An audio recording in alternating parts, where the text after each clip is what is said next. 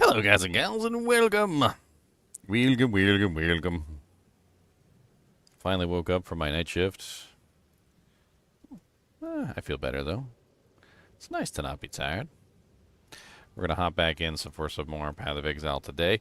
Tomorrow is Hollow Knight Silksong. I do have a live stream already scheduled for that, so if you guys haven't checked it out, you can hit the like button on it and a reminder on that for new Jinx. Hollow Knight Silksong is going to be great. I can absolutely guarantee it. I don't even need to play it. I just already know it's going to be great. So we're going to have a lot of fun with that tomorrow. I don't know how long it's going to take me to beat that game. Probably at least a couple streams. And if you haven't, even heard of Hollow Knight, I did just recently do a full playthrough of Hollow Knight on my channel, so you can always go and check that out. Without further ado, let's hit the intro button. Let's hop into voice chat, and let's get started for the day.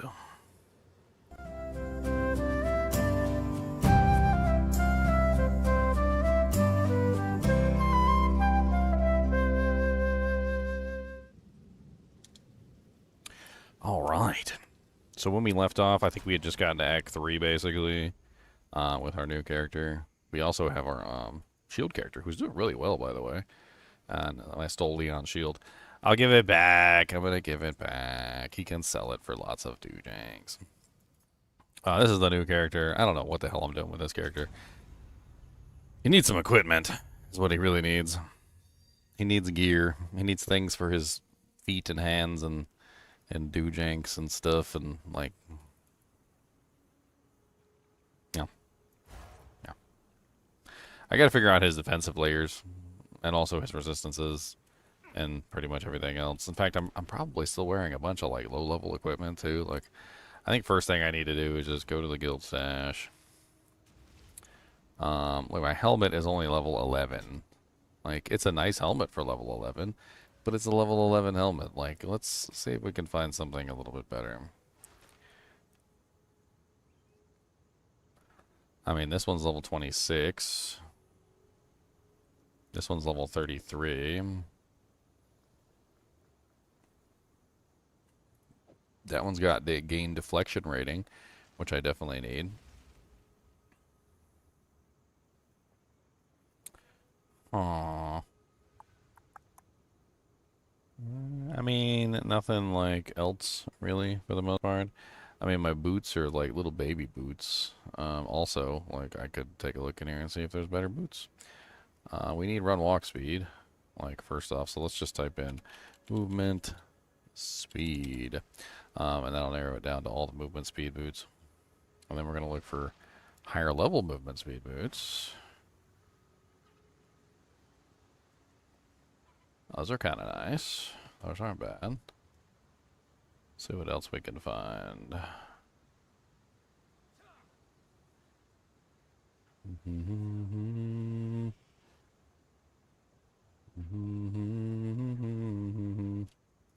think those are way better than the ones I was using. Mine are little low-level ones, which somebody else can snag. For the helmets, what we got here helmet-wise? Decent armor, decent evasion rating. This one already has a socket. I like the fact that this one has the deflection rating, which is something that I want to build. I am interested in trying to build the deflection rating. I also want to try out the elemental rating as well, though. So maybe this one could be a better choice. I might have to slam it a couple times. Looks like I'm low on slams. I got plenty of chaos, though. We should be able to do some conversion.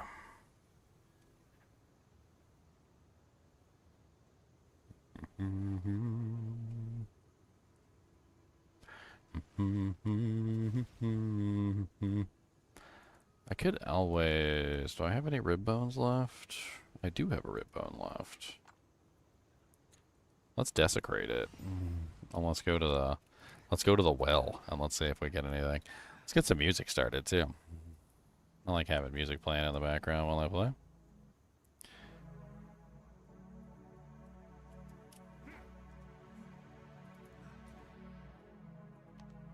Hopefully we get a good desecration. It's not like it really matters. A lot of this stuff is low-level gear, so at the end of the day, I'll replace it eventually.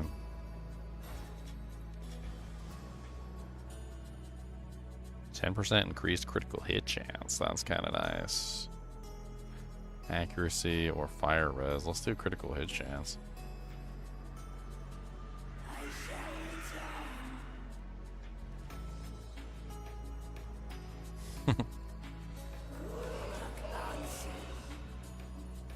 I mean, it's not bad.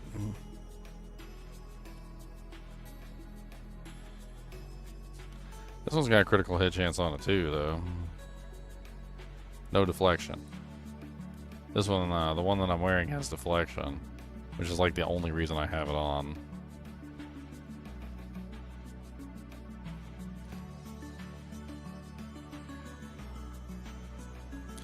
Let me go convert some of my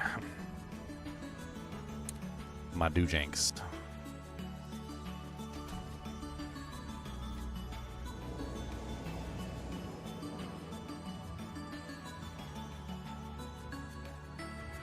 Hey, we could check and see if we sold anything too.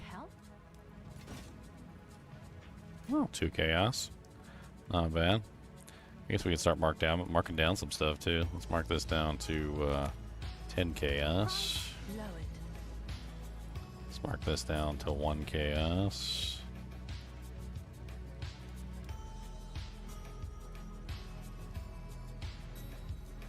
Let's mark this down to 3 chaos. That one down to 3. You can get marked down to 1. You can get marked down to 5.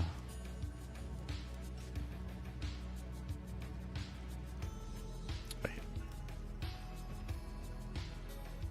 Why would I want to mark that down to 5?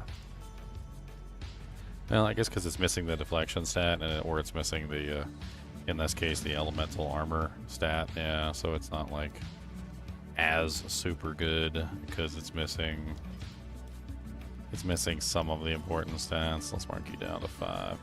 I mean, nothing's sold, so this has all been sitting in here for a while.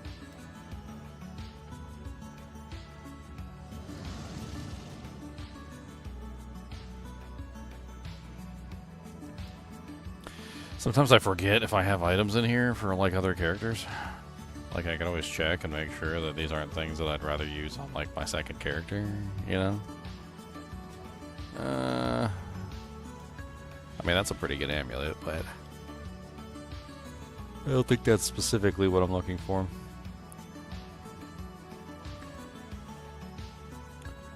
Okay, anyway.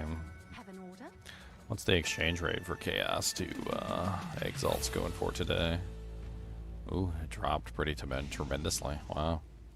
That's kind of poopy. I don't really need that many. Let's just do like 5 to 10. All right, your order is registered. Chaoses are dropping. Interesting.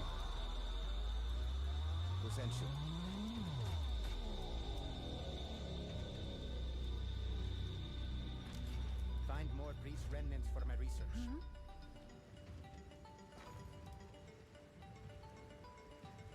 I thought Chaoses would hold their value a little bit longer, but it looks like Chaos is dropping is interesting. Interesting indeed. What's new?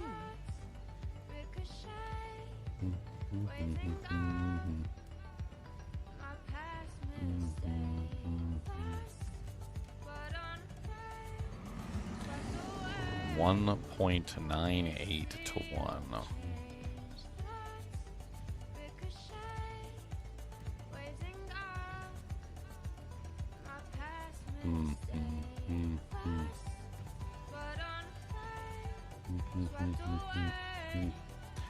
Alright. That's obviously not going to work. Let's try this.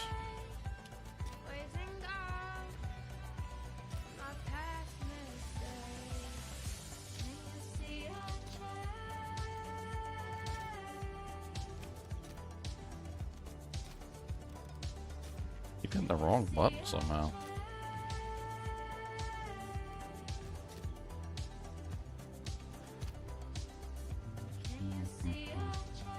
That's about the closest I'm gonna get. Right away.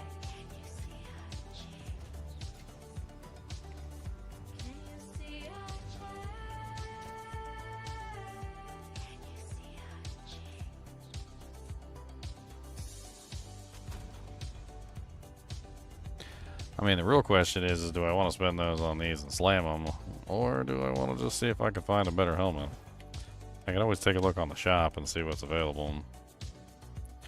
We could just search for helmets. Helmet. And look for the stats that we're looking for. So we want armor evasion, so the easiest way to get armor evasion is 1, which locks it to the armor evasion. And then our character is level 35 right now. So let's put in a maximum level of like 36. Close enough. And then we add stats. So we want, honestly, I want elemental armor applies to elemental damage. Because I don't have any of that right now. So that's like the main stat that I'm interested in. And looks like the highest it goes is like 31%. So let's put like 28. Let's sort by armor rating. So maximum armor rating, maximum evasion rating. Looks like 150 would be a good number, so let's do 125 instead. That'll give us a good base. It'll cut out most of the results. As you can see, we've already cut out the majority of the results. We only have 11 results left. Let's sort by armor. And we have a solid option. I mean, there's no resistances on it, though.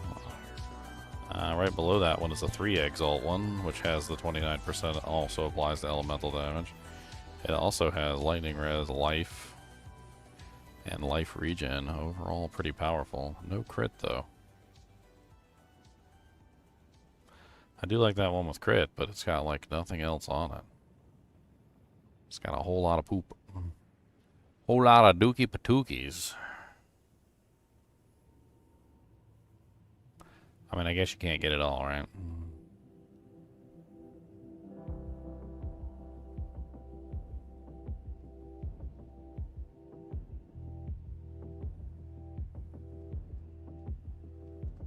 A bunch of these are dirt cheap, too. I think this one for 3 exalts at the top is probably the best deal with 123 life and 24 lightning res. And also the 29 armor and life regen. It's just a really solid helmet overall.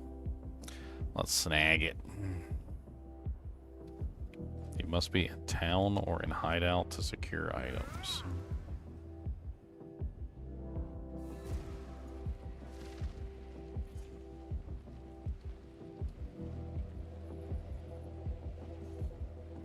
Dang it, I reset my jank. Yeah. Oh, what's up, Leon? How's it?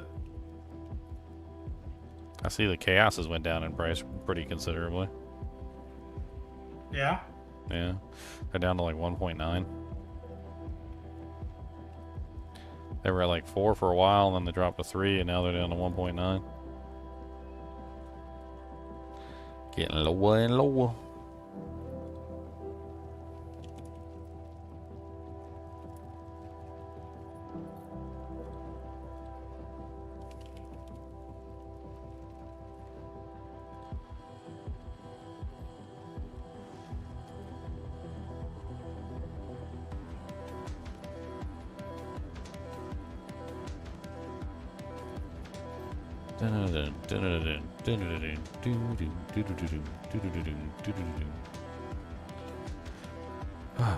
I was in the Will of Souls, and I did a whole search on like something on the trade site. Did all the do-janks. Tried to teleport there, couldn't teleport there because, reasons. Apparently, you're just not allowed to teleport to travel hideouts or anything while you're there, so I teleported back to town, completely reset my search. Such a pain in the butt. This is such a pain in the butt. I don't know why it's such a pain in the butt, but it is a pain in the butt.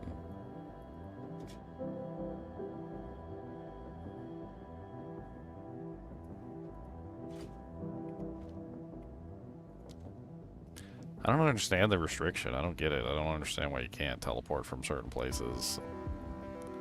It doesn't make any sense to me. Like, why can I only go to my hideout from certain places? What is the deal with that? Exactly.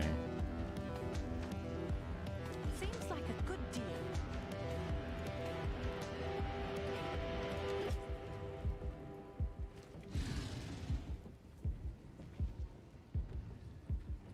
It's so nice walking into some money. Hello, let's put you I in. suspected this would. Had a couple chaos orbs just sitting in there when I came back in. Good feeling. His arrogance belies a great sadness.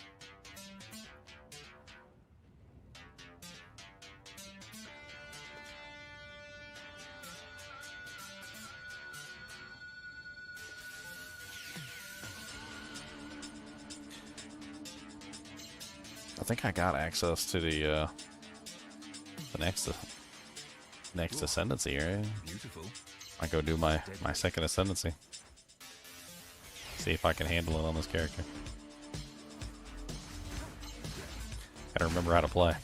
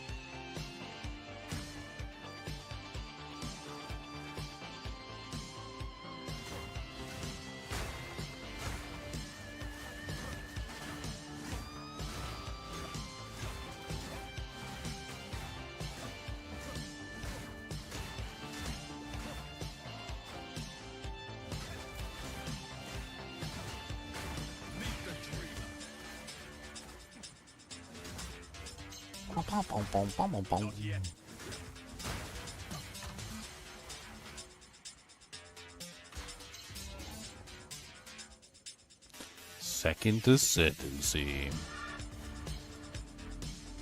Another chance to test my metal. My boy's kind of squishy. It's not exactly the strongest creature in the God's Kingdom, that's for sure. I wish he was.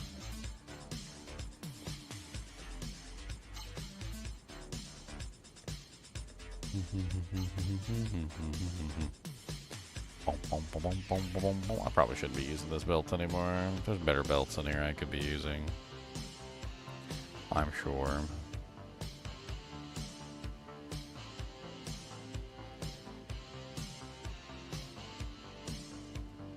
Yeah, that one's better, like right off the bat.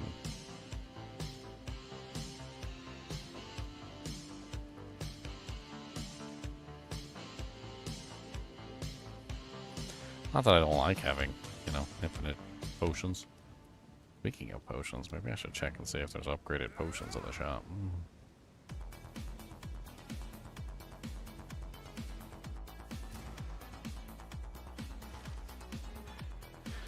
Potions are nice. They help keep you up. They fixed the mana cost of pulling back the hammer on Forge Hammer, which is nice. Lots nice. of notes and patch notes and hotfix notes and stuff. Apparently they had 13 hotfixes since launch. Well, nice. I haven't really been paying attention.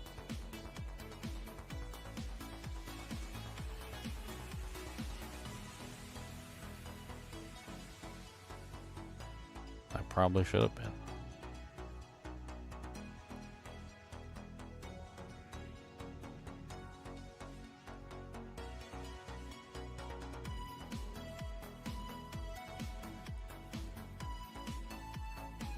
I'm so confused at these potions. Like, they don't, like, the level requirement of the flask and like what it does don't seem to align.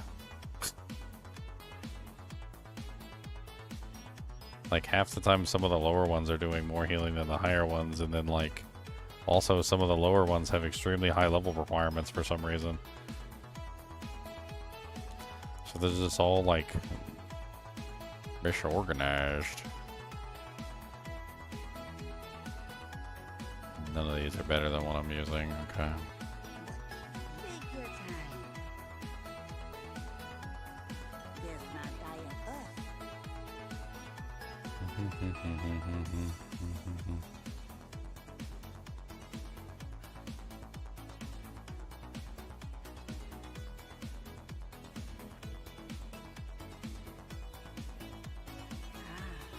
wisdom water. Farewell.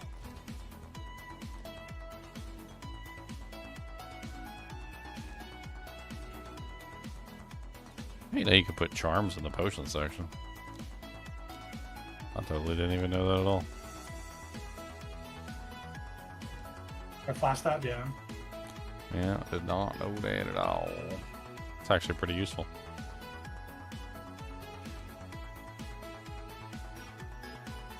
Blood of the Warrior Gargantuan Life Flask. 90% less life recovered. Effect is not removed when unreserved life is filled. 18% of damage taken during effect is recouped as life. Gain 3 rage when hit by the enemy during the effect. No inherent loss of rage during the effect. 37% increased duration. That's a very weird life flask. Tukohama may be asleep, but he still gives us his strength. Huh. Looks like it's a new one, too. Sounds pretty good. A little bit of overhealing. Overhealing, and you get rage effect and stuff. That's cool. Well, it does very little healing, but then it recoups. It sounds like it overheals. It sounds like it doesn't stop healing you. Like it's like you have preserved healing, like over your HP.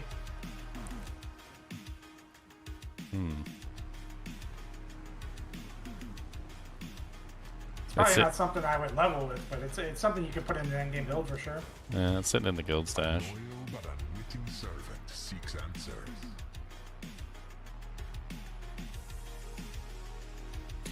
Can we do it? 2 wins is barely a reputable streak.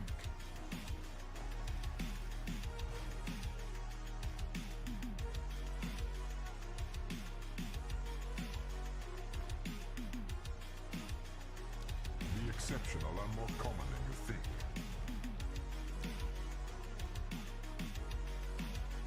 The exceptional are more common than you think. Huh. This one critical strike node section over here is so weird. It's near the strike melee range, reaching strike that I'm trying to go for. And it says 15% increased critical hit chance against enemies that have entered your presence recently. Another 15%. And then 50% increased critical strikes damage bonus against enemies that have exited your presence recently. And then there's 2 modifiers. One is 25% reduced area of effect, and one is 25% increased area presence area of effect. So like you can either increase your presence or reduce your presence, I guess, to like accommodate the effect. Yeah, depending on what skills you're using. Worthy of chaos. It's kind of neat. Oh, Evil Shrimp got 2 Regal Orbs last night. Oh man, you're going up in the world, my friend. That's up. You're going up. Why are you putting your stuff up for Regals, though? Just as a curiosity. Just like... Does it sell more? You just like throw everything for Regals or something? Regals are usually dirt cheap. It's like selling things for pennies. It's like penny candy.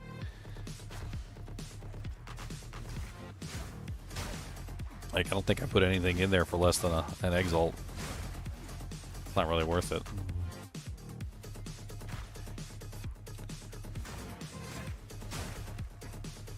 If it's worth less than a Regal, then I'm probably just going to destroy it for the Regal shard.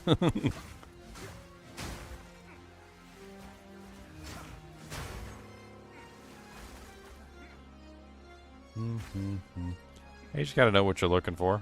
I mean, there's definitely a lot of good items that fall on the ground. You just got to have like an understanding of which items are good and which items are bad.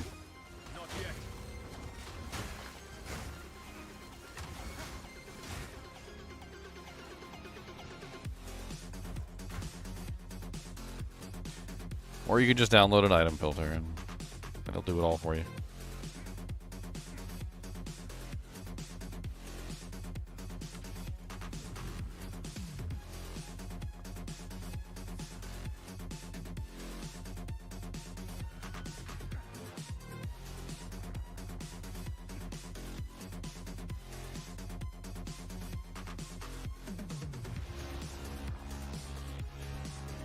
I mean, it's very similar to Diablo 2 in a lot of ways. You know, like if a weapon doesn't have enhanced damage on it of some type, then it's probably not going to be worth selling.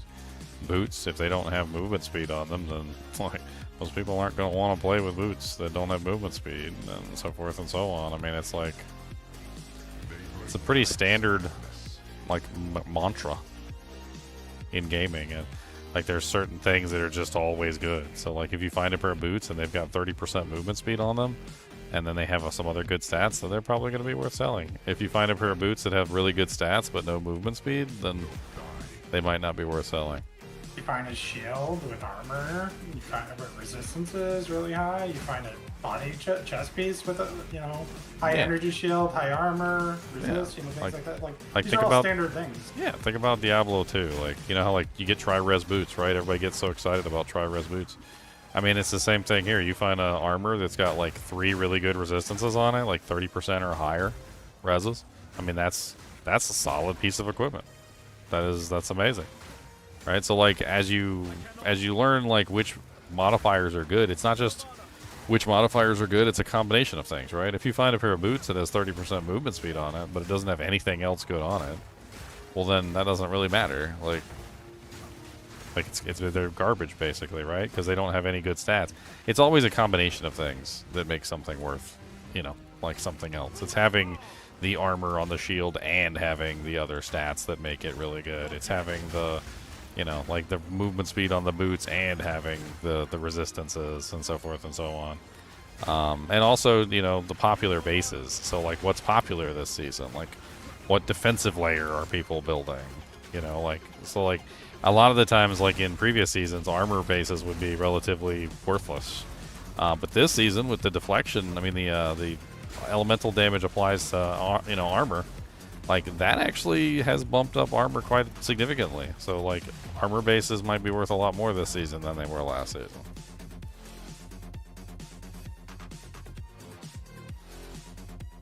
I mean, sometimes you have to do some crafting on them. Like, if you find a pair of boots and it's got 30% movement speed and, like, 1 good res, it might be time to break out the exalts. Slam that baby up, see if you can and get a couple extra mods on it. I remember one season that was literally all Bruzak did. He said he would go on there, look for boots that only had like movement speed and nothing else, and then he would roll them. And then he would sell them back for like 10 times what he paid for them, because he would roll them and get good mods on them. I'm doing it more this season. I'm actually shopping for magic items this season. I've crafted like 3 or 4 items just today alone for my other character. And because it was just cheaper to get them the base as a magic, like with movement speed, for example, and then I just use an essence to get what I want. Like if it has 2 stats I want, then I use essence to get a 3rd stat I want. Then I desecrate it to get a 4th stat I want, and then I'm just guessing on 2 stats. But I already have a 4-stat item, which is really strong. Like you can pretty much guarantee it this season. Seek out the cores. Yeah, the crafting of the season's really strong, and the exalts being relatively cheap is also helping a lot. I'm actually kind of looking forward to when the exalts go like really dirt cheap. That'll be great. You said they were like 1 divine for 1,000 exalts. That just means I can craft more. Like that's fine with me. That means I can craft and craft and craft and craft and craft. I can find 1 divine, get 1,000 exalts, and just go on a crafting spree. I think it's healthier for the economy overall too to have people crafting. Because I think the more people are crafting, the more good items are being created. And the more good items that are being created, the better, things are going. And, like, the more people are out there finding currency and also, like, making money themselves, finding divines and whatnot. I think it's just a net positive for the entire game to have people, engaging in the crafting system. This season's definitely a win in my book, because they achieved one very important thing, which is they opened up a lot of people to crafting that were otherwise, very stingy with their exalts. They're like, oh no, I can't spend my exalts because then I won't be able to afford my item or something. You know, like people are much more free with the exalts this season than they were previous seasons. I'm even trading in for the higher exalts to try to get a higher, better item. Well, yeah, because when you get like a really good item and you only have one thing left to slam on it, like you're like, oh man, this will make or break the item. Yeah, you're gonna get to use the good exalt. That's trying to make sure you guarantee that really good whole roll. And the funny thing is you probably paid for that exalt in Chaos or exalts, right? So like, Yeah, exactly. that It's like feeds 15 right, per and that minion. feeds right back into the crafting system. How much are the perfects going for? Like 100? Yeah, the perfects are very expensive. The medium ones, which are really good, were only 15 when I was using them. I haven't checked today. Oh, that's not bad. The medium ones are really strong. I haven't crafted with perfect anything. Really, Oh, I thought you would have used one on that hammer you had. Nope. Because I can craft a better hammer. This hammer is like whatever, mid-tier hammer. I can go for like a crazy hammer next Crazy hammer. for 1,000 top end. My problem is I'm just having fun making another character. I need to get back on the warrior today and start doing a little bit of farming. Getting my tiers up so I can start getting into the higher maps. Get better equipment, etc. It's already a solid character. He just needs to be pushed further.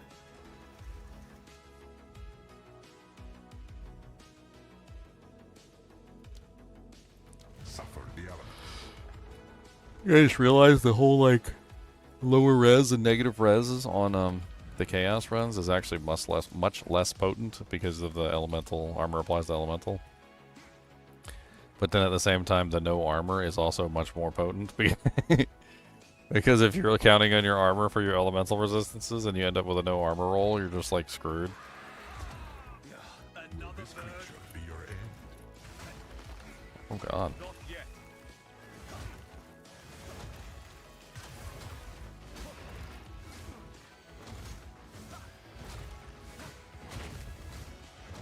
Can I not parry this guy?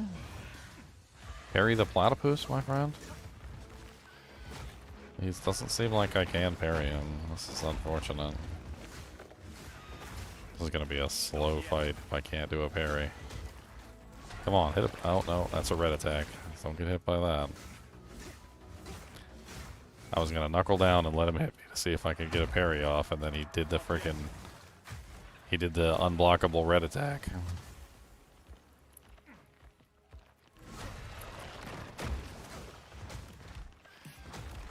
Yeah, he's unparryable. What the hell? This is bullcrap.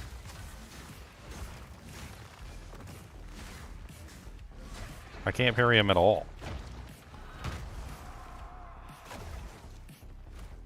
Maybe it's because he's fat and I'm not close enough. That could be it.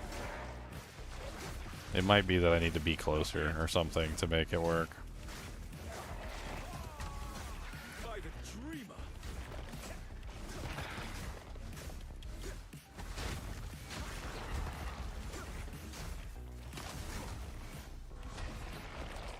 Good, his little pet. I can parry his little pet, it looks like, at least.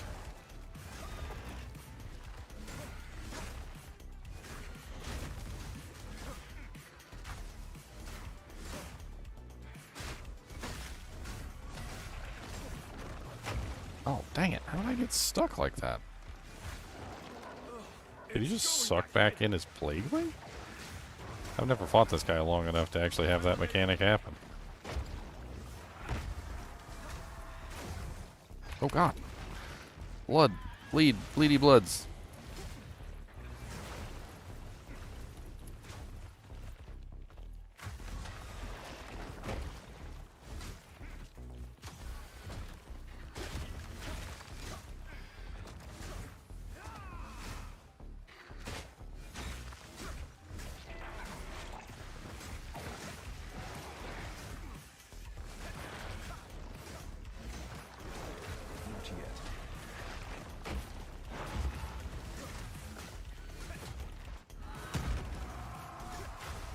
This fight is much more annoying than it should be because I can't parry him.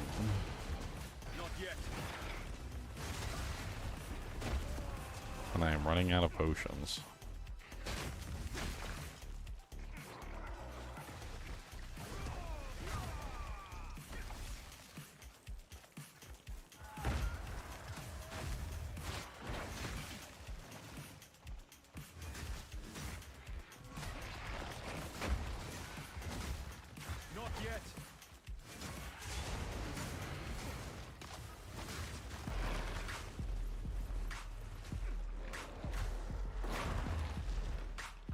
Slowly dying, yes I am. May your next attempt prove more fruitful. I kind of got the bad end of the stick there with a boss that I couldn't parry. Kind of just ruined all my DPS. That's unfortunate. I don't understand why I couldn't parry him. Like, he literally was attacking with, like, melee attacks, like nothing was wrong. And then he just... But I just couldn't parry him. Tire of your struggles. Hold down the button, and he attacked me, just hits me in the face. Does nothing, I guess. Stupid. Dumbly, bumbly, dumbly, bum. I can finally get access to Overwhelming Presence. Nice. We're gonna change out to Overwhelming Presence from Herald Device. Overwhelming Presence is by far the better option. Looks like I've got enough spirit to add on some modifiers. Let's do that real quick.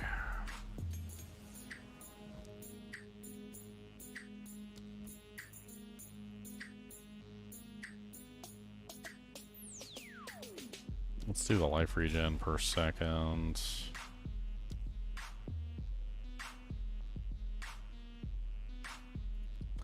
What else do we got up here?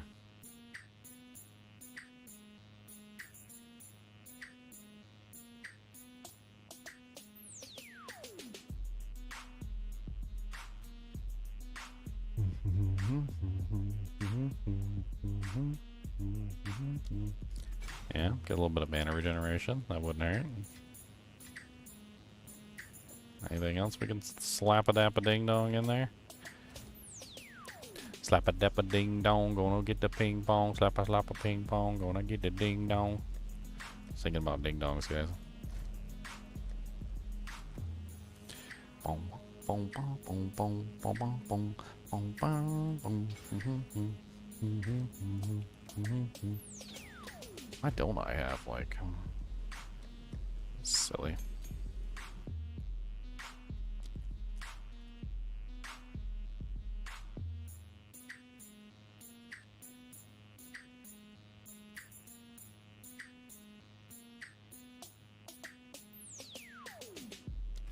Let's do elemental armaments. Okay, let's go with the one, yeah.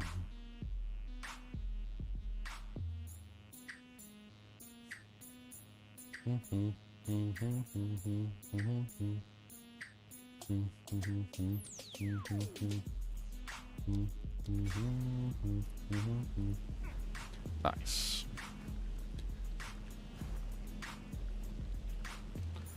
Alright, let's try it again. Chaos smiles upon the victorious. I got any upgrades for anything too? Let me check. I don't think I got some like 11 and 12s in here. Is 12 too high? Okay, 12 is too high. How about 11?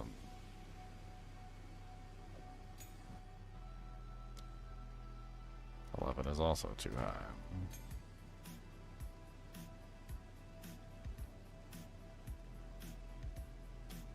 So I guess I'm sitting at 10s. I don't have any 10s in here. I've only got 9s and 11s, no 10s.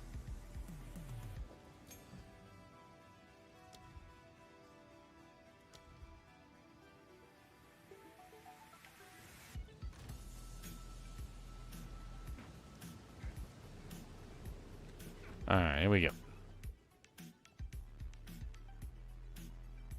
Taking off Herald of Ice, unfortunately, means we lose a lot of single target or Let's AoE not damage, make a but habit out of losing. I don't think it really matters. Their inner demons, protect them.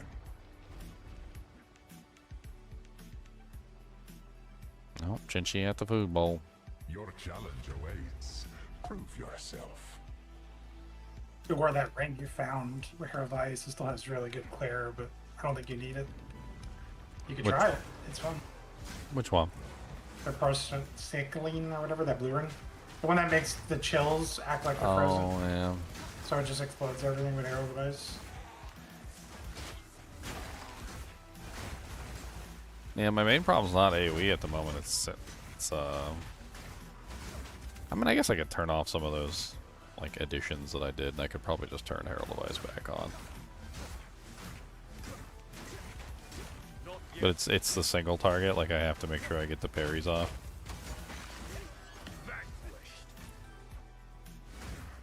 Should give you ways to get the parry effect through some kind of damage or curse.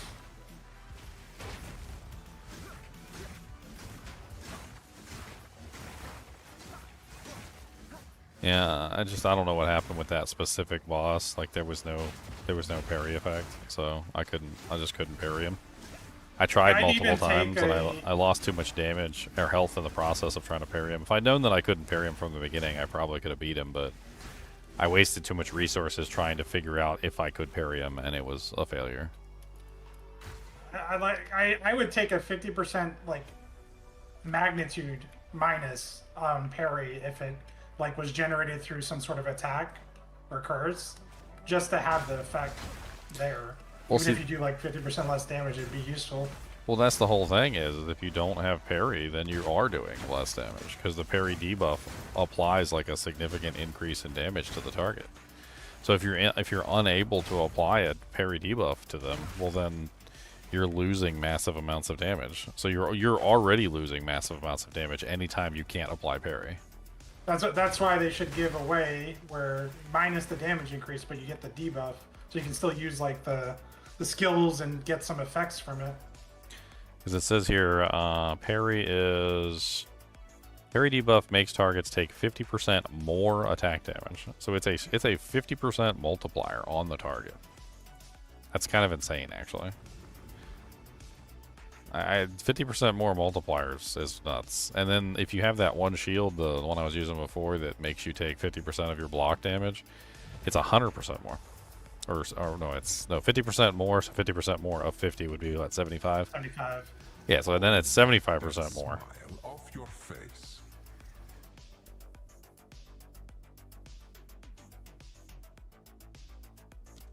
Slay them amongst the flames. I see the 4 trial thing's already down to a divine. There was less than that on the Forbidden Trove. I think it's like 70x If you can. the other day. I never trust random people. I mean, I guess you pay after, so I guess you could trust them. As long as they say you pay after. Technically, they're the ones that could get scammed. Yeah, doing it that way, they totally can.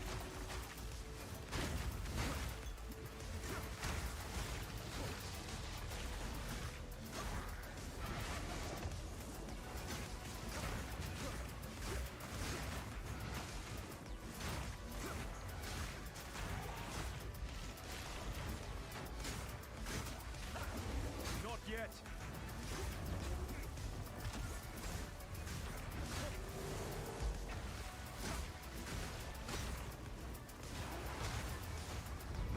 I'm really waiting to figure this character out until I get it to a higher level, because I just feel like I'm missing most of the skills and abilities that I need to make it function.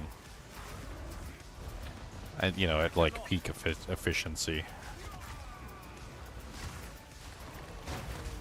I definitely need to put in, I'm actually not entirely convinced Herald of Ice is the best choice, but that new one that they added, the little ice fragment explosion thing after you freeze an enemy, is actually really good. I might actually put that one back in instead. I'm not sure if you played around with it at all, because you haven't done really like any ice characters, but Next one. It's called, let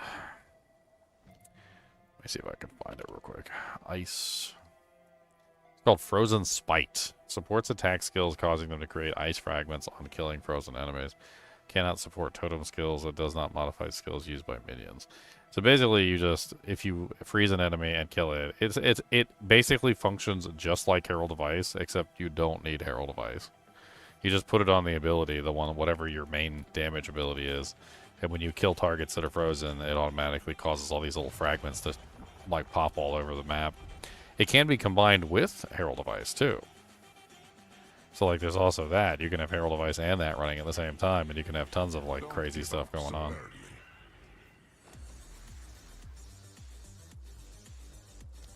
Weather the elements at your own risk. Ravage and ransack.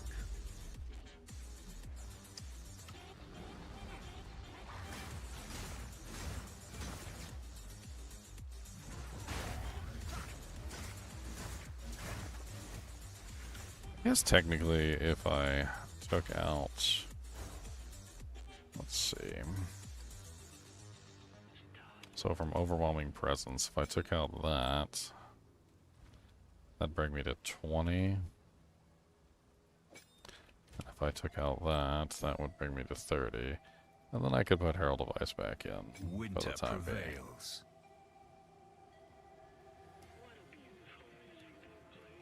That way I can get both at the same time. It is nice to have both.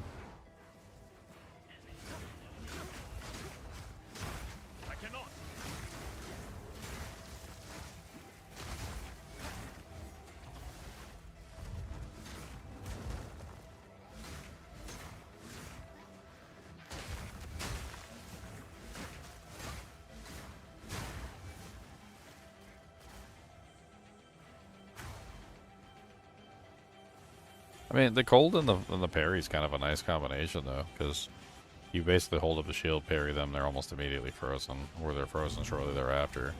And then, you basically just, like, beat the crap out of them while they're frozen. It's a nice little combination of things.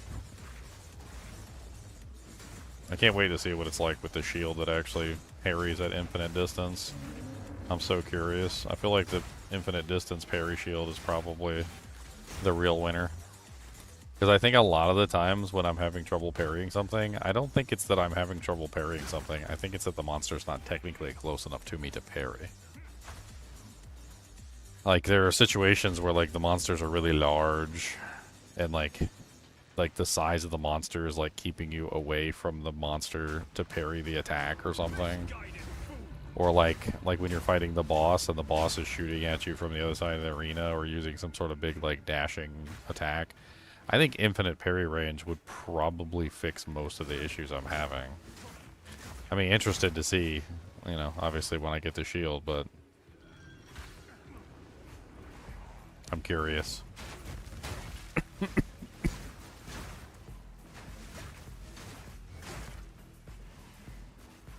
Oops.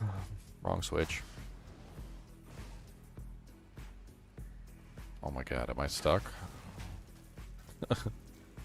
We kept clicking up here and trying to go up there.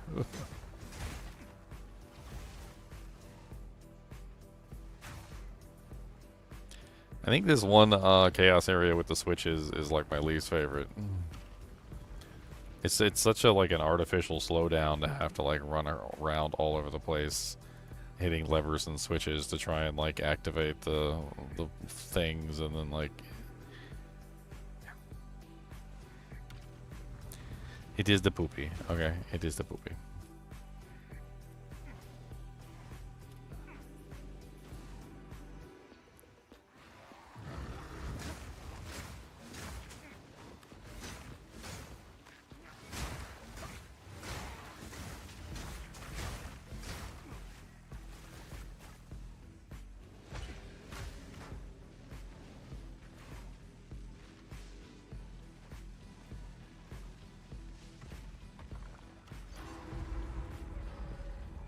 Hopefully I don't get that boss again.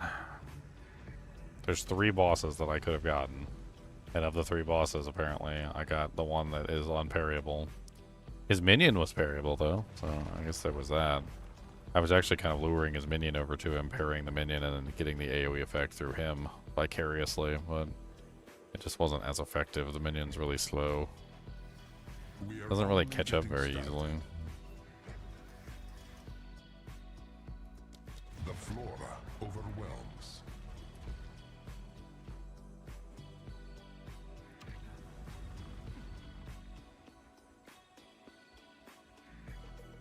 Same boss again. Same boss again. Yuck.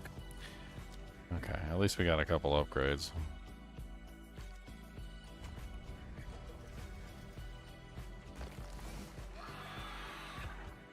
Will this creature be your end? I cannot.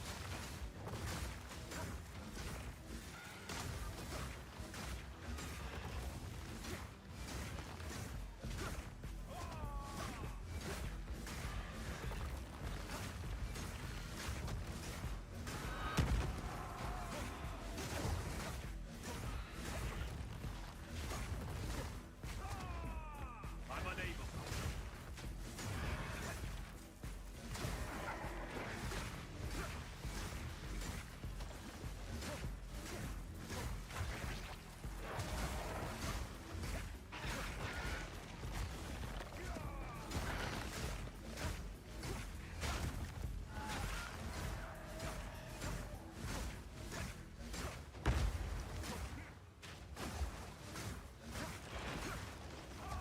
I need mana. Aw, I almost killed him that time.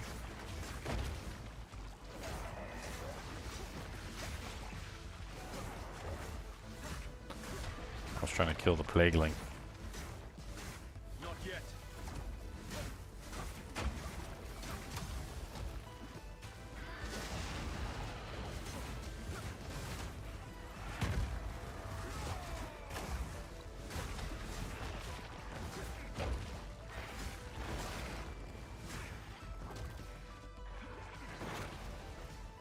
I'm unable.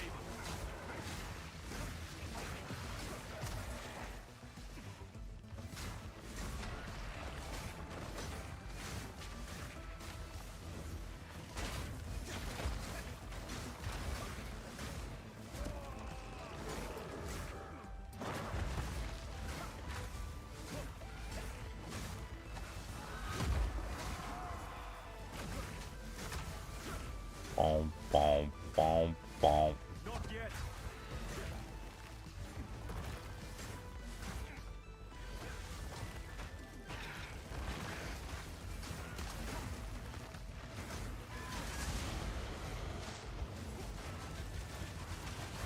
The hell? I never had that happen before. That was kind of strange.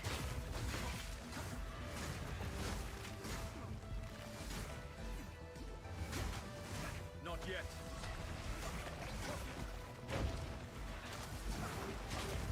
You lose some, Quiet. you win some.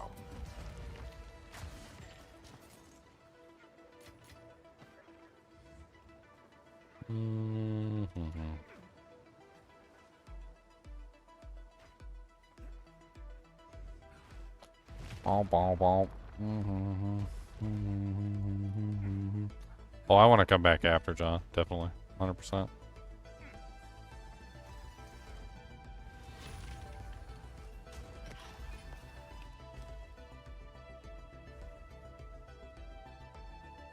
But you know, Silksong, like a game like Silksong only comes around like once every 7 years. Long have a go. It's been 7 years since Hollow Knight came out. Path of Exile 2 seasons come around once every 4 months. So, A trial. Cody, quit digging on the couch. Like, what are you going to do? Rip up the cushions?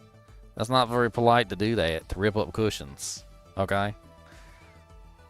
Cushion ripper. Ripper of cushions. He said, don't talk to me. That's not polite. Don't talk to me. Don't like it. Don't talk.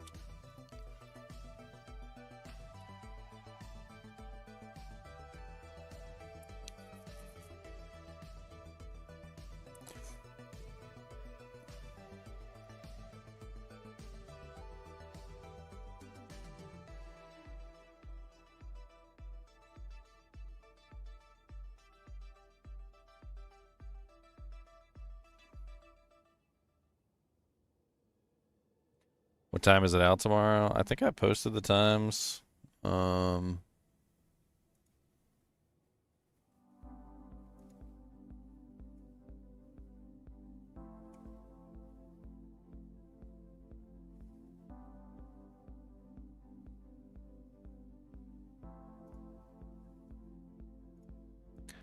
I did post it though. Where is it? Where you at, Silksong?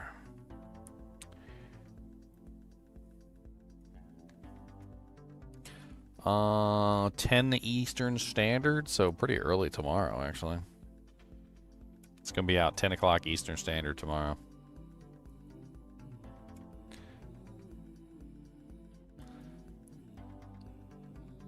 I think I've got the stream scheduled for 9.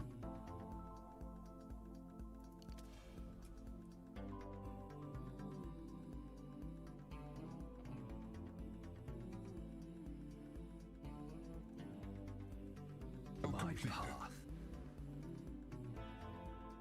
Hmm.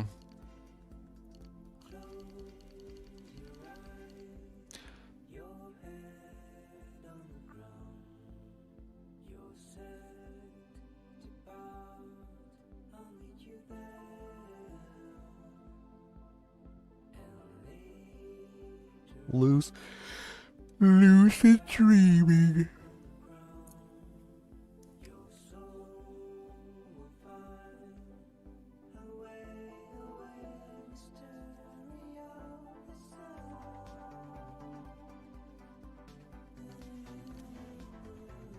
Alright, time to try out the unraveling. Approach the altar and claim I guess I need to take out the Embitter Gem from my main attack so that I'm not converting the Chaos. Otherwise, the Chaos won't damage the target and I won't get any actual, like, ailment stuff going on, right? Because that the Embitter Gem just basically kind of completely cancels out.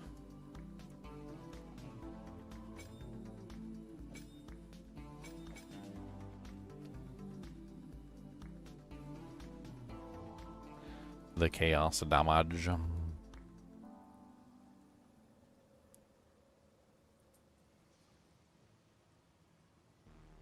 Hmm.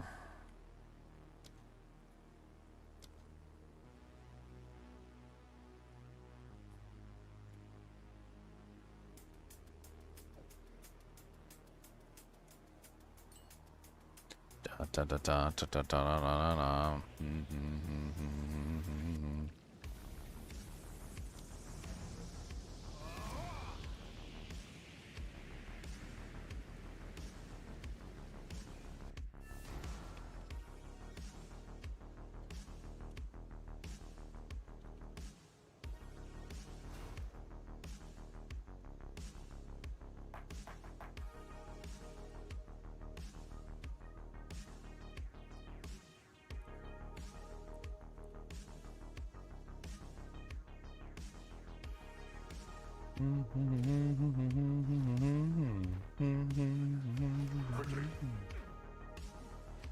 Alright, Servy.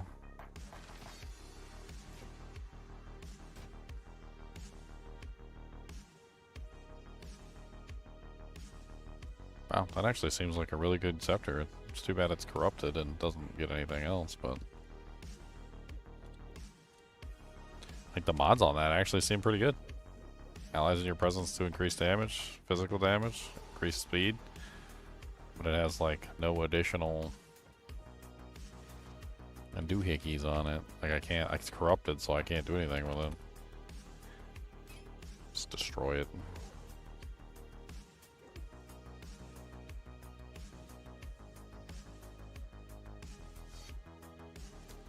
Keep your eyes sharp.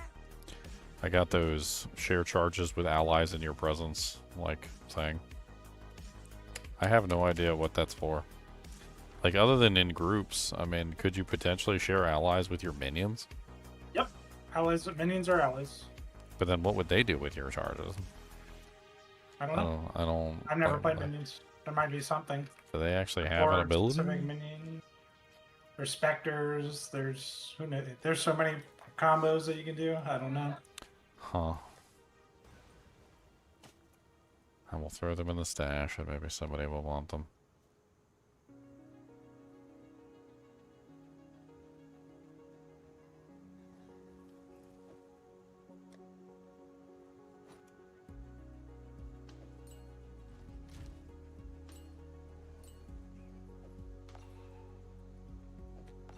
A soul core topinate.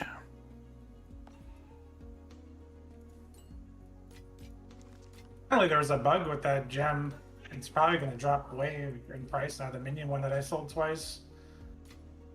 Like It's a bug. there was some way around the not doing damage, so they're getting immunity but still being able to do damage. It probably has something to do with the extra damage stuff. From what I was remember when I was researching the embitter thing, like the embitter thing happens after everything else.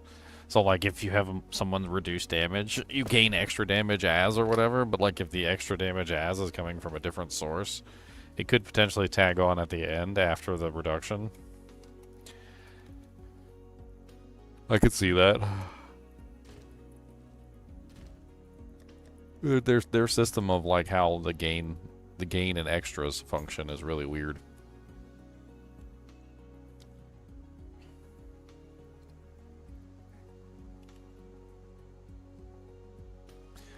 Chaos damage. How do I add chaos damage? I need as much chaos as I can get.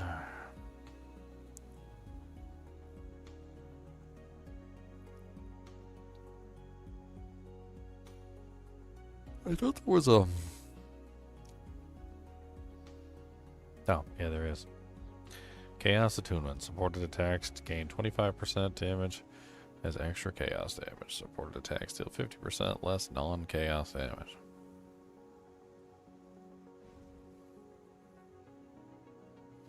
It's a pretty rough one.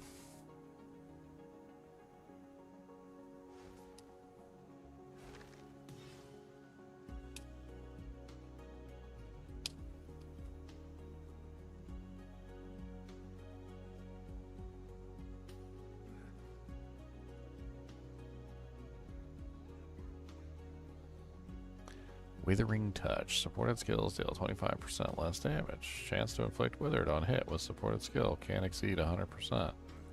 Supported skills have 1% chance to inflict withered on hit for every 0.57% of enemy ailment threshold dealt as chaos damage. What?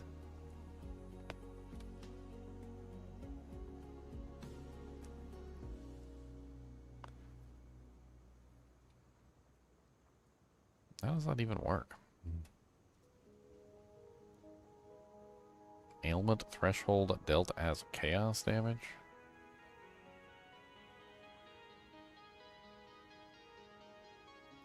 The monsters are yours. I don't know.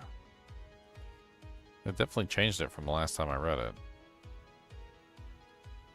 It just sounds like you stack that threshold number and you get chaos damage through it. It's kind of crazy. I mean, Withered can stack up to 10 times, so it gives you 5% increased chaos damage taken on the monster. Times 10, so 50% total. It says it can exceed 100%. So, chance to inflict Withered can exceed 100%. So if you have massive amounts of ailment threshold. What does ailment threshold mean, though? It says ailment threshold dealt as chaos damage. Ailment threshold is generally considered elemental ailment threshold. But in this particular case, chaos ailment threshold? Or is it just saying any ailment threshold contributes? As long as you are... Yeah. Yep.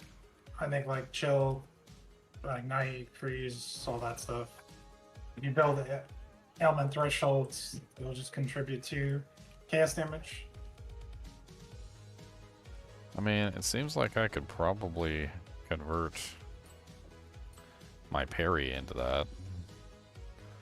Like, I don't see any reason why not. Like, if I were to take my parry and throw Withered on there. I mean, problem with that, though, is that, well, actually, I don't really know. Because, like, Fangs of Frost has like a crazy amount of increased like freeze buildup and things like that on it. And it would also be doing chaos damage, which means it could potentially be doing other element thresholds as well. So like when you look at parry, it says 400% more stun buildup. But using the shield that I'm using, it converts that stun buildup into cold buildup. So it has a ridiculously large amount of parry, like ailment threshold. Unless it's talking about, no, it does say enemy ailment threshold. It does say enemy ailment.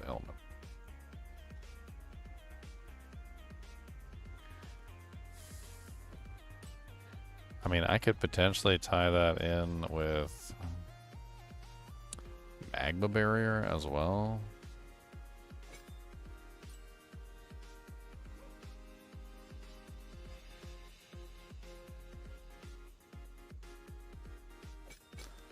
Let's tie that in with magma barrier as well. Because magma barrier goes off at the same time as I parry. So like it just makes sense to have the two of them like combined together so that I'm getting like, and when I hit with one, the other one is hitting. So I'm getting two hits essentially at the same time.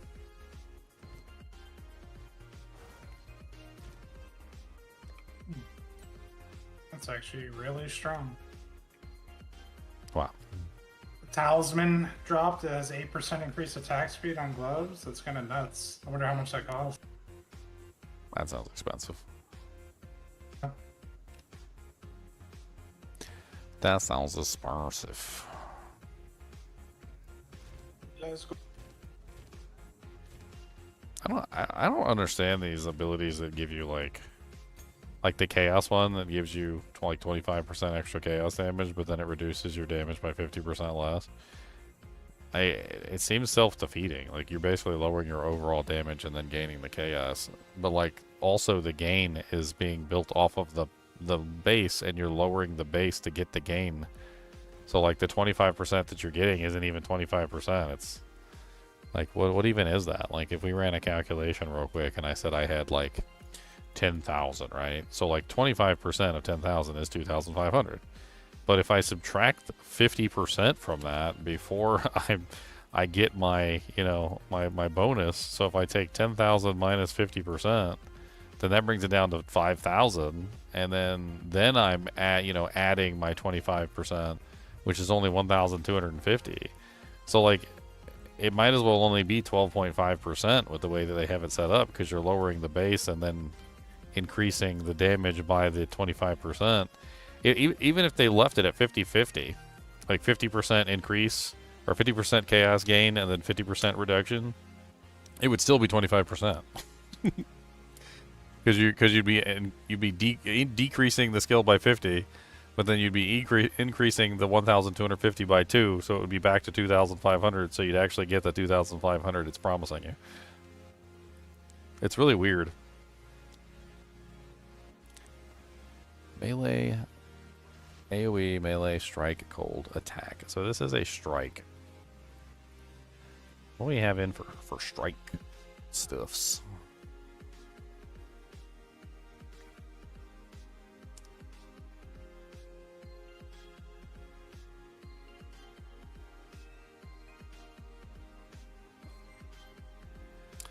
Is Ancestral Call any good? The one that ancestrally boosts a skill once every 3 seconds? So Ancestral Call is a shout, or are we, It's a support talking about- gem. Supports strikes that you use yourself, providing a powerful ancestral boost every few seconds. Cannot I support use the channel slam skills. version. The slam version is Fist of War, but it's the same difference. The ancestral boosted attacks are essentially 30% more damage and 25% increased area of effect. And you can get a support gem that actually doubles that, for slams at least, to 60% multiplier and like 50% area of effect. What's this other thing? It says boosted strike will target 2 additional enemies. Triggered skills cannot be ancestrally boosted. What does that mean, 2 additional enemies? So it hits 2 additional enemies? Yeah, 2 additional targets, yeah. So strike skills are different than slam, so that makes sense for a strike. That So sounds it's like a multi-strike. That sounds crazy. Gives you some AoE on like a strike skill.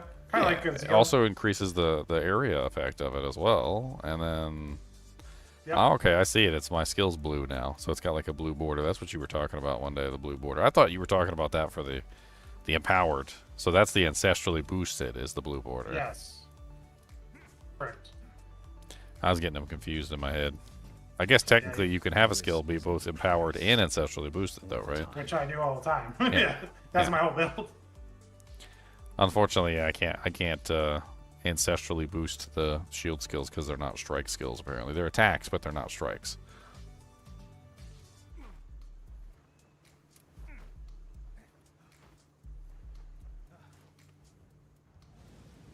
All right, let's go play with this.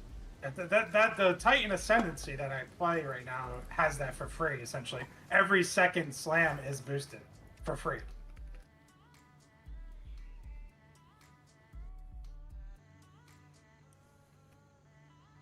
And you get aftershocks on top of it.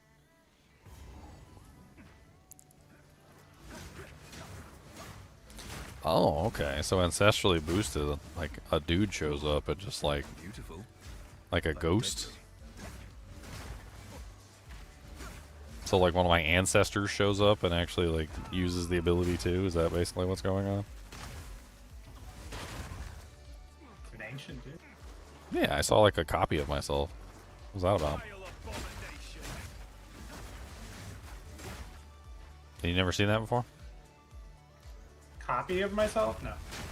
Yeah, when I use my ancestrally boosted ability, there's like a copy of myself on the screen. You're using a strike though, right? Like Yeah. I've never used the strike.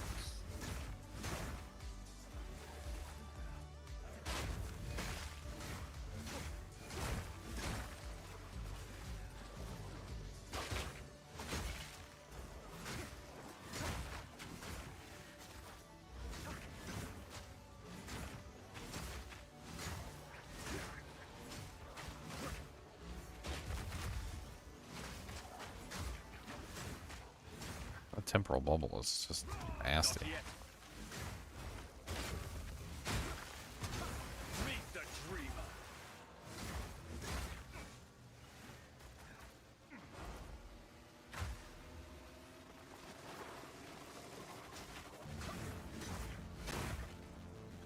Yeah, I'm like, I don't even know what to even think about like this ability. So every 2 seconds it changes between a new buff. Unraveling Flame, Unraveling Bolt, and Unraveling Frost.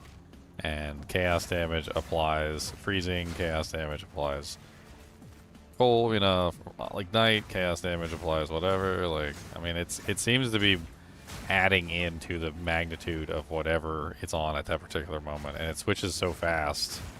Like, I can't even really like hold my mouse over the thing to see. I need to all like do it though. I need to sit there and look at it to see if it's randomly. Is it going like in order, or is it just completely random? I would imagine it's in order. That would be my thinking. That it should rotate like between the three evenly.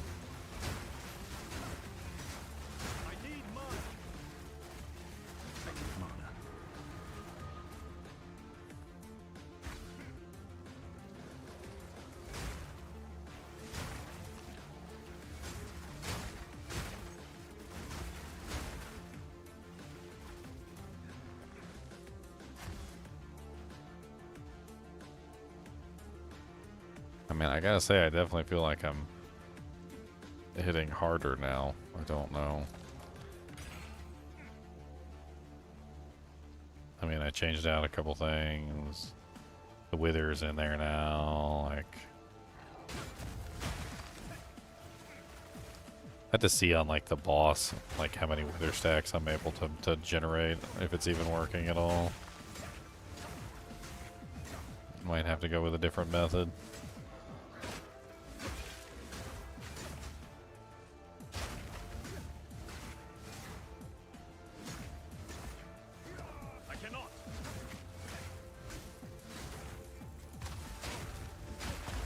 Honestly, it might be good for me to run one of those curses.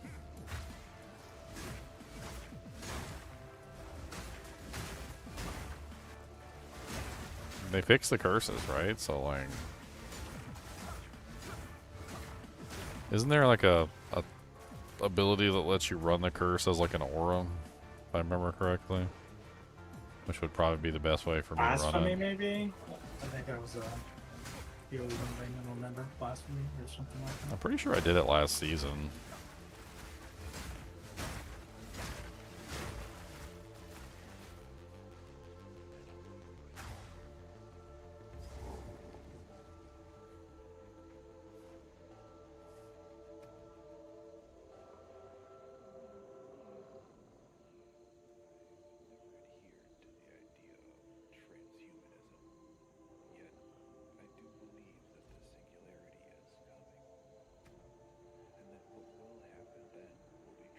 Oh, I think my frost bomb ability is completely and utterly not working right now because I didn't level it up. It says cannot apply elemental exposure to a monster higher than level 32, and I'm in like a level 39 area. I must have never actually brought it past level 5. I don't even know what level I can bring it to. I probably don't have the stats. Let's see if I can bring it up to level 9. Need 57 intelligence.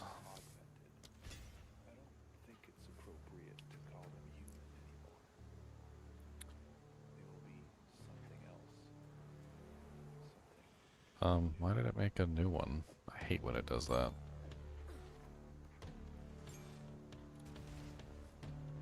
How can I I must meditate.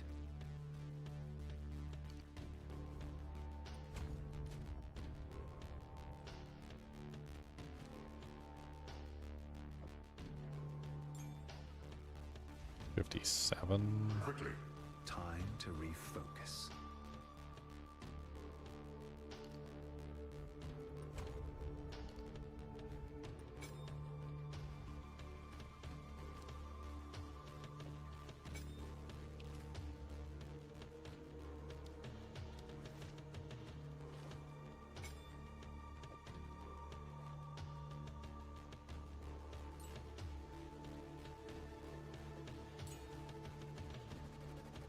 I did the wrong skill. Nice. Good job. Good job, Gingy. No wonder it messed up. Good job, Gingy Wingy. Gingy Benji Benji Benji Gingy Wingy Wingy. He's a Gingy Benji. Can't believe he did that. Gingy Benji Benji. Alright, let's put... Man, I'm making all sorts of mistakes today.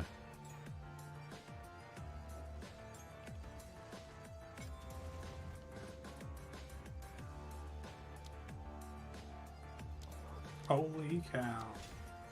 That's crazy. And it made a new one anyway. What have you learned? Oh, I need 65. Time to Currently at refocus. 59.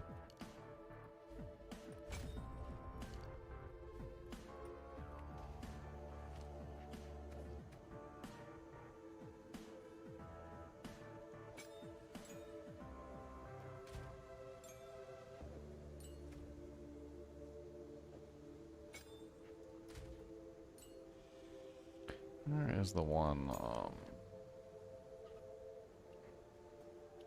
that increases exposure? And these jumps up to 51 chaos.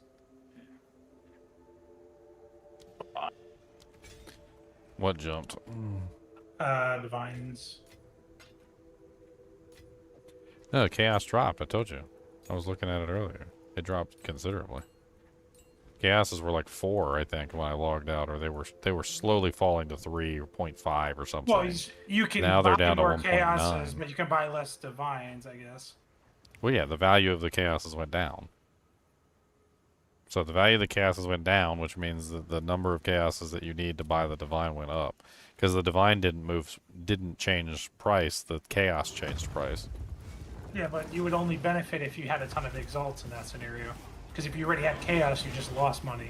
But if you had exalts, then you gain money because you can buy way more chaos. I mean, what's the So, price yeah, of a divine in exalts right now?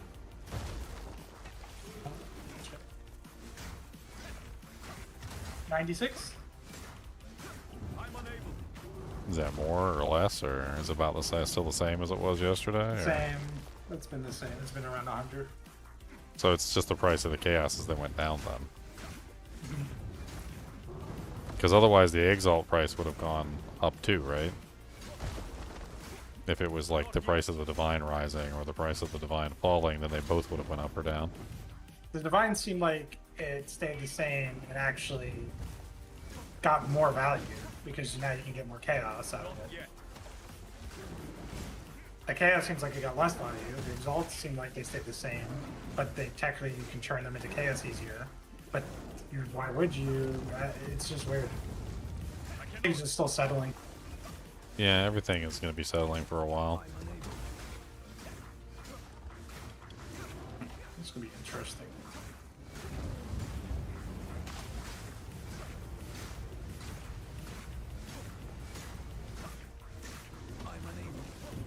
Come on, high fizz, high fizz, high fizz.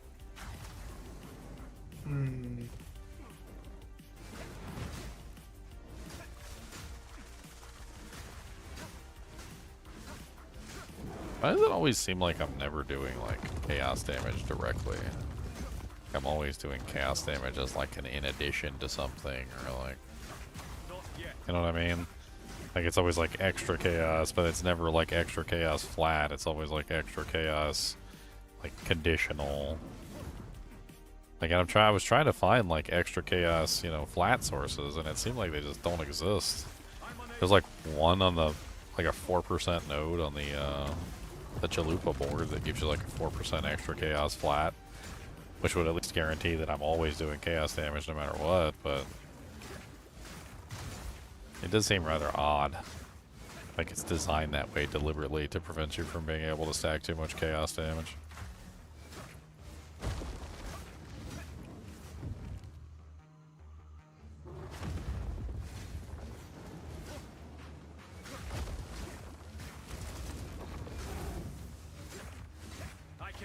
Hey, Sir Gallius, thank you for the gift subs, man.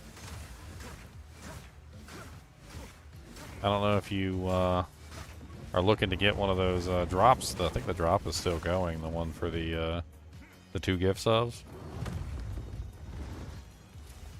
It's probably what you're doing, but well, I'd let you know anyway. It's like 2 gift subs and you get the it's like a chaos icon for Twitch, I think. I think that's what it is. But I really appreciate the gift subs, man. Thank you.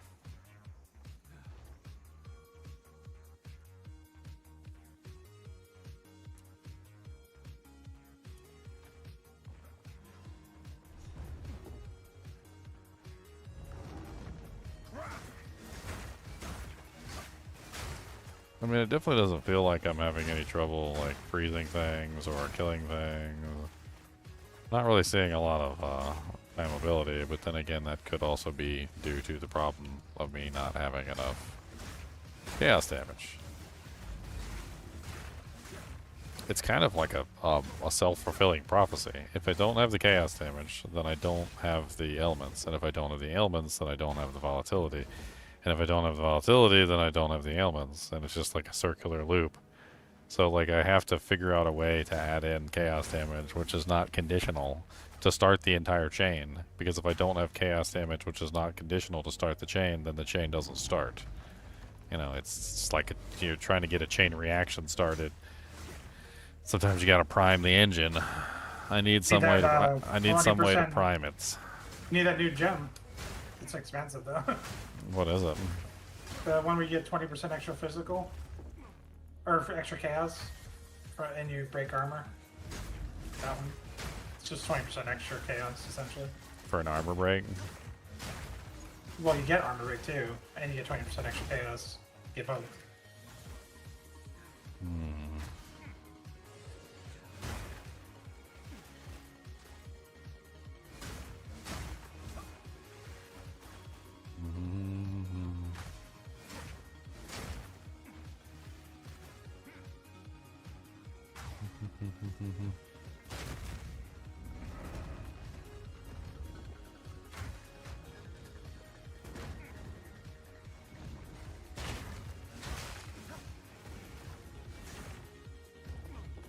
I keep trying to figure out how the hell Wither works, but I just can't figure out how the hell Wither works. Either the two skills that I put it on, it doesn't work on, or like it's just not applying to the target, or maybe I just don't have the ailment stuff correct. Getting any debuffs? Like when I parry a target, I get the magma spray, and I also get the parry attack, and like I'm not seeing the Wither debuff on their person, so I guess it just doesn't work in that method. I don't understand the wording of how it's written. Well, Withered in PoE 1 was just a bunch of stacks, so it should be like something like, you don't really stack up. Well, I guess you have percentages of shock, percentages of the chill. It says it was stacks. It said supported skills deal 25% less damage. Chance to inflict withered on hit with supported skills can exceed 100%.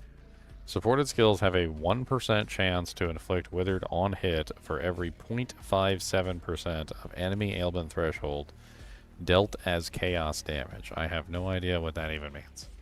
Okay, so you have to be doing large amounts of chaos damage because you have to bypass an enemy's ailment threshold. I mean, with your chaos damage. So basically, if you're doing large amounts of chaos damage, you should be able to stack with it. I think that's what it says. I'm having trouble getting the chaos part of the equation. Like, I mean, I guess I could throw in that one that reduces my damage by 50% and gain 25% chaos. And I guess that's the direction I could potentially push it. But lowering my damage by 50% sucks. Not if you're getting the engine rolling, because wither stacks are multiplicative damage, and they stack high. Yeah, but all of that is based off of your base. So I'm losing 50% base, and then I'm getting damage based on the base, which is now 50% lower. Well, you're getting the whole engine of everything you do, right? Because you're doing chaos damage, you're getting volatility stacks, you're getting 200% extra, you're getting whatever volatility stacks up to in this game. It could be 100% more, 80% more. I don't know what it stacks up to. You're getting all the shock, ignites, chills, and freezes from the chaos damage because of your ascendancy. The whole engine is coming together because you're doing chaos damage.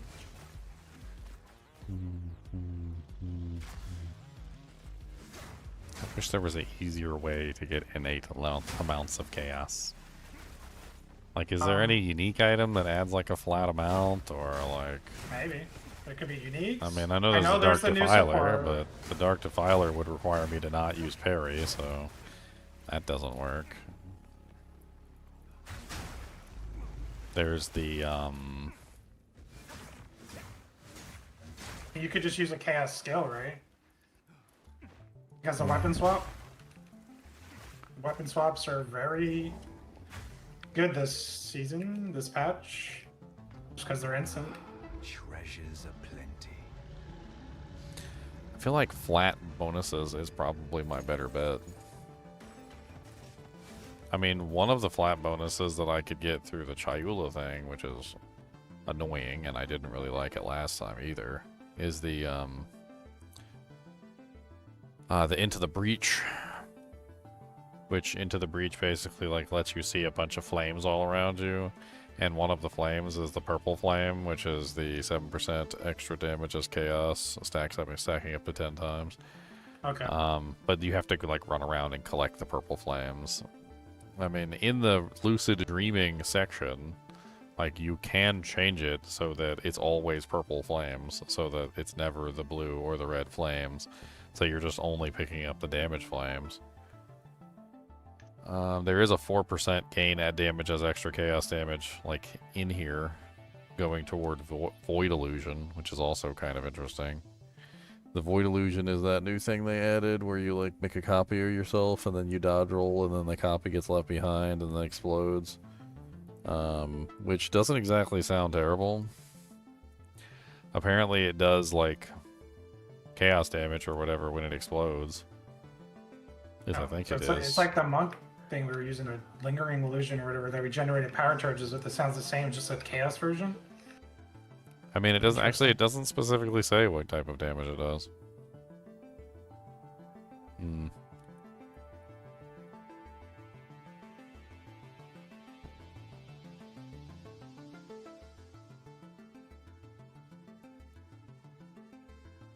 Then there's the Embrace the Darkness, which removes all my spirit.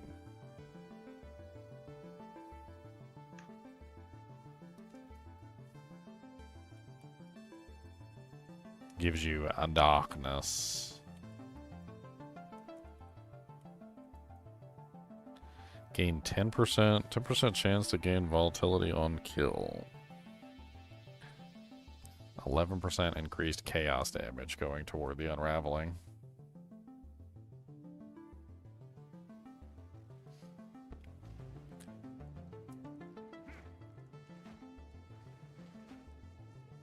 I mean, let's take a look at, like, the unique items in solo.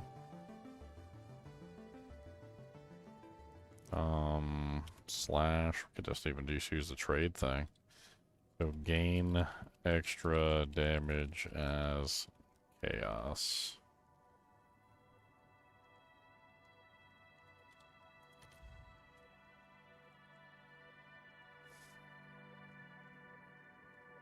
Apparently there's a ring. It's called Ming's Heart. Oh, yeah. Yeah, I remember that ring. 30% reduced global defenses is pretty rough, though. That's kind of nasty.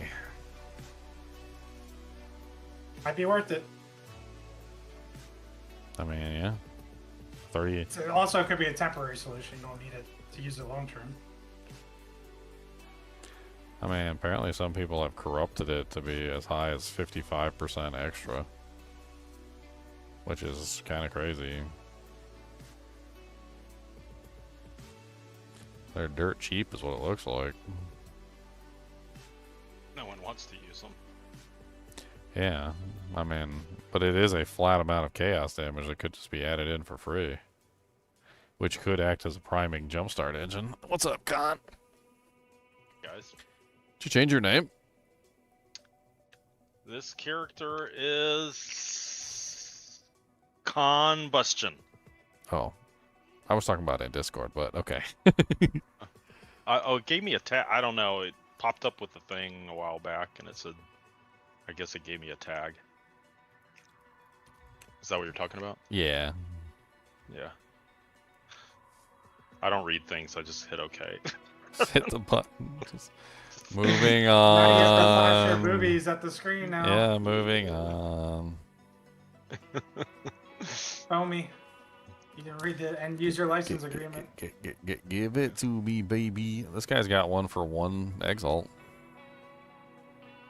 God freaking dang blang it, jang it, blang it, dang it. You gotta be in a hideout. Meh, meh, meh, meh, meh, meh, meh. And then I'm gonna go this, and I'm gonna teleport back to town so I can get Where the ring. are you? Are you in a map doing this? Like you're never in your hideout. You're always like in a map. I'm on the quest. shopping? I'm literally right in the middle of the Juramondi's Oh, poopy because you're in the face. campaign.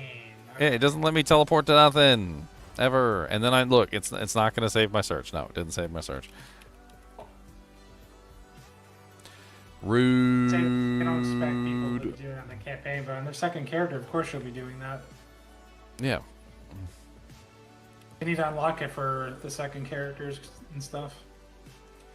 Let's try. Let's do another search and let's. How do I like remove an item from the list so I can see if there's any other items? I don't know if Ming's is obviously going to show up because it's one of the higher ones, but I wanted to see if there was any other uniques. So. Well, you can search by item slot. You can say not unique.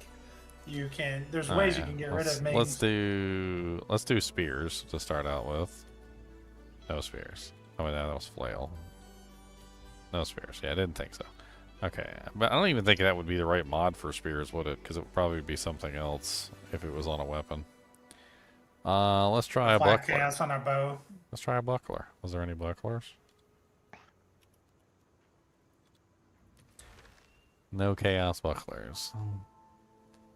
What about amulatos? Gelatos? No, nothing. Unless it's the wrong mod, it could be the wrong mod.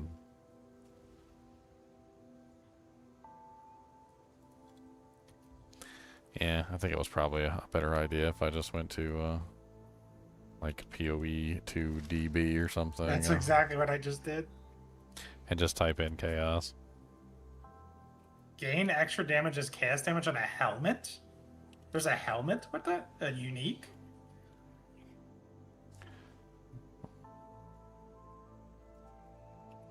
A unique helmet as a choice. Which one is that one? It just says it's a mod. Like I'm looking at mods, so it doesn't tell me the unique. I mean, I could go back and look. Oh.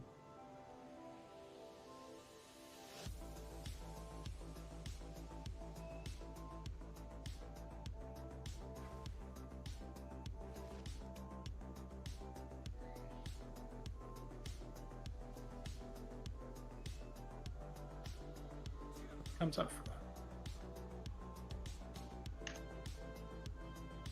An enchant? Ah, it's an enchant. That's why. So it could be any helmet. It's like a corruption. So you can search it. Yeah, you can search it as a corruption on a helmet. It could be a rare helmet, any unique. It's a literally corruption modifier in a helmet. So And just some a of them are cheap. random. So just a random corruption modifier. Yep. Gain 8% of damage as extra chaos. Gain 5, gain 6, gain, you know. It's all over random helmet. 7. Yep. That So might be what a good way.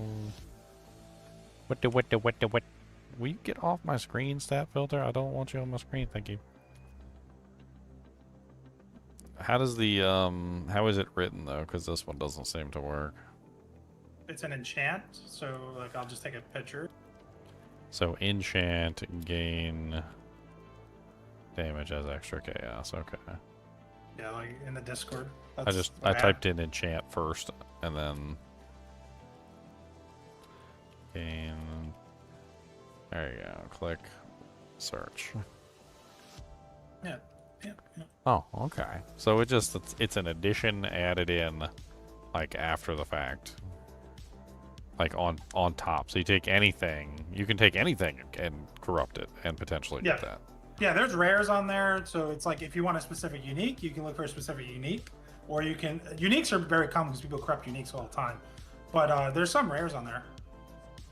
Okay, let's see if I can find one that actually has the base that I want. I just want armor evasion.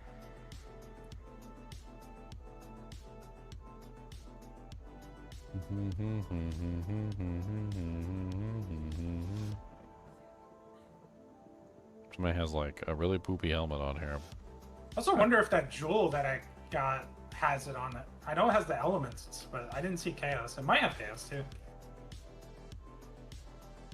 I forget what it's called. It's on my other character.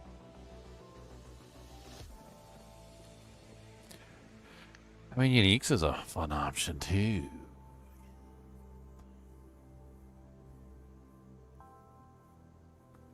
Only on helmets, huh? That's kind of odd. Just the way things are. They have special modifiers, special things.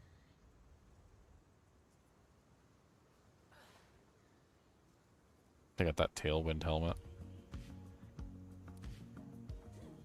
Sounds to me like I should find a good helmet and try to like corrupt a bunch of them and see if I can get it. Especially if they're only like 1 exalt apiece.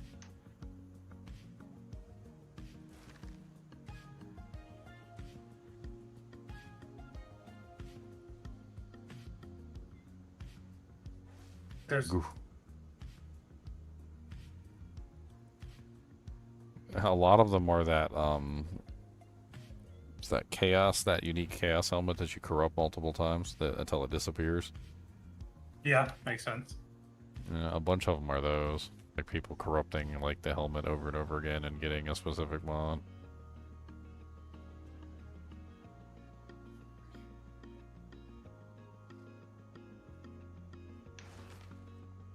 Interesting.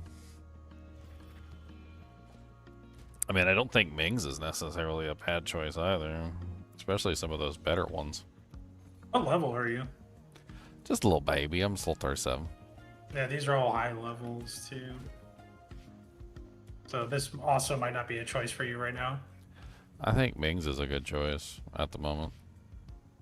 I think so too. I think Only the campaign, it shouldn't be that big of a negative. yeah.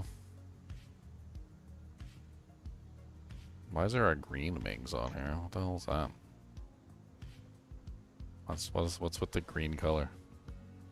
That's one of those holographic, whatever they call them, the special map. Oh, it's a holographic one. That's any unique could be like that. It's I forget what the map's called. It's a reliquary or whatever.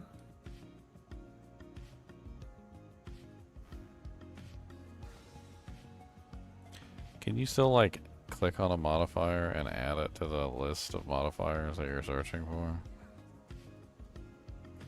Or is that not possible anymore?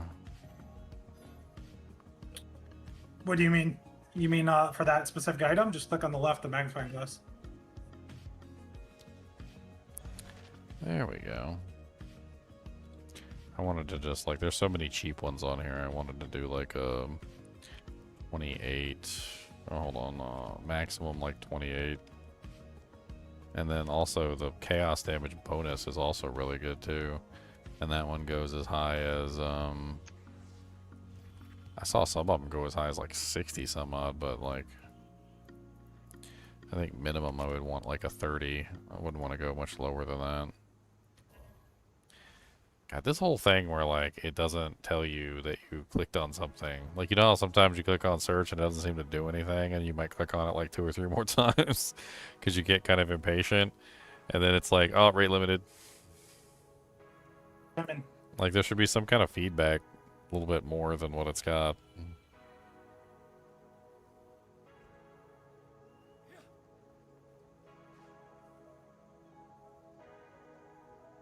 Apparently you clicked too fast when you were doing the stash the other day. Dude, they limit you. They don't want you clicking. Dude, apparently, like, that's yeah. Apparently, that's it. I'm just too fast, guys. I'm just way too fast. Let him tell you he's too old.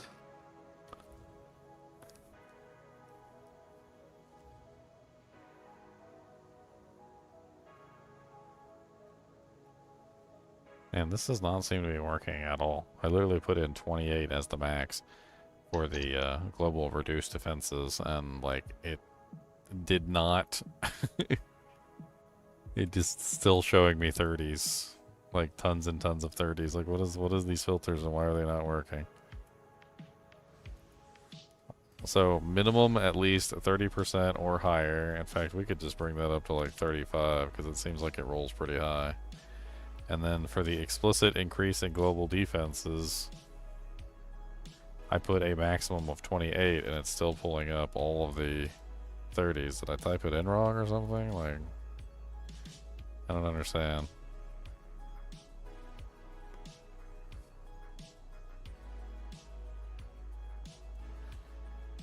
It doesn't matter. Here's a 40 right here for 1 exalts. Looks good. Let's get it.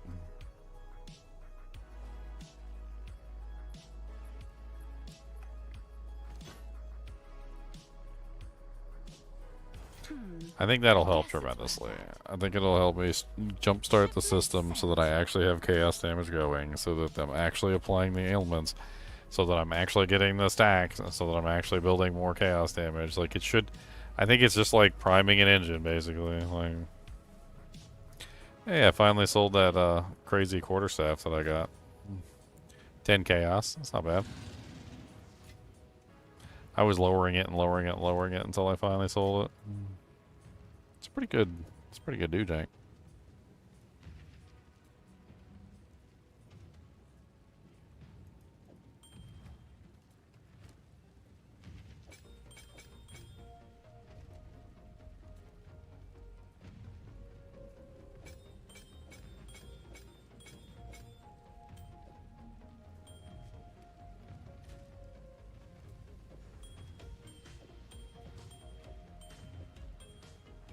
Yep, that's a pretty rough...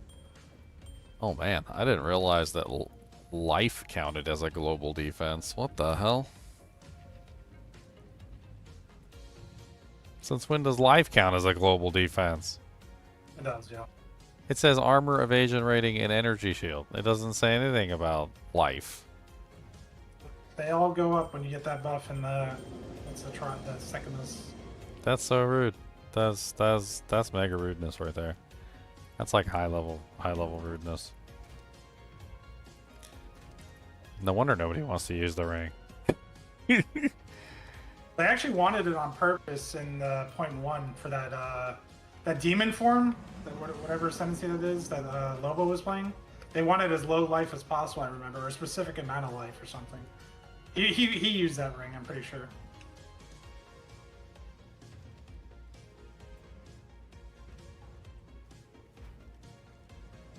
I mean, I guess, yeah, that sounds interesting from that perspective. I think I even corrupted one in that season, and it had like 23% reduced life, and it was more valuable. It was like a divine, because they actually wanted more reduction. Yeah, I was just unaware that global defenses affected that. That's crazy. I thought global defenses was yeah, just your defenses, not your like freaking HP. I'm guessing it's also affecting my block chance as well. No, it's not affecting my block chance. So defense doesn't count, but your block chance doesn't count as a as a defense, but your HP does. It's weird. It's an interesting amulet with 3% increased maximum life on it. That's kind of nutty. I should grab that.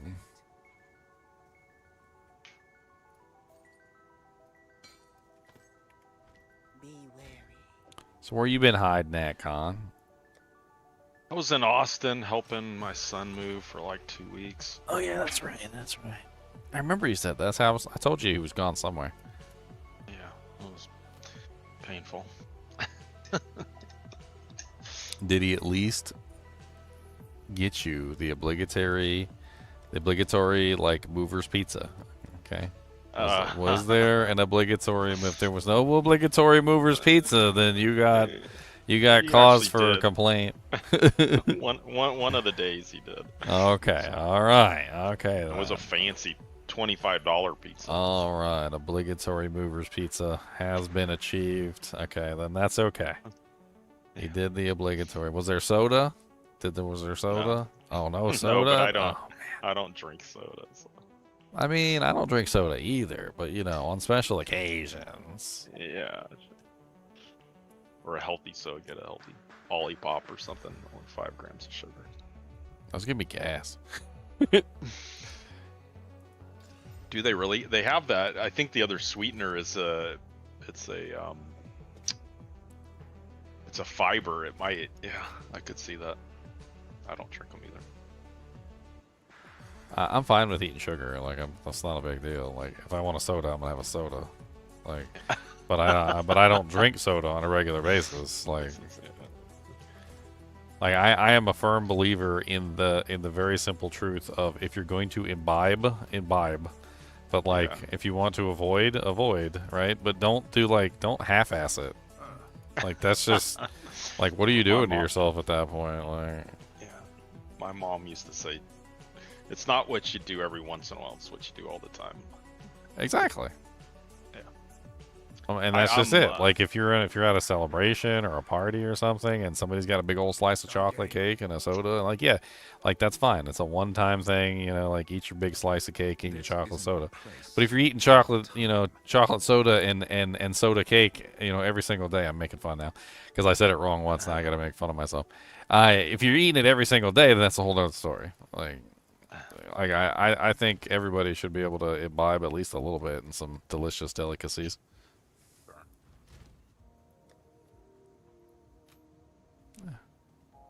Meanwhile, on the other side of the planet somewhere, there's a person eating cheesecake every single day. I can get away with it. That's like, how are you doing this? Okay, so now I have 30% extra Doojank as Doojank, and now I gotta fix my stats because all my stats are all over the place. I must meditate. Dude, I need like, I guess I lost a lot of stats when I took that ring off. I need to put that ring back on. Where was it? Now they both have 7 all attribute. Now that one has This one has 7 all attributes. This one has 4 all attributes. Okay, so I lost a bunch of attributes.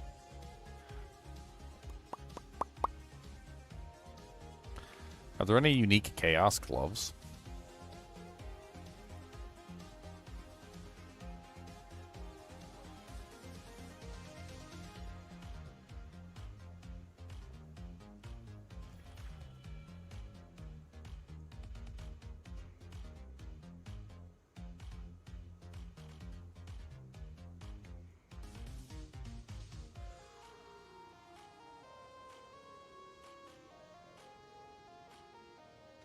I'm just like curious about anything chaos related. Can I refine this to gloves only? It's showing me everything.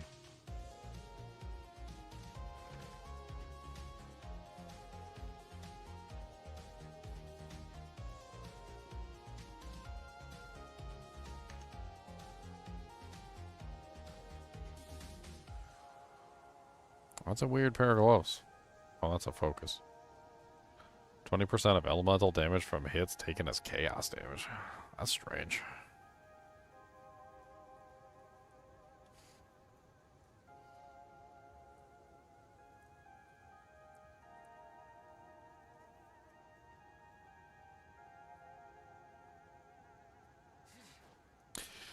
I'm gonna take a look at all the bucklers too. Buckler. Let's look at all of the bucklers. Every buckler up in here. Bum bum bum bum bum bum.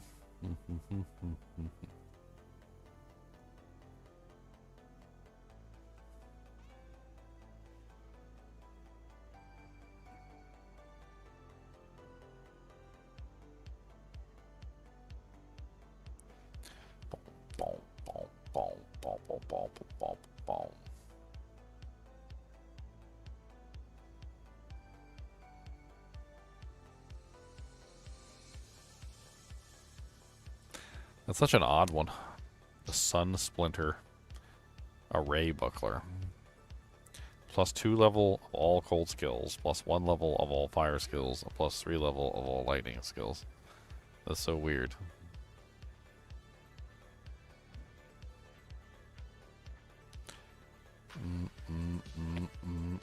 Infinite parry range. That sounds crazy.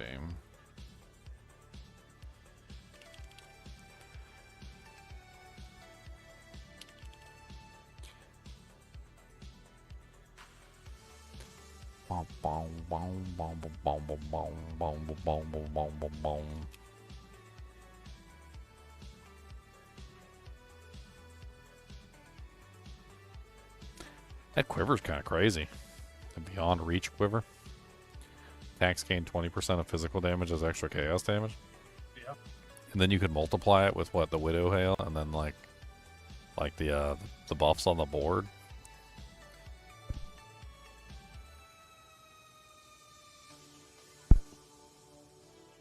That sounds like absolute insanity. Sounds like a good time to me.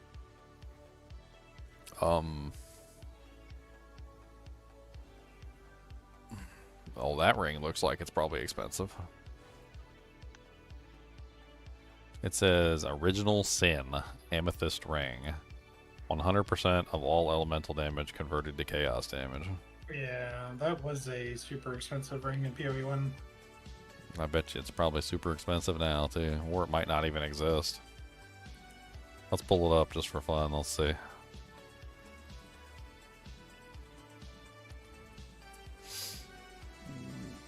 It's actually not that horrible.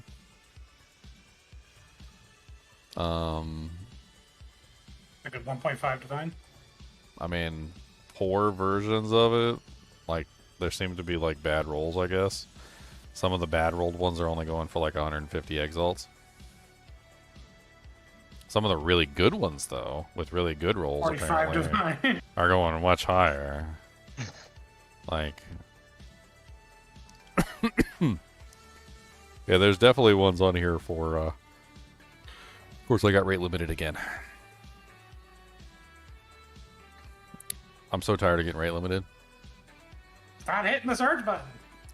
I literally will, like, hit the search button 3 times. Like 3 times. That's it. Like 3 times. And it's not even like I'm hitting the search button 3 times in a row. It's like I'll choose the item and then hit search, and then I'll arrange it by like a specific stat or something. And then like I realize that it's on divines, and I change it to exalts, and then hit search, and then it rate limits me. Like it's just me interfacing with the engine normally, and I get freaking messed up all the time. I'm not doing anything wrong, okay?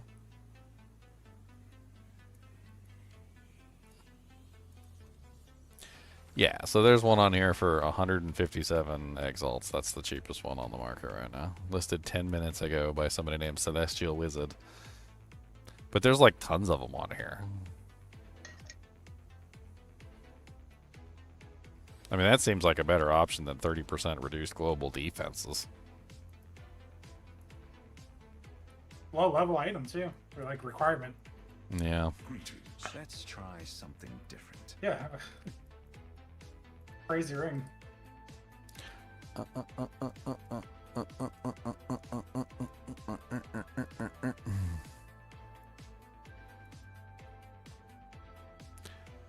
boom, boom, boom, boom, boom, boom, boom.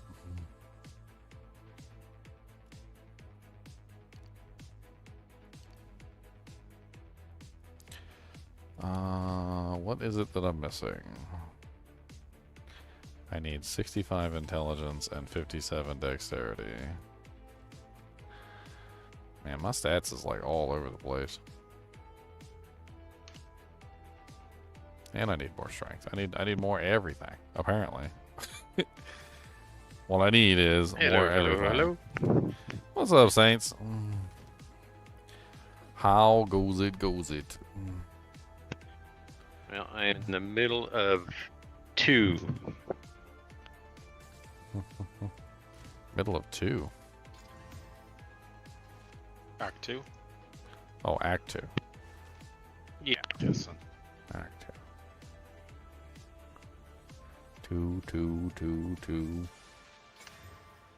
Okay, nice. 19 strength. That fixes that problem. How can I advise? I must meditate. Alright, then I can take some of the strength nodes and switch those over to other nodes. Alright, does that fix everything? No, I still need more intelligence. Are all the strength requirements handled? Can I dip one more strength node without losing all my doojanks? Nope.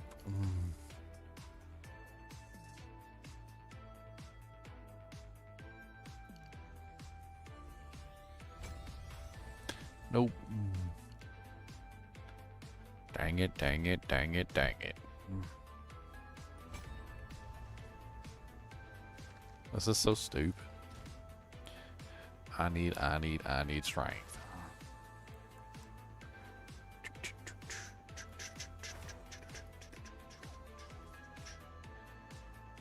Alright, time to use some gems.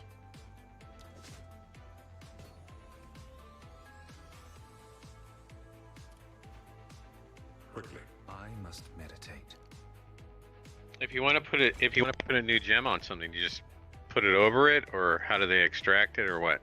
Yep, you just put it right over top of it and it'll delete it from existence. Cool. Why is there a cat licking its balls on my screen? Like, there legitimately was just a cat licking its balls on my screen. Now Cody's licking his balls. Cody! No. Don't copy him. Ball licker. He said, you're just jealous that you can't lick your balls. That's all it is. You're just jealous.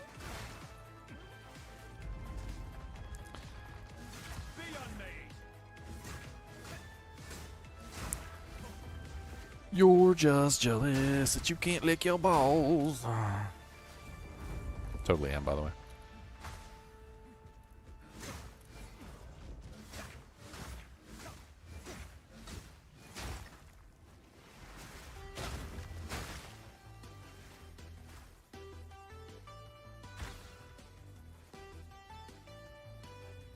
Oh, goodness.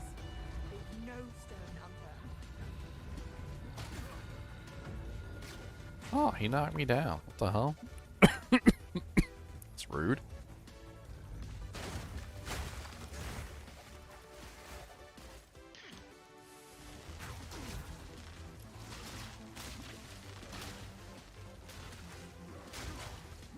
I get knocked down so easy with this stupid parry thing. And you get up again? Not all the time. Not all the time. Sometimes I do not get back up. I get knocked down, and then they beat me down, and I'm stuck on the floor. I get knocked down, and then they kick me down, and they kick me down some more. I had a couple times literally in my early leveling with this, where literally I would go and like try and parry a monster pack. I would hit the parry button, parry like the first monster, they would immediately knock me to the floor. I would try to get back up, and then they would knock me right back down to the floor again, and there was like nothing I could do, and I was just stuck in like a perpetual stun lock, and then they would just kill me.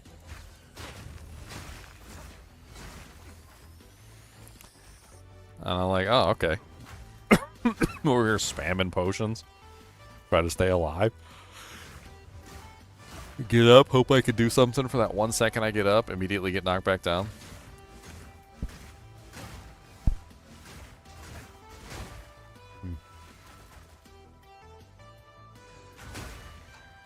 That was beautiful. Oh, hello, small soul core.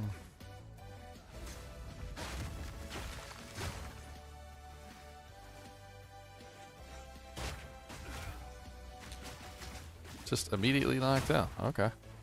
Cool. I don't even understand like how this parry bar works. Why is stun threshold so tied in with parrying? I don't get it.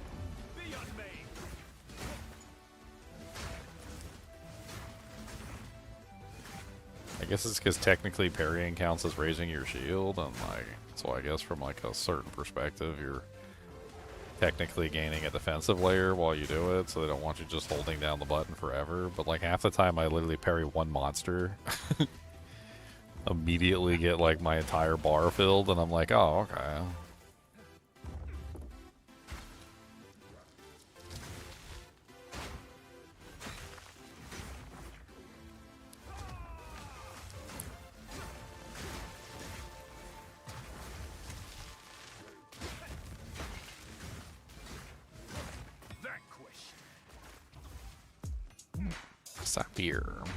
Sapphire coming down, gonna hit you hot. Sapphire gonna hit you right in the butt. Oh my god, I saw the coolest cat today. What was it? One of those big ones? Monster cats? No, just a regular tuxedo cat. It's the coolest thing I've ever seen, then. So apparently, you know vitiligo that happens in humans? It's like less than 1% of the human population. Like Michael Jackson had vitiligo. It's like where the pigment of the skin like changes. Oh, yeah. Yeah.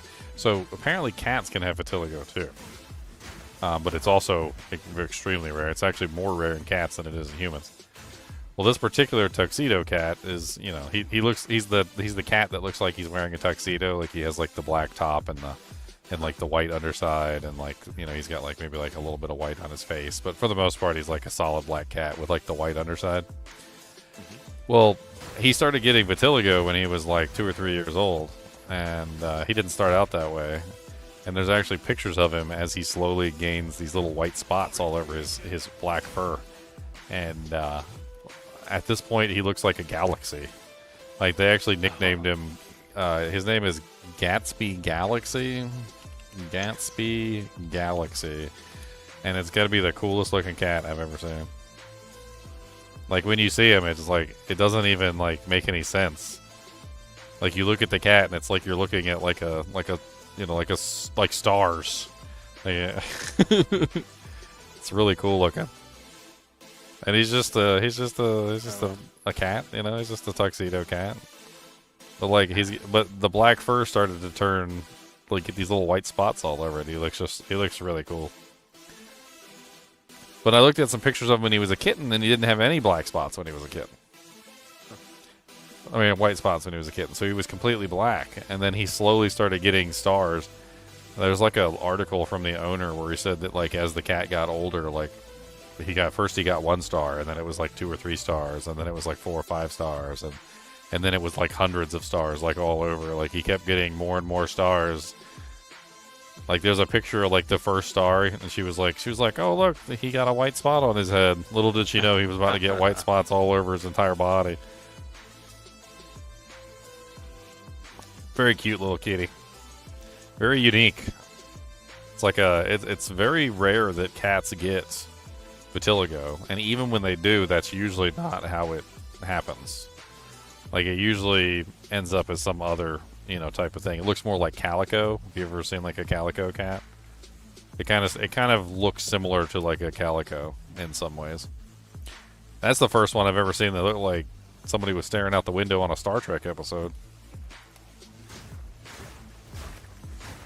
It's even cooler when you look at the videos.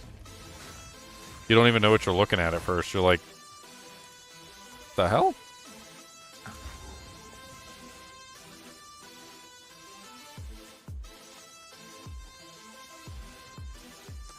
I got 2 soul cores in my inventory. Why can't I click on the thing?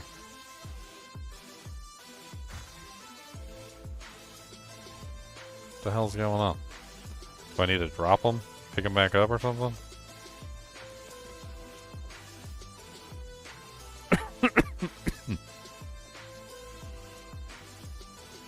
Well, that sucks. I can't get into the treasure room. Maybe if I teleport up, teleport back down. Let's try that. I'm hungry too. I got a peanut butter jelly sandwich.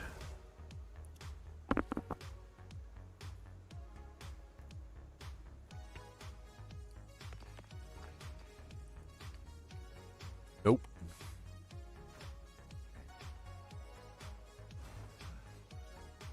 Guess I just don't get to go in the treasure room. Bummer. That's my favorite part of that map. I know. Sucks.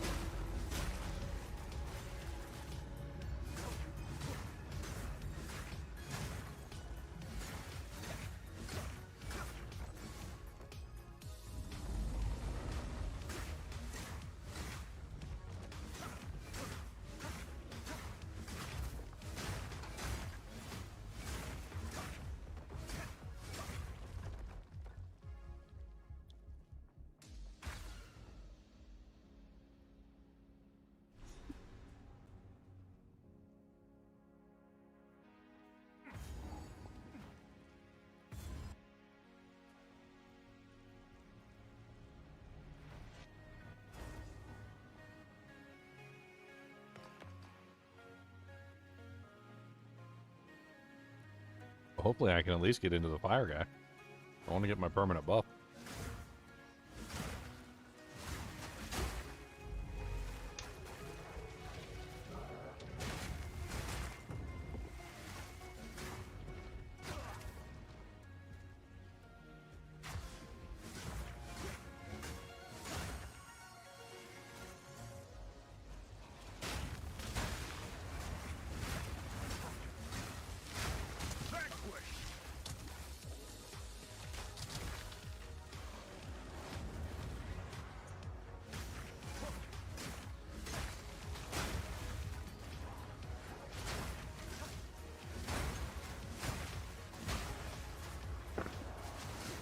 Yeah, I like this ancestrally boosted. It's kind of neat.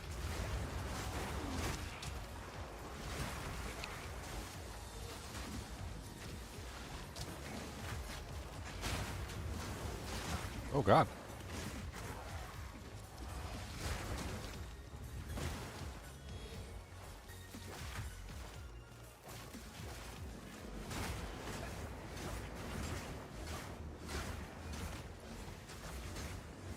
I'm unable.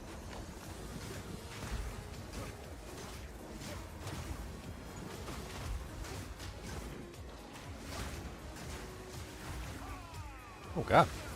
Don't kill me. Lithomantic runes.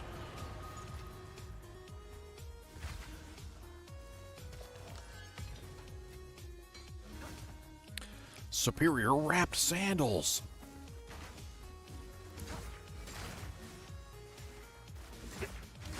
Did you want to group up or anything, Con? I'm not as far as you for sure. I mean, this is a new character. Been in Yeah, Act I'm 3. still- I'm in Act 3, but I'm not as far for sure. Oh. Pull you back.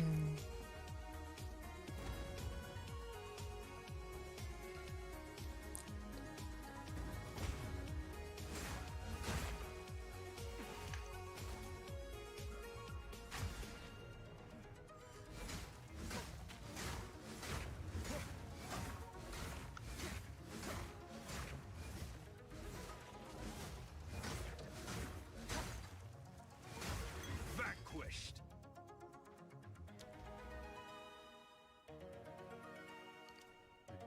So far away.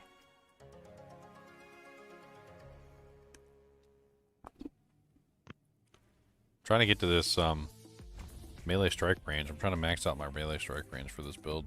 I want to see if it like helps out at all.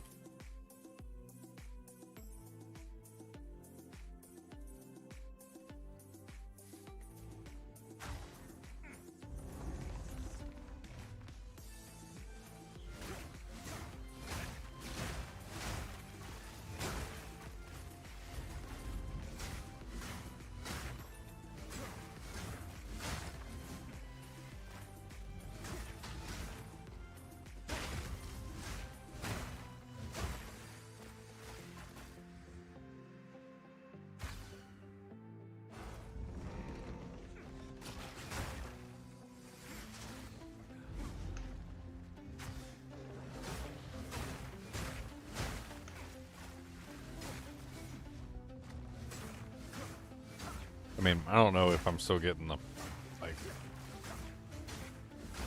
the shocks and the other stuff, but like I definitely it feels like the build already feels better just from adding in the chaos damage.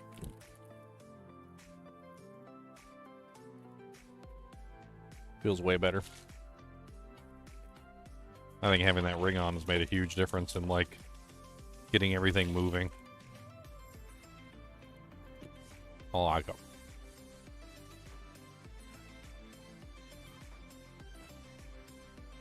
It's like a laxative, huh? Yep. Gotta get Feels that better X-Lax. Uh-huh. because it gets everything moving.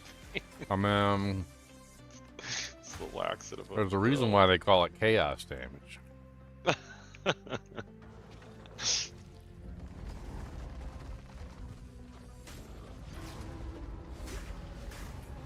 That there is chaos damage.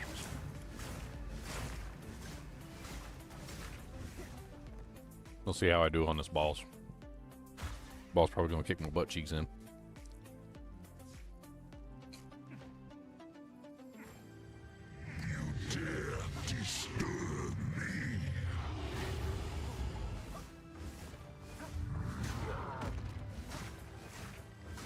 I cannot.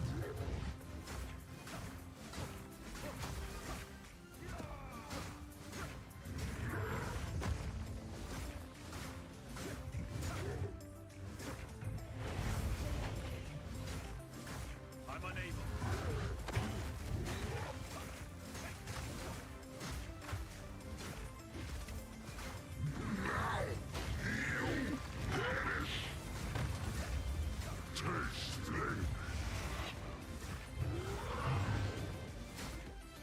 I froze him in the middle of his attack. Not yet. Bonk.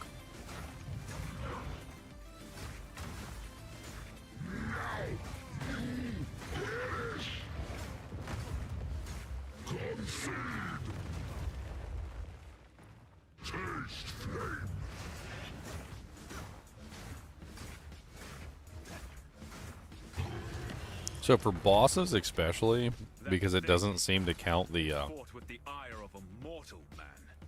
like the volatility stacks don't seem to require you to actually apply an effect. They just seem to require you to apply, like, a portion of an effect.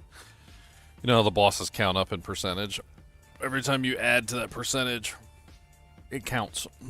When it gives you like a volatility stack. So that's way better on the bosses.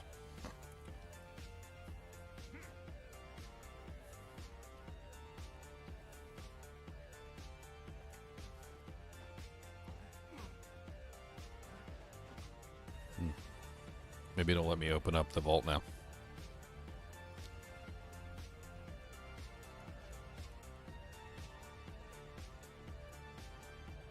That is really rude. I'm right here. I've got the soul core. That is so rude. I want my money back.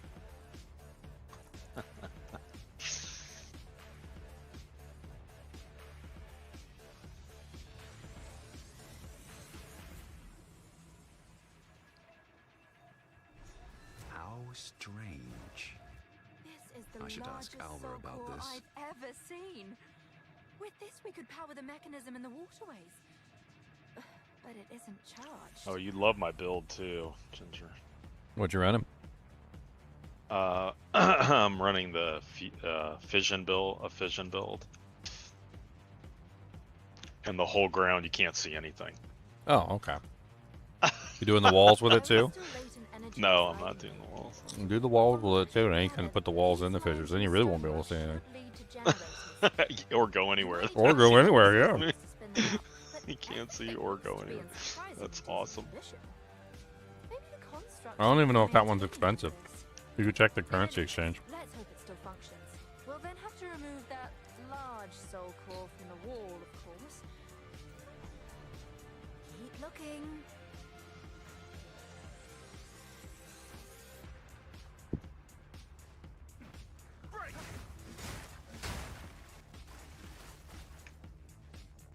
It sounds absolutely crazy, honestly. Like the The shield walls. walls going along the fissures, that sounds nuts. Especially if you have a large number of fissures, like what the hell? Yeah, I got so many.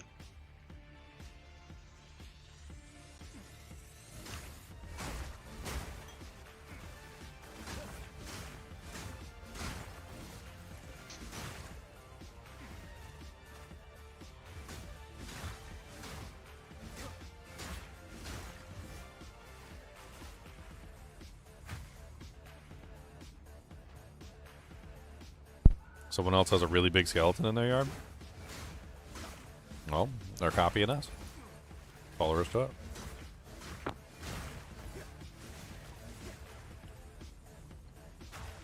We're pretty famous. We're like on Google Maps. Even there's a picture of our skeleton pushing a lawnmower. We put it up one Halloween.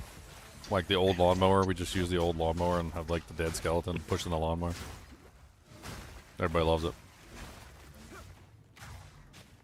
That's a good idea. It's fun.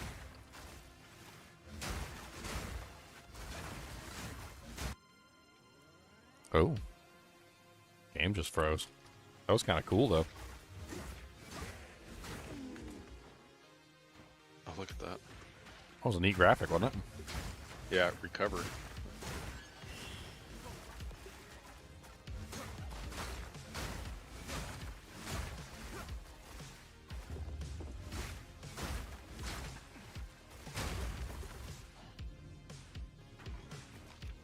Build's doing pretty well. Yeah, it feels pretty good. I'm working it out. I mean, granted, it's, you know, it's not finished and I'm not in maps or anything yet, so. A lot of things work in the regular game, but then you get the maps and it's like, oh, stop killing me, please.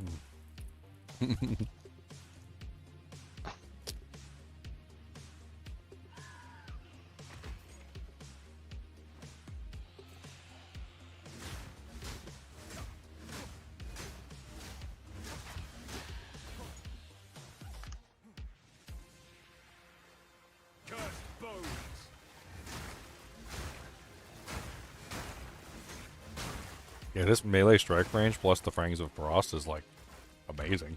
I really like it.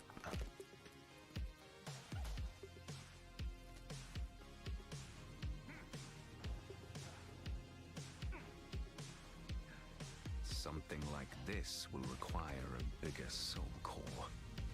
It still functions after all this time.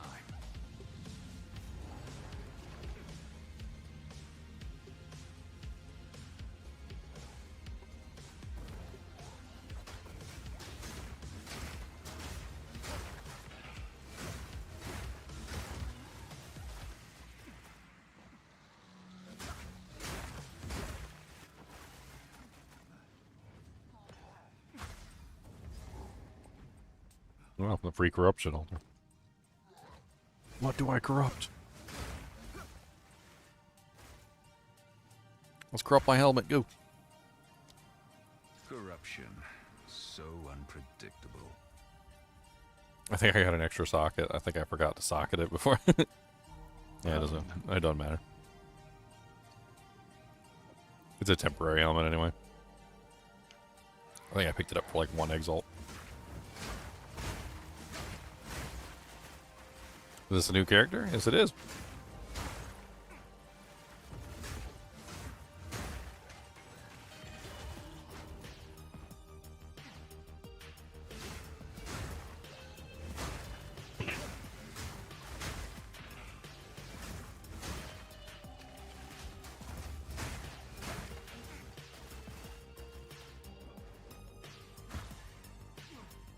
How many stanky, salty doojanks do I have in my stash? Oh man, stanky salties? I don't know about that. I got stankies and I got salties, but I don't know about stanky salties. That's some high level doojanks there.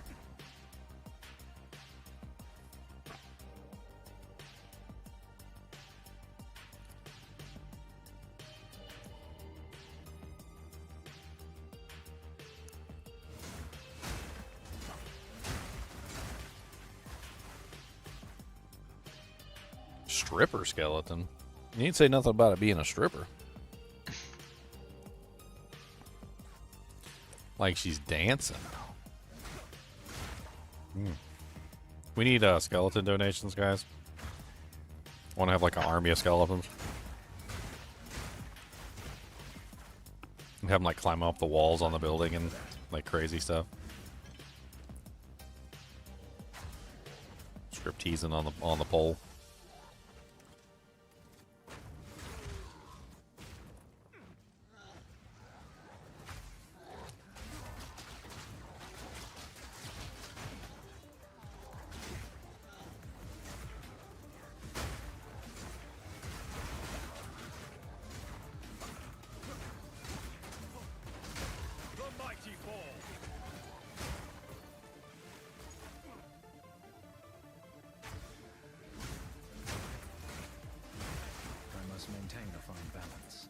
You want a big 12-foot skeleton? Huh. Went into like, I think it was Lowe's, and they had one. It had to be 20 feet tall. It was almost to the top of their ceiling.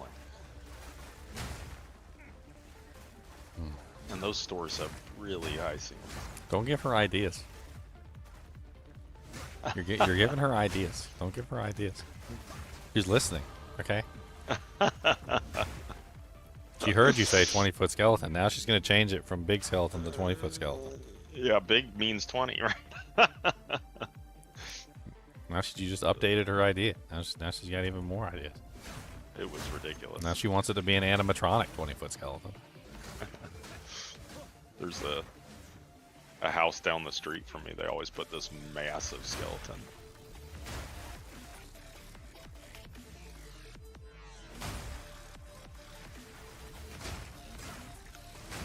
Dude, these little baby monsters don't even stand a chance.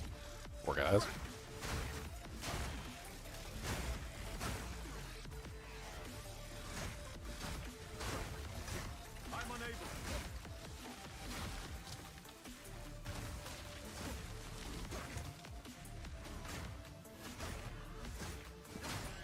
I carry few possessions, and I don't have room for that.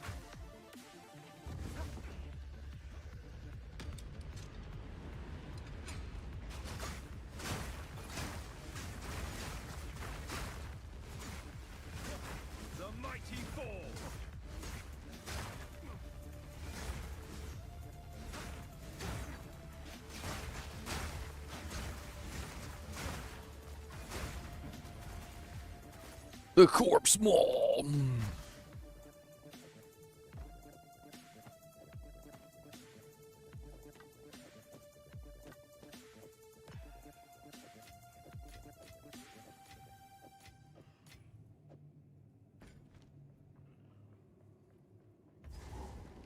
Yep, a 6-foot Freddy Krueger and a 6-foot Michael Myers. Animatronics. I know, because I was the one that bought them for you. Because I know you like them. We got to put them out for Halloween this year. She freaking had them in the family room for like months. When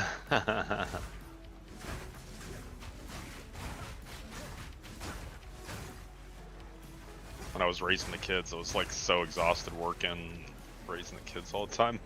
I literally left our Christmas tree up one time for like 7 years. I like Christmas trees. Sounds like a fun house. Yeah. Sounds like a fun house. But you know, somebody else in the house could have taken it down. Like one of your kids, perhaps, or your wife, or your dog, I didn't. or a squirrel. Yeah. Like on the Christmas movie. Yeah, their mom left. I raised them alone, so. Oh. So the kids could have done it then. Yeah, they were too young. They can help. That's the fun part about Christmas trees. Like you get them to help you, even though they're not actually helping. Like you like have them. You're like get the ornaments. You're like get the ornaments. Let's put the ornaments on. They put like one ornament on. You put like 30 in the same time span. It took them to put one ornament on. All right, guys, let's put the ornaments back in the box. Breaks 3 of them. One makes it into the box.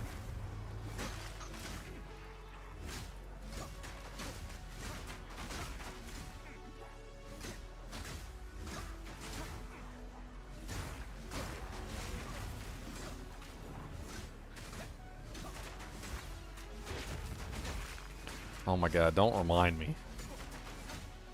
She put tinsel on the tree, and I knew that she knew that the cats eat the tinsel. Because they did it the year before, and she put tinsel on the tree, and they're just eating the tinsel and pooping out tinsel all over the place. Like, even years afterward, they're still finding tinsel somewhere. They're like, oh, one last piece of tinsel in the tinsel garden. Must eat tinsel. Pretty sure it's super bad for them. Can't be good for them. Cannot be good for them at all. I must maintain a fine balance.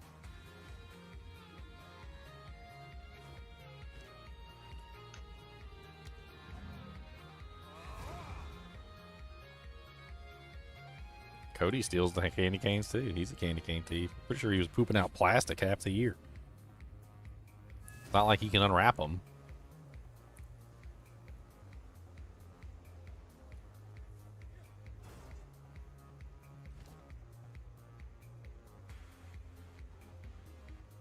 Take care.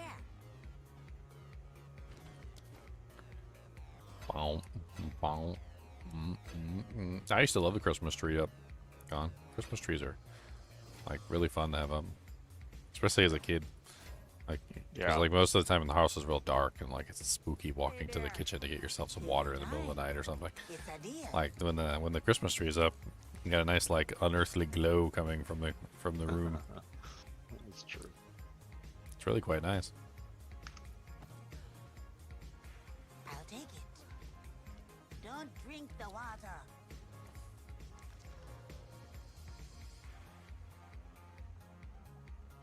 Is Meow okay? Yeah, he was on for like the first couple days of ladder the season launch. You must have missed him because you weren't watching.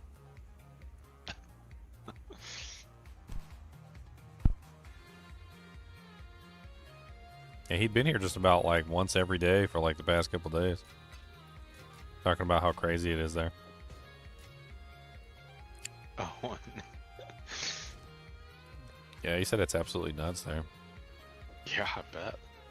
He said that there's an average of like 270 some odd like rape cases a day. Oh my god. Yeah. Like people per are gonna like end up per losing day. it. And that's like the average. Sometimes it goes over that by a rather large margin. Yeah, people are gonna snap under those conditions. I believe they already are snapping. I think Yeah, that's exactly yeah. what's going on. Yeah, I think it's good. Elon Saw a Musk meme. started getting into it and posting a bunch of stuff on his Twitter about it as well, sharing like different articles, and some of them are freaking heartbreaking. Yeah. Yeah, I saw the little Irish girl with the axe and that was crazy. Yeah, she was trying to defend Defending her. her Yeah, she was trying to defend her sister or sister. Yeah. Yeah. Some of the worst ones are like just the most heartbreaking stuff you've ever read. Like, it doesn't even make any sense. Apparently, one of them, there was this 12-year-old girl, and she got molested by some guy at the park. Went to the police so the police would help her, and the police Yeah. took her into the car and raped her. Oh my god. And then after they were done with her, they let her go, and she was trying to get home, and she got captured by another person who raped her again. It's 3 separate Oh my times. God. And then he gave her bus fare and sent her on her way to go home. And then after she got onto the bus, she got captured by another guy who took her to a basement where she was repeatedly raped over and over again by like 4 or 5 guys. I don't even know what happened Oh to my her. God. It's disgusting. Well, like the part where she goes into the police station to get help, and they basically just, not only do they not help her, but they make the situation worse, is probably just the most disgusting thing I've ever heard. Yeah. All But- that anybody does something to kids, it's just disgusting.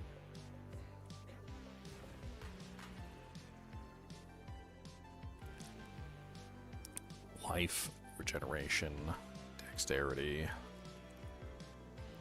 I think I'd be hurting people.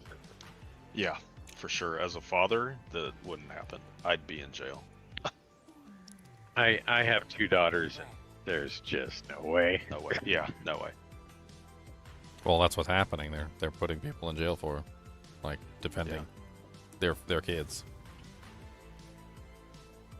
That's worth going to jail for.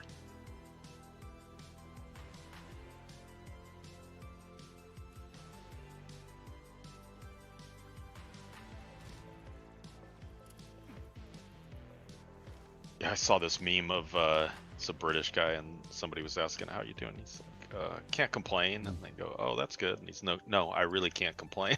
Otherwise, they'll arrest me." You'll put me in jail. Yeah, not allowed to complain. They'll put me in jail. God forbid I make a Facebook post or something. It's ridiculous.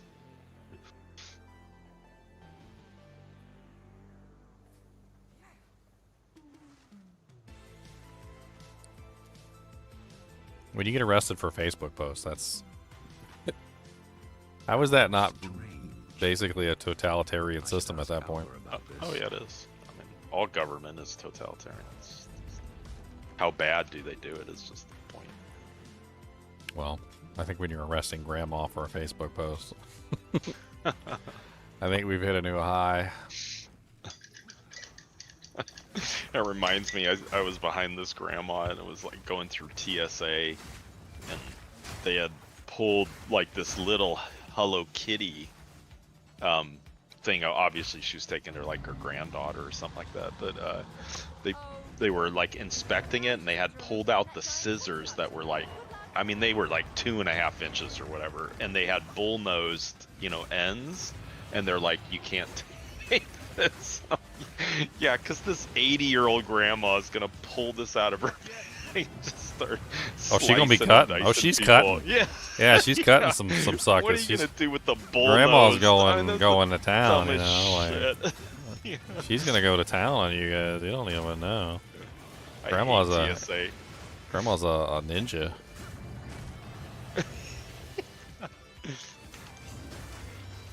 Grandma did not get ran over by a reindeer. Grandma didn't get ran over by a reindeer because she sliced up that reindeer in the snow. And that bloody snow is freaking red now. Because she said, reindeer, you're the one that's got to go.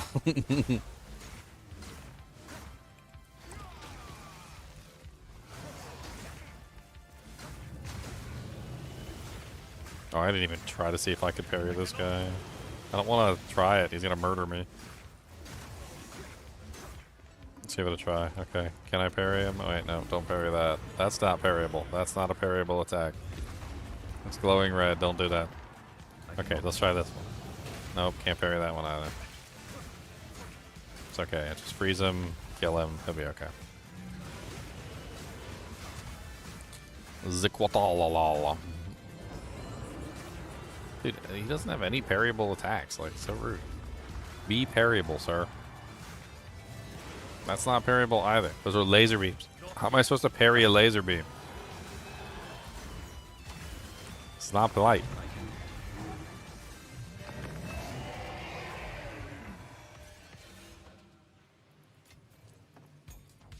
BE parryable. BE.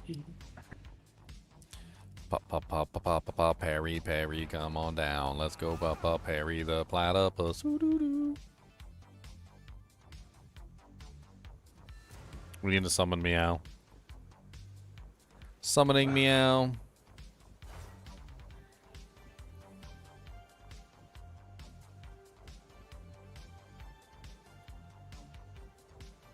I got a Path of Exile 2 reward on Discord.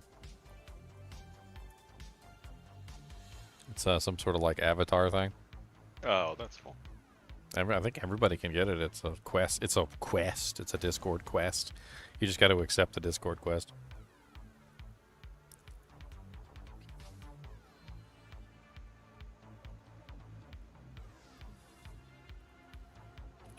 At Meow.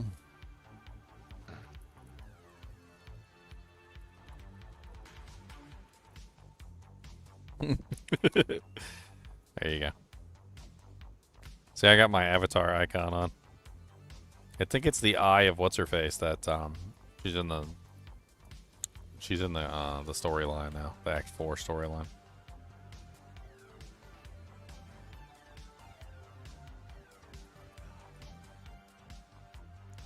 Back to the infested barrens so we can do the lever boss. Lever boss, come on down, she's a hoss. Let's hope this works.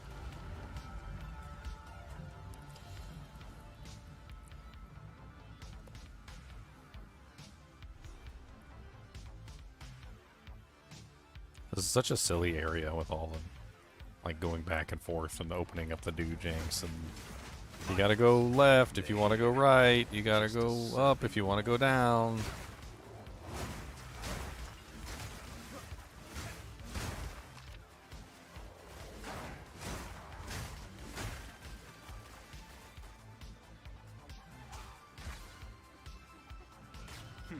They still work. You gotta drain out the water if you don't want to drown.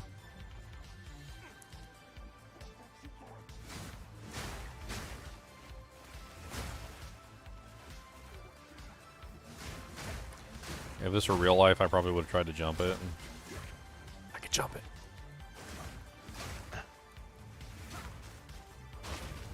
I could totally jump it.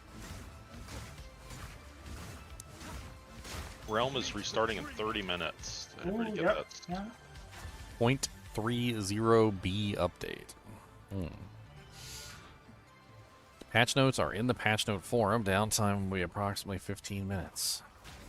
Sounds like we can have some fun reading the patch notes while we're waiting on the server to restart.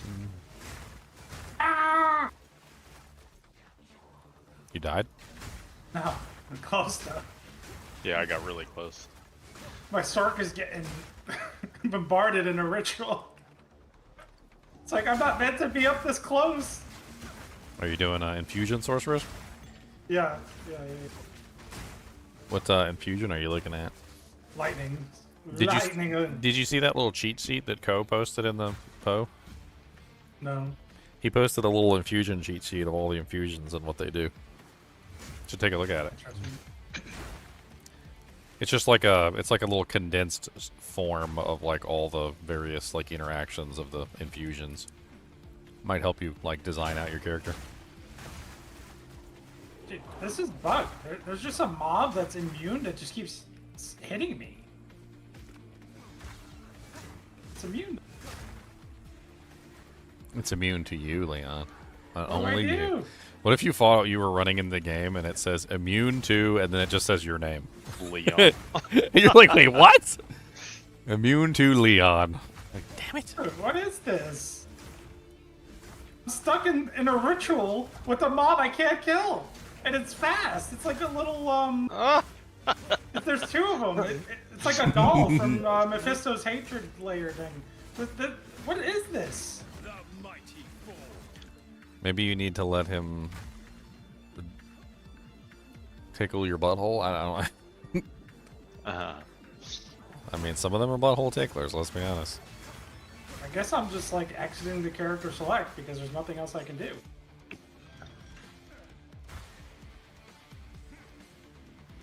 He literally just did. Somebody in chat said the same thing. Right when you said it, too.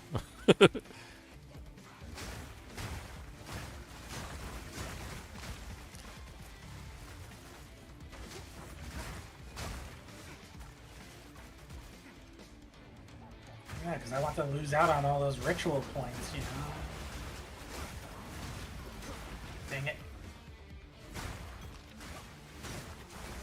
Little gremlins, I couldn't kill them. They took no damage.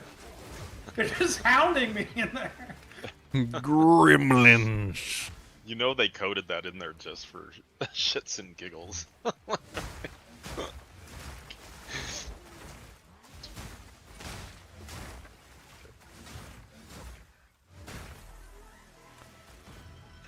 I want to punch you in your butt. I'm gonna punch you right in your butt. I'm gonna punch you in the buttocks, and Yep. it's gonna feel so good tonight.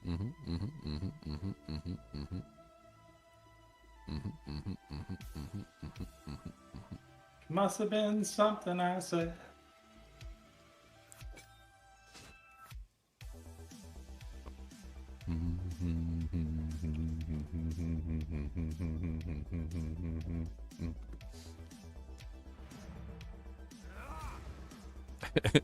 I love that everybody just like sings along with me. I remember one time I was singing like the Pokemon theme song, and like somebody was in the background doing the sound effects and everything. I'm not even joking. Like I was like, I want to be the very best, and they were like, doon doon doon. So these little gremlin things are part of every ritual in this map, so I can't do ritual in this map. Barrel can cannot take damage. You're already at maps on your sorceress? Oh yeah. Took me 8 hours in total to get through the campaign. I'll take it. Probably go even faster now that I'm more familiar with the second half.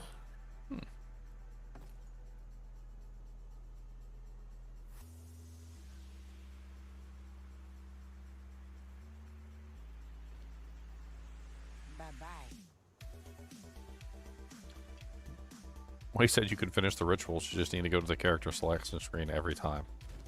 That sounds like it's going to get annoying real fast. Well, it uses a portal every time you do that, so you're limited by portals.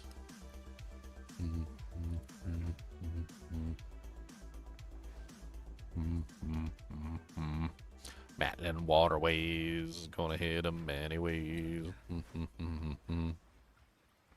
Kind of excited to go back through Act 3, Act 4 again. I actually like Act 4. Good time. I have a special place for that prison in my hatred heart. I do not like to walk slow in the water. You don't have to walk slow in the water. You just go to the higher areas. And then you gotta wait. You gotta wait. No, they're usually connected. They're usually connected. So like you literally just only have to be on like the bottom area like briefly as you run between the higher areas. It wasn't that bad.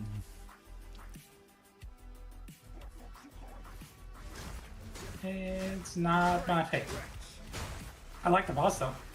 I love the graphics of the water coming in. Yeah, the area is really cool. Reminds me of like a Count of Monte Cristo kind of prison. Mm-hmm. Mm-hmm.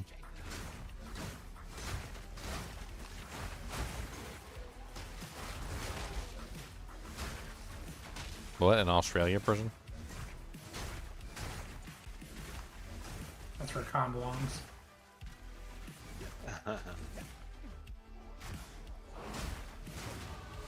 Mastery is within my grasp. Untouched. Just. Australian. The proof that being a criminal is not genetic. Let's take all our criminals, put them on an island. Wait a minute, they made a civilization? What?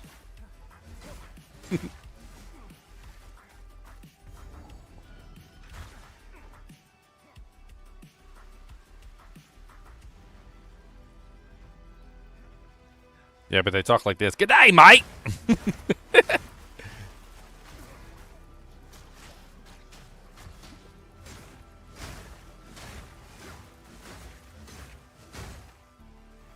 Somebody had a video of like trying to get an Australian to say no, and it was like the worst thing I'd ever seen. They were like, no.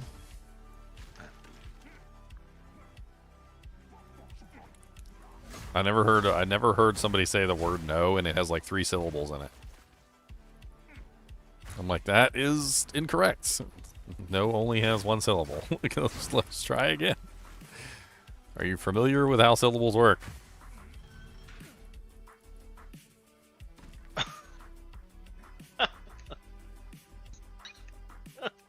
One of those tough ones. Have you ever heard an Australian say no before? No. Like the really bad accent ones, it's like no. It's like NAOWR.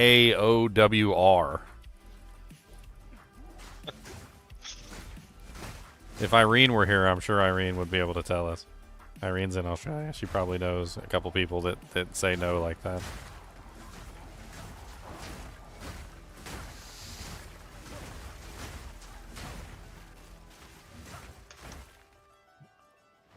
It's like that, did you ever see the Austin Powers movies?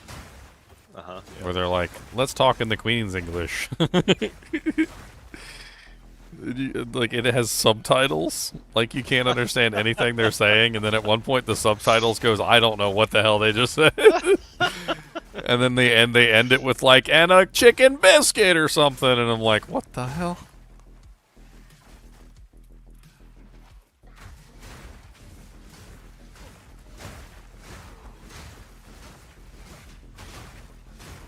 The Idiocracy movie made fun of it too. They were like, little did he know that the English language had devolved into a form of a cross of rapper, valley girl, and hillbilly.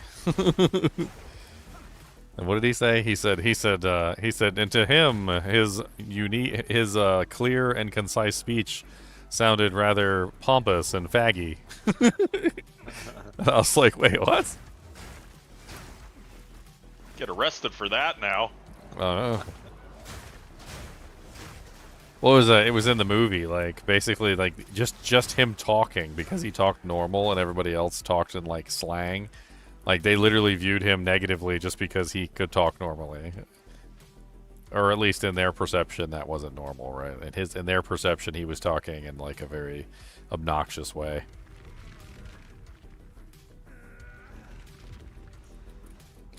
Idiocracy is a great movie. I love that movie.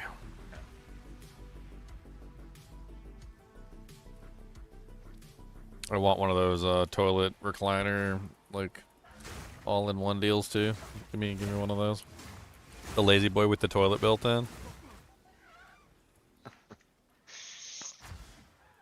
I mean, who doesn't want one of those? Come on. Genius. Portal is disabled in boss fights. What boss? There's not even a boss in this zone. What the hell? You're the boss.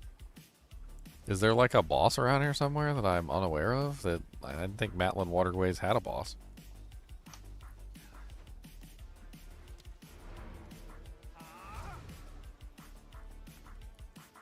What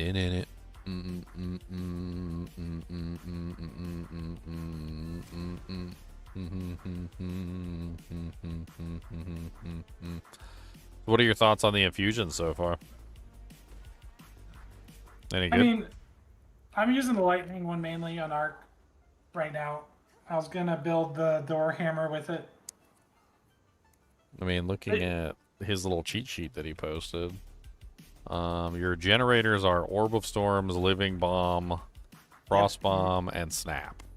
Those are all really good options for generators, so that's good. I have Snap on a cast on, so that's happening automatically. And Orb of Storm is something I cast as well.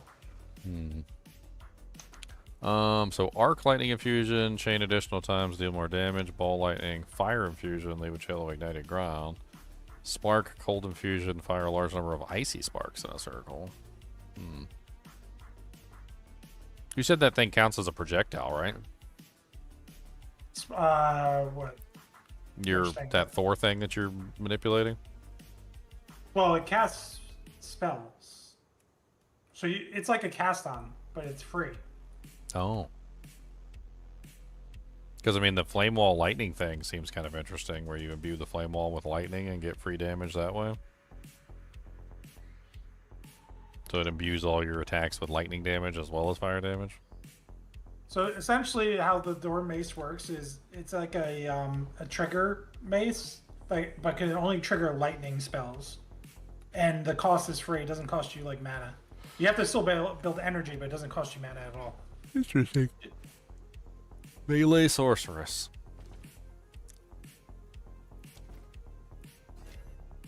He's building the Bear Sorceress, guys. Building your mama. That's a Mama. D2 joke. I had no idea how enormous this ziggurat really is.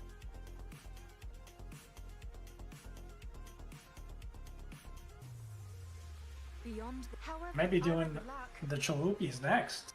I mean, The I've- Chalupi Boopies? I've been learning so much about it, talking about it every day before the patch and now during the patch. It's like I know so much about it, I might as well play it. This drowned city is not dead.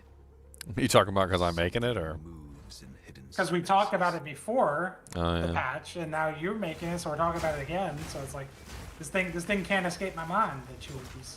Well, I mean, it seems interesting. I don't know how interesting it really is in reality, but, I mean, I'm currently running down that lane, so, you know. At least I got an established character. My shield character's established. He's doing just fine. I mean, he could use some, like, god-tier, divine-level equipment, but, you know, who doesn't need some divine-level equipment? I mean, everybody does.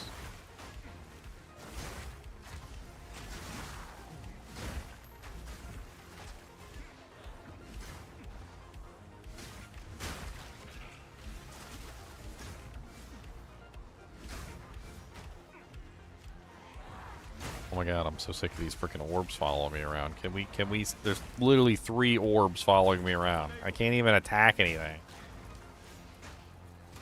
This is so stupid. With your 8 million orbs. Get out of here. That's the nerf version. They reduced those orbs by a large margin. They're still coming for that. But Dude, there's like 4 of them right now just spamming orbs at me. And tornadoes. I can't even get anywhere near them to do damage. I Increased. gotta go back to that. I gotta go back to that interlude act and get rid of all these debuffs that I put on my character. I took the 5% increased XP for all those debuffs just so I can level faster.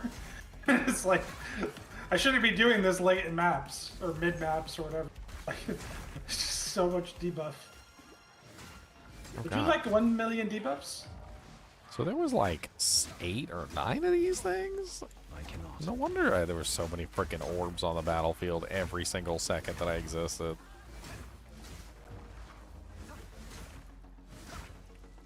As a boss, an orb boss. Dude, I'm still fighting one of them. Like, there was 2 rares, a full a blue like pack, and then on top of the blue pack, there was minions on one of the rares, and then there was some regular ones too. Like, I can't even count them all. I thought I wasn't making any progress, but really what was happening was the progress that I was making was insignificant to the number of the frickin' hags sending orbs my way. Ugh, dank and rancid. Not yet.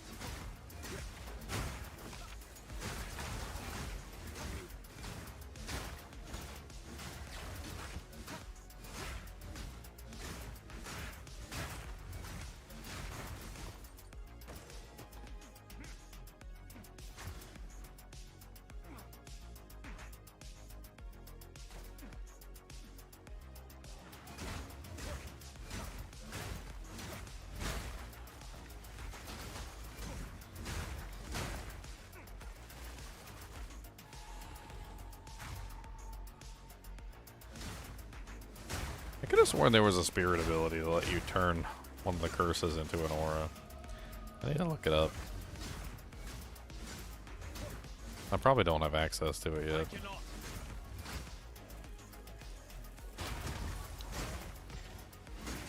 You said spear? It's a spirit ability. Spear. I don't have a spirit gem on me. I have to Yeah. go to town and look. Get some more water. Could be the blasphemy thing that exists. They did mess around with the curses. Maybe they took it away. Haven't even looked.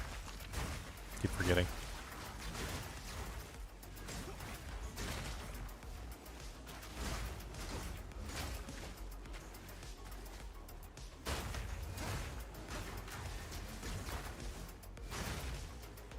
How will the Voltaxic Rift work on Chinchilla? What's Voltaxic Rift?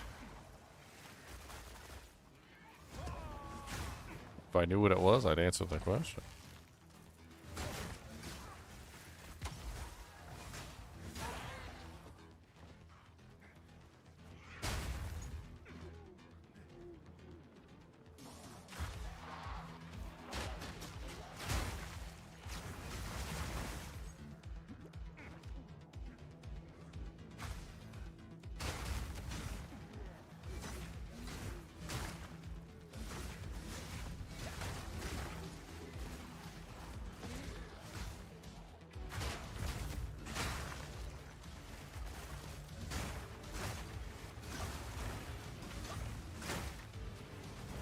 A bow that converts 100% lightning damage to chaos. Well, that sounds fun.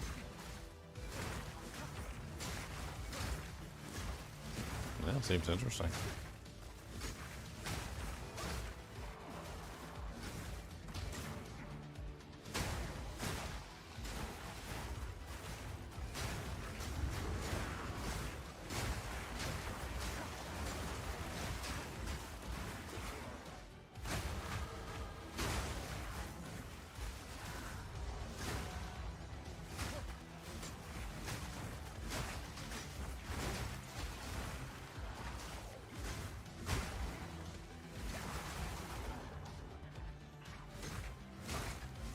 Man, it seems a little redundant because... Actually, I don't know. Maybe that's not redundant. You said chaos damage also applies to shock on that bow. Yeah. Maybe it would let you shock and do something else, technically, since the other one is rotating. Yep, you could do Ignite with that new keystone as well. It really all depends. What consistency ailment do you want? You could be more consistent on one of them, I guess.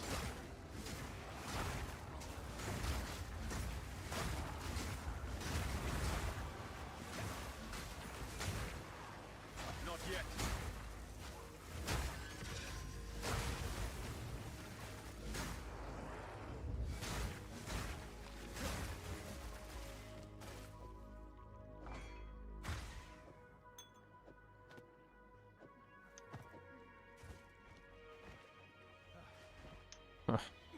Went around in a whole circle. Loathsome creature.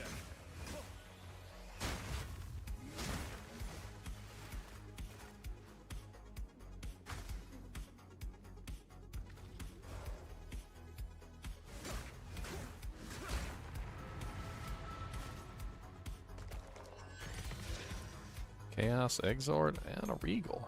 Nice, and a support gem level 3. That was a good box. Not bad, not bad, not bad, not bad.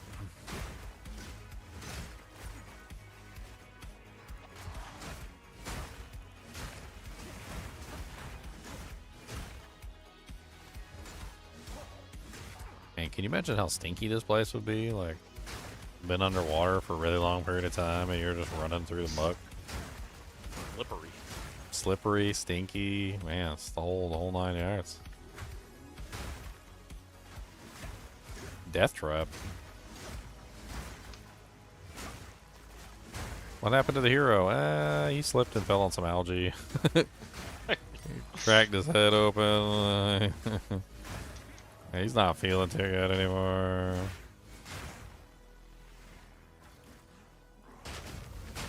He said something about lucky he's gonna make it till tomorrow, probably never adventuring again. As a lifelong regrets. His parents were disappointed in him. He was supposed to be the one. The mighty fall.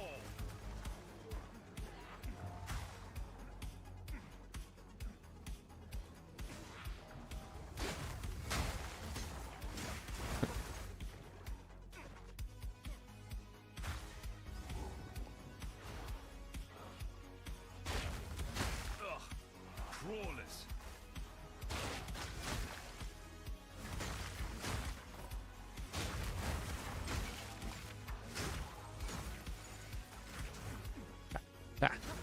Y'all thought you had an ambush on me?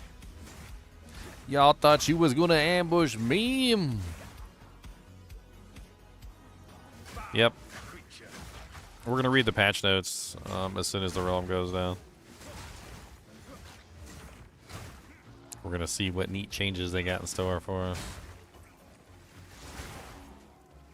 See if they fixed my Chayula monk already. We realize that the Chayula monk may not be living up to expectations. Here's a free 50% extra damage as chaos. That's the plan. Yeah, it's a patch.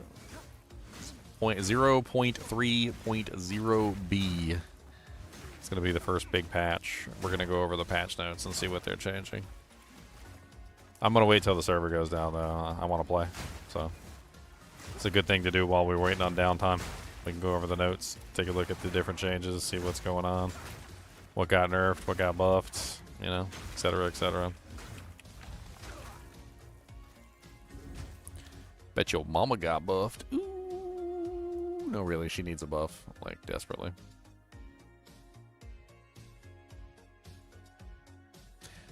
Desperately needs a buff.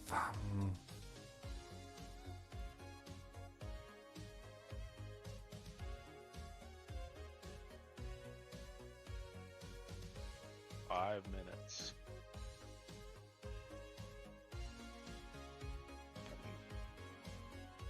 I'm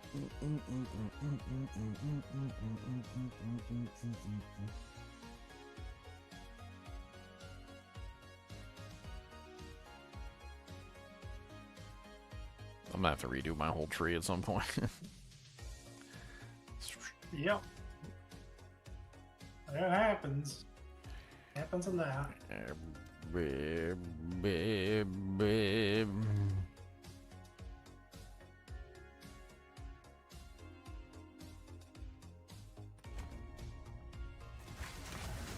Loathsome creature.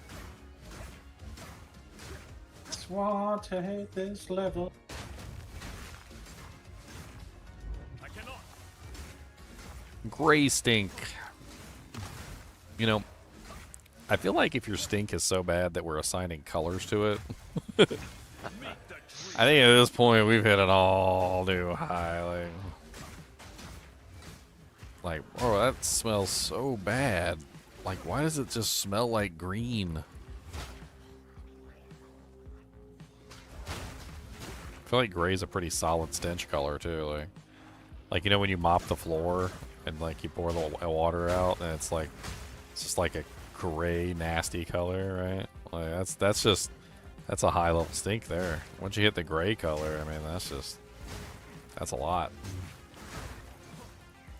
I mean you're getting into zoo wind at that point.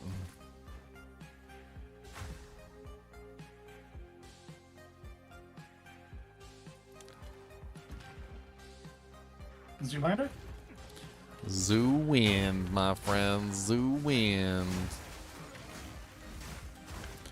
I got 3 minutes. I gotta make it to the doohickey. We gotta make it to the apex of field so that I don't gotta go back to here. Gotta run without fear. Don't let them get you with your beer. Gonna drop it and not get here.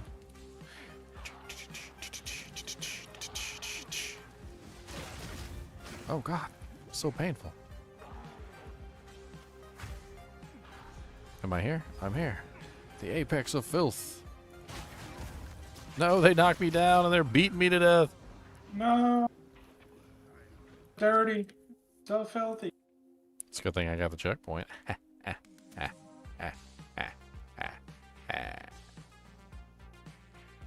Checkpoint, baby. Checkpoint, baby. Checkpoint, baby. Checkpoint, baby, baby, baby, baby, baby. I got 2 minutes to mess around. Spores cloy the wind. Minutes before it's over. 2 minutes. T-minus 2 minutes and the server will destroy itself. Self-destruct in T-minus 2 minutes and counting. Beep boop, beep boop, beep boop, beep boop.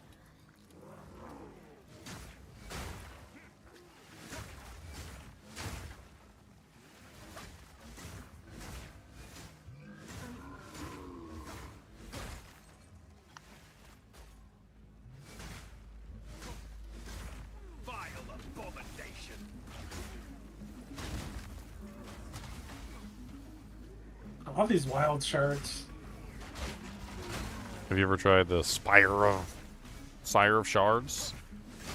That one's crazy. No. Sire of Shards lets you get like ridiculous number. 1 minute.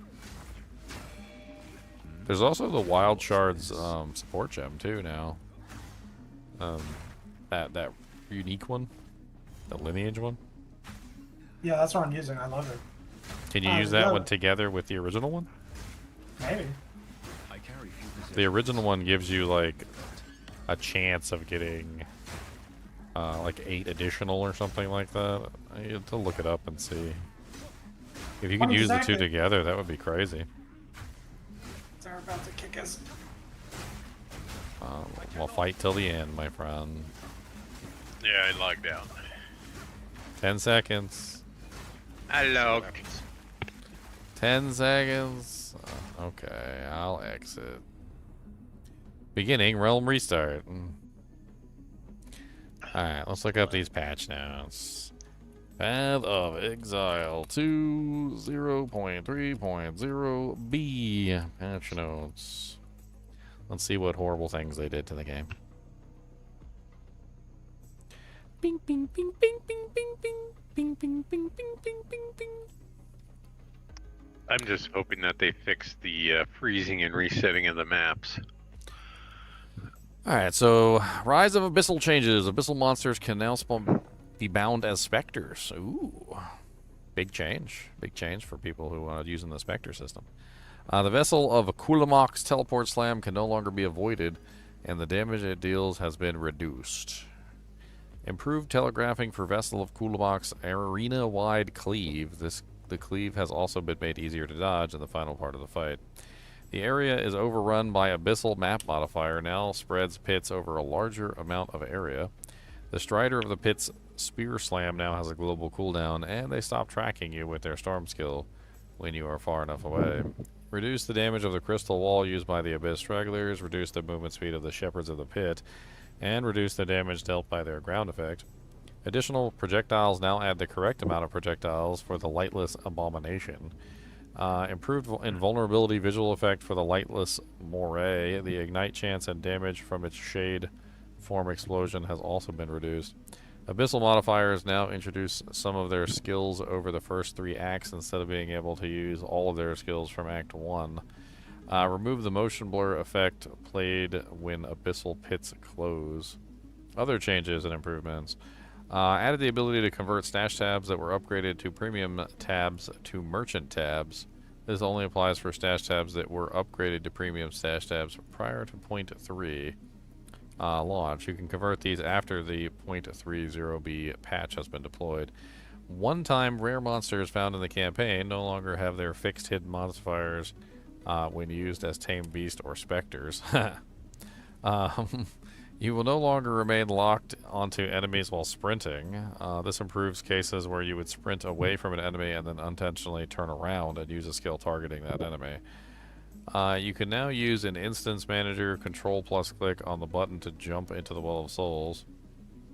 You can now use /hideout and similar commands from the Well of Souls. Oh my god, yes!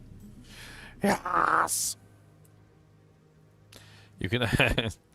maps without a map boss no longer spawn arena with only a rare monster pack. Vendor windows will now remember any search text you entered on a per NPC basis until you exit the character selection screen. Yes. Boss fights with 2 bosses now should correctly restart the beginning when a player resurrects at the checkpoint after killing just 1 boss. The Soul Siphoner monster modifier has been reworked. The inner ring now reduces damage dealt, and the outer ring reduces skill speed each time you use a skill while standing in it. Both rings deal physical damage over time. Previously, rings prevent mana recovery and drain mana and dealt lightning damage over time. The Husk of Dreams unique body armor now has 50% less flash charges used instead of 50% chance for flasks to consume charges. This effect existing versions of the item. Forge Hammer no longer costs mana when used to recall the hammer, and other such skills such as War Cries cannot empower that use. To recall the hammer? That's good. So it no longer costs mana to recall, and you don't waste your War Cries empowering on the recall. That just sounds like a really good buff overall. Dodra's Dark Design, triggered by Dodra's Undoing support, now deals spell damage instead of secondary damage. Added missing duration and ground effect types to his Foul Emergence skill to allow it to function with relevant support gems. Temporarily disabled the following rogue exiles: Tawa the Ruthless, Ulfred the Afflicted, Drusian the Artillerist, and Doran the Deft. The Derelict Mansion map boss arena no longer requires finding a tome to open it. The boss arena Derelict Mansion map will now open if you die to the bosses after opening it once. The Razid Fields map no longer stops you from entering the boss arena after it has been started. The barrier outside the church in Erastus can no longer be broken early. You can no longer return to Crier Village from the Glacial Tarn. Improve the telegraphing of Yama and the White's future sight skill. Increase the cooldown for some of Toravian Hand of the Savior skills. The projectile speed of their bouncing axe skill has been reduced, and the amount of freeze buildup Torvian causes when under the effects of Twilight's Order's sword buff has been reduced. Scourge of the Skies Birdstorm skill can no longer be avoided. The slam combo used by Krutog, Lord of Kin, can no longer be avoided. Some of the skills used by the Great One can no longer be avoided. The tracking of Asmati, the Faradun Prince triple lacerate skill is now more lenient. You can now use portals after defeating Siora, Blade of Mists. Oswin, the Dread Warden, now removes all debuffs he has applied to the player when he is killed. Reduced the likelihood of the Tree and Foul spawns firing projectiles whilst walking. Reduced the damage of Quillcrack projectiles. Updated the description of life tap support to clarify it turns supported skills mana cost into life skills cost rather than stating a portion of it. Updated Tabana's filter world map icon to correctly describe the benefits it provides. Updated the Navali's Rest world map icon to indicate it provides a permanent benefit. Corrected and simplified the meditate description. This purely description change. Clarified the skill description for Infernal Cry to indicate that it only empowers melee attacks.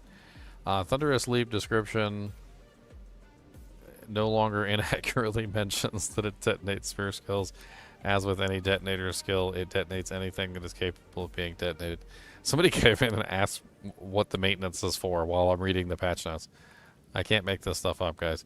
Bug fixes. Fixed an issue where ancestral spirits granted by the Warbringer's answered call notable passive skill was failing to summon ancestral spirit minions. Fixed a bug where you were unable to dodge roll past enemies that were partially surrounded.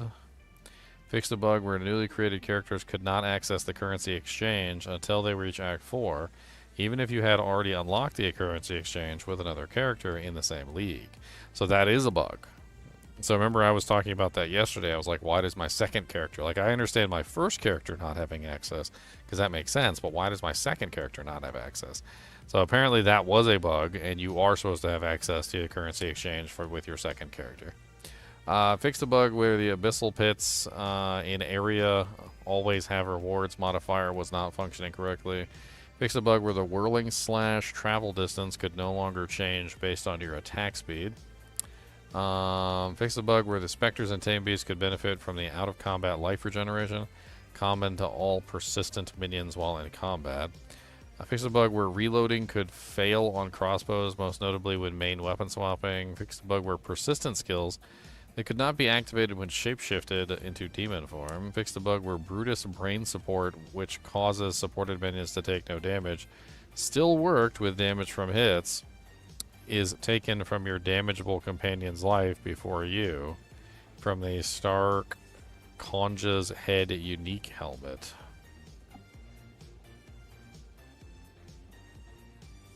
Okay. Oh, Fixed- immortal? That was an immortal thing. Yeah. Not a demon. Yeah, just immortal. Well, because the minions couldn't die, right? Yep. And you were taking the HP from the minions, and then the minions couldn't die, and then you couldn't die either until the minions died, and so basically you're just immortal.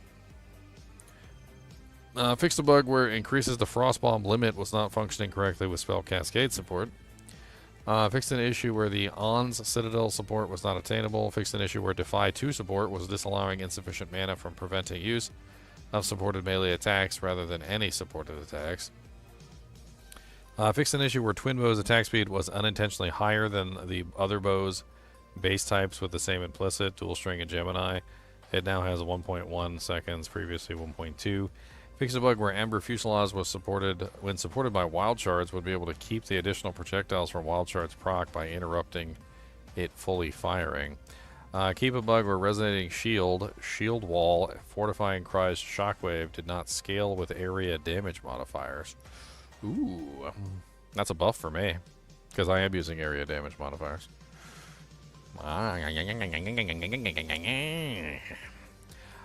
Fixed an issue where some infusion duration small passives were labeled as infusion damage. A notable in the Sorceress starting area has been renamed from infusion spell damage to Principal Infusion.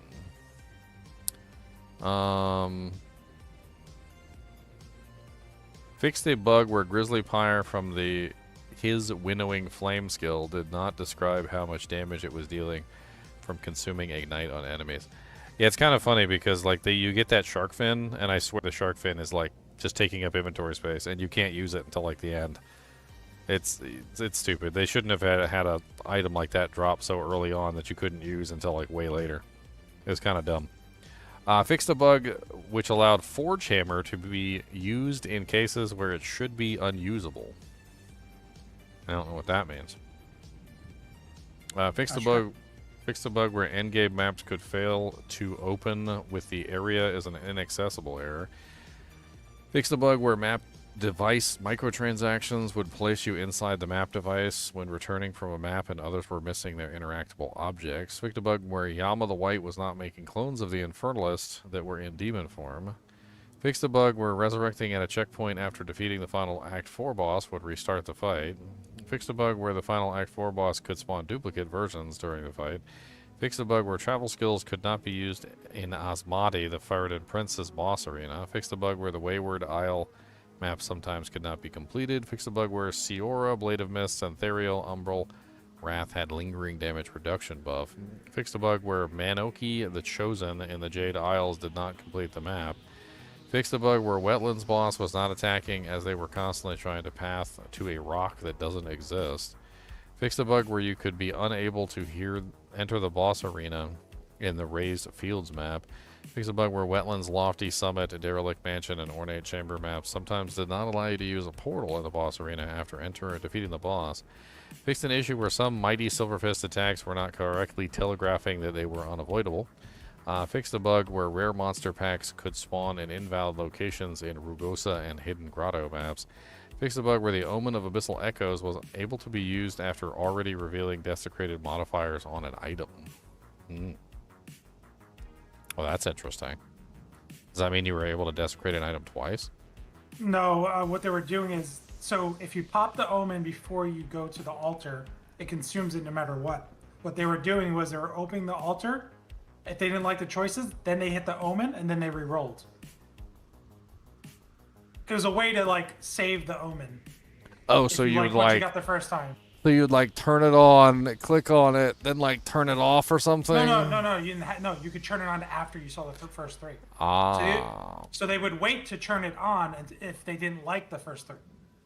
So they were basically cheating to allow them to be like, oh, the first three are good, so I didn't need the Omen. Yeah, you saved the currency. That's what. Yeah, cheat. Are those even really that expensive, the essences? That one was like a 44 exalts a couple days ago. It could be a divine now, because it gives you 2 chances. I don't know how much.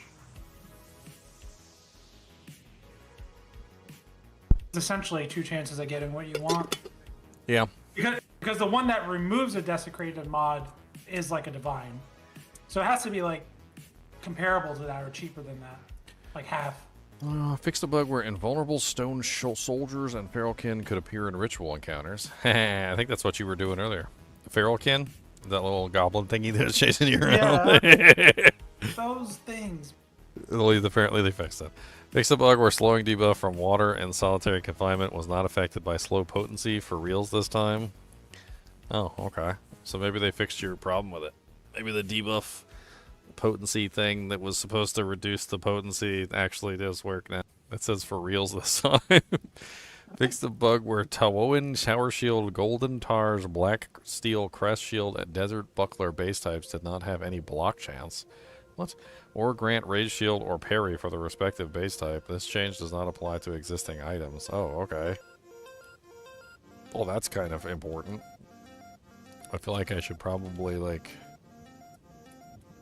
take a screenshot of that and post it just in case anybody's using those base types. Basically what they're saying is those base types are essentially just borked. So if you're using any of those base types, you basically just throw them away and get yourself another shield, because you can't fix them. Fixed an issue that prevented you from completing the grand quest pertaining your first 2 expedition skill points if you had a logbook before talking to Danig and obtaining your rewards.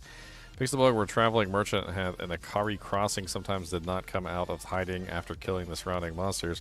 Fixed the bug where you were unable to store more than 300 Simacrum splinters in the Delirium stash tab. Fixed the bug where uncut gems would not be sorted correctly in the gem stash tab. Fixed the bug where unique items introduced in 1.30 could not be stored in the unique stash tab. Fixed the bug where cutscenes for entering endgame from the interludes were not playing. Fixed the bug where 2 players unable to interact with the Well of Souls in couch co-op. Fixed the bug where the UI navigation in couch co-op after interacting with the salvage bins. Fixed the bug where you were unable to travel the Ziggurat Refuge from a waypoint when using the controller. Fixed the bug where the game would not always unpause after applying a Val Orb to an Essence when using a controller. Fixed the bug where Aminamu's Void debuff was missing a description. Fixed the bug where items for sale at the Gambler were sometimes not detailing whether the base type provided armor, evasion rating, or energy shield. I actually noticed that. I was trying to gamble a armor evasion rating item and I couldn't find one. Fixed the bug where you could not filter using negative numbers in the in-game trade market. Fixed the bug where some players would not have selected Hideout after logging into a different platform.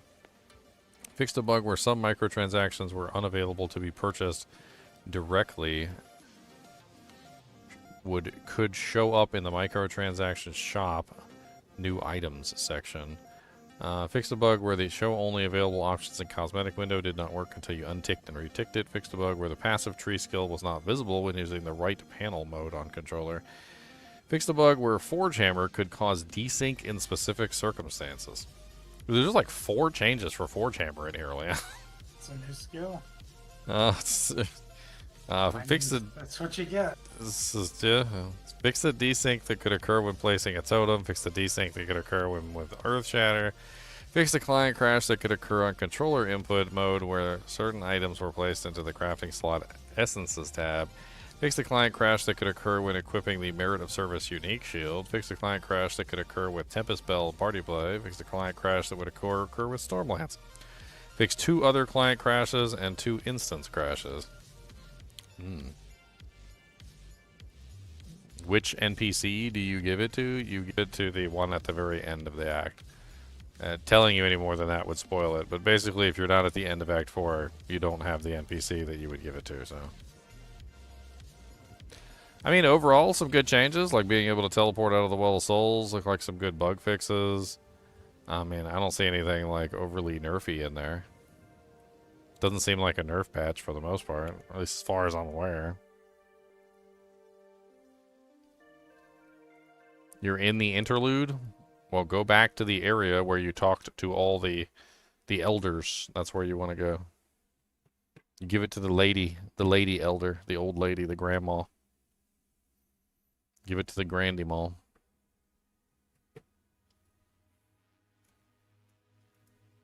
Timed out waiting for patch. Server's back up yet?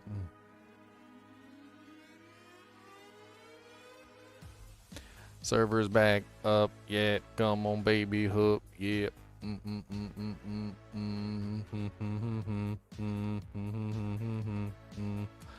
888.63 megabyte.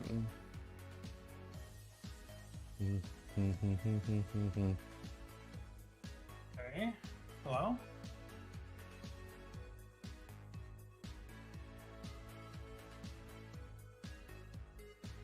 I think my network driver just went down downloading this patch.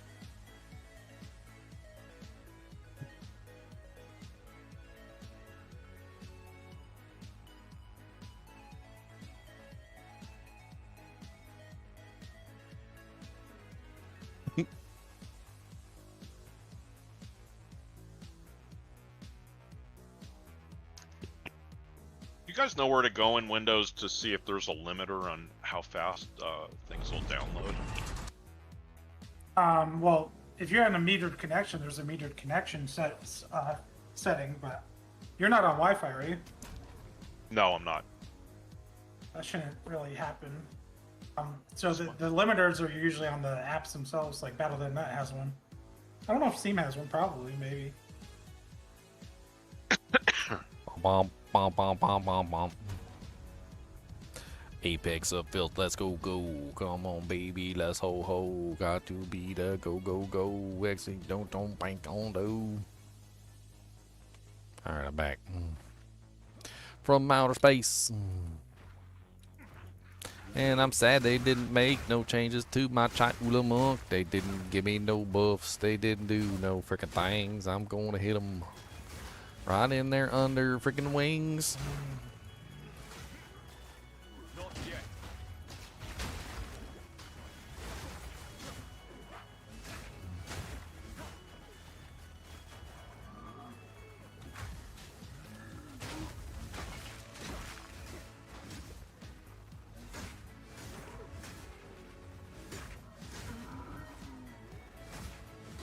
Monsieur Ugly Face over there.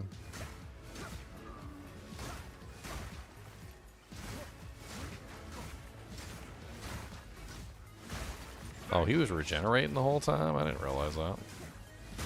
No wonder he didn't die. No wonder, bunda.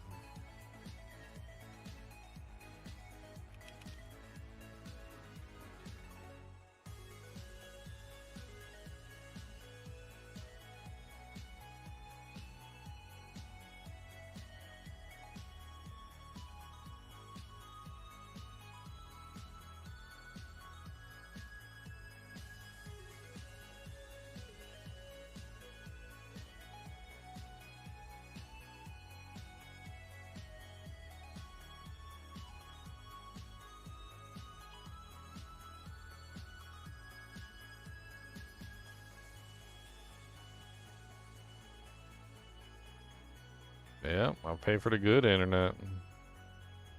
That's what you get when you pay for the good interwebs.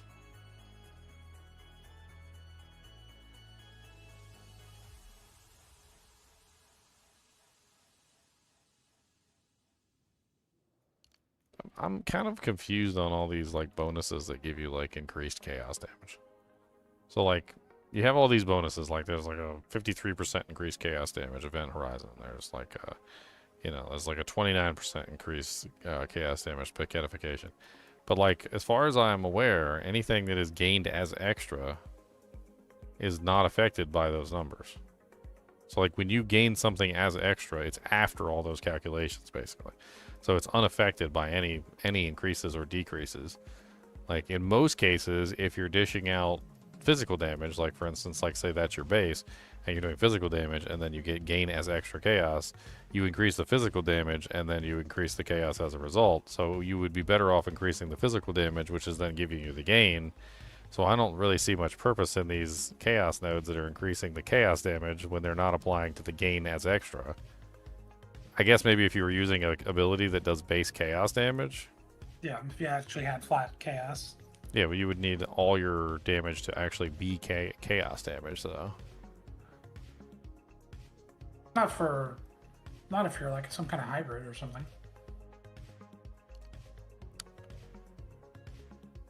You have to be using a chaos ability, essentially. Or some sort of conversion. You'd have to need that ring that would convert you, because I think that would work. If you had the ring that converted all your damage to chaos damage, that would definitely help. Yeah, I'm definitely gonna have to go over the tree and figure out what the hell I want to do with this character.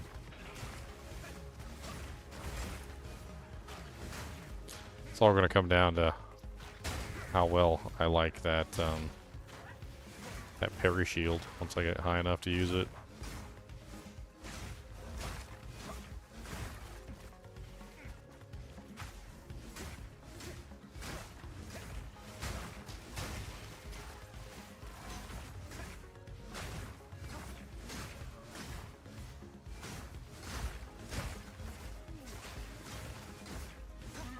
Maintain a fine balance.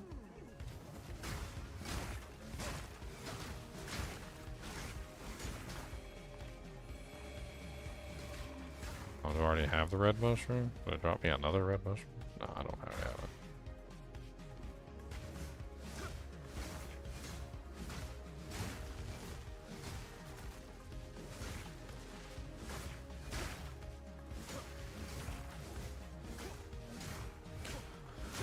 Lovely mushrooms that take up my space.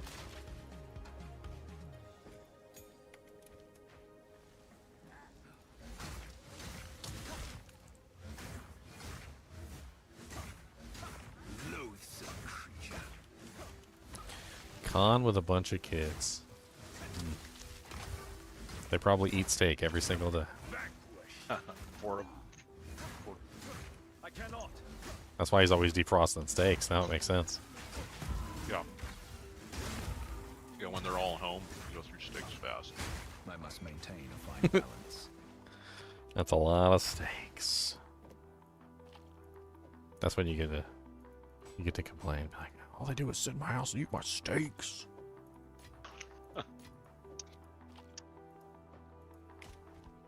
What's up, Charles? I saw heard somebody come in here. Hey, how's it going? Just got off work. You ready to play some Path of Exile? Yeah, loading it up. It looks like there's a patch, so I'm uploading the patch right now. I just went over the notes on stream. Mostly buffs. Okay. Good changes. Good changes overall, I think.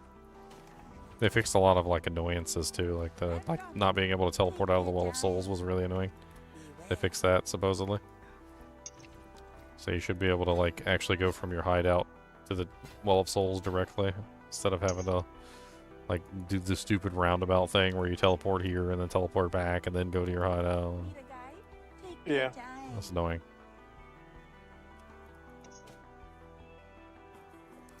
It's kind of a nice little base for an item. It's got +2 skills on it and the chaos res. And leech. It's got no prefixes on it though.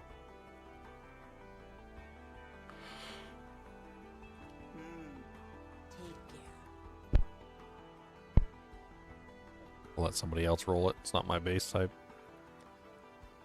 Somebody else can have fun with that. +2 melee skills.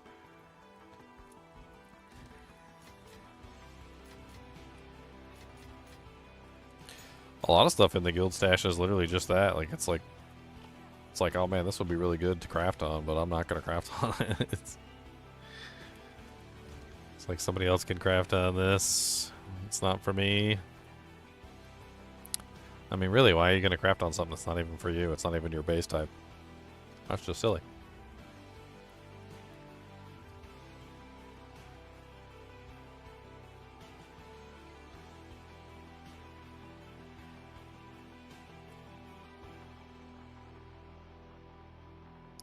I mean, I'm looking all over the board and I'm seeing like chaos damage. Like there's a node cluster up here that gives gain 11% damage as extra chaos damage, which does look really good. That's like so far north though. Like I don't know how I could build a chaos character like with all the stuff down here and like all the chaos nodes are up here. I don't even know how to make this work. Thankfully, most of these don't even seem like they're really all that great for chaos anyway.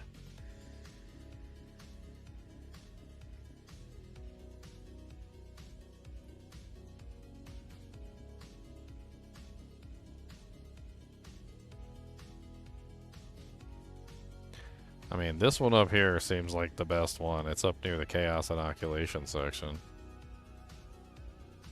Gain 11% damage as extra chaos damage.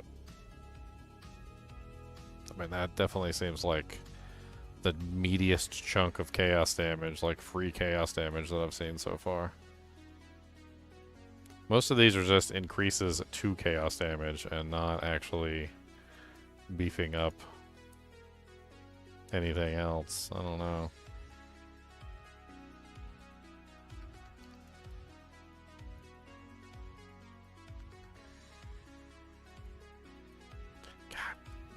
There's way too much traveling on this character. Like, if I want to get access to everything, I'm gonna have to like pick something and just decide.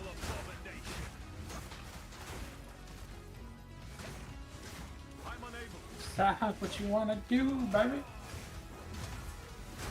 Well, I mean, the parry stuff is like completely separate from the melee stuff. Like it just,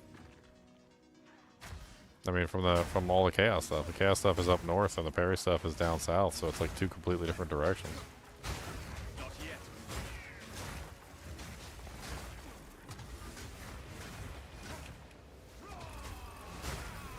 Oh, didn't get out of the way in time.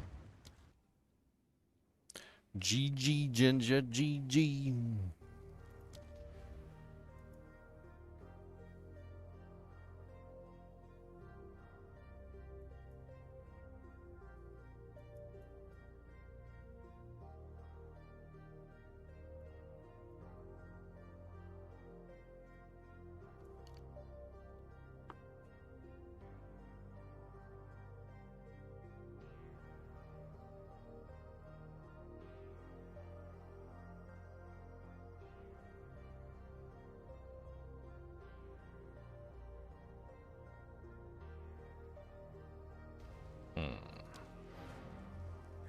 Faster attack speed.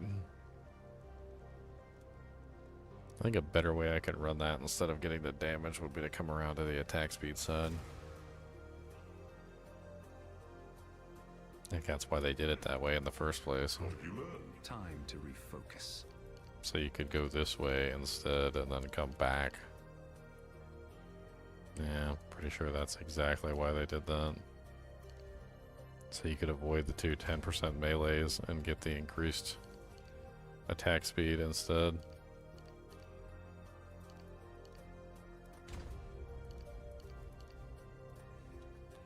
Yep. Then you got 3%, 3%, and 8%.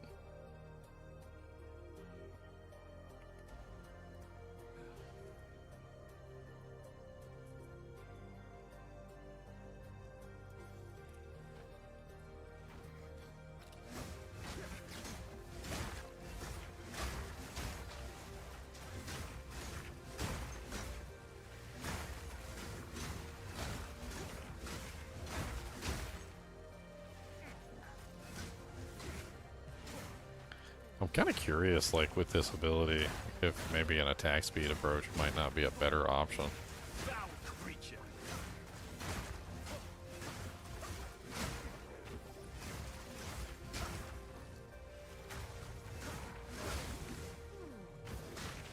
Next speed's good.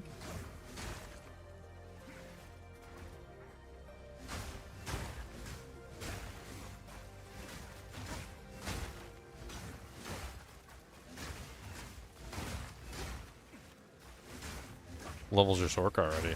70s? 78. Nice.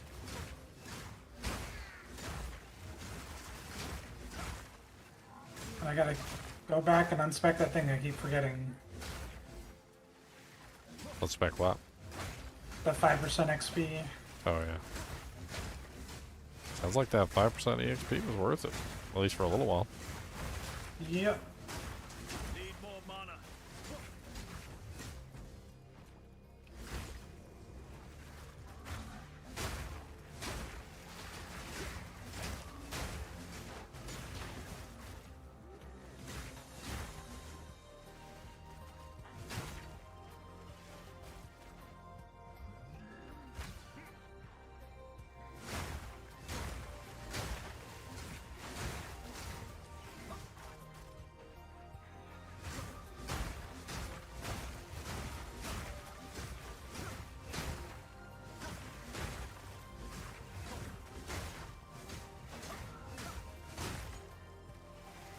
I'm gonna make a change back. My spike needs to go back over here.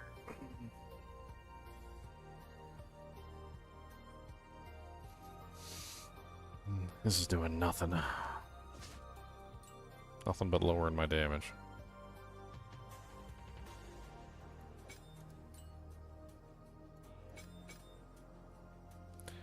It's doing nothing.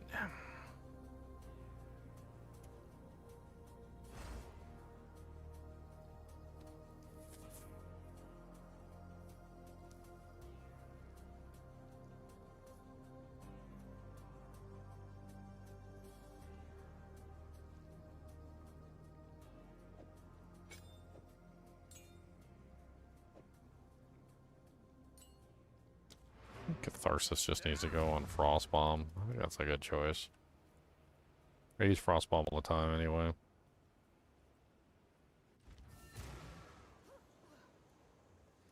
I don't know why I don't have another Dewjank on Frost Bomb, but there we go.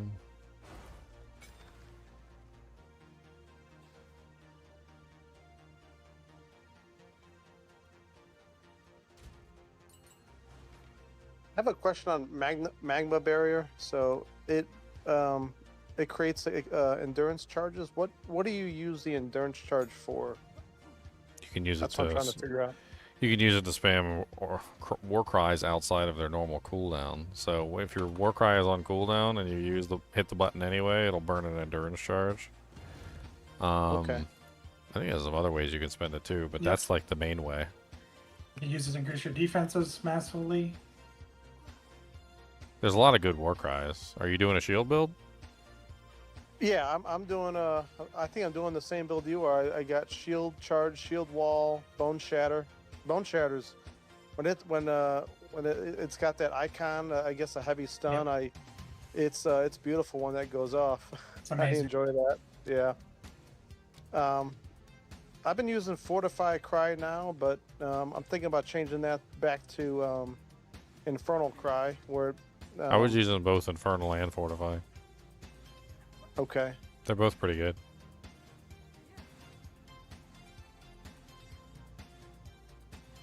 Like, Fortifying Cry is damage and gives you guard. Infernal Cry is extra damage as fire, which if you're using like any kind of conversion or anything, you can convert that to other things. But it's just basically free fire damage added into the mix. 43% extra fire is a lot. Yeah.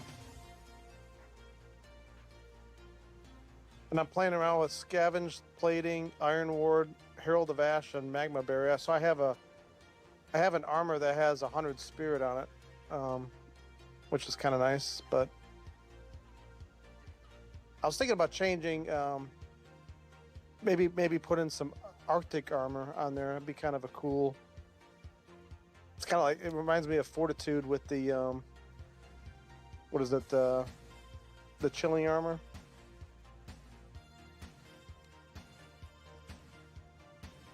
You talking about the Arctic thingy? Yeah, the Arctic armor. Is that any good? It's okay. Kinda just- I mean, it's just a little free defensive buff. I mean, magma barrier is really good for damage output. Trying to remember what I was using on mine. The other spirit ability, I was using one of the pets for like the free haste aura, which is really good. And then I know I had one other spirit ability that was really important. I can't remember what it was right off the top of my head. But I can go log in and check.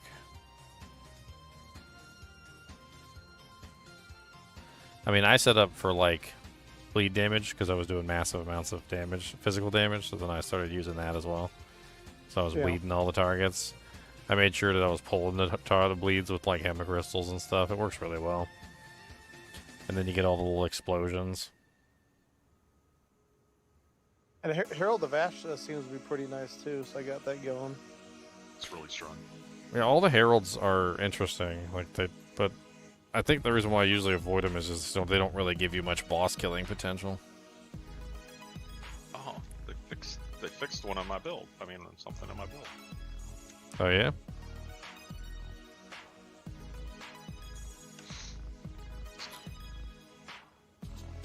The heralds are a great way to add in like additional clear. Is how they work. Like, but if your clear is already really good, you're probably better off with something that'll help your single target. Honestly, with my build, that stupid shield build, I don't think I was having trouble with single target or clear. I was chewing through bosses and also chewing through packs. It was crazy. I'll be going back to them soon.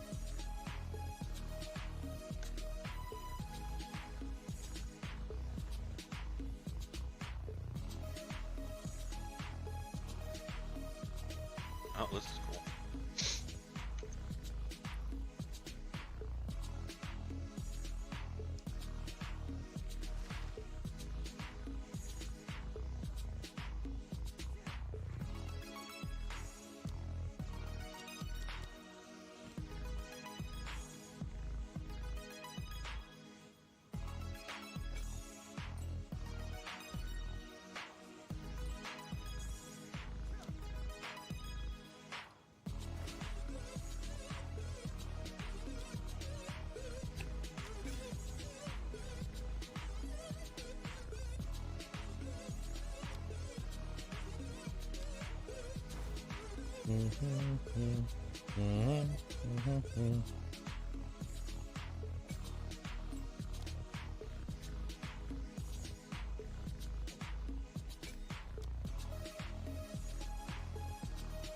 She said I have the largest soul core she's ever seen.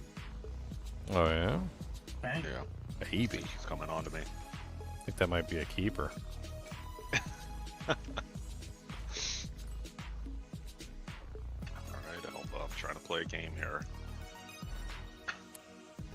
She's showing your Oh, phone. she's trying to play a game too. Oh, yeah.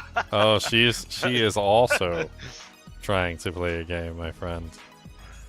It's not the game that you intended, but it's the game that you're gonna get.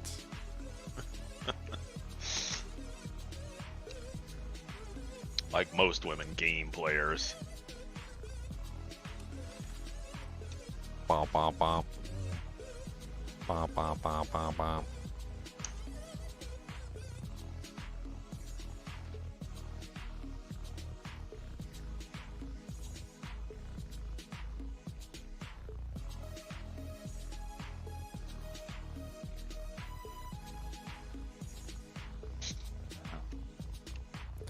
Ignite 3.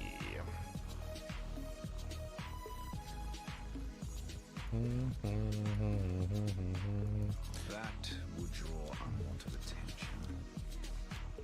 Yo mama drew unwanted attention, sir. She had a ugly. Oh, wait. Should say that.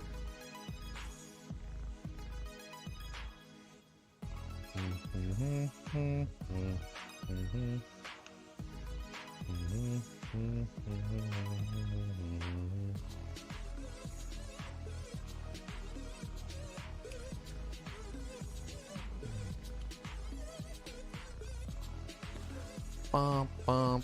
Boom, boom, boom, boom, boom, boom,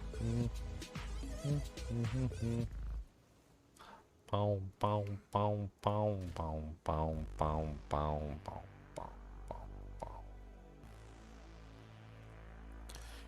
I need all the gems in the world, but I don't have none. No, I don't. I need all the gems in the world, but I don't have none. Oh wait, can I actually access the currency exchange now? How can I help? Currency exchange, currency exchange. Can I access the currency exchange? Your mama is a currency in another world.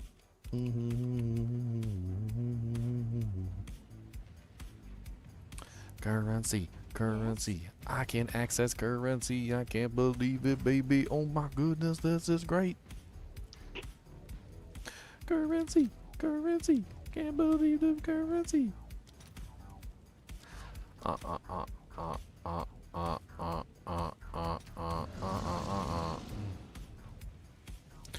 Uncut support gem 3s or 4 exiles? That seems insane.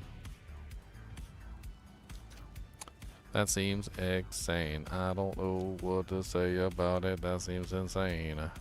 That seems ridiculous. Why are people buying anything but 5s? What the heck? Well, I mean, I would guess, you know, if they were cheaper.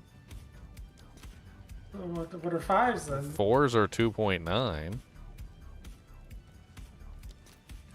5s are 1.20.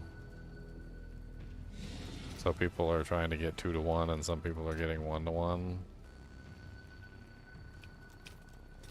I'll post it right away. That's so silly. That is so very silly. I do not know what to say about this. That's very silly, and I think you're a very silly man.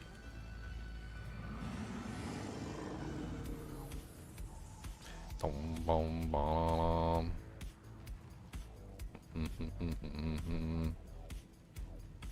Mama is a ugly hoe. Yes, oh, didn't you know? Mama is a ugly hoe.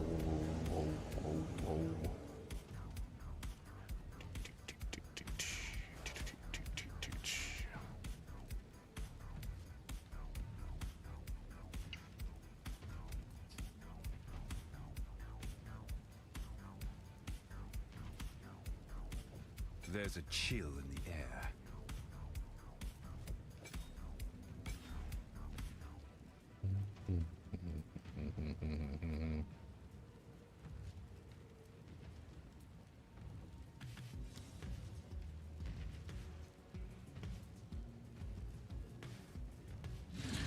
Does the currency exchange have a gold cost like the new merchant tab mechanic? I haven't played with it. I don't know. I think so, no. I don't think there's any gold cost. Well, no, there's a gold cost when you put something up. Yeah. Yeah, there is. I remember that. I mean, it's moderate. It's not very excessive or anything. I think it's there to keep butters in check.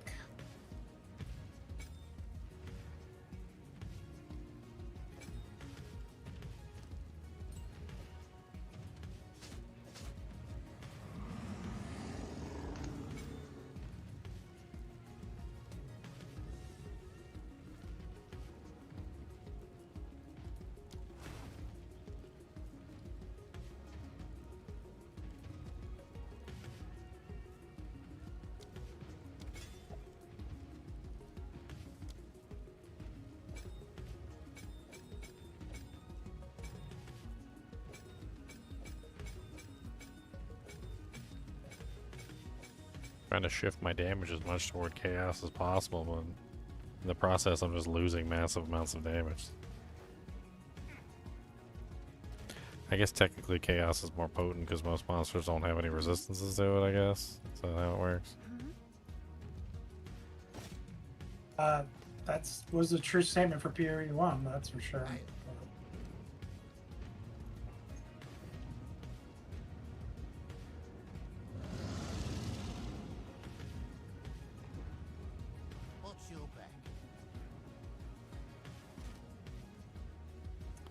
Sking, sking, sking.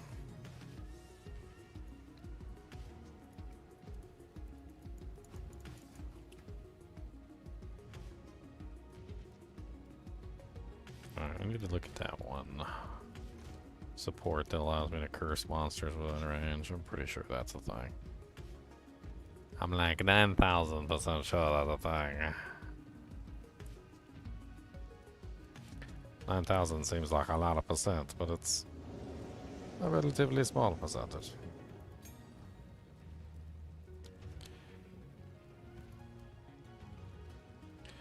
Yeah, blasphemy. Socketed curses apply in an aura around you. Reserve 60 spirit per socketed curse. Okay. It's 5, 6, 7, 8. It's a level 8 ability. Level 8 spirit gem hiding anywhere? Oh, it's you. Uncut gems. Level 8. Level 9. What about level 9? 15 to 1. What the hell? What about level 10?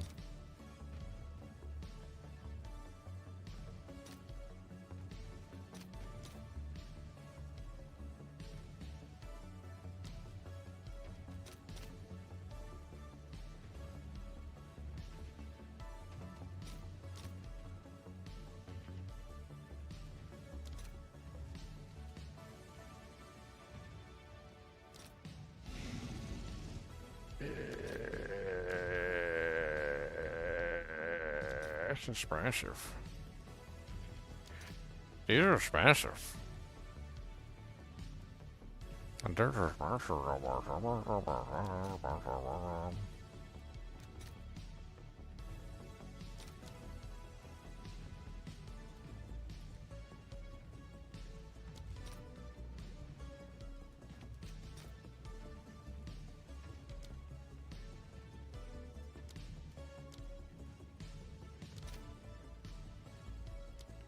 Oh my god, stop clicking on stuff.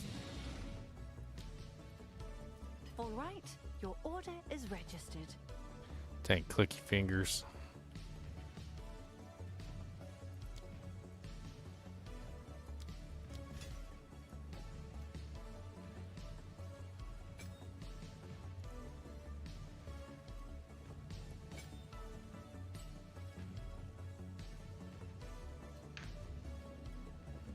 I need to actually put a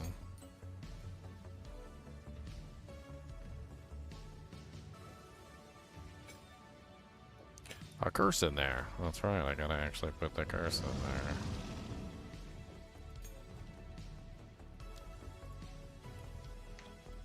Despair. Curse inflicts negative chaos res.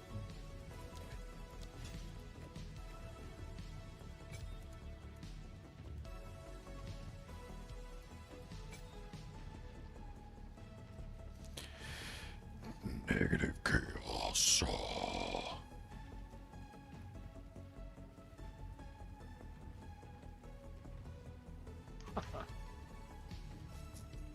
Made this so much better.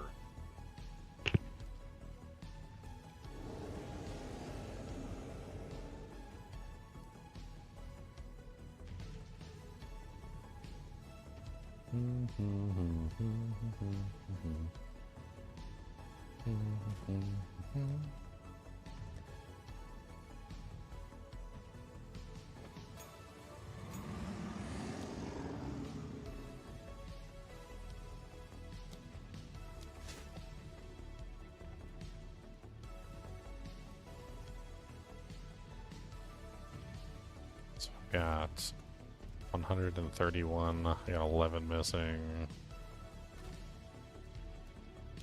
Not quite there.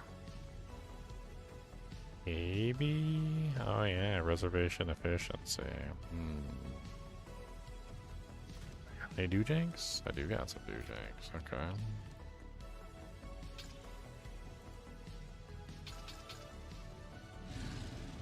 So that bring me to 16.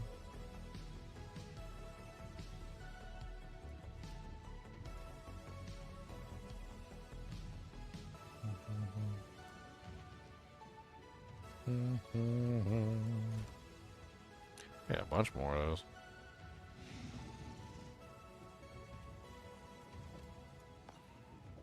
Oh, I can actually access the frickin' currency exchange.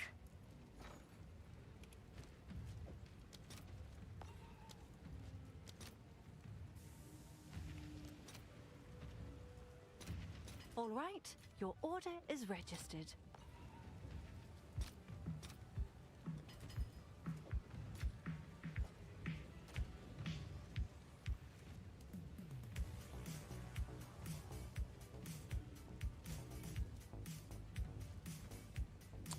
I am level 42 now. I probably need a better weapon. This weapon doesn't scale with my character like the others.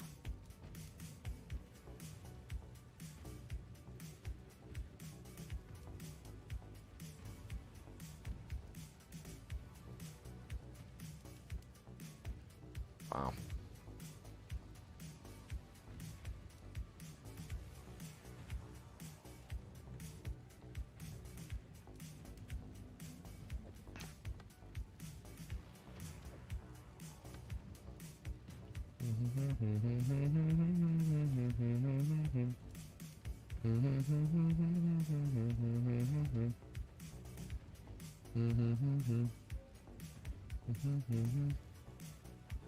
Yeah, let's do some shopping for an upgraded weapon. Did feel like my damage was starting to lag behind.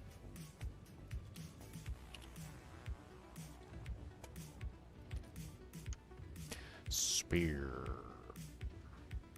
Level, let's do like 46 max.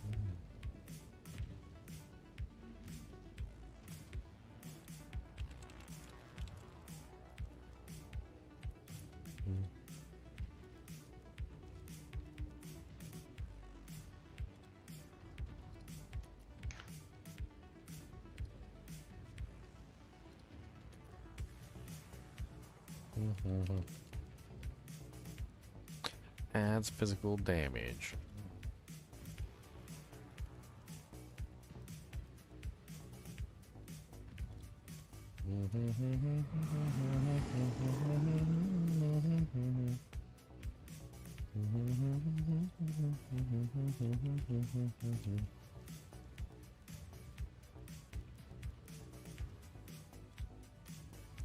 No results found. I think I did the wrong one.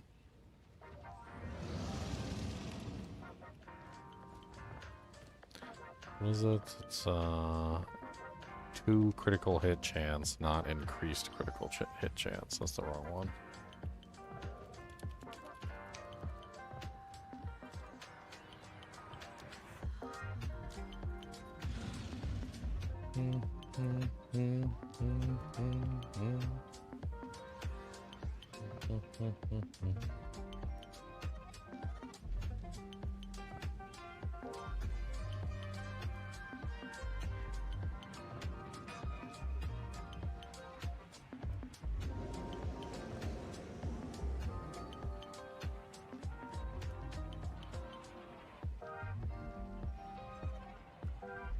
Let's put like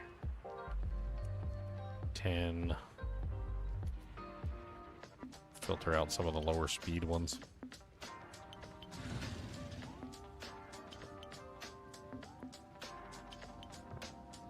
Let's put the total physical DPS somewhere around like 125. Elemental around 125. 100.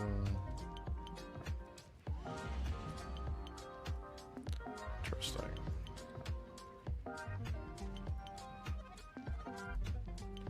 It's because I put in both. Yeah, it's because I put in both. It would probably be total DPS. Yeah, it would be total DPS. So let's do like 150 total.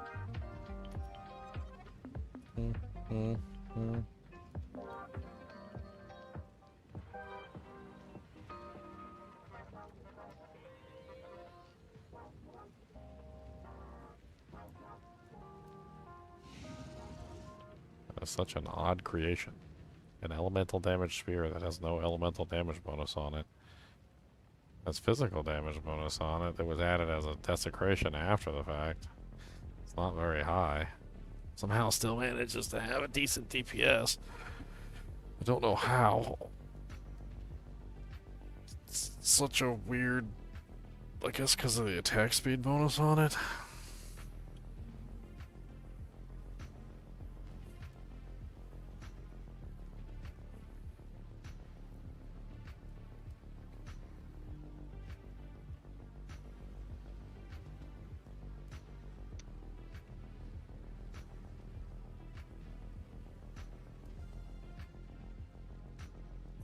Let's try... Let's bring that down to like 5.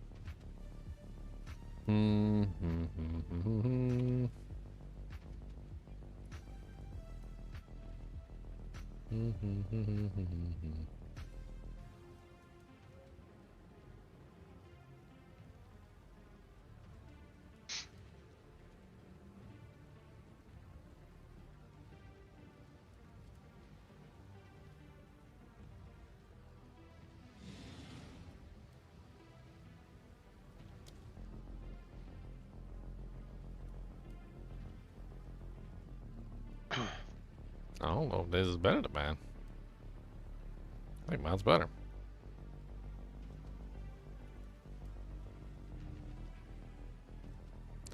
I think mine is better. Can you compare this one to like your weapon, like in your hand? That'd be kind of cool. I didn't even think about that till just now.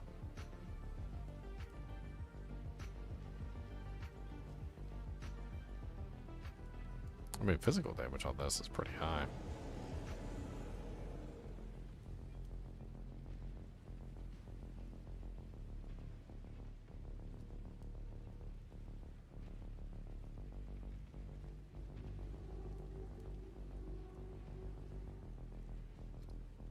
Let's try pulling the cold.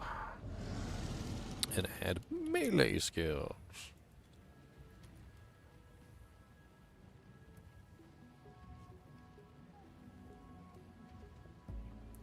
And we'll do like +2 at least. There's only one item on the entire shop. And it's level 52. Did my level requirement leave?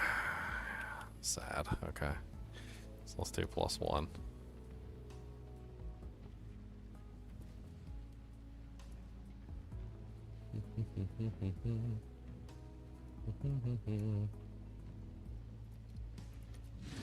No results with cold damage.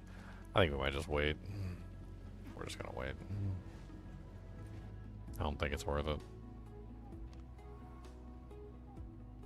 Alright, where did we leave off here? Apex of Filth. You just robbed up to Burr and then one later running home. I think I saw your comment on that. That's freaking amazing. Congratulations.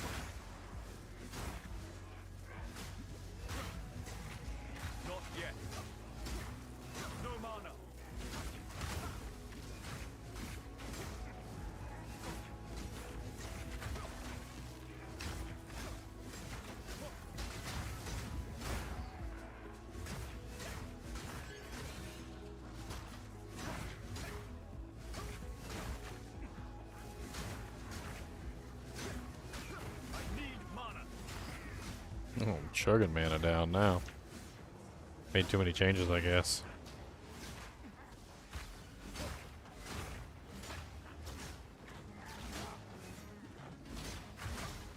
After your mana. Sucking all my mana down.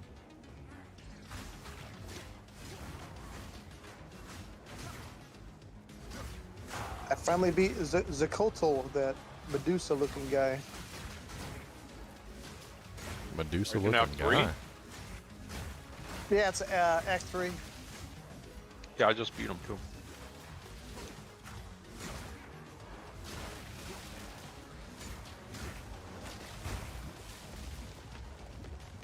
I think some of these bosses are like DPS checks. You know, it's like if you don't beat them within a certain time frame, it's like certain death. So Well, I think definitely, like, you know, you have to keep upgrading your equipment and keeping progress. yeah, And yeah, Yeah. the bosses are like a major, like, check to make sure that you're actually doing your due diligence, so to speak. the Mesa has +4 level to all melee skills. I'll put that in the. It actually looks pretty good. Yeah, anything with plus skills on it tends to be mildly worth something. Like, if the higher the plus skills, the more it seems to be worth. Yeah. Yeah, I'll put that in the guild bake if anybody needs.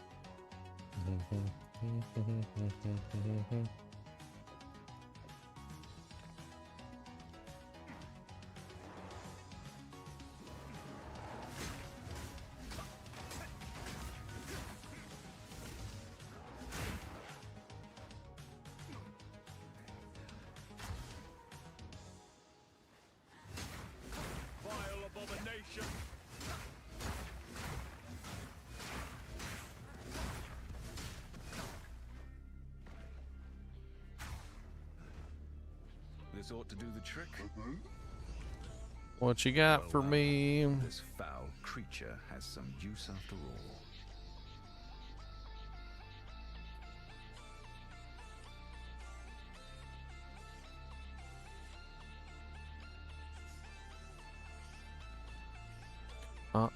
Give me my superior Colossus Dujanks.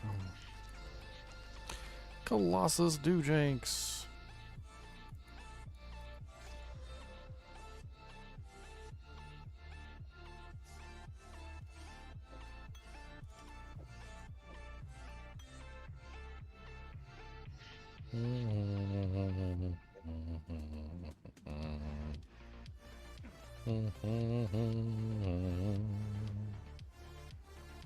So what do you think would scale better? Prism Guard that gives 30% of armor, also applies elemental damage.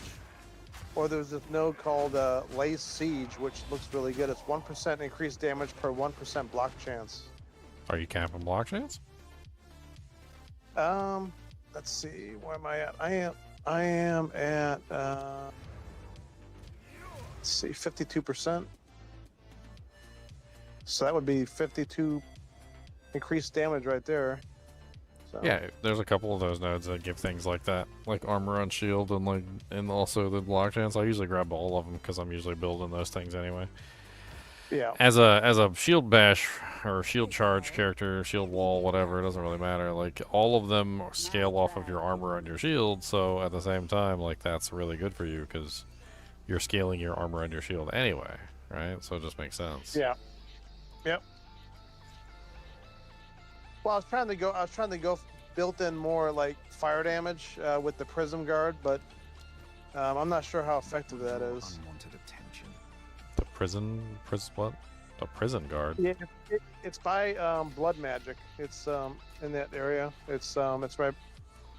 It's like Prism Guard. It's 30% of armor. Also applies to elemental damage. Oh, well, if you want to go with fire, there's a better node for that. Where's that at? It's in the armor break section. Fully broken Okay. armor effects also apply to fire damage taken from hits. The Molten One's gift. Okay, I think I saw that one. Yeah. Honestly, I went with Okay. pretty much all the armor break stuff because like most of that skill is physical, and there's really not much you can do about it. So even if you want to go fire, you're still physical. Like you're fire physical, because shield is just a very physical skill. The only way you could potentially like fix that is if you went with the other passive, which is over here. It's called Avatar of Fire. So 75% of all damage is converted to fire damage, and then you deal no non-fire damage, which would basically convert all of your abilities into fire. But if you don't want to use that, then you're pretty much stuck with physical damage. So you should be building armor breaks as well. Okay. There's a lot of good armor break stuff. Like there's the punctured lung, which fully break monsters with fully broken armor cannot regenerate life. Monsters who are fully broken are maimed. There's Yeah, I also saw that. there's also a bunch of buffs to it. So like when you look at the thing, the Molten One's gift, it says fully broken armor effects apply to fire damage taken from hits, right? So you look at the ability and it says any monster that is fully broken takes 20% increased physical damage from hits. But there's also magnitude for that. So there's 30% increased fully broken armor effect. There's a bunch of them all over the place where you can increase the amount of percentage that the fully broken armor does. So you can turn that Molten One's gift from like a 20% increase to fire damage to like a 50 or 60% increase to fire damage. And then on top of that, you can stop them from regenerating. You can increase damage to any monster that has broken armor, so you can like increase the effect of it, or you can also increase the damage against a monster who has fully broken armor. So you probably go with Molten One's gift, build the armor break as much as possible. Are you using Warbringer? Yeah, I'm using Warbringer right now, but I'm actually thinking about going back, going to Titan. I'm not sure which one is better. I don't think you can change it once you start, though. I mean, honestly, if you're using Warbringer, you can just grab the armor break, the free 10% armor break, and just use that. And then grab the Molten One's gift to make the armor break work on fire.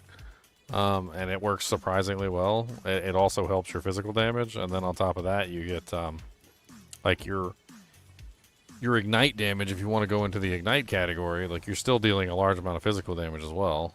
So, I mean, it helps because they stack with each other. Because now your armor break is going to work on your fire damage, so you can just go back and forth.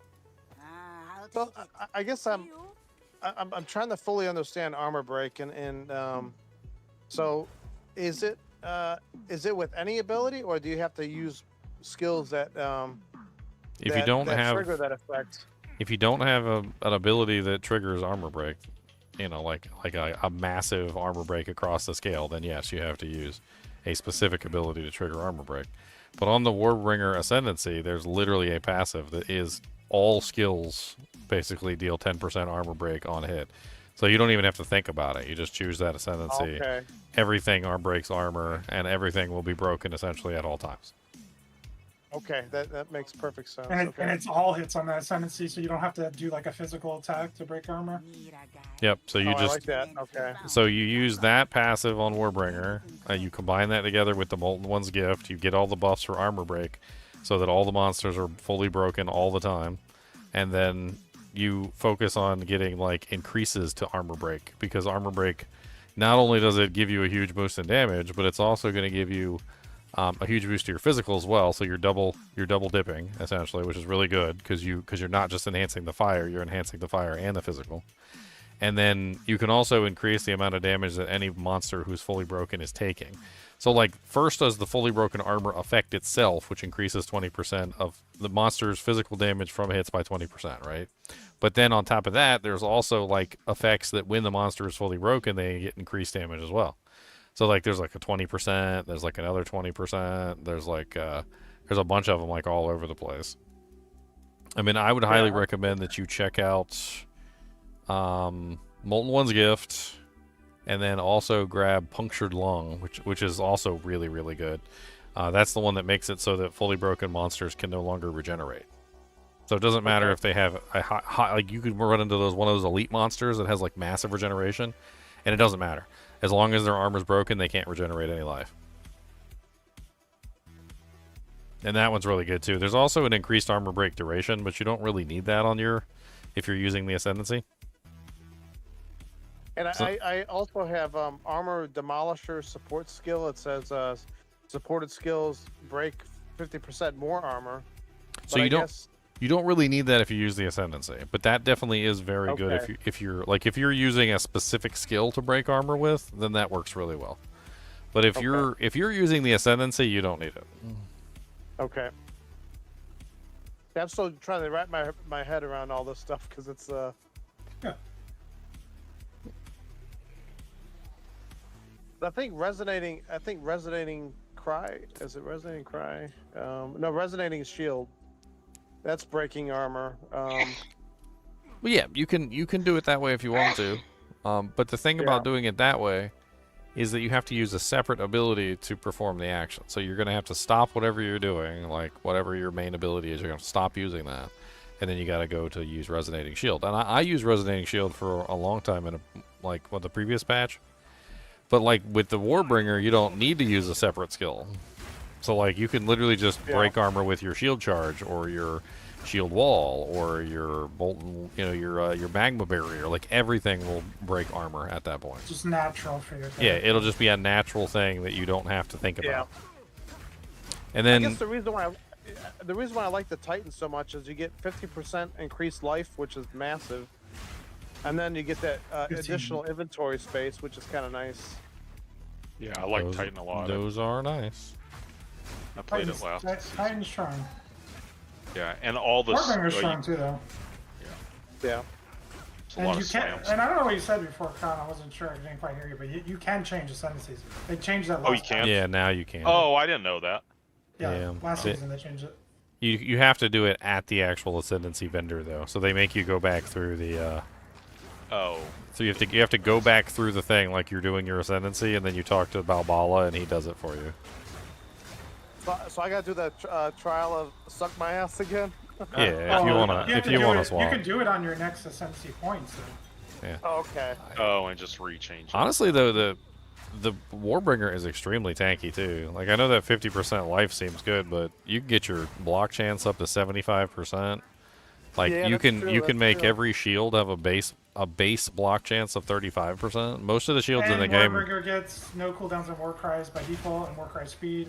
They're both strong for their own reasons. I think Titan you go if you're doing like aftershocks and stuff, and you're doing like ancestral boosted attacks. It's better for that. Yeah. Warbringer can do any build as well. That's a hard choice. I mean, it's Yeah, it's a really hard choice. I was struggling with it too. I mean, honestly, the break armor thing is absolutely insane. Yeah. Like Yeah. unless Especially early game. if you don't have the break armor thing, like it makes it very difficult to get break armor into the build. And on top of that, like the thing is even once you get break armor into your build, like maybe it's just one or two targets, or maybe it's like just the monsters in front of you. With Warbringer, everything on the screen is broken all the time. You never have to worry about armor break, and armor break is always applied to everything. Which is insane for it to increase the damage. Like, it's just absolutely nuts. But then the block chance bonuses, too. Like, it's hard to overstate how ridiculous getting 75% block is. And also the fact that it makes it really easy to get 75% block, so you don't have to spam a bunch of, like, the block nodes and things on the board. It makes it a lot easier to hit those breakpoints, essentially. So, like, if you're in most shields, like, they're 26% block or lower. And even if you have, like, a shield that has plus block percentage on it, like, it doesn't really do a whole lot. Like, you get a little bit extra, and then you still have to stack a bunch of nodes. This one gives you 35% base block on every single shield, which is massive. And then I'm pretty sure it's even affected by the plus block percentages as well. So, like, it makes it ridiculously easy to build block chance. So you have 75% block, like, by default, essentially, with the character, if you go that direction. So what on the ascendancy? So what node is where it makes all skills break armor? Because I'm looking at Top left. I want to get top left. Imploding impacts. Let's see. You can break enemy armor to below 0. The one right below Okay. that. The one right below that. Break 25% increased armor. Well, that's a small node. So below that, a big node. It's a big node. You're almost there. You're almost there. Break Just one more. armor equal to 10% of hit damage dealt. There you go. Okay. Yeah. Yeah. So And lose weight. So all hits Okay. essentially will break 10% armor every single time you hit, and that is improved by your nodes too. So if you're running the the plus break armor nodes, that goes up more. And since it's everything, like what does it matter? Like you fire off like a shield charge and then like a shield wall, and then before you know it, everything's broken. You don't even have to think about it. Yeah. Oh, that's awesome. Yeah, it's massive Okay. amounts of damage increase because if you're I not didn't breaking. realize, yeah. If you're not breaking the monster's armor as a warrior or like as a physical character in general, like you're missing out on so much damage. Yeah. Yeah, I didn't. When I read that first, I didn't really realize it applied to all skills. Now that it's super powerful. All Holy hit. crap. Well, all Not hit, all hits. Not all skills. All So hits, so yeah, at all any hits. time you can always just like hold the Alt key down and you can hold your mouse over an effect and it'll tell you exactly what it means. So if you look at it Yeah. right now and hold your mouse over hits, it'll tell you what a hit constitutes. And that gives you, it's a pretty broad term. So it says any damage that isn't damage over time is considered a hit. So basically, Yeah. like ignites and bleeds and like chaos damage over time and stuff like that, and poisons, none of that counts. But pretty much everything counts that is considered a hit, which is a large number of skills. Yeah.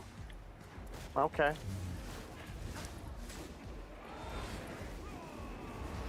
All right. Yeah, I think I'll stay with Warbringer now because I like that. And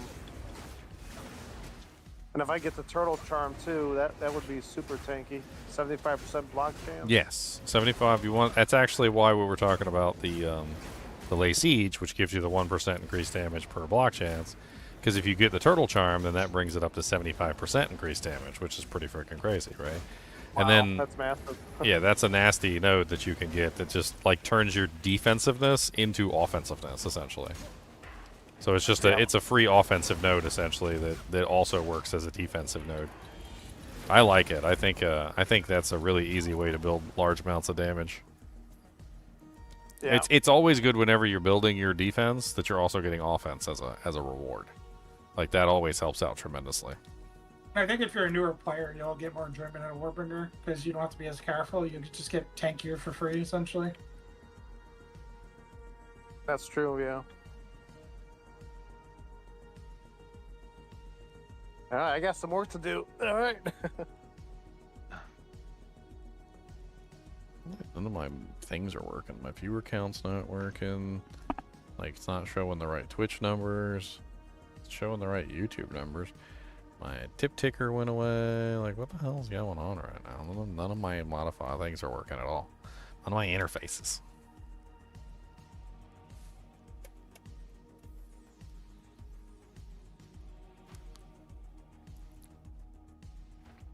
I'm getting my butt kicked over here. I started my Chalupa. Oh, yeah? Another character on the way. Well, I'm not sure I really like this, like, every 2 seconds thing. I feel like it's exactly like we were talking about yesterday. Like, it doesn't give you enough time to build up any significant, like, ailments through that specific 2 seconds. Like, 2 seconds is just not broad enough of a time period. Yep. Well, the worst thing that will happen is just change ascendancy to Invoker. Try it. And then I if it mean, doesn't work. I'm halfway considering it right now. So Invoker is always valid. Invoker's a very fun ascendancy. I mean, how do you think Good. Invoker would work with Fangs of Ice? I mean, you got chilled ground built into it, extra full damage built into it. You can do shock ground on top of that and extra lightning into it. You can do the defensive stuff. You can do a meta energy generation like thing. You can do the elemental expression. There's all kinds of things you do. You do crits, ignore elemental resistances. I mean, the volatility stacks is just not. It's not my cup of tea. Like I don't know what it is that they were trying to do with these volatility stacks, but they are just not fun.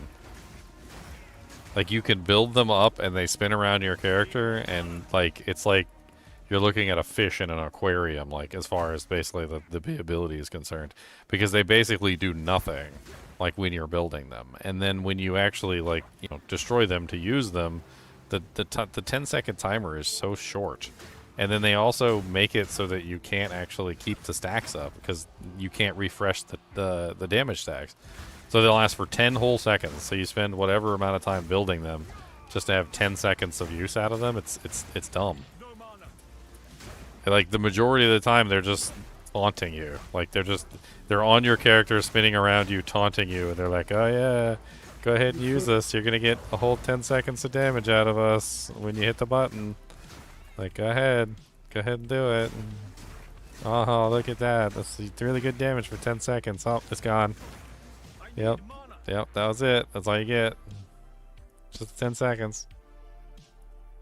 I don't know. And if I'm not doing volatility sticks, I don't even know what I'm doing over here. Like, I don't like the Embrace the Darkness that removes all my spirit. That's stupid. I didn't really like the Lucid Dreaming and the Waking Dreaming, like into the Breach stuff. That's stupid. Maybe the Void Illusion could be kind of fun, but at that point, if I'm not using like 3/4 of the tree, I might as well just switch. I wanted to give it a try. Like, I wanted to at least give it a try, and I feel like I have given it a try, and I don't like it. Again, I knew it was coming. I knew at least I can switch this time. I mean, it's just not there. I can see what they were trying to do, but it's just not there. Like, building the ailments, like, I rarely ever see a monster shocked, and I rarely ever see a monster on fire. And I should see them shocked and on fire all the time with how that ascendancy works. Like, you would think that with the ability to, as it says, while affected by unraveling, your chaos damage randomly either also contributes to freeze buildup, flammability, or ignite magnitudes, or shock chance, changing it which it contributes every 2 seconds. You would think that random like confluence of effects would result in like a shock or ignite every now and then. But I think what it is that when you're attacking a monster with an effect, and you know it only lasts for 2 seconds, and it takes you maybe like 2 or 3 hits to kill a monster or something. Like, what's happening is you're not getting a large enough amount of magnitude on the target, so you're just ending up like you're applying some to the target, which is obvious because when I'm attacking bosses and stuff, because it gives me volatility stacks on partial like magnitude, I'm seeing the volatility stacks increase from that partial magnitude, but it's not actually applying the ignite or the shock or the freeze to the target. Like, the only reason I'm freezing stuff is because Fangs of Frost freezes stuff. That's it. Like, I guarantee if I wasn't using Fangs of Frost, if I switched over to like a generic melee ability with no elemental alignment, it probably wouldn't do anything.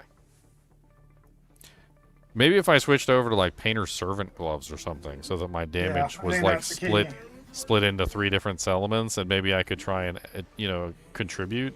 But one of the things that I noticed when I was trying to do my freeze character last season is if you don't go all in on one element, it's really hard to apply ailments, not with any significant like impact.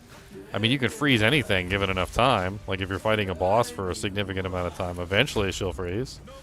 But, like, I mean, the idea behind this is that you're applying it quickly enough that you're getting all 3 of them, within a certain time period, I guess, right? Which just isn't happening.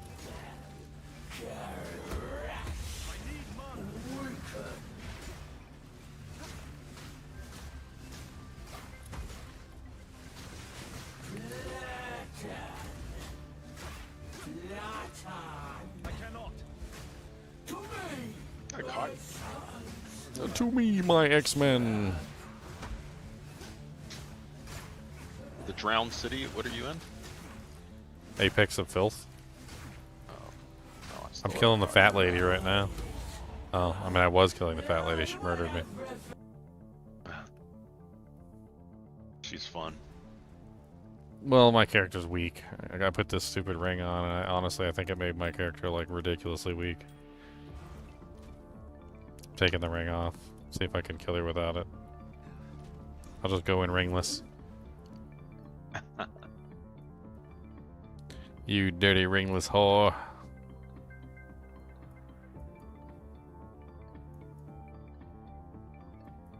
I don't think I can join you, right? I mean, you want to try? Doesn't matter to me. I mean, if you're in the, yeah, let me Let me try and invite you real quick. What it'll say?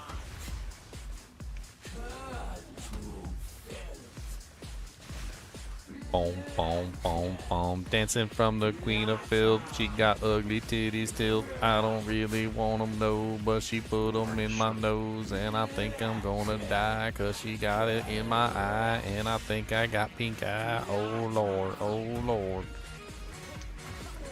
Like a lot of banging. Pink eye, oh my god, no pink eye. I don't want that pink eye. Oh no, pink eye. Oh please, no pink eye. I don't want it. Oh no, no, no, no. Pink eye, no, no, no, no, no. Oh, no. Pink eye, no, no, no. She tried to kill me with her ugly titties. She slapped me around and she gave me the fleas. And I can't see nothing cause God's destroying everything.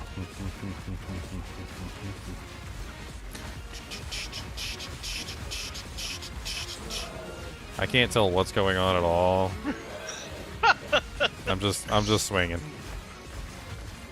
Swinging, just keep swinging, yes we do. Swinging, gonna be swinging, yeah we do. Swinging, gonna be swinging, yeah we do. 120,000 damage, ho, ho, ho, ho. You think that's bad? You should see my work. Is it bad? Oh, yeah. I got so much AoE on the Forge Hammer, it's insane.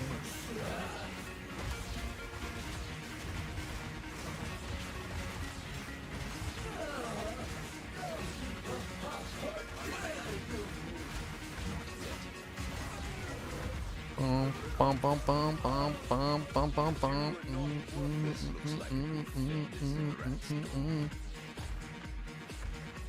Idle.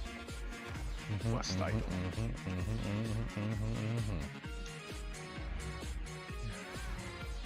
We're going back.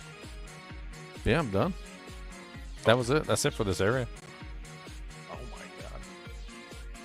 I cheated you through the entire thing. Cheated.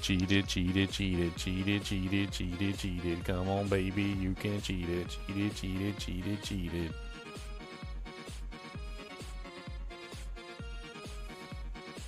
We gotta go kill the sun god now. Sun god. Temple of Sun God. I'm gonna take a look at the other monk ascendancy. I never actually played the other monk ascendancy. Nope, you never did invoke. No, so that might be fun. I'm not liking the Chalupa Mark II, so I think I wanna move away from the Chalupa Mark II. Invoker seems like it could be fun with a cold build. I am the Blizzard. Gain 10% of damage as extra cold damage. On freezing enemies, create chilled ground. That sounds absolutely insane. It has all of the... It has multiple different ones. I am the Thunder. Yep, you can have both.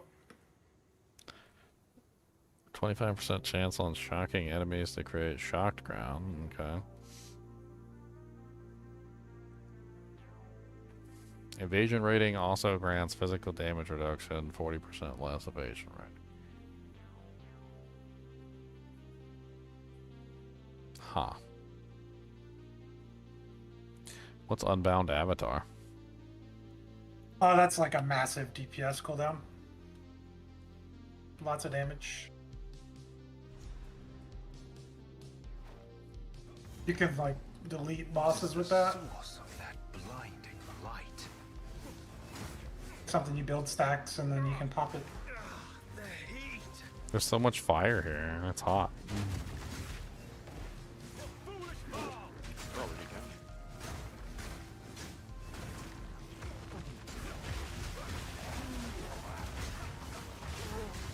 There's so much fire here. It's hot. Oh yeah, it's really hot. No, there's more fire now. I think moving toward the sun would actually be less fire than I'm currently experiencing. It's a little intense here. It's a good thing I'm an ice character. I can cool it down.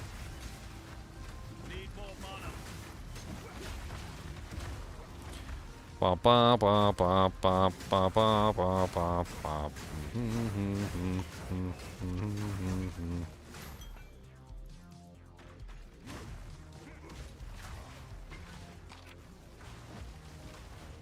I mean, I like the parry like function of Fangs of Frost, but like I really just don't like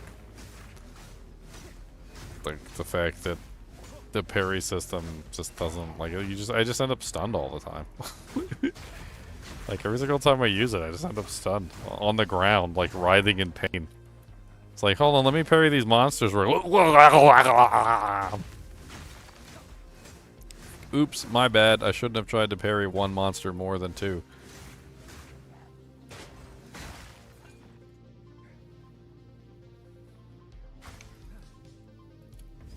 I'm also very confused how the parry system would even function with evasion. Like, am I basically allowing the monsters to bypass my evasion? Is that basically how the parry system works? So, like, let's just pretend I was, like, an evading god and I had, like, 100% evade chance and, like, nothing could touch me. If I hold up my shield, am I then, therefore, like, allowing the monsters to hit me? Is that how that works? Because that's what it seems like. This monster takes no damage. Why don't you die? Bop, bop, bop. Down already.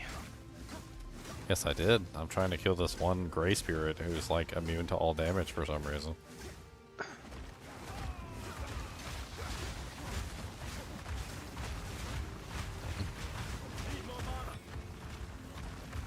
A rare ruby. It's fancy.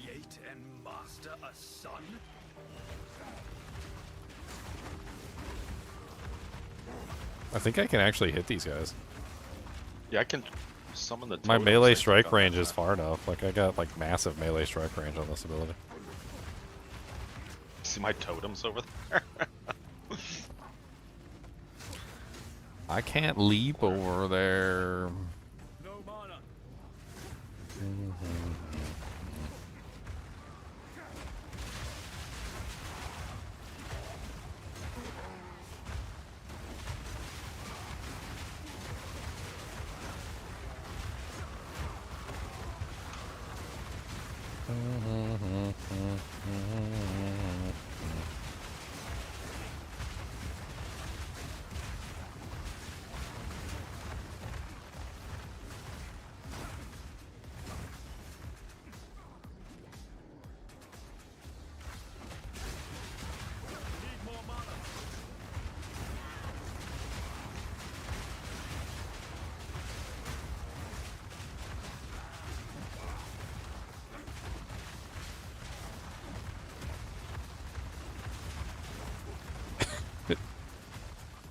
Oh man.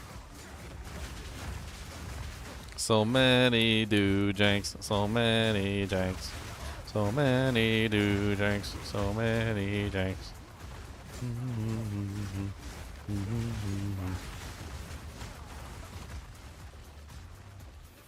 you get the buffs that I give you? By my things too. I see buffs on my screen, yeah. Top left corner. 80% increased defenses, and Hulking monstrosity or bunch of other cool stuff from a turtle. Yeah. Turtle, turtle, turtle, turtle, turtle, turtle. Yeah, this wasn't working before the patch.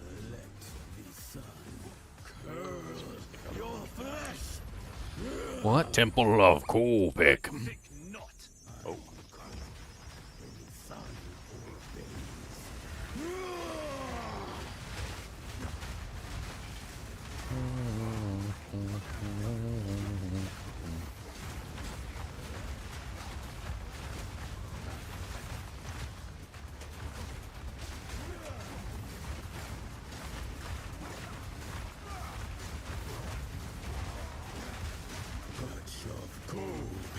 I can't see anything. My FPS is going really low. What monster? That's all. What's a monster? I see no monster. Is there supposed to be a sun god here? Because I can't see him over all these flames. Khan gets knocked down, but he comes out again.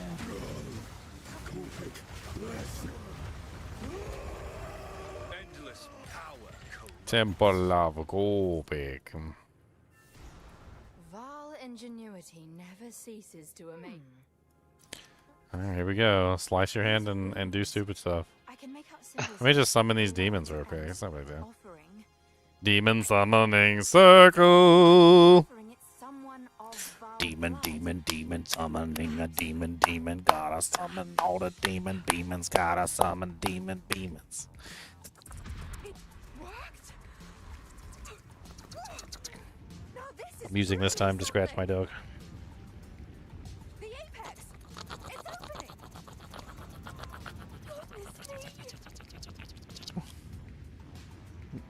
Goodness me. He's so stupid too.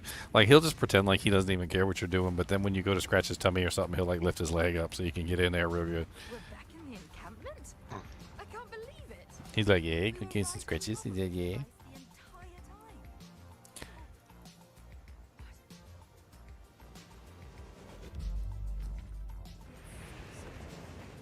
Gateway. Womp womp womp womp womp womp womp womp womp womp. You know your sentences yet? I got one. You got one? You want to go do another one? If you hear a Could try it. I'm not very good on them. Well, I mean, I just don't want my current one. Oh yeah. I think I'm done with this ascendancy. I don't really want to play with it anymore. I see a potential there. Maybe if they fix it, like there's definitely something there. But like I just don't like how they have the chaos damage set up. I think like the chaos damage in general is just not set up in a very like player friendly manner. I feel like somewhere along the line they said to themselves like, hey, how can we like screw over all of the people who want to like use chaos damage, but let's make chaos damage really good, but like they gotta like stab themselves in the wiener like 16 times to be able to use it. And that's literally exactly what happens. Wow, that's such a nice gem for like a fire shield charge character. You want that, Charles? Yeah, sure. Check it out. I mean, 12% increased fire damage, 20% increased stun buildup, 20% increased damage against enemies with fully broken armor. And it can have another extra little doojank on it. I will throw it. To town. I will throw it in the finery tab in the bottom right hand corner. Yes, sir. You can put a slam on it and give it something else. Yeah, I already successfully did mine, like at level 38. I don't know if we got a. I got the number 2. I got a 38. You got your green one? Yeah, yeah. Yeah, we can just do your green one. We can fly through that. Yeah, that'll work. Might have There's to a carry an chill in adventure. the air. Yeah, let's just go fly through your green one real quick. Let me grab another ring to replace this chaos ring that I don't want to use anymore. There's got to be something in here with like cold damage on it.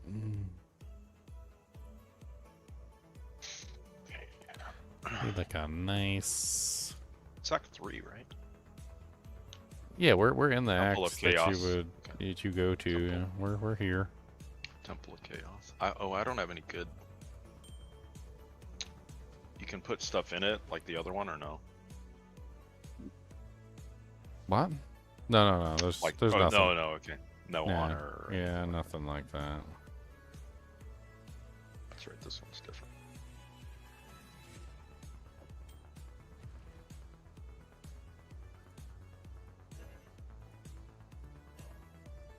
What the hell's? Oh, it's too low. It's not normal one. I was trying to craft up like a little crappy ring real quick for my character. Okay. I haven't looked at my gear in a long time. My weapon's level 16. Well, might be a good time to, you know, get a little dew drink on there, put a little shine on it.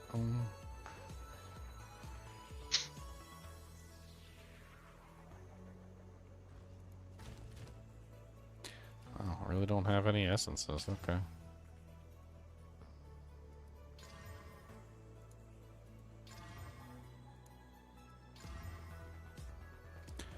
That was not worth what I slammed into it.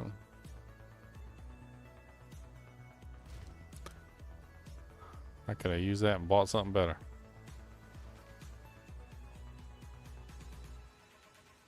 Oh well.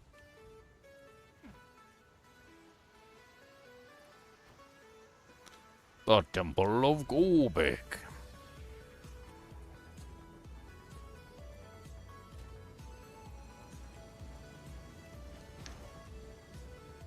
Rumping in here.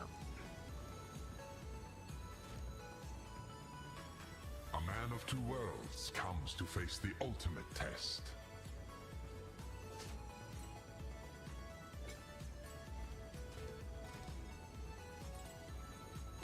Chaos attunements are so stupid.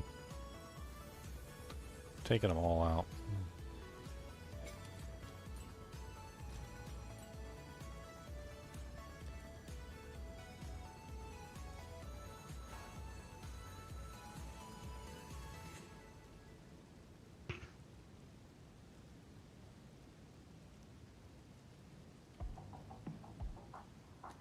Bum, bum, bum, bum, bum, bum, bum, bum, bum.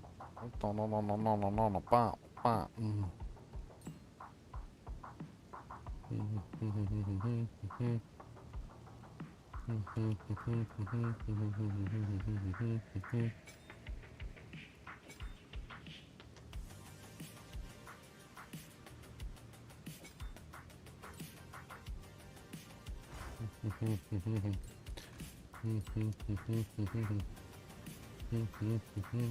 Alright, I'm ready. I'm ready to be. I need to like respec entirely once I switch the ascendancies. Yep. I'm just taking out some of the stuff that I was building around chaos damage, which just doesn't. It's not really working. Alright, you choose. I have no idea what to do. 40 to all resistances is fine. Doesn't matter. They adapt to your assault. Most monsters only have 0 res anyway. Challenger, prove yourself worthy of chaos. Yes. Oh, am I down here now? Oh, they changed that. That's good.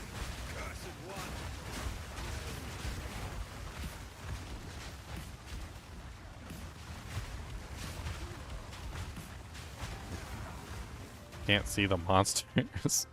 I literally am looking at the mini map to find the monsters. This is great. I told you you're gonna love this build. It's probably why Leon hasn't played with me all season. He's like, look, okay, I'm covering the entire screen with everything in the world. Okay, awesome. An orb of chaoticness.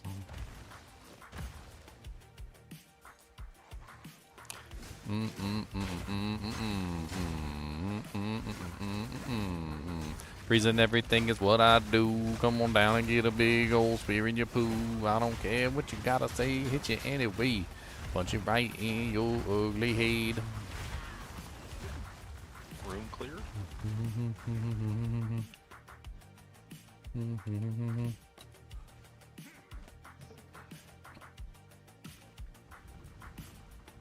Oh. My bad. Oh, switch is down here.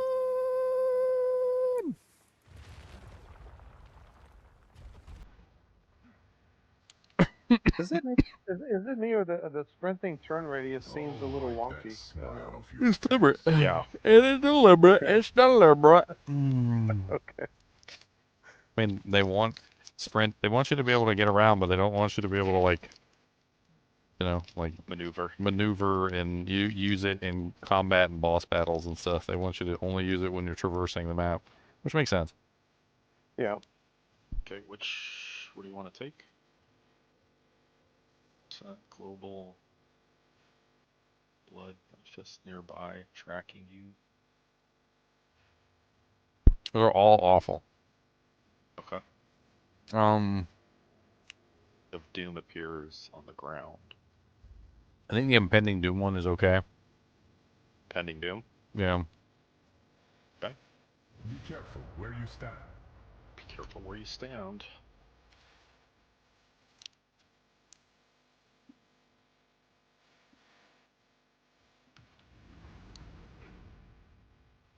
Don't die. Try not to die. Oh, those are impending dooms. Do they just keep growing? Yeah, you stand in the center. Oh, in the center? Yeah. Okay. There's like a circle in the center that is safe. It's a safety circle. Like you can clearly see that it doesn't have any kind of like effect on it. Like as long as you're inside the circle, the safety circle. I see. Well, kind of. I don't. See Yeah, I don't see anything at the moment actually, but I mean, yeah.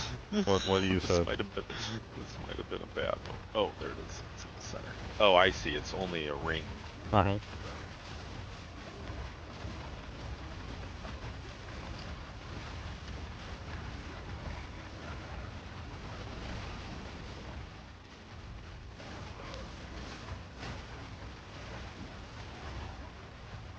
Tell where they are. There's like an overlapping eyeball in the center. It seems to be making one for both of us. Which is not good. Yeah. If we're standing in the same place, it seems to be mildly okay. Yeah.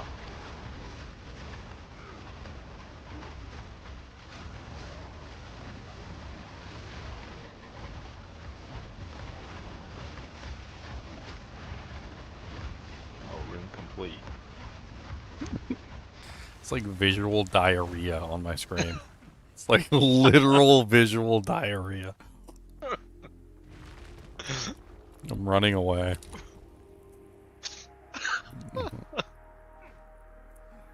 This is just a warm-up. So we need to do 4 total. Oh, what the heck?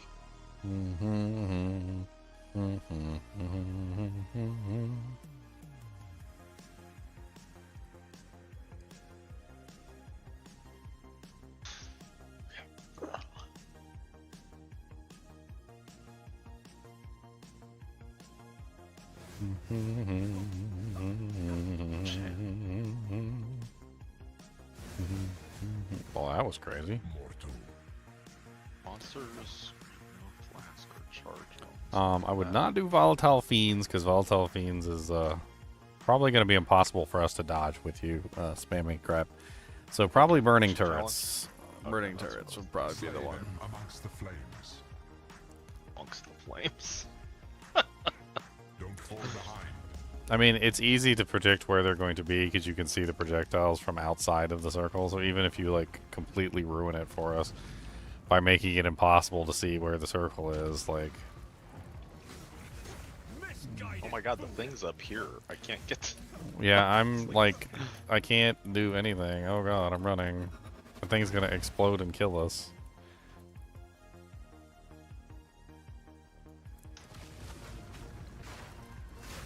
In the center. It goes so far. Like you can run away from it, like which might be preferable because it's on top of the elevator. Like I don't know, it might be better just to come over here and kill some stuff while it's exploding. Where are you? I ran away. That's where I am. I And ran so away. far away. This is the one where you got to escort the tower.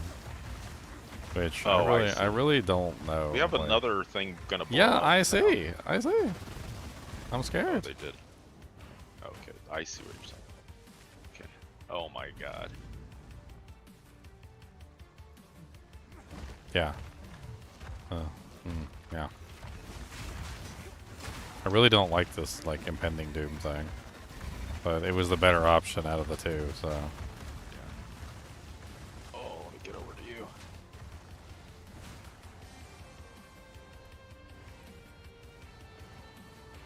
I'm just trying to stay inside the thing so it moves forward with us. That's all I'm trying to do. And we're kind of beating the explosions. That was good.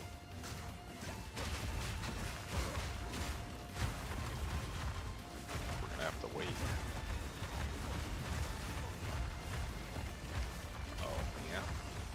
And boom. The fact that it does one for each of us is probably the trollest part of the entire thing. Like, they have, like, a safety circle, but, like, if we were to do it just right, like, if we were to be in just the wrong places, there would be no safety. Like, there would just be no safety circle because the two would overlap in just the wrong way.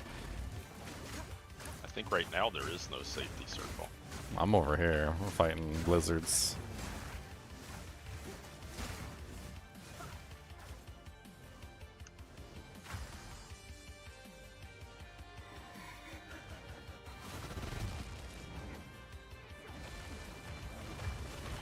Yeah, I think Chalupa Monk has just convinced me, like, utterly, that I just don't like... Shout's gonna blow up.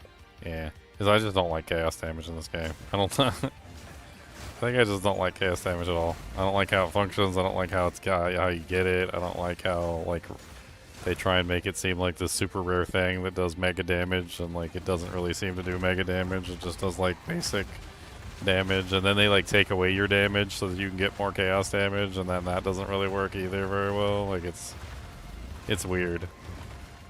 I don't like how it functions. The main reason I played Chaos Damage in PoE 1 is because the maps had Reflect on it, but not for Chaos. Reflect for any element. Oh yeah. Or physical or any element. That seems pretty OP actually. So you could bypass Reflect. It's like if there was something that could bypass D2 immunities, essentially. I mean, that's exactly what magic damage is in D2, but like, at the same time, I mean, I don't know if I think we're totally gonna die here. There's no safe spot. I'm running,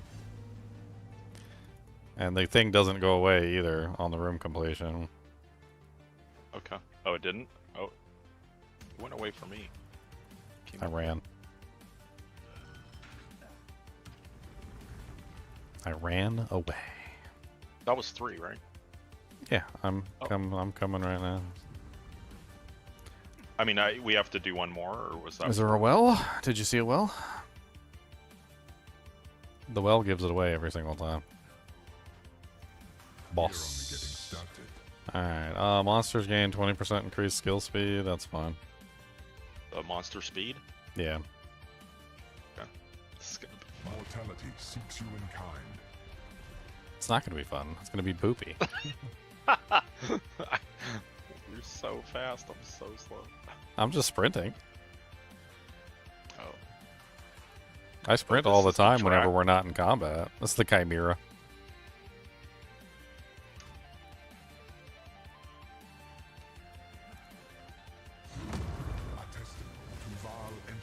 Of course. Oh 2 of them things right off the bat.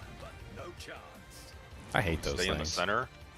I mean, honestly, he's just in the air, so we just run away at this point. Like, he's just doing his stupid flying in the air, shooting fireballs out of his anus thing. We gotta wait for him to land anyway. I was doing damage to him.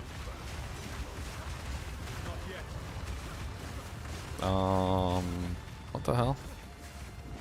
Oh shit, I can't tell where to stand. It's over here. Oh my god, it didn't kill me? I mean, you're an armor class, so maybe you have enough armor to take the physical damage. I think it's physical damage.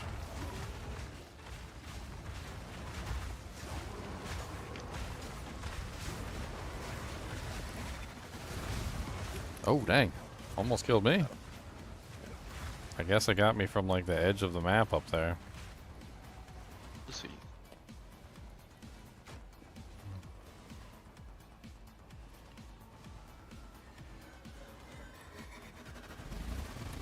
I hate this stupid thing. Let's bait it up here. Bait it up here. Alright, there you go. Now let's run down there and let's fight him. Where is he? He should be down here somewhere. I'd fall down. Is he up or is he down? He's down here. He's all the way at the bottom. Poison on the ground. Careful. Okay, we got the doom circles. I'm running away. Oh, He went away. He changes locations anyway all the time, so this is actually beneficial for us. He's up top. Okay, I'm trying to get up there.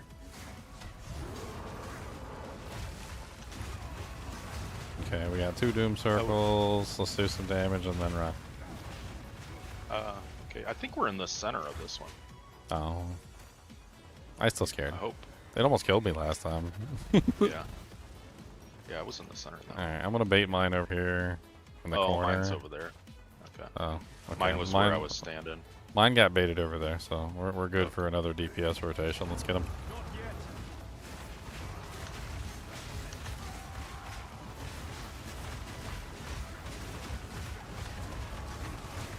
Alright, circle's just started. We're on top of each other. Oh yeah, that's right. I think we're safe as long as we're on top of each other. Out of mana. Yeah.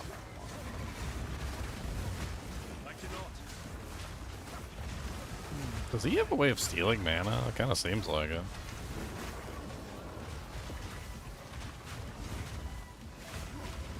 Oh my god, I can't, like, so laggy. Oh, we did it. The Valor. Alright, let's get the hell out of here.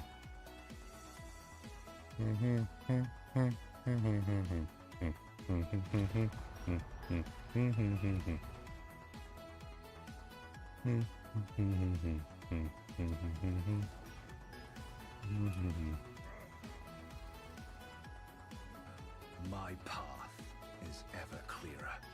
Okay, so how do I do this? I talk to him specifically. Do I or refund? do you? Refund passos.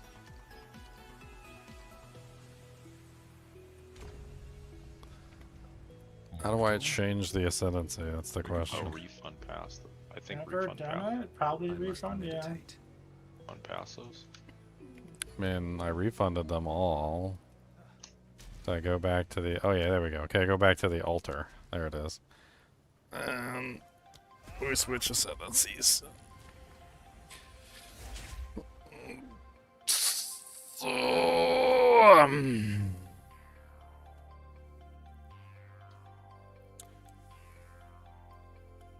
alright, so now I gotta figure out how I want to do this.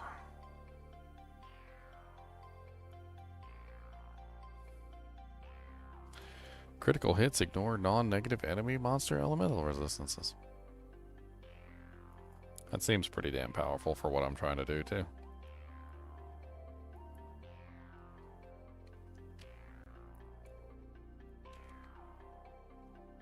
Unbound Avatar. When you inflict an elemental ailment with a hit on an enemy, no more than once every 0.2 seconds, for each type of ailment, maximum 100 Unbound Fury. Cannot gain Unbound Fury while unbound. 40% more elemental damage while unbound. 80% more chance to inflict elemental ailments while unbound. 40% more elemental ailment buildup while unbound. So it's just like a cooldown damage buff. Yeah, it's massive. Hmm.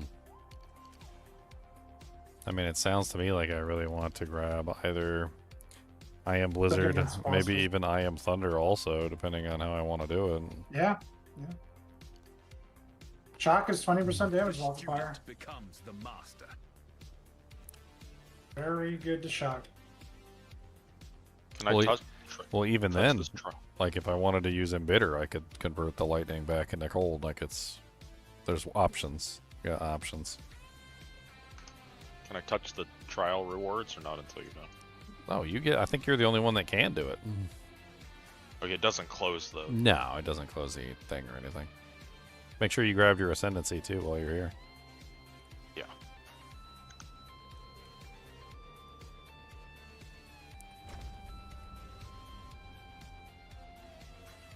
So Unbound Avatar is just like something that it activates as I freeze monsters, essentially. Yeah, right? you'll see it building up on your top left, like at where the buffs are at the top of your screen. You'll see it ready up there. Like it'll build up to like 100 or something like that.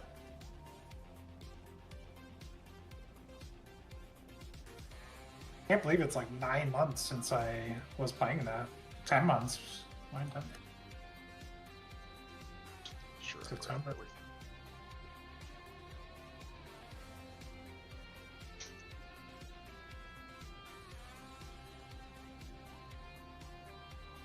Somebody just said they found Mang songs on hardcore. Crazy.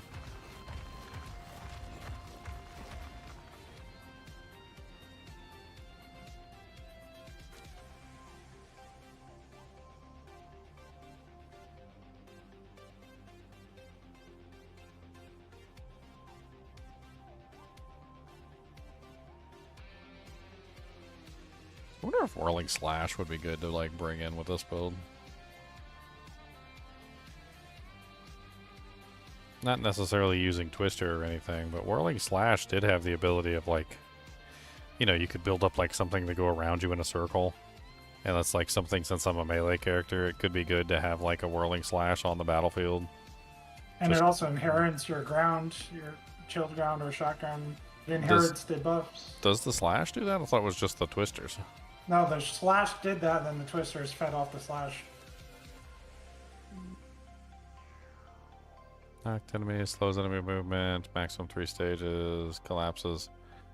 It deals 157 more stage. Whirlwind radius is 1.8 meters. It doesn't say it inherits anything. I don't know. It does. Area collapses, the storm deals, but huh. I mean, I do create, I think, chilled ground with the Fangs of Frost anyway. I'm pretty sure that when you do the explosion, it makes chilled ground, yeah. Well, your Ascendancy you just grabbed, does it, right? Or you didn't grab it? Yeah, I went ahead and grabbed the Blizzard? Or the on-freezing enemies, yeah. I am the Blizzard. I am the Blizzard I am. With the new patch, how would I rate the game? 1 to 10? I mean, they still got some stuff to fix. I don't know. I think we're still early in the game's development. I feel like for a 0.3, you know, like we're not even in full version yet. For a 0.3, I feel like we're in a good place. They're making good progress and they're listening to player feedback, but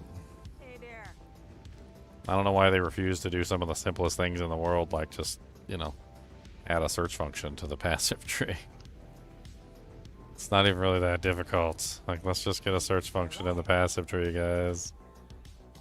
An actual real functioning search like system that doesn't just like vaguely highlight the thing. At least they improved the highlight a little bit. The highlight did get improved a little bit. I'll give them that. There was a little bit there's a little bit there.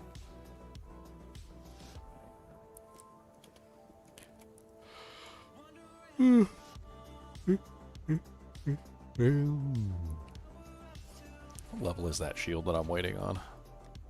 One that gives me infinite parry range. 52. I'm at 43, so I still got like 9 more levels to go.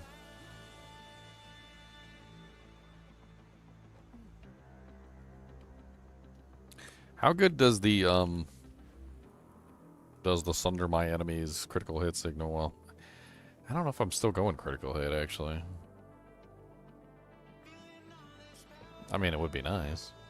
I mean, you don't need it, but if you have nothing else, it's nice. You could just avoid it, though. You can just build negative res so many ways. Yeah, I kind of want to, like, move away from crit. I don't really like how crit is built in this game either. Like, it works, yeah, it does. But, like, I don't... They make you take way too much to make it worthwhile. I feel like you're pulling, like, half the nodes on the board. So it's the opposite of D4. You're always complaining. D4 is like, give you crit for free. Yeah, it's like the opposite of D4. Like in D4, you got like 100% crit without trying. Like you fart too hard and you crit to our target a monster. Crazy. Yeah, like, but with D2, and sorry, this game, it's like, man, you can't even, I don't even understand. It's like you can't even build crit unless you invest in it so tremendously that by the time you're finished, you're like, oh, okay, my butthole's itchy. I kind of need to just like redo my entire board real quick. No big deal, right? Give me just a second, because I already know pretty much what I want to do. Like, I just need to... Is there a refund to all buttons? Because I really do think I need to, like, just refund everything. There is. You can't have any sockets. If you have any jewels in it, won't let you. It's at the top left. Top left? Top of the screen, top left is like a little plus. Oh, I see it. Okay, good. Done. Alright.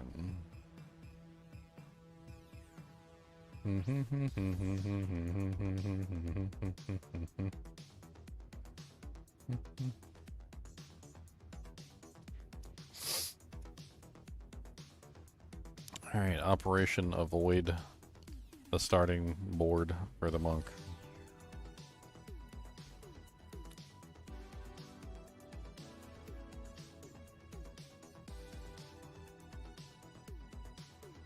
I think the only thing I really would want is the Essence of the Mountain, which is really good. But like, I don't really care about anything else in there. Just the Essence of the Mountain node and then move on.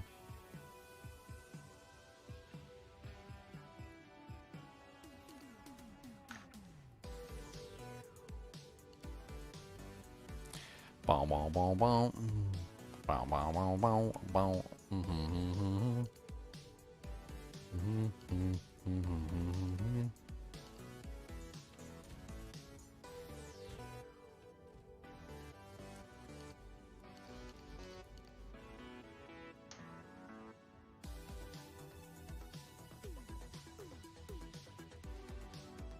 I found a unique quarterstaff, Nazir's Judgment. I don't know if anybody needs that. I could throw it in the Steesh. The Nazir's Judgment? What is that? Yeah. Nazir's Judgment. Steel Point Quarterstaff. 3 to 7 to 8 physical damage, 66 accuracy, 11% stun duration, days on hit, 43% increased melee damage against heavily stunned enemies. And physical damage is 60 to 129. Critical hit chance is 10%. Oh, link it in chat. You know, link it.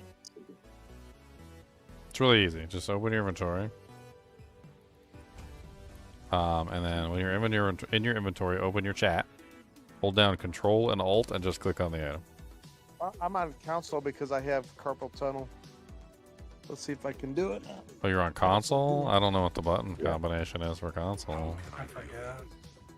Yeah, I don't know on console. That's too difficult. I don't know about that. I think it's like you have to click the arrows in, like the sticks, the joysticks, like one of the left or right ones, or something like that. Yeah, let me try to figure it out. I think it was like one of the joysticks had to get pressed in, and then maybe one of the top triggers. I forget. I looked it up once for Xyler, and I don't remember.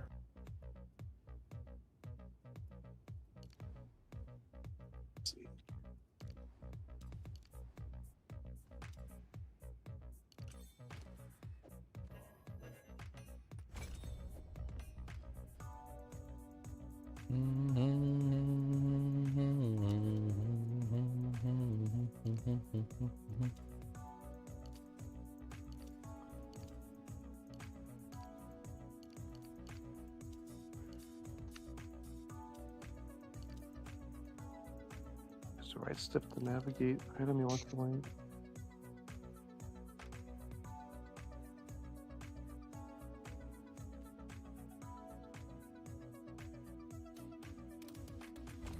Okay. Now I've got 7 additional points that I could spend. I feel like I come up here and grab this. I think that's where I go. Oh wait, I didn't. Yeah, I didn't grab that node cluster over there. Which way is shorter then? 1, 2, 3, 4. 1, 2, 3, 4. It's the same distance either way. Let's go this way.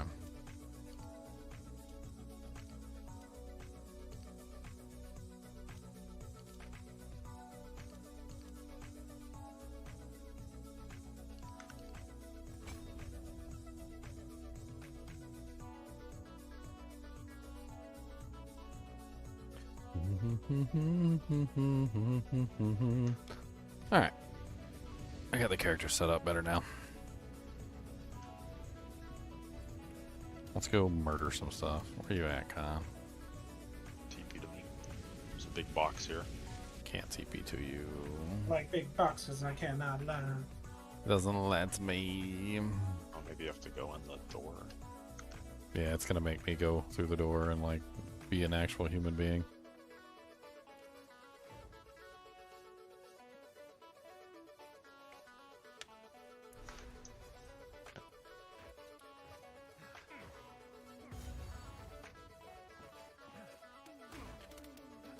I don't know where Khan is, I don't know where he is. I don't know where Khan is, I don't know where he is.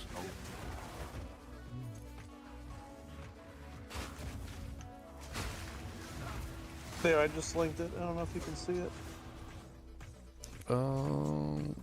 Where'd you link it? Global? Yeah. Clan? Guild? I gotta change that to clan. Yeah, do the There we go. guild. Let me do it again. Do the guild. Yeah. I don't have the room. Yeah, learn how to link items in the chat's the easiest way to share stuff with everybody. I don't know where you are, Khan. Where are you? I'm in the area. I think I'm in the same area as you are. There we go. I did it twice. Nazir's Judgment, Steel Point, Quarterstaff. Oh, there you are.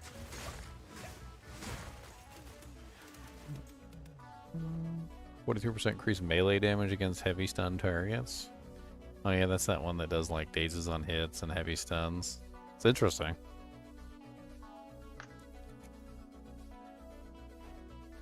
I've been putting most of the uniques that I find in the guild stash because a lot of them are very specific and they're not really like generic uniques. So like if you're gonna build around them, you build around them. That's a sounds like that would be when you build completely around heavy stunning.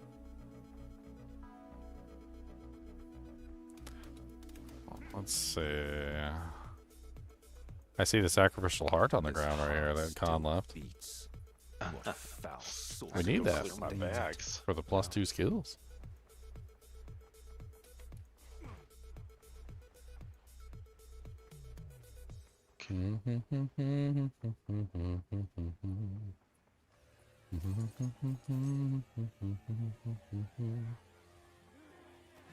Misguided fool.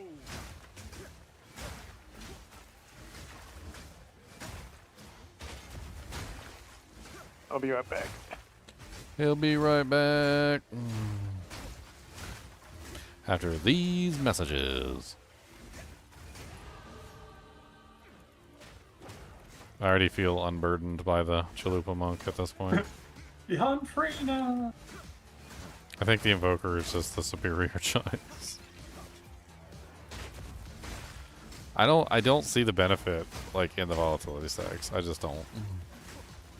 It doesn't make a whole lot of sense to me to sit there and like build up a huge number of stacks and then get 10 seconds of damage bonus out of them. I mean, like it just doesn't.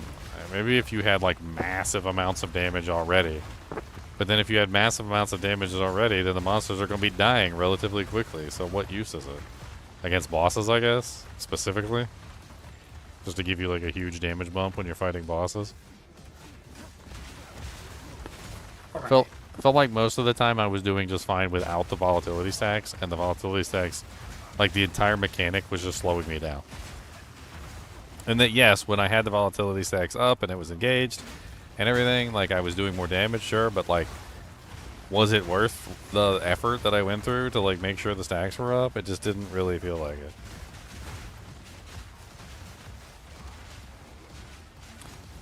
Were I getting waystones when I was drawing? You get tier 1 waystones even when you're just like doing stupid stuff. I mean, you can also buy them from Doriani if you're having trouble like getting your first couple maps. Are you completing the maps? Because if you're not completing the maps, that could be a problem.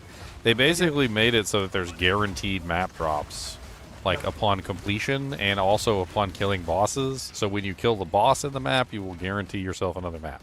When you complete the objective, so when you do like an entire objective and you complete the whole thing, like all the rare monsters, for instance, like that will guarantee you a point.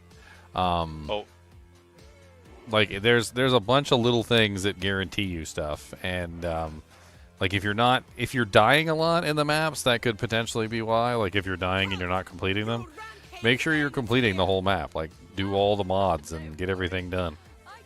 Because that's going to give you a lot more bonus if you're completing everything. Which one of you is a Val blood? Why, that was me, of course. I am Alva the Lie, treasure hunter extraordinary. Bring her to You're doing tier 15, and sometimes they're not dropping even after completing the map. I don't know. I mean, last season they changed it so that, like, you would get a map upon killing every boss, and you would get a map upon killing every... They called it the sustain drop, which is the last rare monster that you fight will always drop you a map. And while I haven't done tier 15 maps this season because I'm too busy playing with, like, new character builds, I mean, I'm assuming that it's still the same way. You will fall before us. Kelly's back. Dude, do I have, like, motion blur on or something? Like, I swear your flames look like they have motion blur, like, built into them. Where, like, it's literally just blurring my entire screen and I can't see anything. Like, it's not even just that the flames are covering everything. It's that there seems to be this, like, motion blur effect, which is coming from your attack.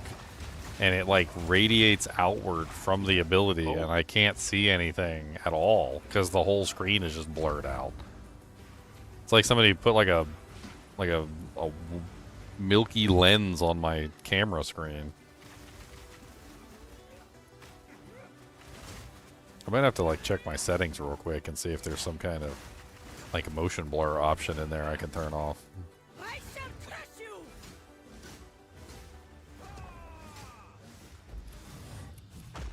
I cannot. I'm pretty sure I'm gonna die.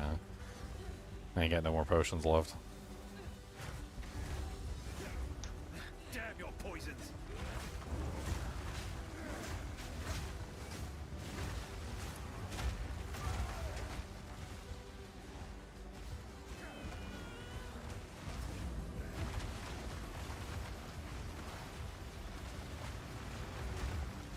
Yes.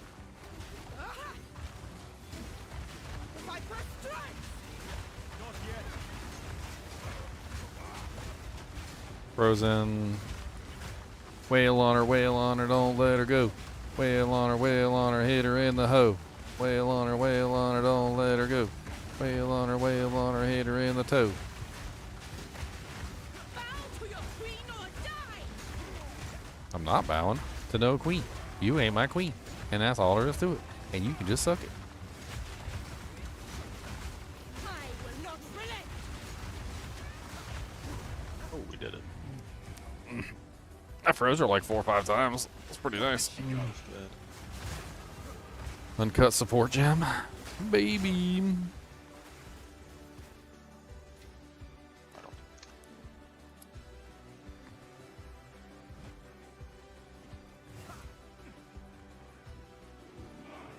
Cursed one.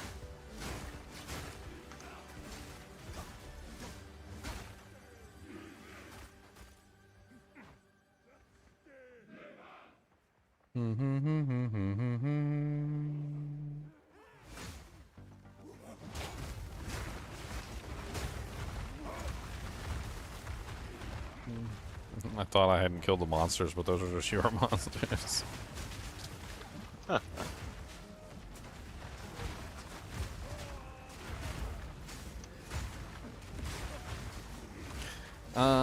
Yeah, I need to check this real quick while I have an opportunity. Let's go into the game graphics.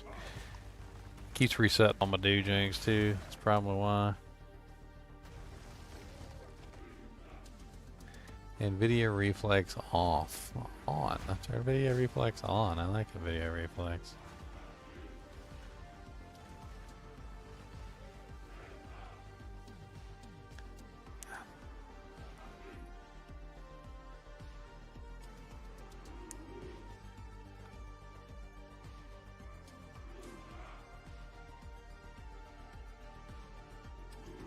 I don't even see motion blur in the options.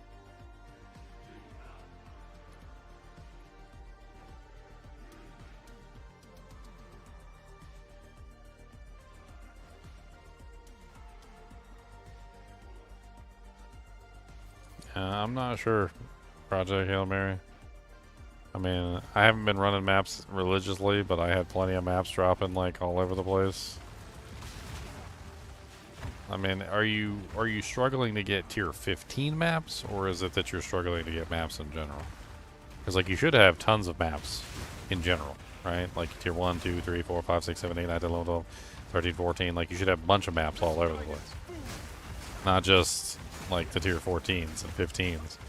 So I'm assuming what you're talking about is you're having trouble maintaining your tier 15 maps. I mean, I remember specifically that the bosses dropped a lot of maps. Like you usually get like 1 to 2, sometimes even 3 or 4 maps from the bosses. I mean, you could prioritize trying to do the boss map specifically. But ever since they changed it so you get a guaranteed map from the last rare monster, like that was a really good change. So as long as you kill all the rare monsters on the map, you also get another map.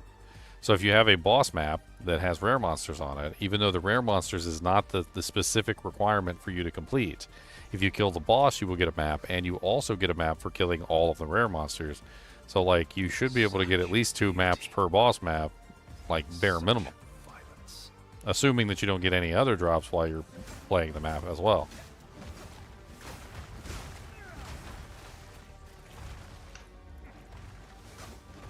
I mean, it could be a quest. Have you done all your quests? Like, some people rush straight to tier 15 maps and they haven't done any of the quests. Like, did you do your corrupt to the altars? Did you do your... Have you found any of the hidden maps? Have you, like, done your ritual thing and gotten your first ritual points? Have you done your expedition thing and gotten your first expedition points? Like, have you talked to Doriani? Did you let Doriani bore you with details about all the stupid things that he wants to bore you about? Because, I mean, sometimes what we noticed in previous seasons is that, like, if you hadn't done, like, the specific quest to put the specific thing up on the map, like, sometimes things weren't dropping because you hadn't just done the simplest thing, like talk to an NPC that you were supposed to talk to.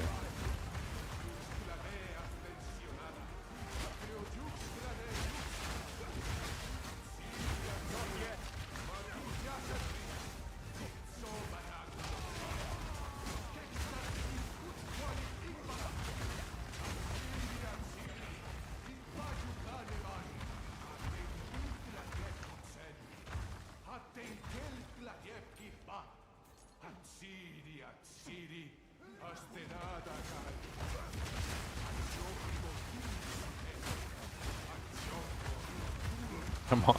I already like this ascendancy way better, Leon. I should have done this in the beginning. This is crazy. Yeah, it feels better. Evoker's good. I like Evoker a lot.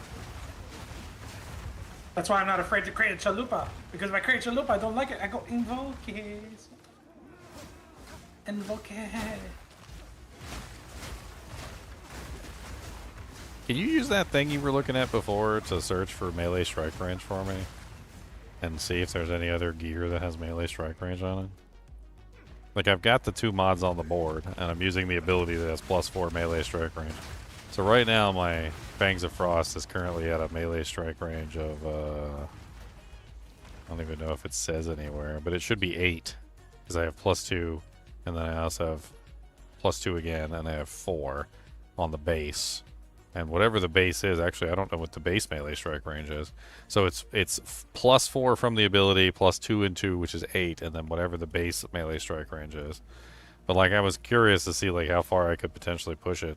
Have, like, a melee attack that literally functions as a ranged ability. Like, it's so far away. There could be a cap, too, for all I know. I might have to look at that. There's a Splinter with 20% increased melee strike range with this weapon, but that doesn't really apply. What is the weapon? Is it any good? It's a spear. Is it the poison one? Splinter of Lorada? So the weapon itself has melee strike range increase, but it's a 20% increase. So if I have 8 already, plus whatever, let's assume the base is 1. So if I'm at 9, then that's probably like 2. So it'll bring me up to like 12 or 11.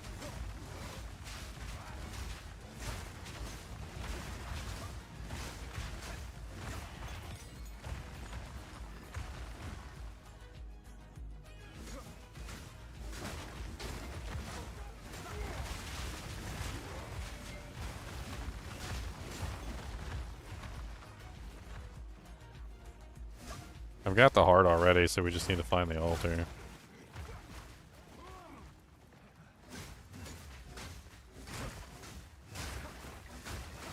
I'm trying to think if there's any way I could take advantage of this chilled ground. There are certain skills that interact with chilled ground. I mean, one of them is the whirlwind slash.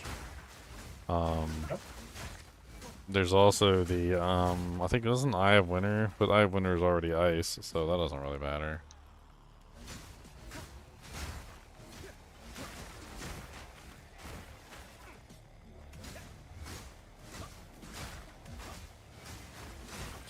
Isn't there? I thought there was an ability that gave you like extra damage whenever your attack like created chilled ground or something.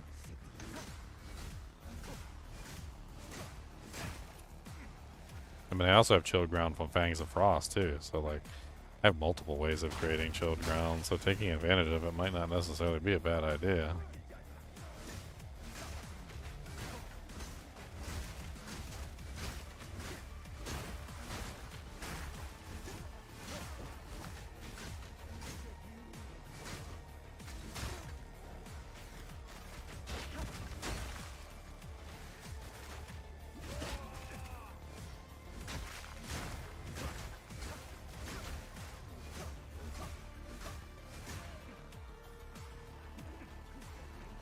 I hate to say it, but I kind of wish the Fangs of Frost, instead of it being like a parry debuff situation, was like a charge situation. I feel like if it was a charge, it would be a lot more fun and easy to use. Even if it was just like parry charges. I mean, I hate to say like add like 1,000 parry charges to the game, but I mean different charges, but at a certain point, like I feel like it would be better if you could just like parry and then you gained a charge. And then you could use that charge on any monster, like when you have that parry. Instead of it being a debuff that's on the monster that you have to like apply to the monster and then take advantage of for that one monster. I don't know. It doesn't seem as smooth as it would be, I think, if you were just like building up stacks that you could then expend. I mean, I don't hate it. It's not terrible.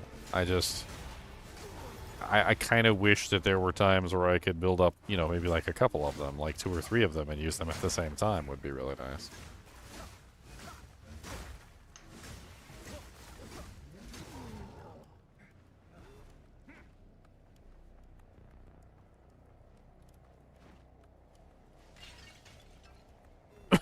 Did you find it, Con?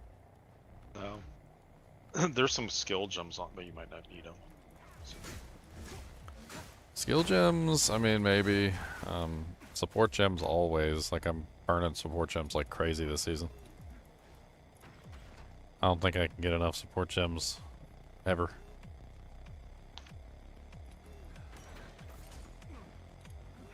Okay, it's not up here. So what's with this 3-element thing on my back? Is that the Unbound Avatar?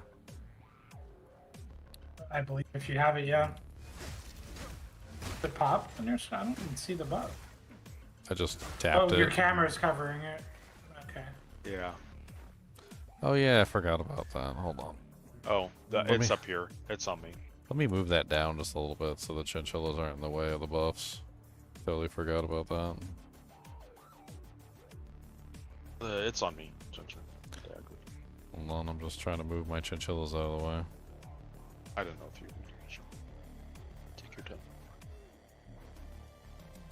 It's like probably like right there.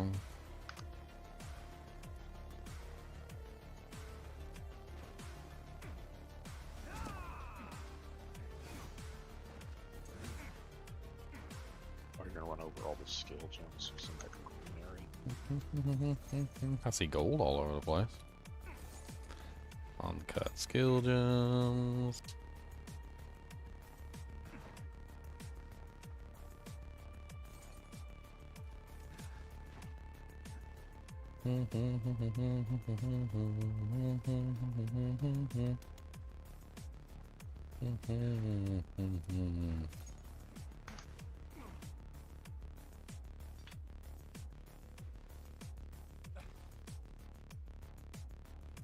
Stab it, stab it, stab it. Do it, Con. Do it. How do I do? Do it, Con. Knife. Oh. I got the knife. Not nothing. I got the knife. Move out of the way, Con, so I can do it. No! I wanted to destroy the heart. It was me!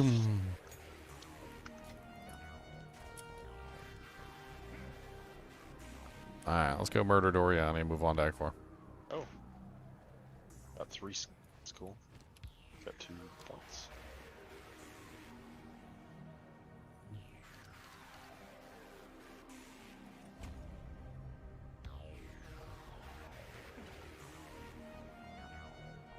Ba, ba, ba, ba, ba, ba, ba, ba, la, la, la, la, da, da.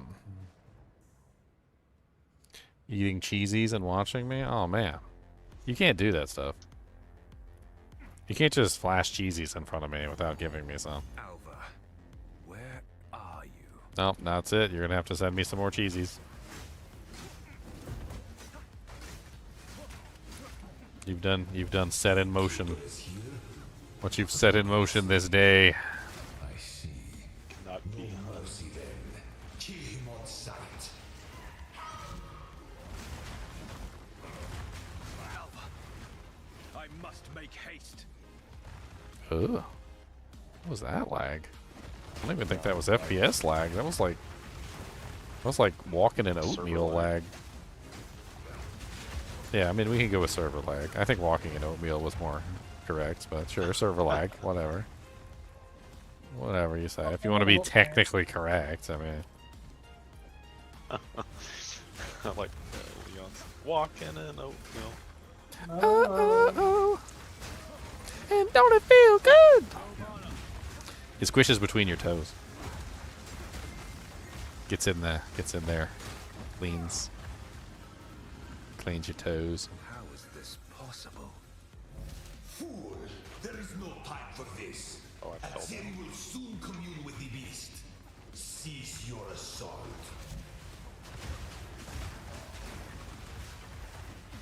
I have no idea what melee strike range even does, really.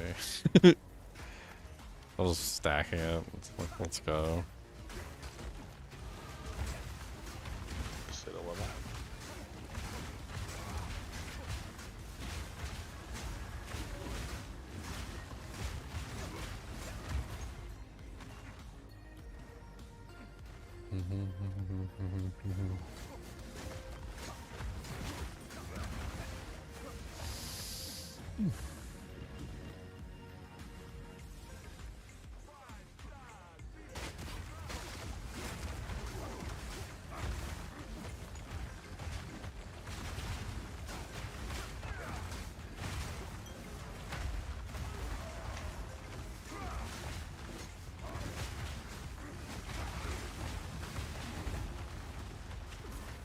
Punch. Ow, they're beating me down. They're beating me.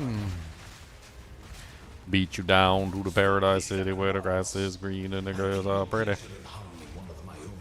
But if you persist, I will do with her what I must. He's gonna do with her what he must. Man.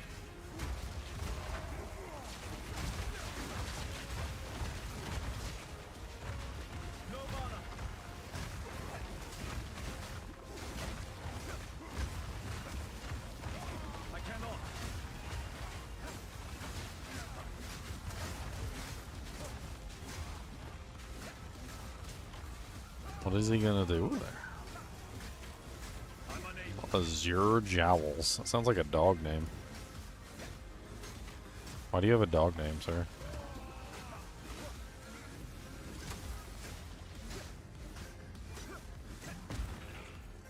Hey, that guy was a pain in the butt to kill. Mustard's Did you find it? Did you find Doriani's punk butt?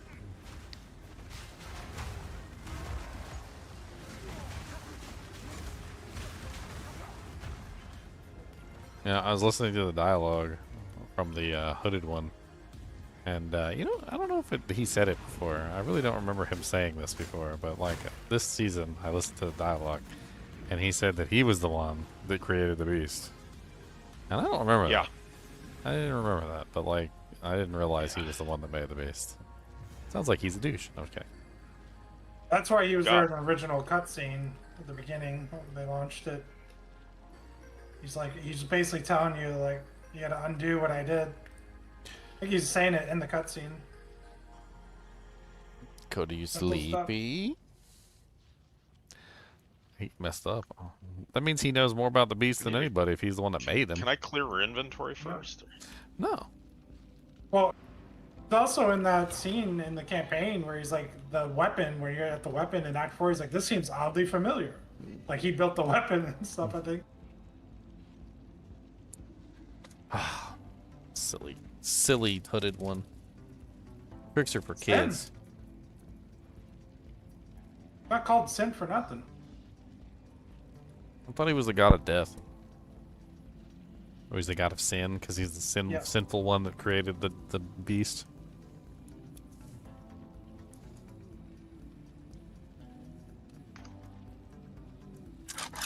You perk up real good whenever I got some food in my hand.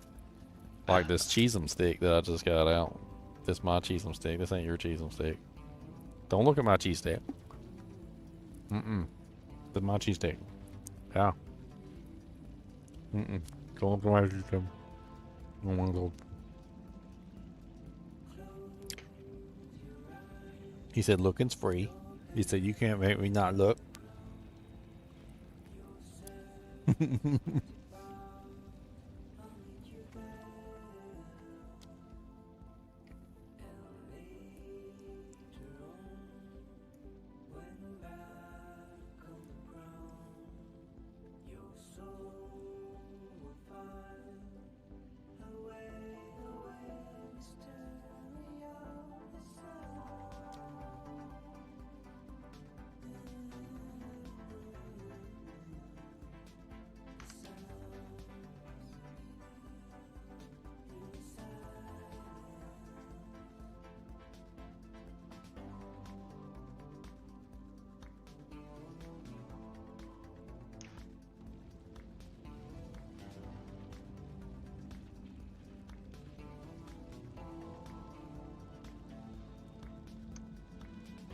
Points. What can I do with 4 points?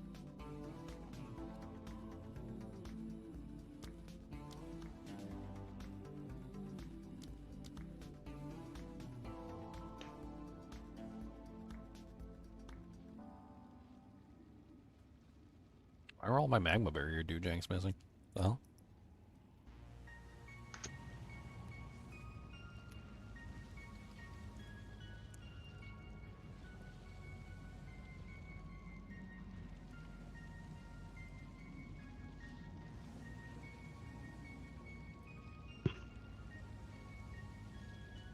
I have some extra support gem things too.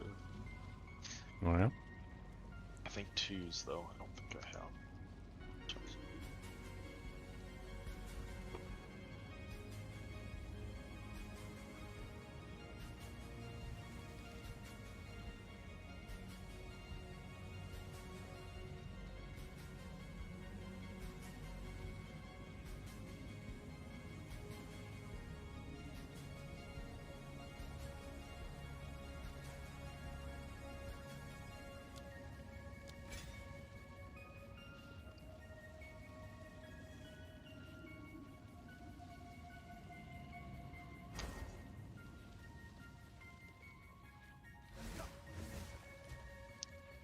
You ready? Yeah. Alright.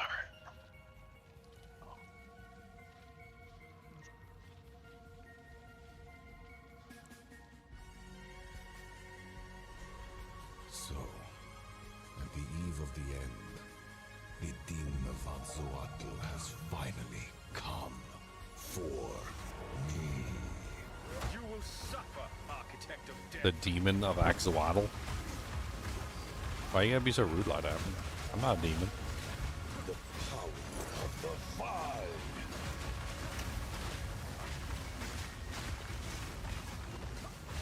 You seem to be chilly, frosty, frosty cold. It would be a shame if somebody were to, I don't know, freeze you. Sacrifice is the only path to survival. All his resistances are in like the super negative right now. Wow, that hurt. He's got like 17 totems on his face. Yeah. Oh god. You got me. You got me, boss. You got me, bit. I thought he was turning into the next phase. I didn't realize he was using that stupid attack on me. My bad. My bad. How do I do this? Click I on see, I have them. to hold it. And shatter they shall. I cannot allow you to interfere. Oh. I've been preparing for you for years.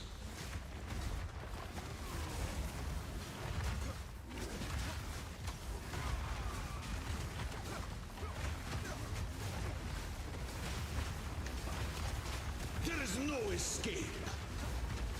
Not yet. I've had enough of you. Let me show you what. What's up, fellas? What's up, Bruisac? I got a headhunter, boys. I gambled that thing. I'm so excited. You just can't hide. Yep. I'm trying to figure out whether to keep it or sell it, man. It's supposed to be really good for my build, but like I don't like it because it's like about 15% of the buffs I get teleport me into the middle of a mob. It's like the Oculus on D2. Do you truly think you can match me? Get You the don't mob. like an Oculus? Oh man. That 25% chance to randomly teleport you. Yeah, that's what you want, right? I plan for every The rarer you kill, the stronger you get. Yeah. It's sick though. I just sat there for like 5 minutes just staring at it. Headhunter. How was work, Ginger? It was alright. Long. self-destruction. You see where they pushed back the not the Hollow Knight thing or whatever They pushed it back? for a week? Really? Yeah, teasing said me? Had, some, You tease Oh. me. had something to do with delivery, I think he's the teasing digital me. delivery. He's teasing me. No, I'm just messing with you. He's teasing me. He's teasing me. I know you're teasing. You doing a tease. Did we both die? I won't. I Yeah, won't thought ever he lie was to you dead, again. So I like just stood there. Oh, dang it. So, That was a long fight for us to die. of the end, the demon of Azzoatl has finally come. I'm not the tankiest beast in the world right now, so like,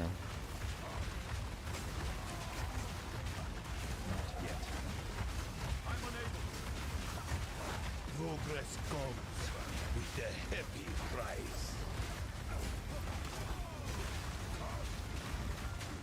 I watch those explosions. This ends now. he almost got me. I'm trying to avoid his like mega blast that he does. I don't want to get mega blasted.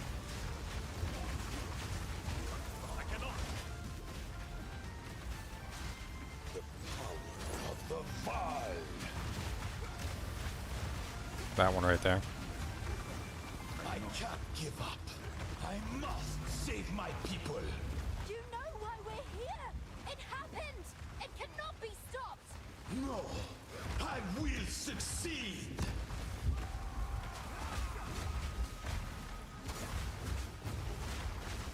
There is no escape.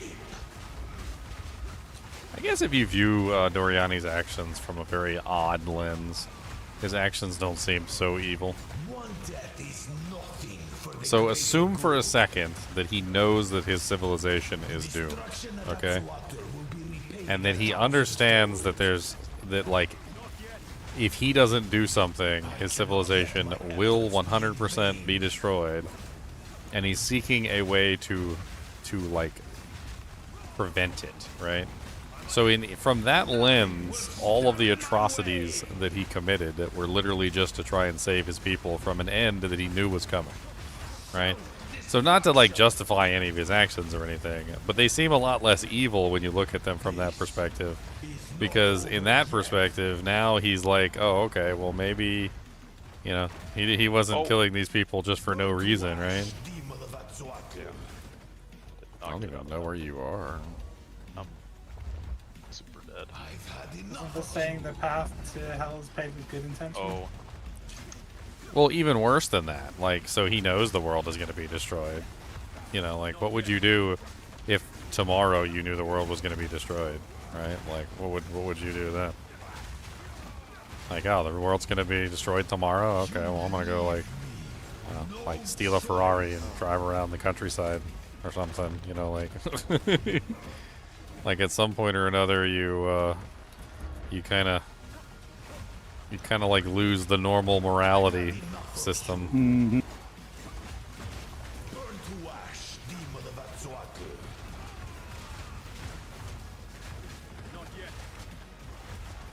Let's see you survive this. Well, so don't gotta survive nothing. How about you just stay frozen? How about that? Nice and frosty, it's okay. You can stay frosty. Hey, nice and frosty, it's okay. Ah! Oh, okay. I didn't see anything on the ground underneath my feet, but whatever. Finish it off. Finish him off, Calm. No, do not fail me. Not now. How do I do this? How could this happen? All I've done. There's a chill in the air. Sacrifice. Your people cannot be saved. History is already written. Oh my god, turn the totems off. You can stay here and die. He's already dead. Or come with us and help save the future. Don't put the totems back down. Putting it under your... Must be protected. So I'm stealing the regal orbs. They're all mine. Stealing everything. My friend here isn't exactly the peacemaking type. If only there is an ancient So weapon. will I you. suppose. Yeah. Ancient weapon, blah, blah, blah.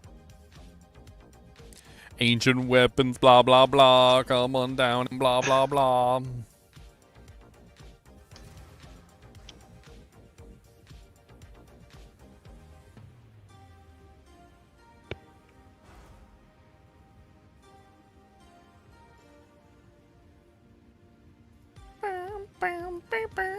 What's up, Doriani? It's time we departed. Activate the portal. Doriani. Now then, it's time we... It begins.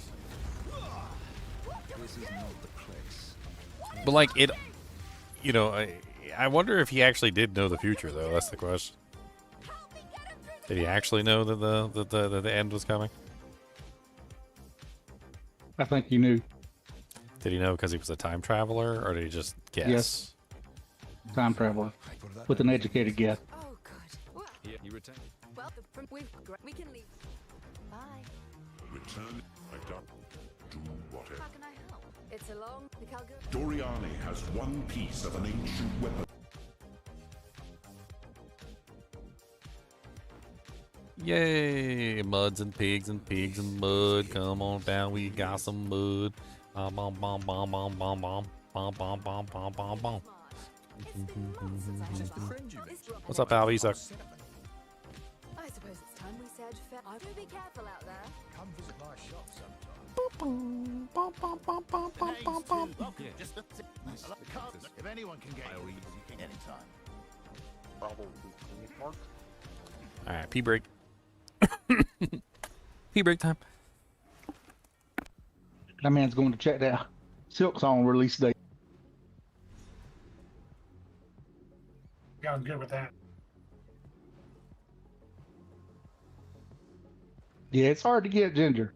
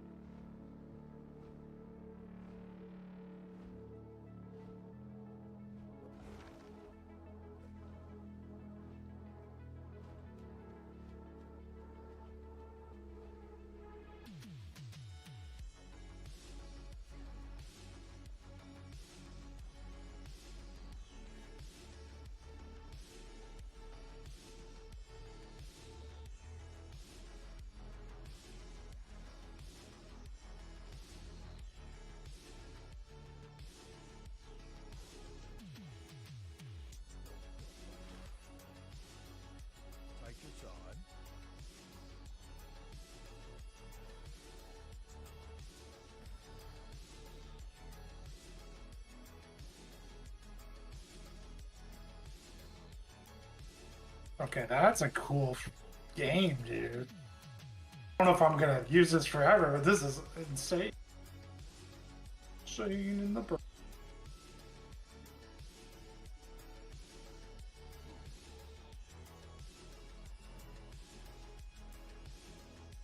Insane in the membrane.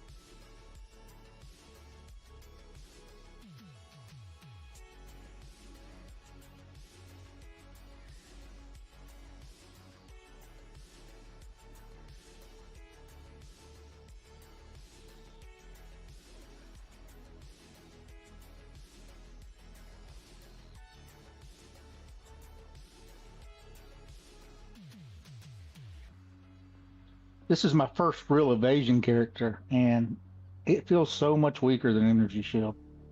Yeah, that's why you do evasion and energy shield together. Yeah, that's what I'm doing, because I'm like, this ain't gonna work.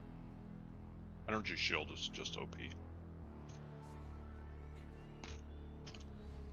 So it's because they let you build it.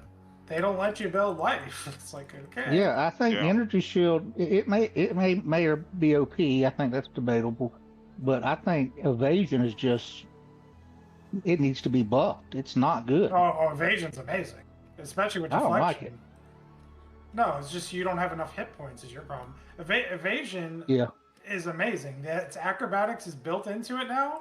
You can dodge any hit in the game essentially, and you have a mechanic called deflection, which gives you 40% damage reduction at all times. If you don't dodge, you get 40% DR on the hit. Like, that's an amazing combination. It's just you need enough hit points to take it when you do eventually get that hit. Which you can build energy shield. You technically can stack life with Dex now. That is an option. I started stacking some Energy Shield on my helmet, and I did an Energy Evasion chest, and that helped. Well, energy shield on your helmet equals evasion. Yeah, with that node. I hadn't got to that node yet, but I'm heading there now.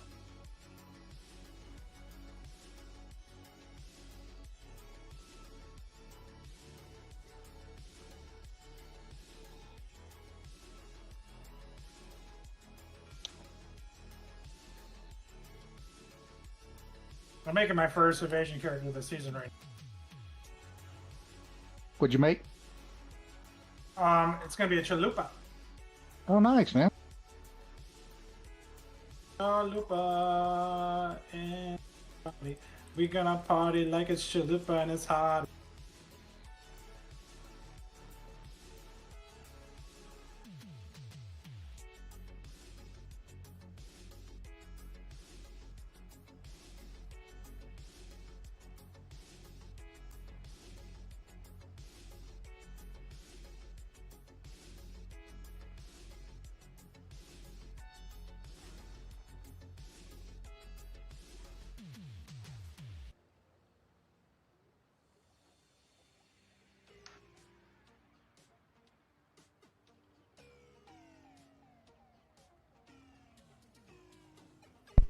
Look at him.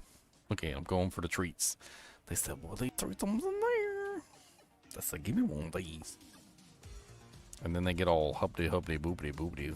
Oh, one of them fell out. Oh, he stole it. Oh, we got the other one. Oh, I think one of them dropped theirs or something. And now they're chasing each other around. It's hilarious. One of them took the first cracker, ran off with it, dropped it, lost it, then tried to steal the other chinchilla's cracker. That's rude. You can't just be stealing somebody else's cracker. That's some bull crap right there. That's not nice. All right, let's go talk to Makaru. Makaru. What's your step? If you'll pay, calm seas flow. Welcome aboard. Your business is... Cody, get your big old head out my face. That's right. Big old head. I said it. Big old head. He said that not nice. Yeah, big head. You got a big head, big head. That's right. Big head, big head. Why your head so big? Yeah, okay.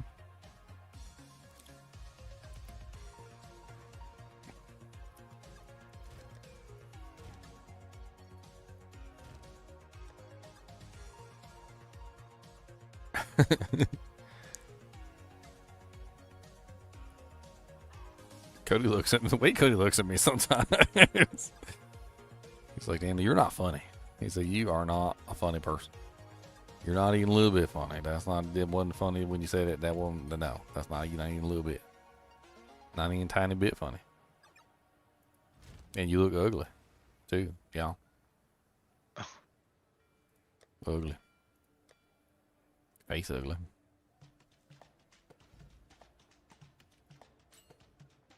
Ugly face.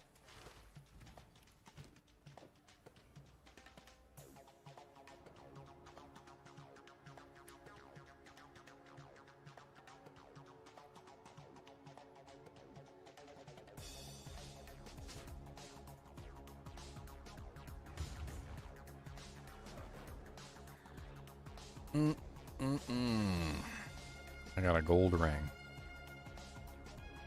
So really roll low on rarity.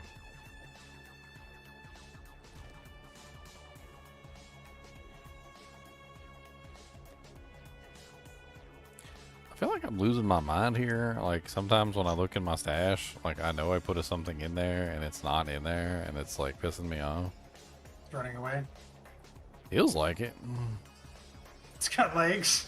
It feels like it's running away. That's exactly what it feels like. Them dang dirty running aways.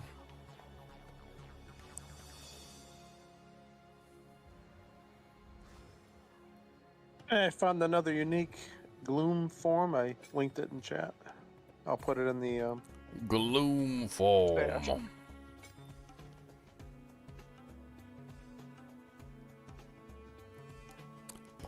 Oh yeah, that's the smoke cloud. Yeah, a lot of these are really good for leveling up early characters. Like when next time you do make a new character, make sure you look through the uniques because like a lot of the uniques are just really good for low level characters. Not all of them have high level usefulness, but a lot of them are really good low level items. Mm-hmm. Yeah, the smoke clouds sound pretty interesting. Monsters hit you a lot less. It's great for like minions and stuff because you can just sit there and not get hit.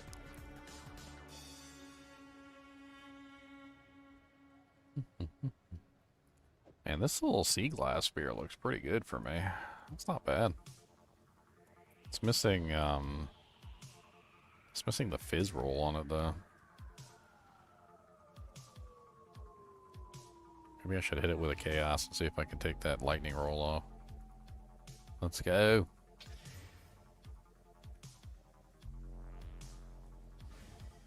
Took the fizz roll off.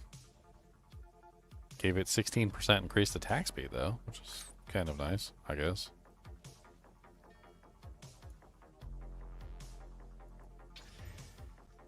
Nope, ruined it. Ruined it. Monk? The dreamer of I shall. Farewell. The dreamer awakens. Yeah, I think I need a new weapon before we get started on the next, like, area. Let me see if I can get myself another weapon. Take that off your hands. What am I sitting at now? 45. So a 46 weapon would be good.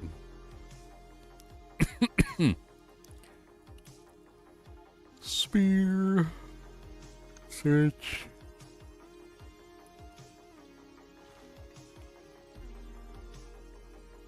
Melee skills would be nice.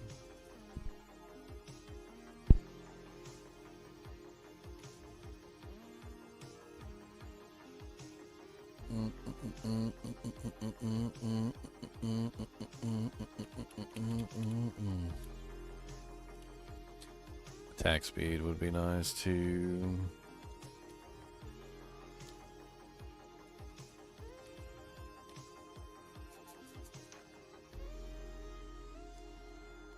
I definitely want adds a cold damage.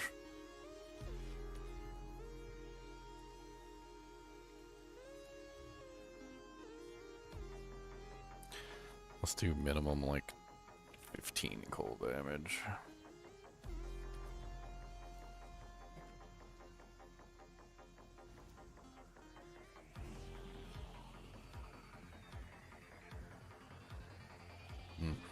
A lot of these have additional lightning damage on them, which I don't know if I want to go that direction.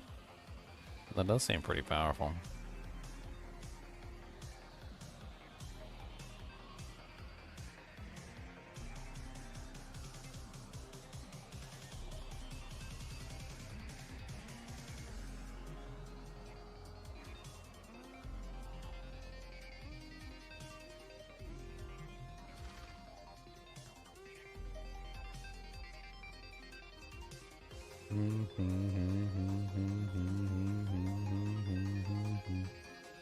Let's put total DPS like somewhere around like 190. And then sort by cold.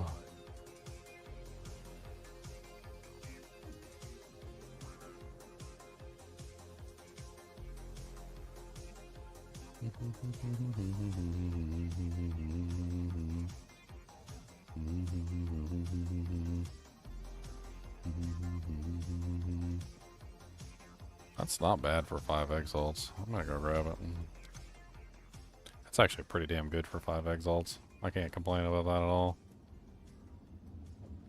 It's yours. Just picked up that for 5 exalts. I feel like that was a steal. Crossweight spear. Yeah. Look at the mods on it. 3 skills. Fucking like massive amounts of elemental damage. Pretty damn good physical too. Like it's like all across the board, just really nice. Even has attack speed on it.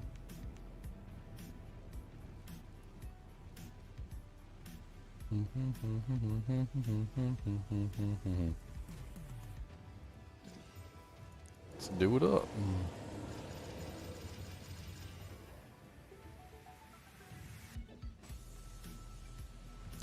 Do it up, gotta do it up, do it up, do it up, gonna do it up, gonna do it, gotta do it, gonna hit it, gotta do it.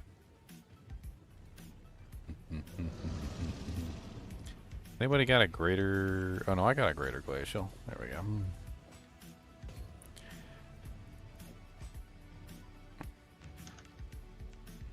I thought I didn't have a greater glacial there for a second.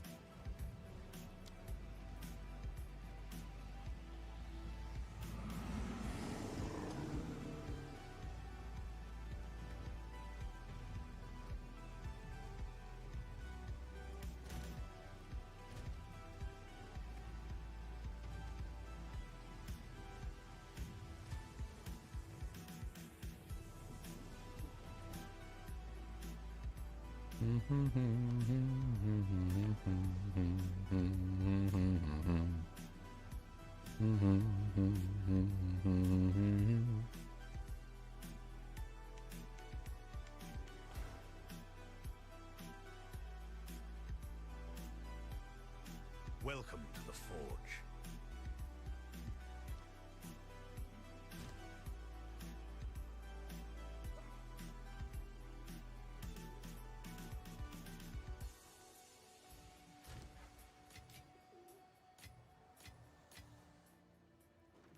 To do, yeah, hooded one.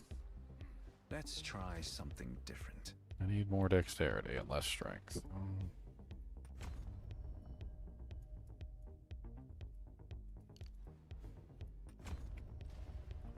That should do it. Alright, thanks for Frost upgraded.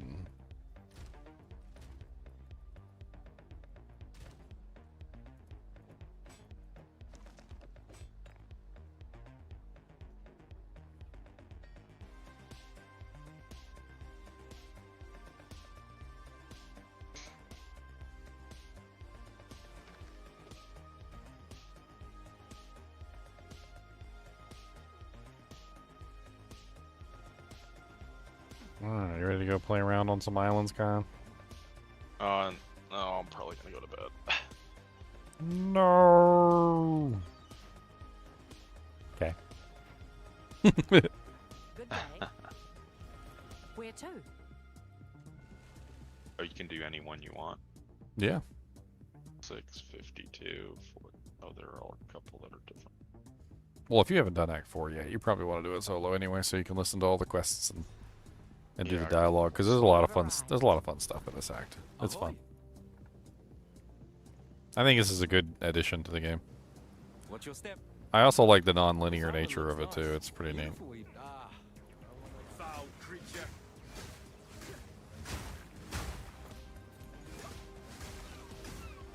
I need one level before I can use my new spear. It's gonna be a little bit of a slog, I can see. I need that extra damage output.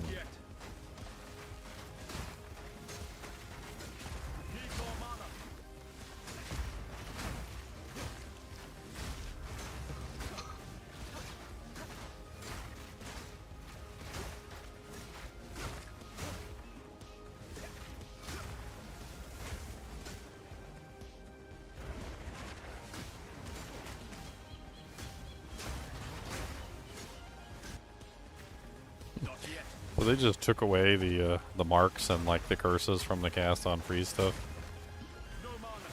So basically anything that you would put in there just for free. The cast on anything, yeah.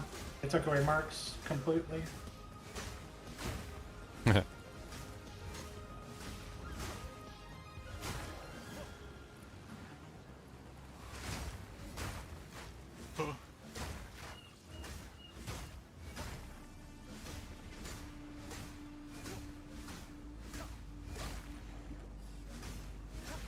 So I Am the Blizzard's pretty cool. Yeah, they are in Blizzard now. That was the meme. Blizzard's no longer Blizzard. I am the Blizzard. So if this one makes chilled ground, what does the other one do? Shocked ground? Shocked ground, yep. Hmm. Everything just is shocked. You want it to build shock magnitude, but for free it's 20%. 20% multiplier on everything that's standing on the ground of shockiness. I mean, half tempted to drop the unbound avatar and just use the. It's more consistent. Unbound avatars like burst, and then that'd be more consistent. Yeah, and just grab the lightning one. Yep.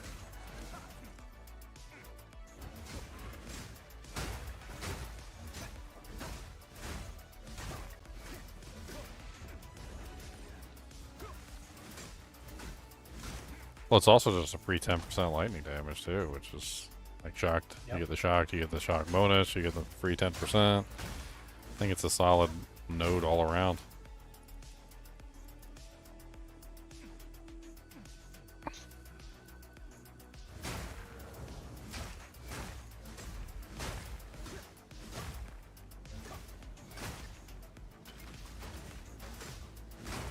I had to look at the defensive nodes. I know one of them's based around what, evasion and your like body armor piece or something.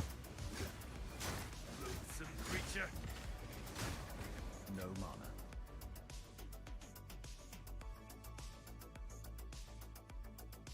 Physical damage reduction from armor is based on your combined armor and evasion rating. 50% less evasion rating. Combined armor and evasion rating? That lowers your evasion rating by 50%?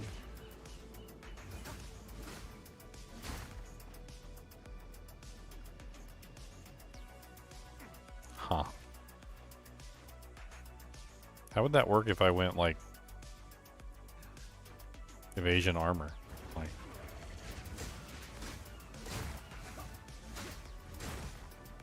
Get extra, I guess.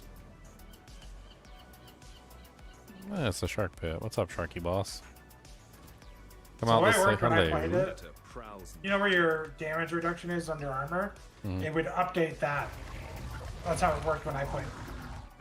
It would just show like, you know, whatever was there, like 40%, 80%, whatever was there, would just show it there. Ow. Sharky boss hurts. I'm unable.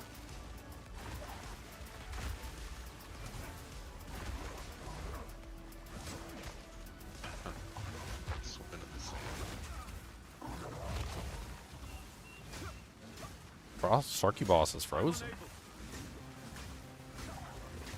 Ow, he bites. He's a biter.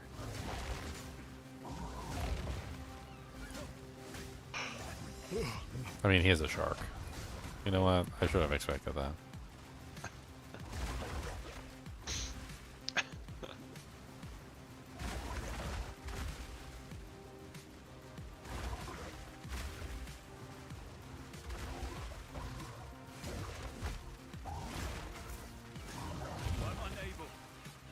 Oh, those little things he put on the ground, I didn't realize what they were. I guess they're like piranhas or something. He's putting like little floors of piranhas. I was totally unaware that was what was going on. Not yet. Oh yeah. I'm kind of swimming around. Need more mana. Sand piranhas. Mm-hmm. The best kind of piranhas.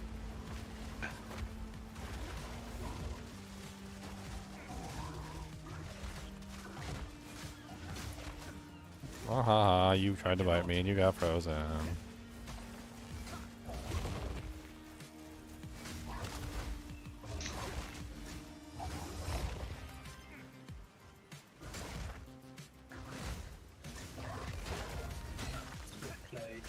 I cannot.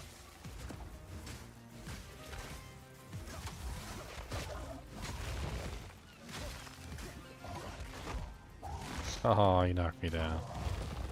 Sun threshold for the loss. I cannot.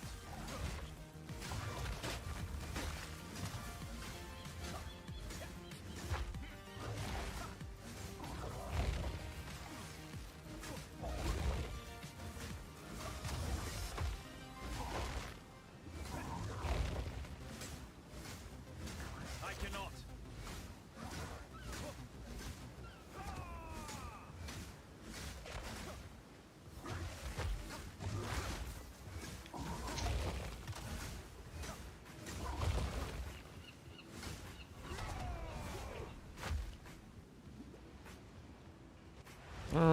Horrendous.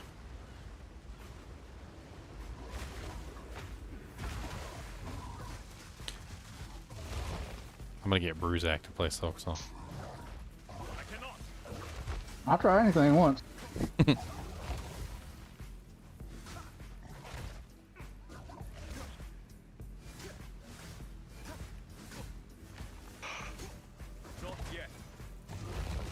Ain't much different than a Metroid game if you ever played a Metroid game. Mm-hmm. Like, you ever play the original Metroids? Oh, yeah. Yeah, it's pretty much Metroidvania style. Has a lot of theory crafting in it too, which is pretty cool. I don't know about the new game, Silksong. Like, I don't know how they would set up.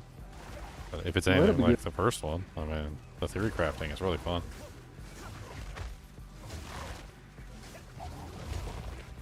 There was even a summoner build where you had to summon a bunch of little monsters and like little poop flies and stuff, and they would like blow up on your target. It was pretty cool. Let that be the end. This may be of use to someone.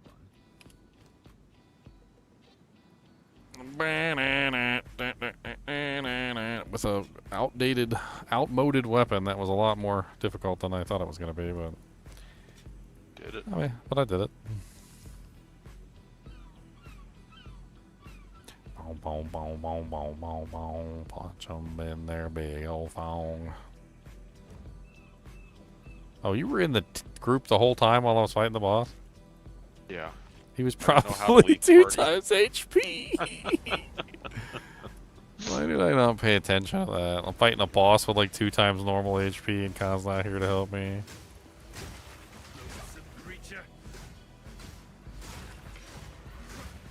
I was wondering why it was so difficult. Should do it again, see if it's easier. Armor Strongbox. What's up, Armor Strongbox?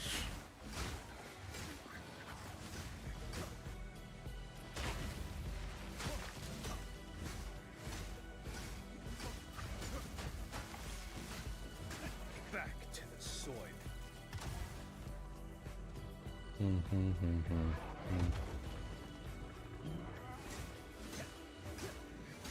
Elephant tortoise die.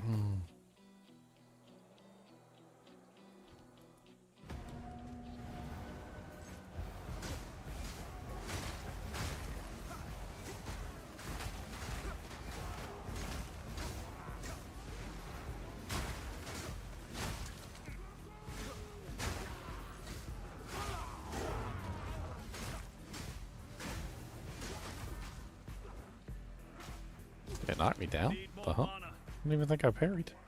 A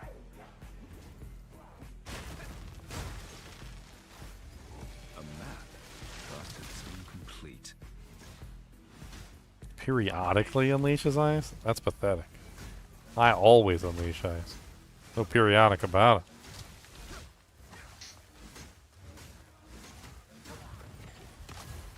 Maybe if you were more than just a pathetic periodically release ice, maybe you would do better.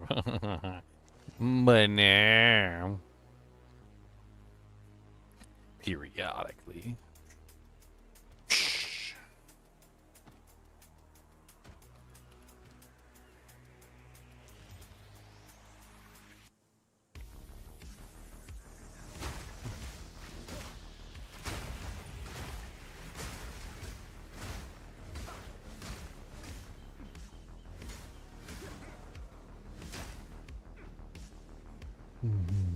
What's up, Mr. Krabs?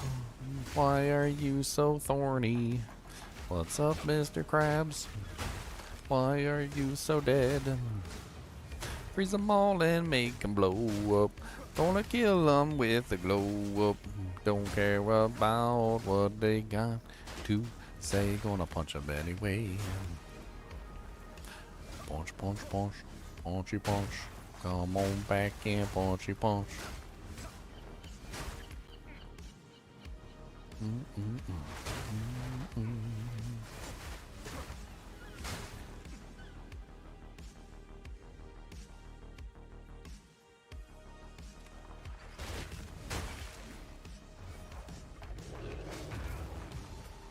Ow.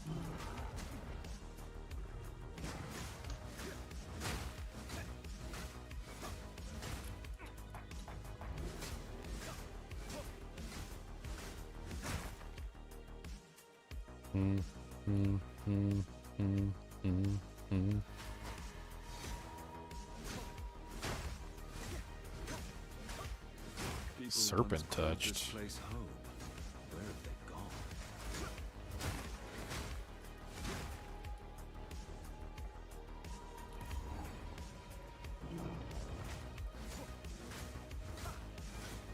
Elefante tortoise.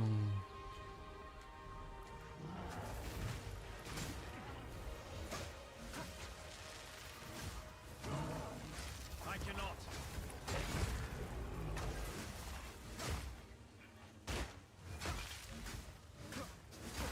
Meet the dreamer. Meet the dreamer.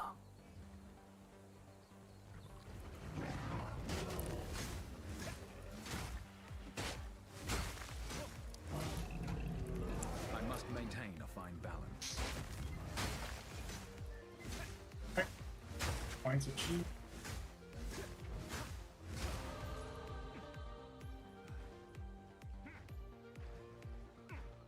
Finally, I leveled up. Boo, boo, boo, boo.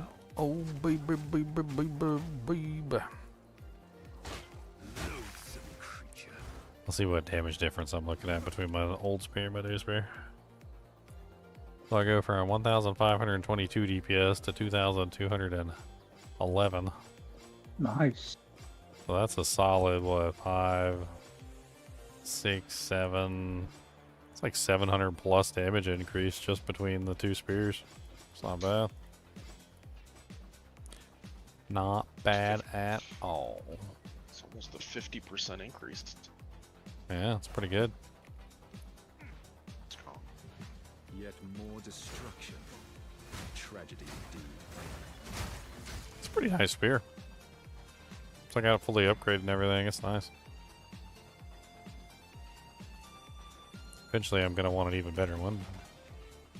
It'll do for now. It'll do, pig. It'll do.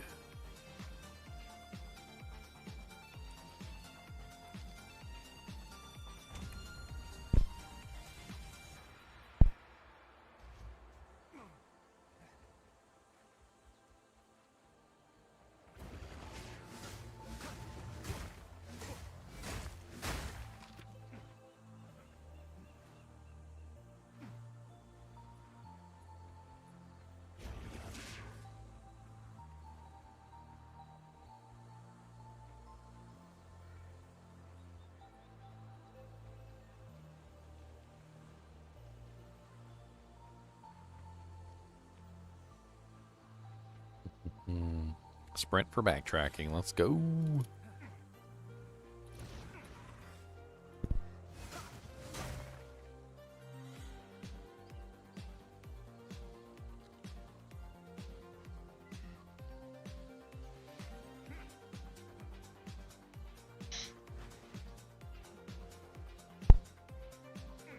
It just makes it so much easier.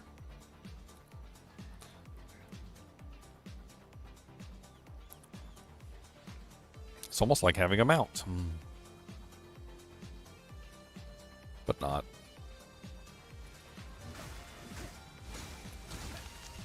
I'm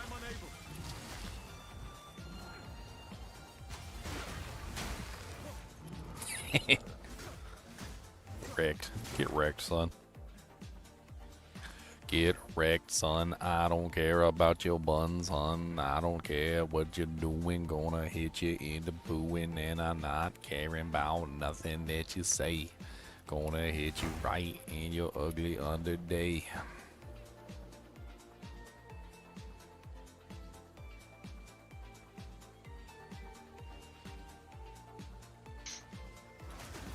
Oh, they knocked me down. They got me. Oh no, they got me, Captain.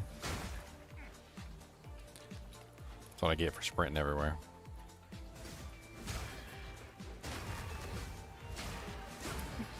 Anybody playing minions? I got a primate talisman for buffing the minions. Bruzak gonna do a minion eventually. I know he is. All right, I'll put in the. Thank you. I'm thinking about starting it tonight. All right.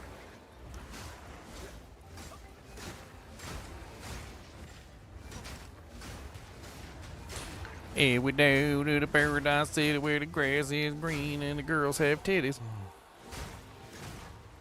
I don't even know where that one came from. But it's accurate. It is very accurate. It is accurate. It is. There is an accuracy there. I put the talisman in the currency stash. Thanks, by buddy. The, runes. Yeah, no problem.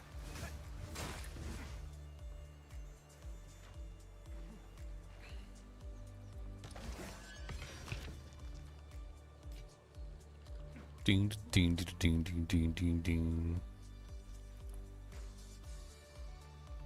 I want to play this one tune a little longer, but I can't stop thinking about the next one, so gonna have to scratch that in. Well, I mean, you got it. Did you get it to maps yet, or? Oh yeah, I'm working my way. I think I'm on tier 10 maps, working my way to 15s. Okay, well, you got a solid character that can farm, so I mean, yeah. So, I mean, you think so, could too. try to get to 15s if you wanted, or you could just have some fun. It don't matter. I did a 15 earlier, and I didn't have any problems with it. So I don't see any problem with making new characters, but like, definitely at least try to get your first character to maps and like at least Yeah. somewhat stable, so you can have a farming character, just in case things don't work out. You know? You gotta have something you can fall back on. My shield character is doing really good. Ain't nothing wrong with him, so.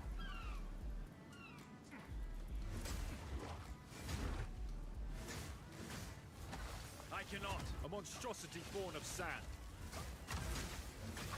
A monstrosity born of sand? No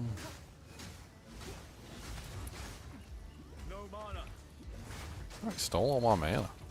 From sand you came, to sand you return. The monk has got to have the cheesiest lines, man. I swear.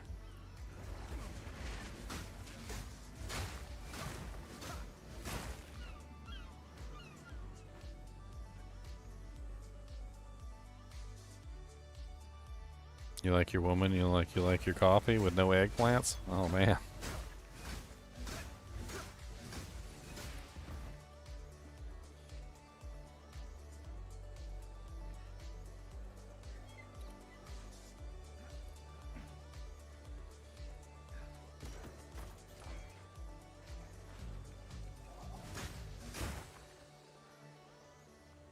Well, you're definitely not getting no eggplants in this Discord, because Khan's going to put eggplants on everything.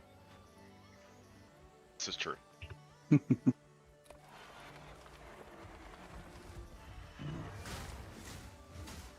As long as he's not putting peaches, I guess. Millions of peaches.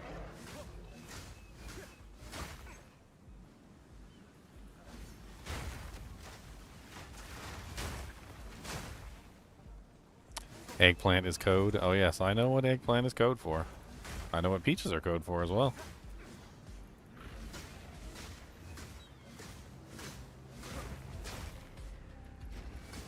Not yet.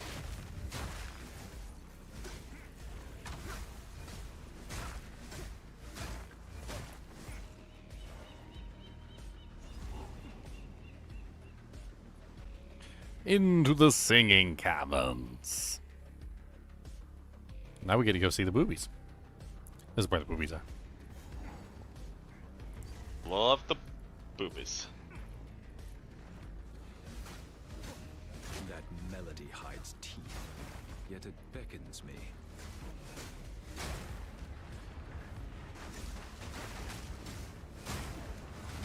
I need mana.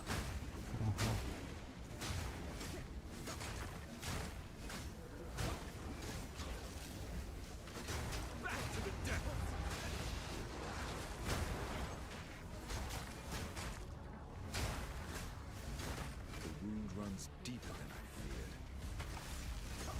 I wonder what my melee strike distance actually is with melee strike range 8. Like, am I? Do I need more accuracy now because I'm hitting from too far away? That'd be funny. Did you see that shield that gives unlimited parry range? Yeah, that's the one that I'm eventually going to play with, but it's like level 52, so I'm not there yet. I must maintain a My goal is Do to you try need and get one? there. I got one. Yeah, I got one. I got one too, but like maybe I was thinking about trying to like corrupt it to see if I could get a even further parry debuff duration. Oh yeah. I don't know. It might be fun to try and like corrupt a couple of them and see what I get. I must maintain a fine balance. I need mana. I cannot.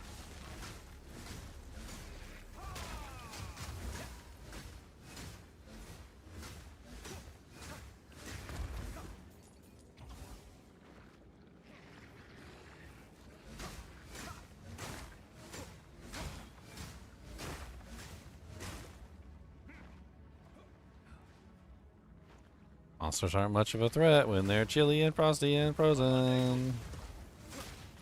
What's the matter, sir? Why you frozen, sir? I don't know what to tell you. This 8-second freeze is really nice, by the way, too. I like it a lot. If this brood is allowed to hatch, They upped it from what 4 to 8 or whatever. Like it's I think it feels so much better. Shock went 4 to 8. What didn't like freeze go from like 2 to 8 or something? Like large? meet the dreamer. Whatever it went to, it feels beautiful. Man, my freaking freeze arrow.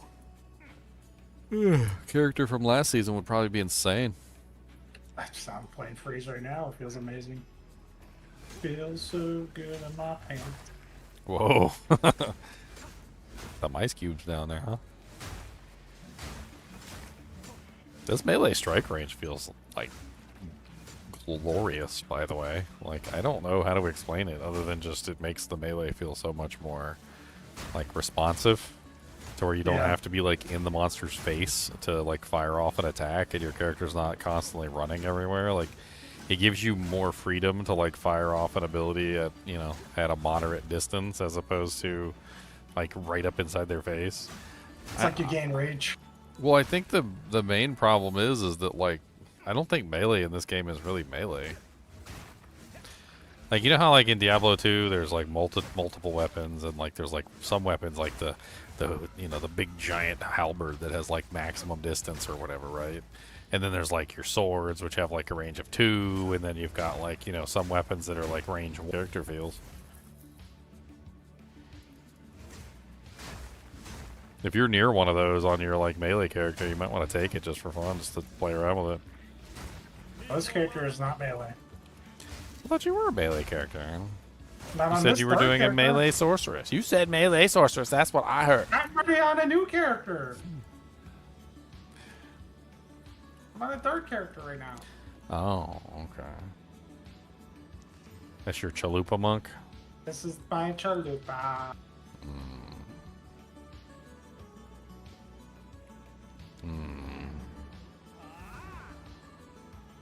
You know, it seems like the Chaos Orbs are dropping a lot less this season, or am I just, like, imagining it?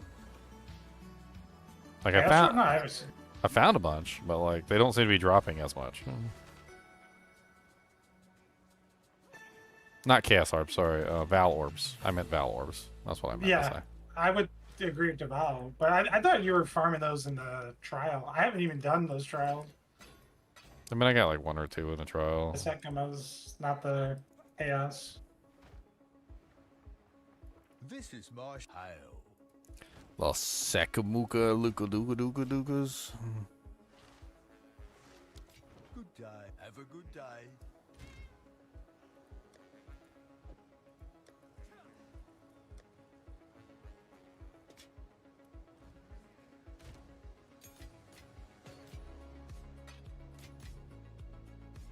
Oh yeah, let me put my old spear in here for anybody who's leveling up a spear character.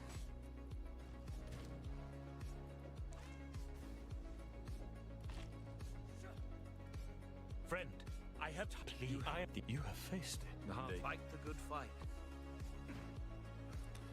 Punk missionary is a punk. Punk missionary. That's a punk missionary. Back to the deck.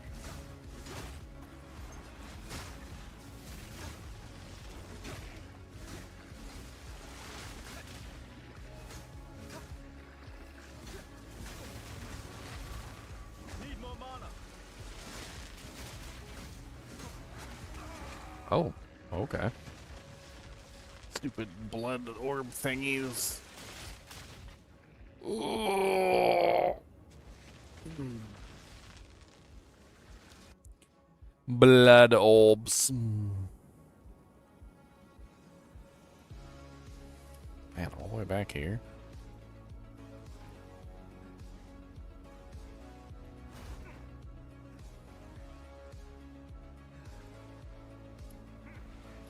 Oh, there was an abyssal depths here too.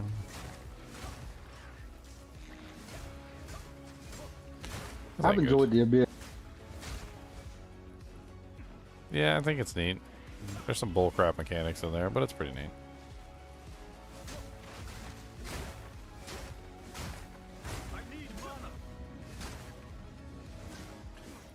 They definitely made the reward feel worth it, that's for sure. Yeah. Which I think is the most important thing most of the times. Like, it's not about the difficulty of a content, it's about how rewarding it is.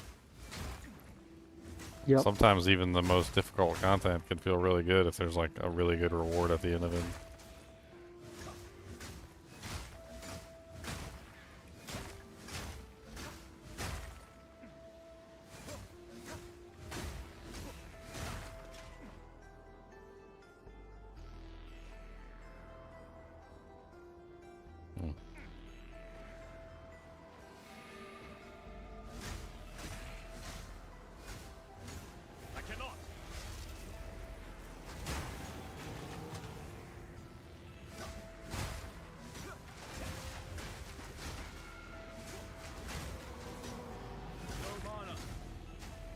I would appreciate it if you saggy titty ladies would stop poking me.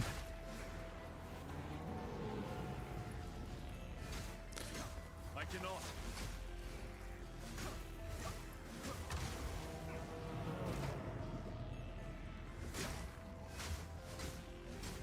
Need more mana. Meet the dreamer.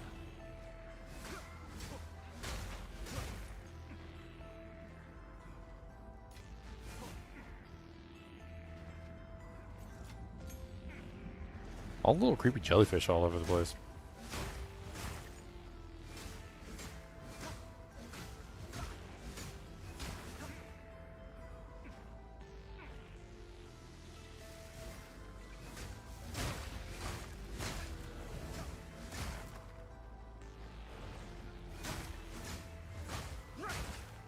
All these starfish making me think about that picture I saw. Did you guys see they actually found Patrick? So Patrick is supposed to be a starfish in SpongeBob SquarePants. They actually found Patrick. Patrick Starfish. Yeah. He's actually a real starfish. Look at this big butt starfish right there. They found him. It's a big butt starfish. Apparently they're doing a deep sea dive of deep sea expedition off of Argentina, and they found this big butt starfish at the bottom. Oh, they sure did. They got Patrick. It's literally Patrick. The newfound sea star, nicknamed Big Butt Starfish, bears a resemblance to Patrick from SpongeBob SquarePants. He exists. He exists.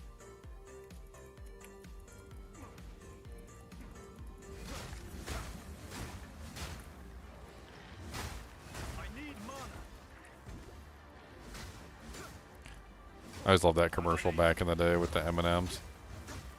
He does exist, and then they faint. They do exist, and then he faints. Let's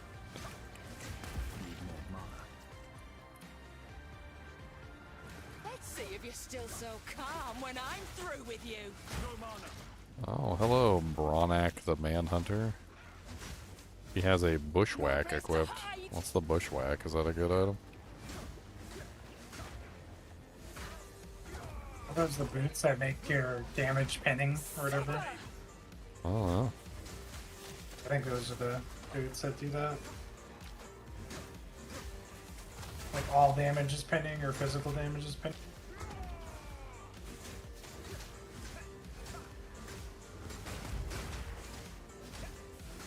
Not yet.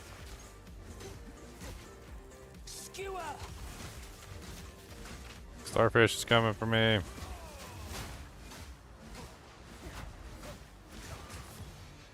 Oh, she dropped the booties. Booty booties. Yeah, physical damage pins.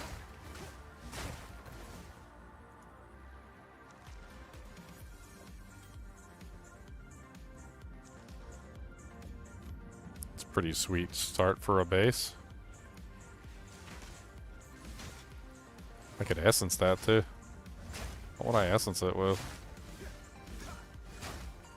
It's already got 26% lightning res and it has 7% elemental. It's a sick combination. Lightning damage too.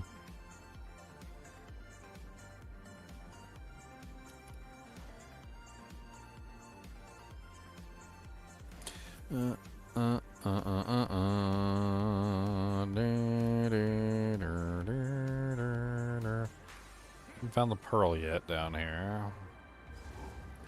Haven't found the boss.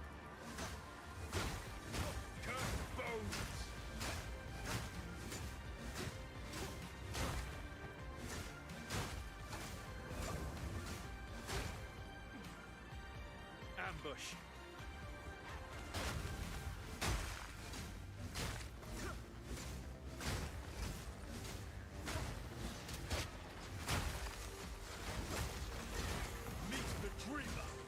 The new skill gem things that drop, where are they supposed to drop from? I must maintain. Two skill things that drop, where are they supposed to drop from? Yeah.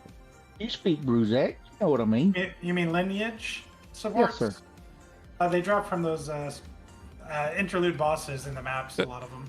Some you get randomly. You speak well. Bruzak. Okay. Yeah, speak Bruzak. Speak if the Bruzak knit. Mm-hmm. That one. I knew you had my back. So not all I got. Wink, wink. Well, that's kind of interesting. That's another alternative to armor break. It says hits break 50% increased armor on targets with ailments. That's interesting. That's a lot of extra armor break. Just for having an ailment on the target?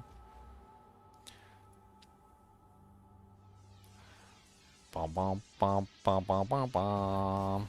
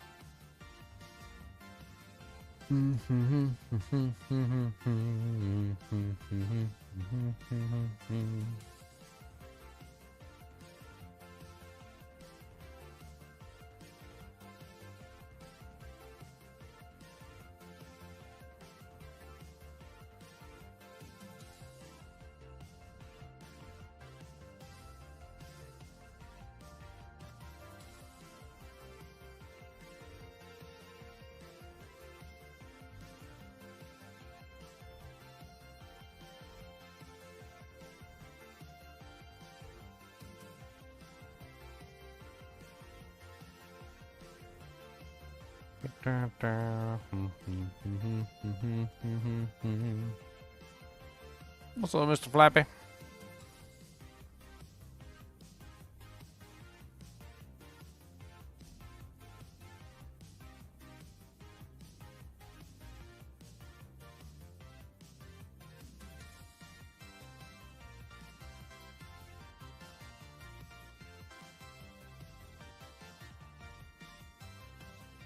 Cody, quit digging, buddy.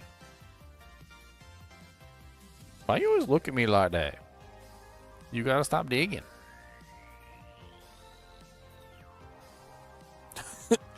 Don't give me the bombastic side eye. I don't care about you, bombastic side eye. I don't care about you, bombastic. Mr. Bombastic, semi-fantastic.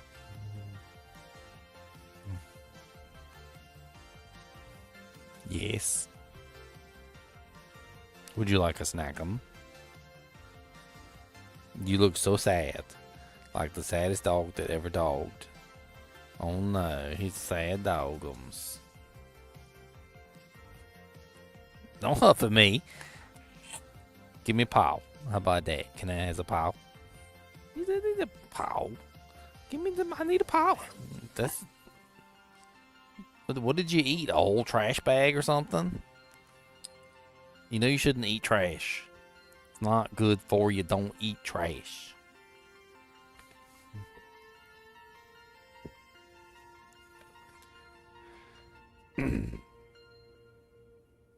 How about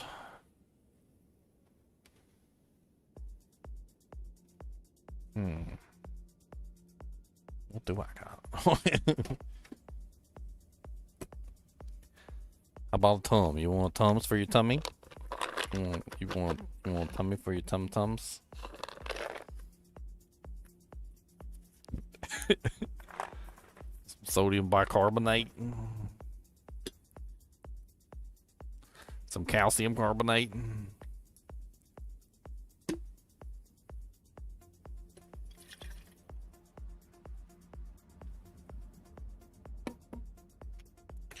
How's your little chalupa monk doing? It's okay. You got your chalupa skills yet? Yep. Your chalupatizer? Chalupatize me, Captain? Trying to chalupa it. I'm hungry and I want to go get a chalupa.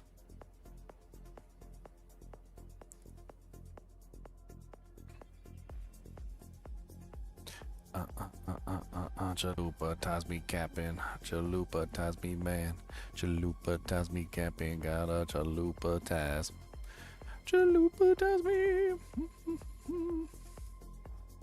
My breaches are in like the craziest maps with like these narrow hallways where you can't get to anything, and it's crazy.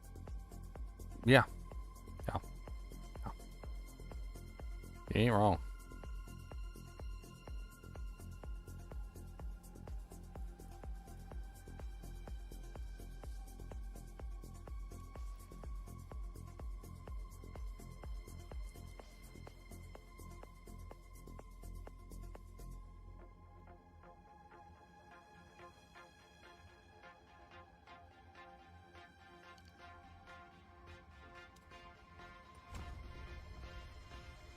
Am I just ignoring Twitch? No, of course not. I said hi to Mr. Flappy when he came in, and I said hi to you too, Scary FNAF.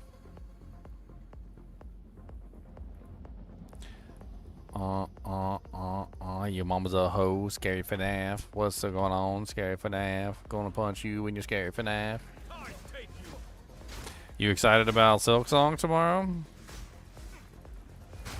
Are you? Are you? Where's my chat on the screen, too? My chat on the screen seems to be gone. I cannot. I need mana.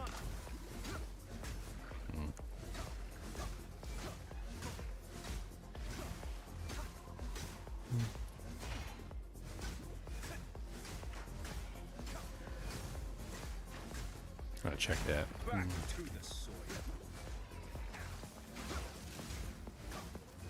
I'm unable. Okay. I don't know why my chat's not up there. My chat's usually up there. All my freaking things broke today. Every single one of them.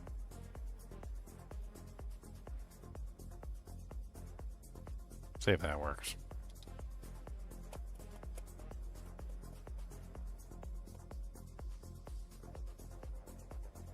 Hey, look, there you go. It actually popped up. Testing. Oh, okay. Testing. Yeah, okay. It's actually working now. All my interfaces were broken today when I started streaming. I don't know why. Do I use Restream? No, I use Streamlabs. I didn't like Restream.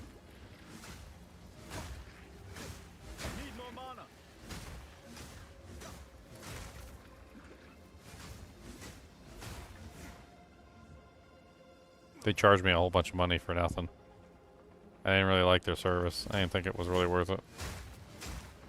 I'm not 100% sure what they do. I was looking at it for my church, and I didn't really see why I had to have it. Oh, so basically what Restream does and what some other services do is they allow you to stream like to multiple services at the same time.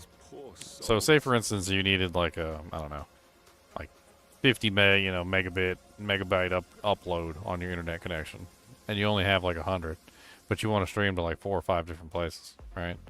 Well, if you did that, you would need 4 or 5 times the upload speed. So that's, 4 times 50, which is like 100 or 200 or whatever, right?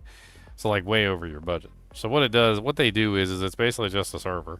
You send your information to the server, so you only need to send 1 connection instead of having to send 4 or 5. And then the server then takes your connection and then sends it to the 4 or 5 locations that you're sending your information to. It's basically a way that you can like get away with a middleman. A middleman like streaming your service for you.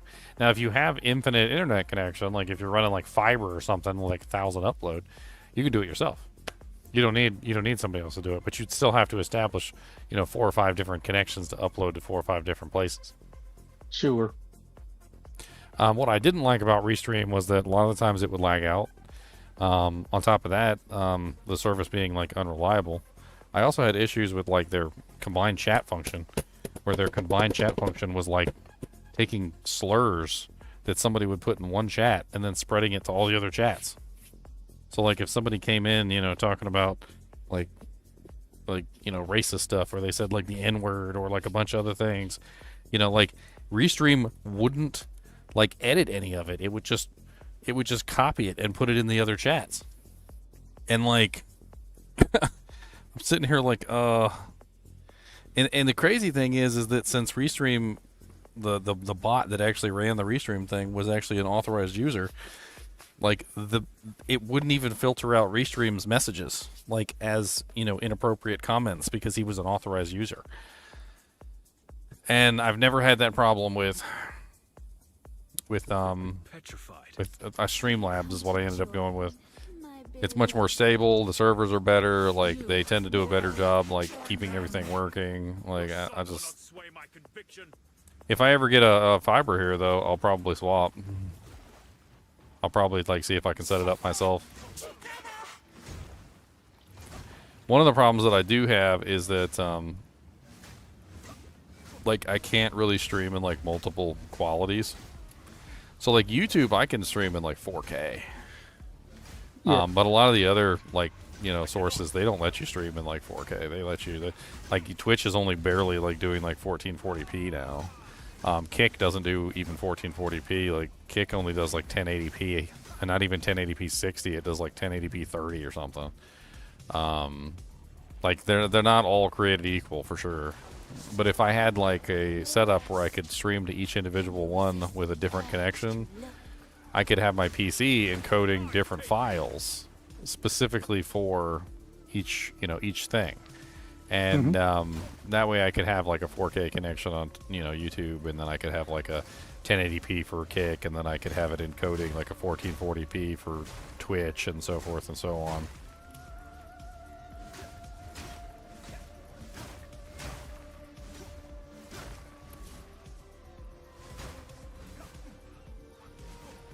Boobies, boobies, boobies.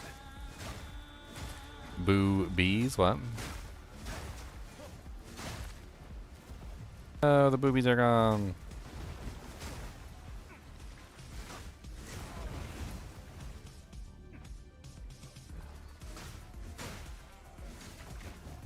Not yet. Drown! Drown!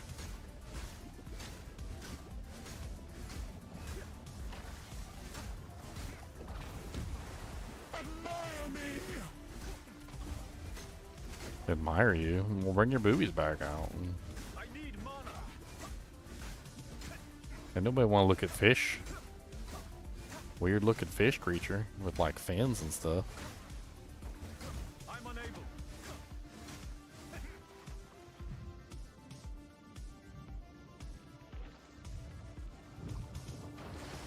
Give in to my beauty.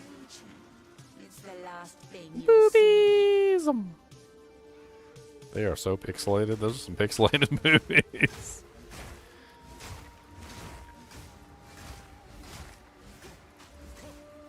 That's like Andariel level pixelated there.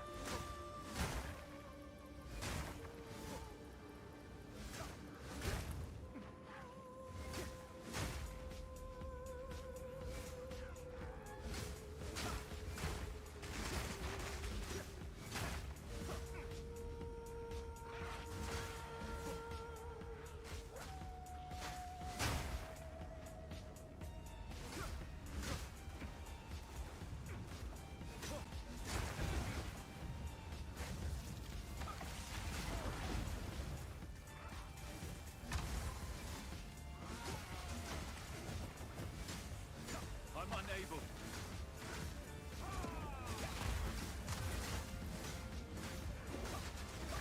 Drown! Drown!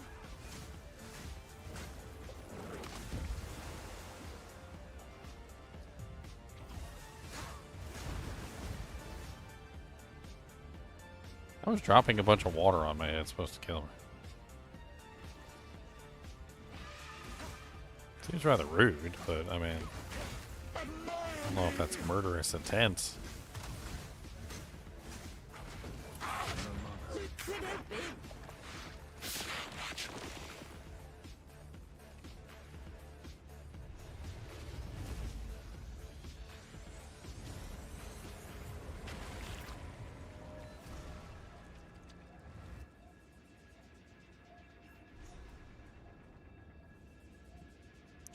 Well, why do you ask, Charles? Now, we must find Any specific reason? You looking to get into streaming yourself?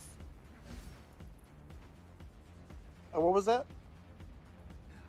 Charlanaw in chat. Are you Charlanaw in chat? Oh. Are you? Your name is Charles. What's the question? Are you talking in chat, Charles? No. Okay, so there's two different Charles. All right. Yeah. I was just asking if someone's having his stream restarting constantly, and he's also using Streamlabs. He said Restream, but it's Streamlab. I mean, well, Slobs is a tool, so like you can use Streamlabs and Restream together. So I'm using Streamlabs OBS, which is a tool, which is just like the program that you run your stream from. But that doesn't mean he couldn't still also be using stream, a restream. So you can basically take your stream from Streamlabs OBS, which is also nicknamed Slops, by the way, and then you send it to Restream, which is a different system.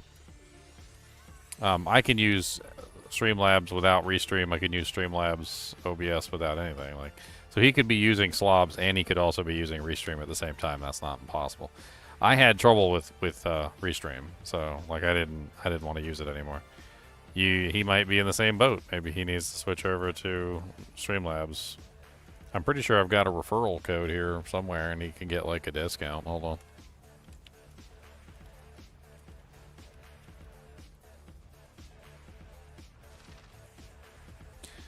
Bum bum bum bum bum bum bum bum bum bum bum bum bum bum bum. Unfortunately, most of the time you pay for a full year, so you're kind of stuck with Restream for a year. I used it for a year and like it. I was gonna re-up, and then they ended up like charging me like some ridiculous fee, and it was so stupid.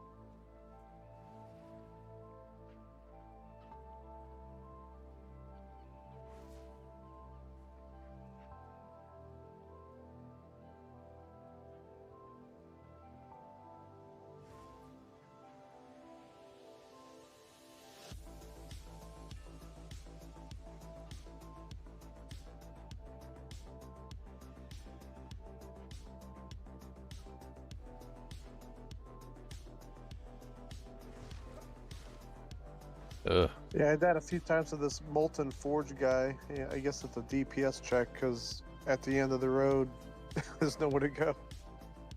Yeah, you have to make sure you're dishing out damage to him. There's also kind of like a particular way that you need to fight him. Are you ranged or melee? Shield charge, so I'm hitting him pretty good, but I'm just not doing enough damage, so I have to level a little bit and. Let me. Dude, shield charge, shield wall. What's your? Yeah, I kind of demolished him. What's your shield looking like, armor-wise, at this point? I need the I'm at level 44, and I think the shield you gave me was level 46, so I just need to get 2 more levels. Because right now it's only a 112, which is fairly low. I think the one you gave me was 369, so it's gonna be a huge upgrade. Yeah, that's where all your damage comes from. So yeah, that'll be a huge upgrade, and that'll help you pass the check. Yeah, I'm gonna just level up, and then I'll refight him. What's that there? It's a treasure. Or if you want me to kill him, I'll kill him for you. I accept this gift. Thanks. He could do it. He could totally do it with that build, though. Huh? You can totally do it with that build. I think you just need a little bit of. You're probably just using outdated gear is probably what it is. A lot of the times that's what it is. Like whenever I'm playing and I'm having a little bit of trouble, I look at my gear and I'm like, oh yeah, I'm level 42 and I'm still using like level 30, or level 20 equipment. I'm like, maybe I should probably upgrade a little bit.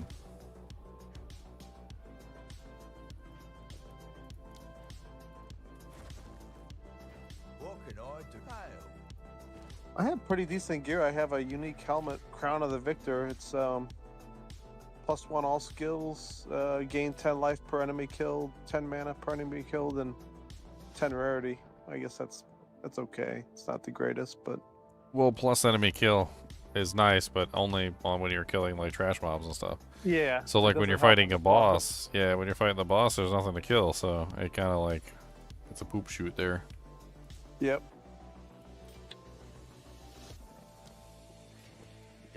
Come back soon.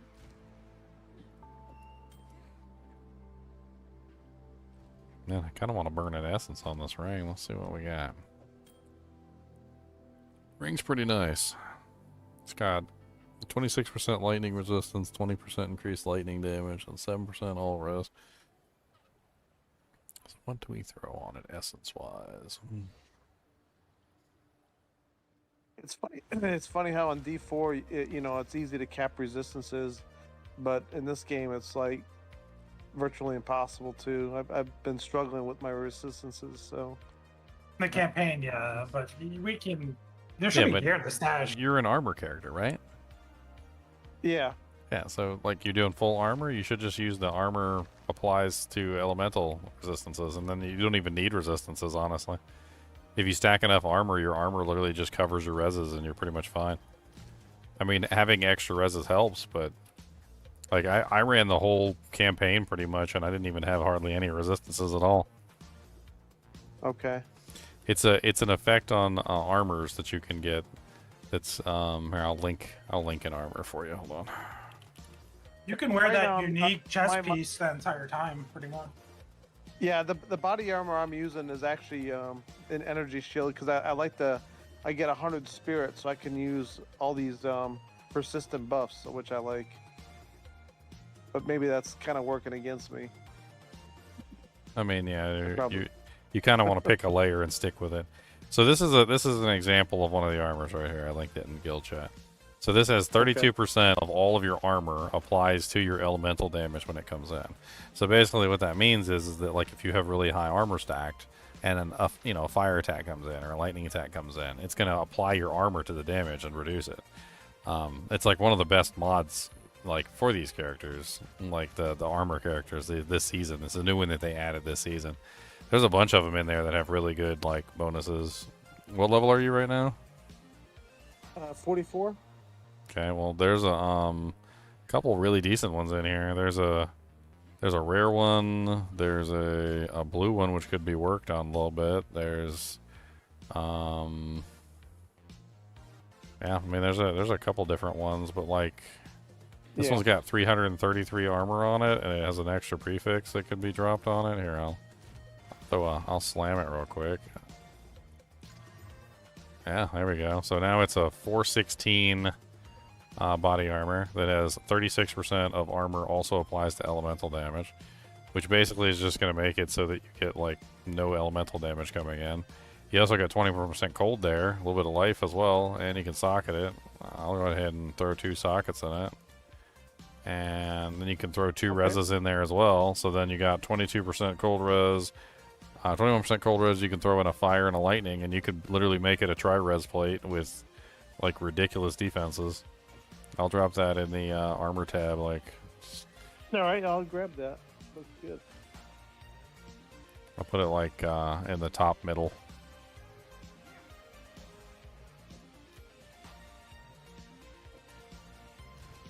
Unfortunately, that spirit plate that you're using, I know exactly which one you're talking about.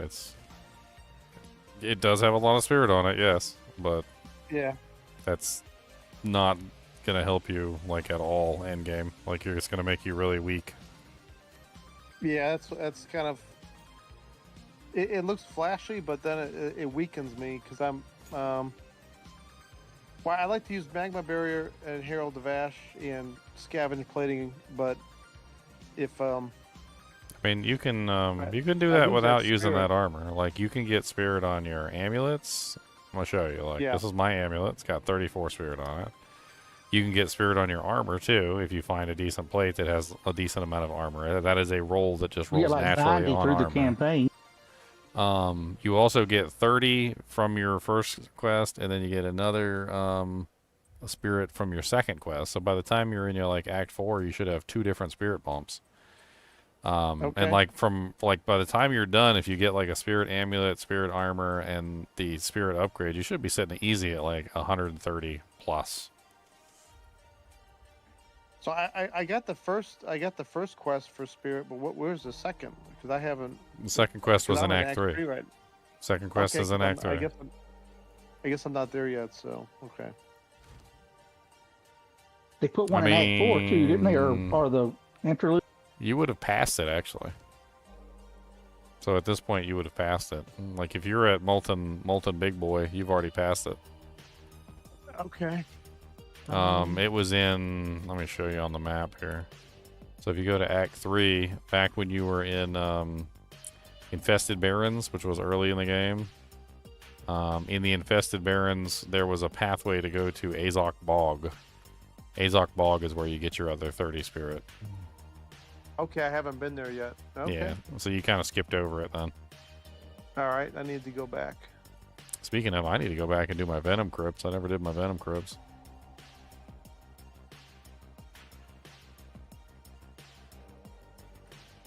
It'd be fun to go back and slap the hell out of Venom Crypts. Let's go.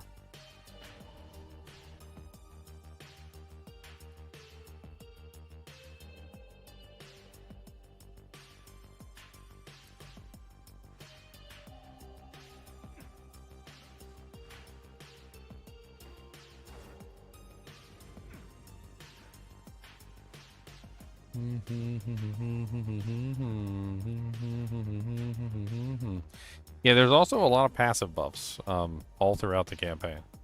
There's like pluses to resistances.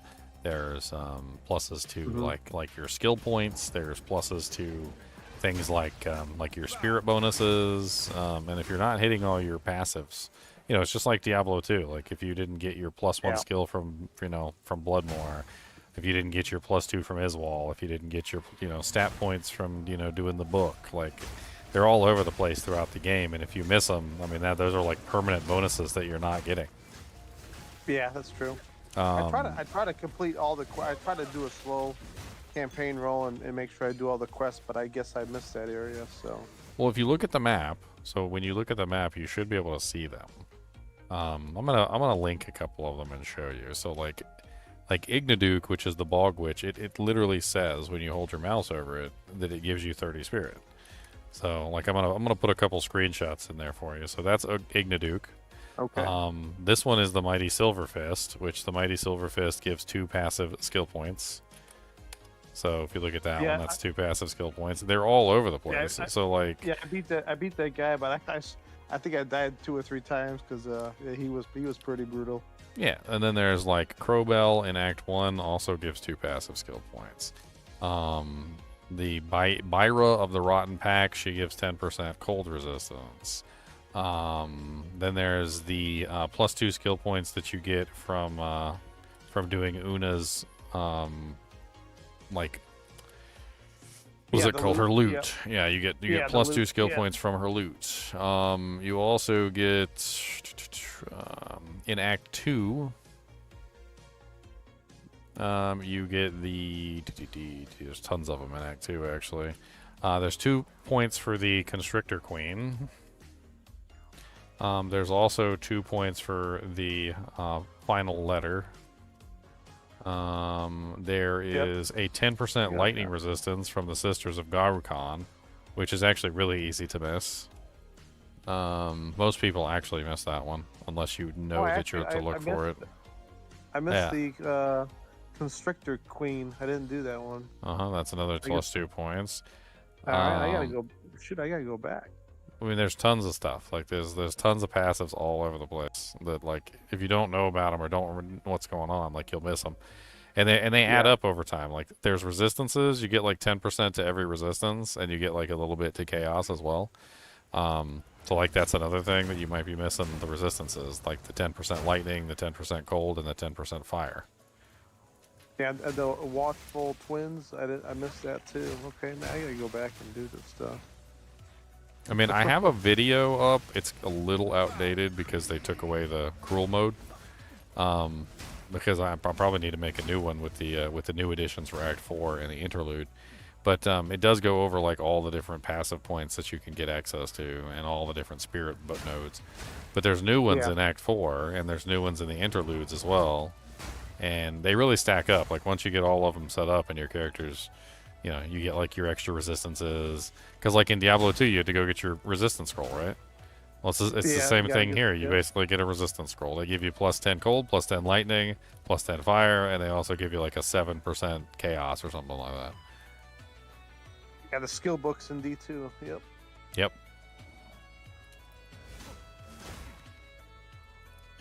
Very easy to miss some of them too. Like the lightning one's super easy to miss. The letter one, also the spirit bonus. If you don't know exactly what you're doing with the spirit bonus, there's two different spirit bonuses. So like, those are really easy to miss too. There's the Freythorn one, and then there's also the Azog Bog one, and then there's another one later, I think.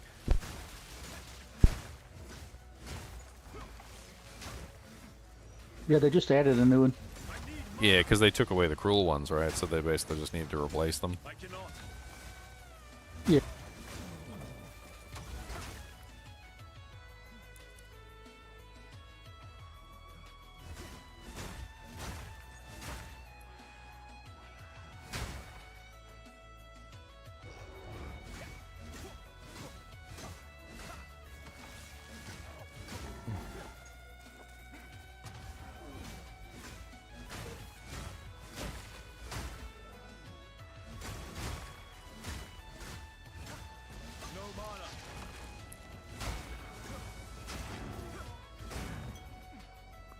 Looking for the Venom Crypts. I forgot to get my points.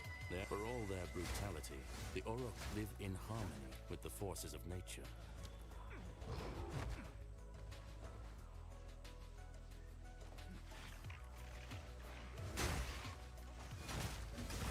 Oh yeah, I forgot about Candlemass. You got Candlemass in Act 1, right? For the HP? Candlemass. Big giant looking thing with candles on his back. That's why they call him Candlemass. He's like pretends to be a statue and you go up and you click on him. And then he like comes back to life. On the map, is he one of the icon things, or? He is, yeah. Candlemass is one of the. He's in the Count's. He's in the Count's manor, where you go fight the Wolf Count. Yeah, I did the Candlemass. Yeah. Yeah. I got him.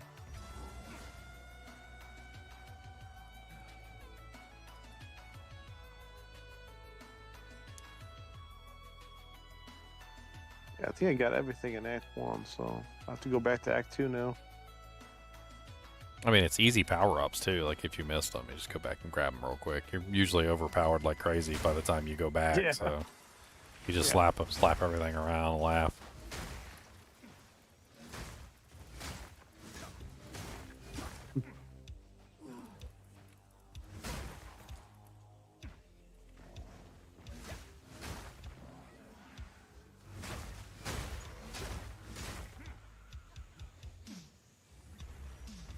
Fine. Venom Crypts. That's what I was looking for. We gotta go get the Venom so we can get our free Chaos Res. I can't remember what the other options are. I usually end up choosing the Chaos Res, though. Some of them actually give you choices, by the way. So, like, they're not just buffs. It's like a choice between, like, 1 or 2 or 3 buffs. Depending on, you know, like, what's going on. Like the Venom Crypts one in Act 3, I don't know if you did that one, but that one gives you a choice between like Chaos Resistance and a couple other things. Most people end up choosing the Chaos Res, but you can choose something else. I think the Chaos Res was the cool version. I think that's gone now. Oh, it's gone now? Oh, that's right. You're right, yeah. Act 3 version is the ailment, stun ailment, elemental ailment, or mana flat, or mana regen. Oh, yeah. I need the stun ailment on this character big time. Yeah, that's right. See, I'm getting it confused with the cruel version.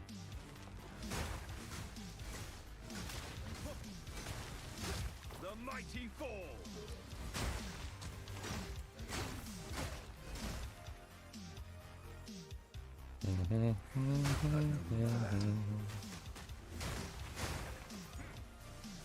Yeah. I'm gonna grab the stun threshold on this guy for sure. Tired of getting knocked down. Did you get up? Hopefully I can get up once I get the stun threshold.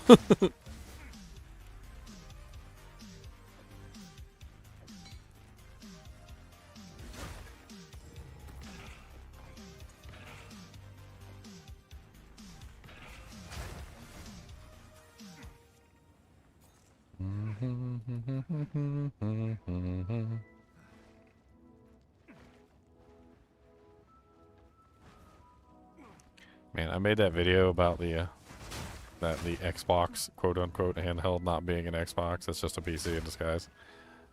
Dude, people still find my video. It was like a month ago I made that video. People still find it to argue with me.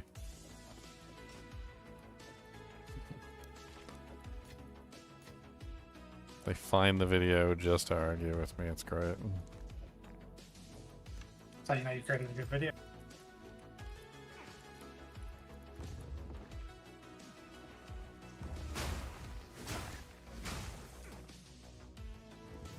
I had one guy argue with me forever, telling me that I was wrong because no, the Xbox ROG Ally X is not a PC, it's just an Xbox. And I'm like, it's not an Xbox, it's a PC. It's like, it's gonna run Steam, it's gonna run good old games, it's gonna run, you know, like Epic Game Store, it's gonna run the whole 9 yards. I was like, it's not gonna be a console, it's gonna be a PC. It's gonna run all the PC platforms.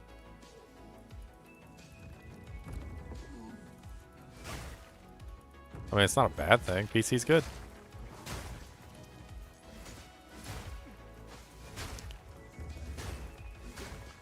My entire point with the video was just simply that, you know, like, people who expect a console experience are not the same as people who expect a PC experience.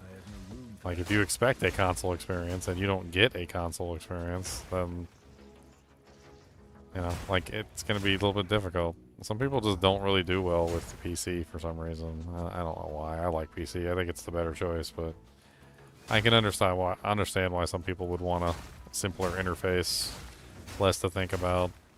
Just press the button on their controller and the system boots up and just play. There is a certain simplicity to the consoles, I suppose. Yeah, for me, like, I mean, I used to play PC all the time, but I had really bad carpal tunnel, and the controllers are a lot easier on my hands. Well, yeah, but in your case, there wouldn't really be much of a difference between playing on a ROG Ally X. That ROG Ally X is basically a handheld that has a controller built into it, so yeah. Then you'd have the best of both worlds, a PC that has a controller. But then again, you can hook a controller up to any PC, so... Yep. Yeah, that's true. Like, if that's what you want to do, there's definitely some good PC controllers out there. I've thought about getting a good controller because my hands hurt sometimes real bad after dialysis, and so I've thought about it. Yeah, you should. Yeah, there's some good ones out there. I prefer the wired ones because I feel like the connection just never is the greatest. Same here. I do too. I hate wireless. I hate controllers. There's a couple really good wired controllers. Like I use the Power A wired Xbox controller, and I think it works really well. They want like $190 for that Xbox one. Depending on where I buy the Silksong, I might be using it tomorrow. If it's not up on the Nintendo Switch shop immediately, I might just pick it up on Steam or something. I don't know. I'd like to get it on the Switch though, because it's a perfect game for a handheld. If they would put PoE 2 on the Switch, I would go buy a Switch 2 today. They might. The Switch 2 can handle it. I think so too. I mean, it wouldn't be like the greatest, graphics or anything, but it would work.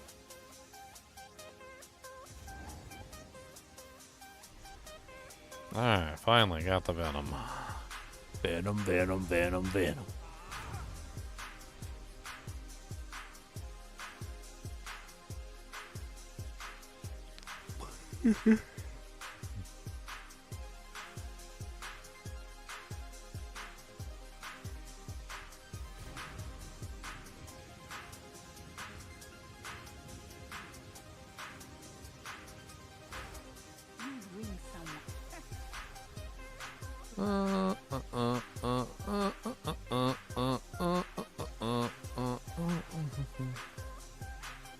I just hope they eventually add gold find in some capacity because there is.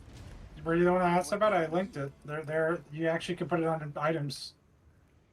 With the Omen, or was you won't have gold problems once you get into high maps, like level 10. You don't have it. Yeah, that's true too. But yeah. Unless you gamble on the Venturer's box, put you back down to 0 real quick. Yeah. But I like something like early in the campaign because it's like because I usually respec my passives quite often, and that's very costly.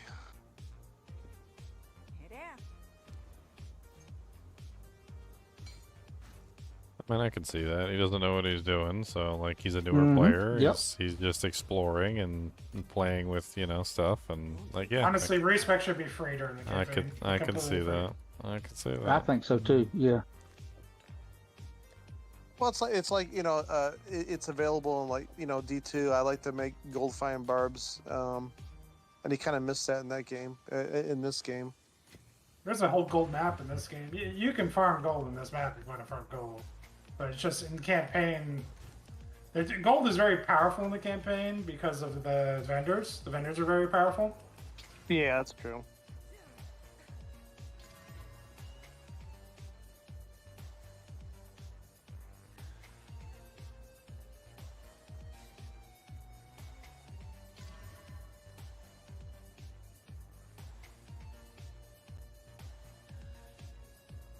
Man, this ring is all over the place.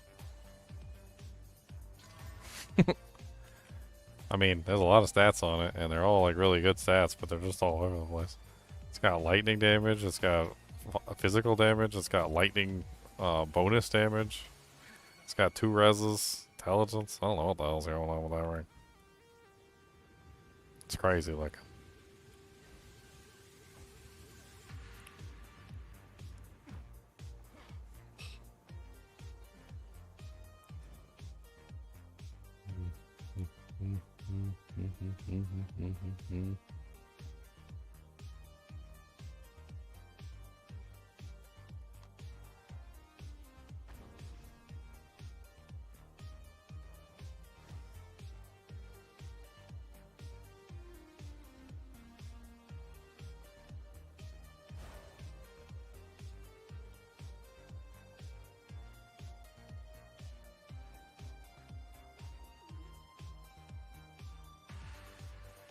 We'll put it in the stash. Keep on sharing the wealth.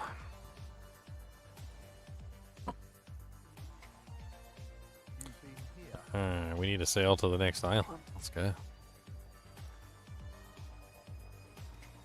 Outsider, approach me. What's up, Tavakai? I'm gonna beat your ass later.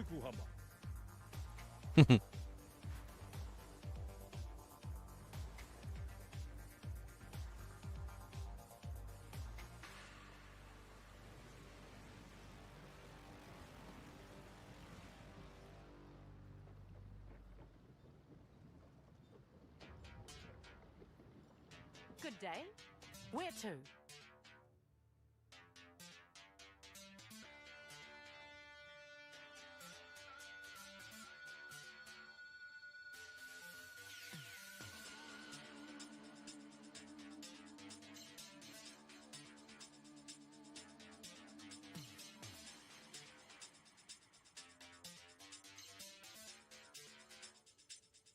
This one guy keeps reposting all my stuff.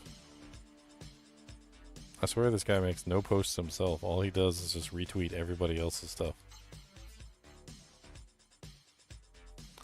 Like, retweets everything. Is that like a strategy these days? Just retweet every single thing somebody else tweets? Yep. Cover the news. Which is...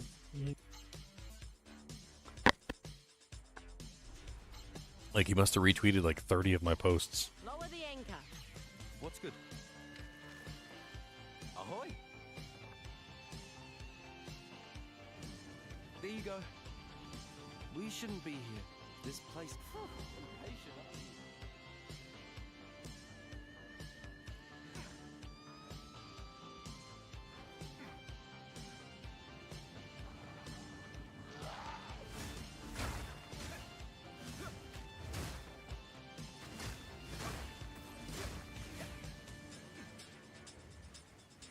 Oh, this is where I died. Can you imagine dying to that in hardcore? Like when the ship blew up, remember I was talking about that other? I walked on the ship and the ship just exploded and it said, "You have died to an explosion," and it just killed me. It was such a booby trap too. It was like there was like a bunch of chests on a ship, and I walked on the ship, and then the ship blew up. Let's see if I can die again. Again.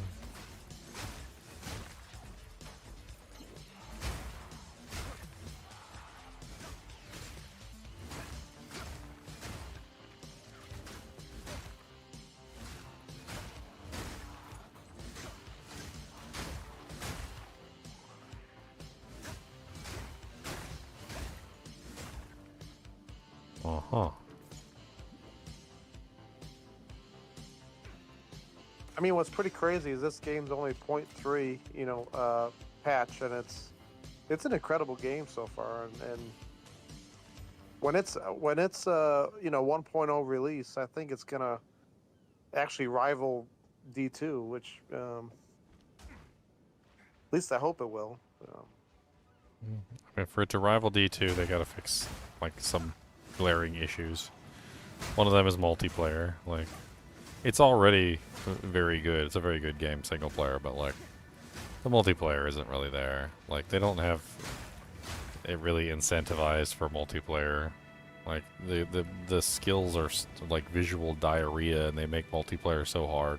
2 against 1. Especially when you get like a like a specific person who's spamming one particular ability, and it gets pretty bad.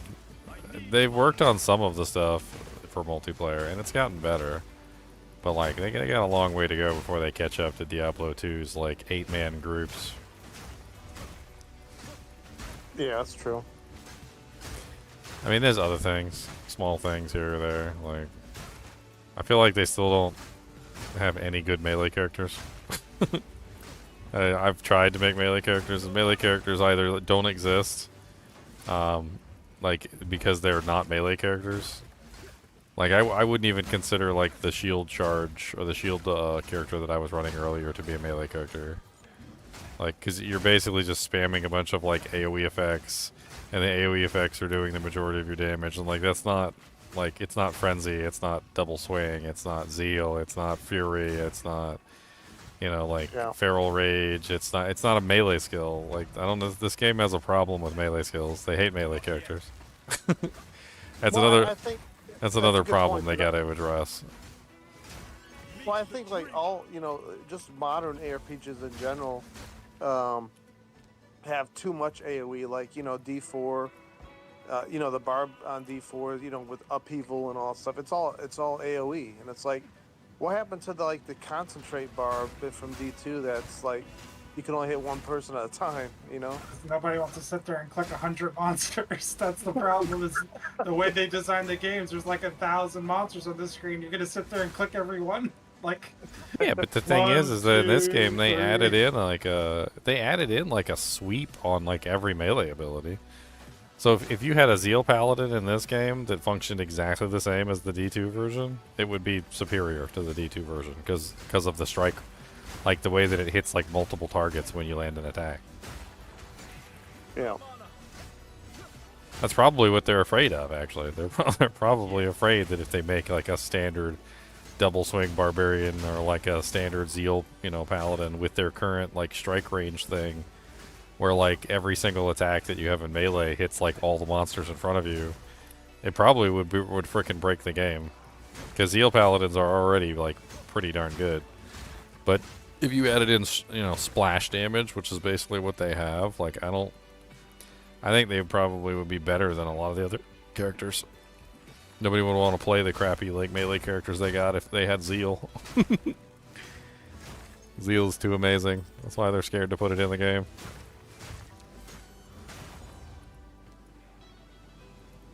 I think a double swing mace skill would be pretty cool too, because there's not really many skills that are designed for like two dual wielding one-handed maces.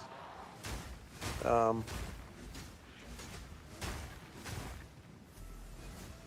think they need to open up their like restrictions too a little bit. Like I I don't know if restricting every single ability to like a specific weapon is necessarily a good idea. Like I don't. Could you imagine if like Zeal was only usable with swords and that was it?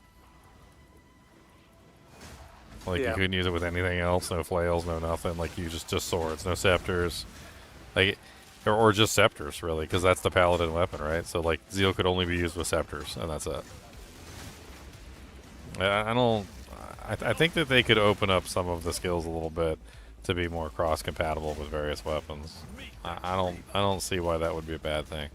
I mean, yeah, still tie some weapons to specific, you know, some abilities to specific weapons. I mean, that's fine. But like, there definitely are certain abilities in this game that there's no reason why they need to be tied to a specific weapon. It just doesn't make any sense.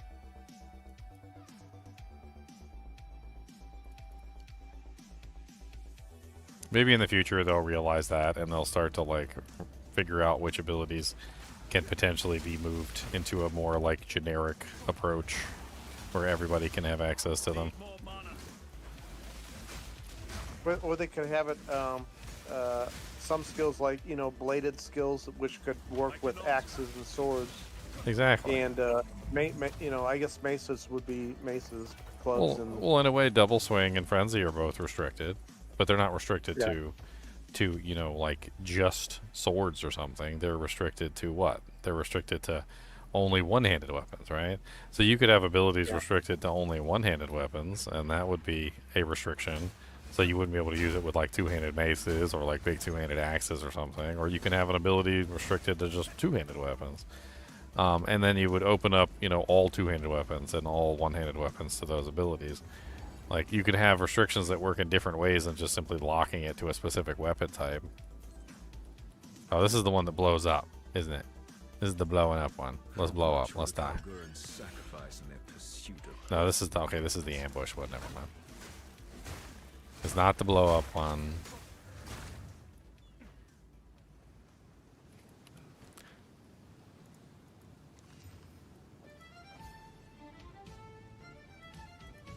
Honestly, they should just hire me, and I will help them make the perfect game.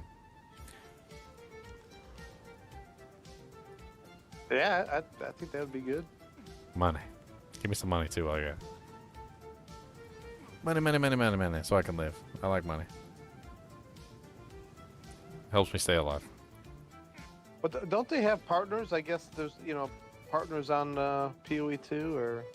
Yeah, I guess.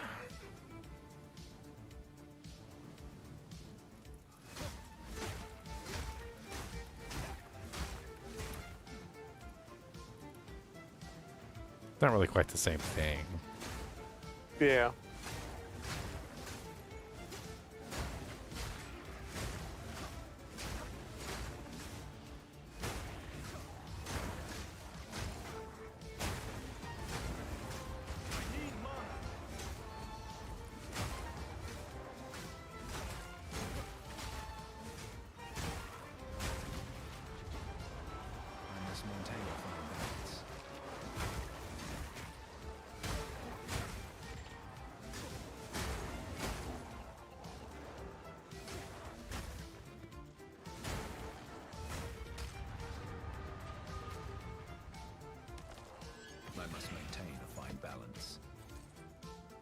A stratified tar.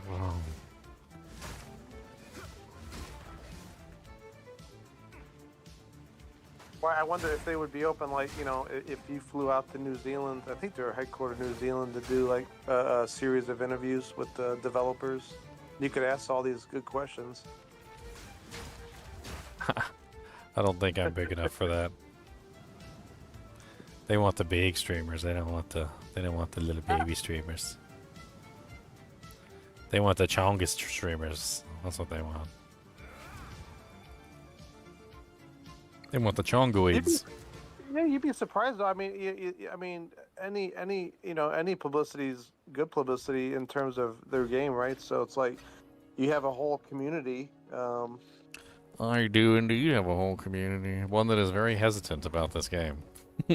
As you can clearly see by my viewers, that I don't really have a particularly large amount of viewers by comparison to like when I played Diablo 2. They're very hesitant when it comes to this game. They're like, I don't know. Path of Exile 2 sucks balls, and I think Ginger is stupid for playing this game, and he also has a rabies. And I'm pretty sure that he's going to spread that rabies to us if we watch him play the game, so we will not watch him play the game.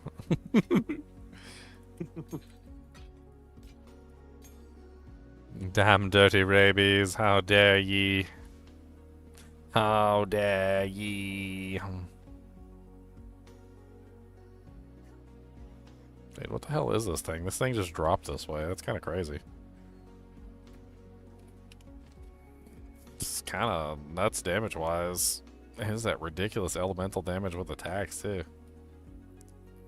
I wonder if that would be better than what I'm currently running. There's a chill in the air. Man, raw damage-wise, it just brings me, like, way down. But then again, I don't have it socketed or, like, increased or anything. I guess technically I lose all lightning damage. Is probably what it is. Was it like 1 to 50? Physical goes. Yeah, I lose quite a bit of cold. It's because I really don't have any good rings at the moment to actually like multiply the elemental damage with attacks.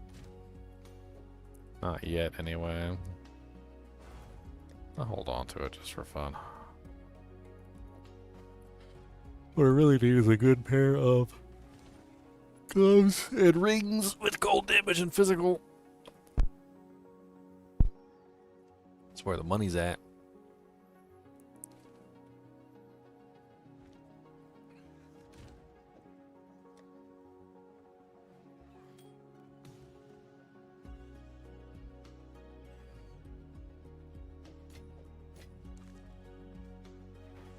Welcome. Let's deal. The finest available. All right. Fair enough. Have a good day.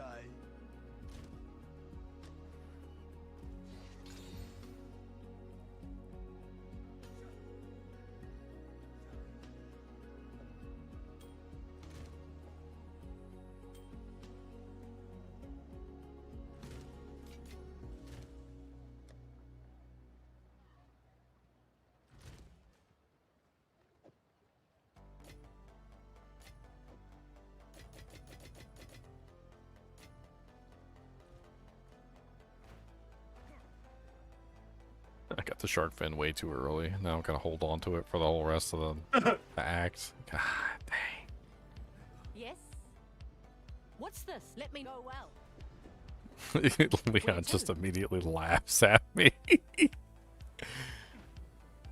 He's like, you fool!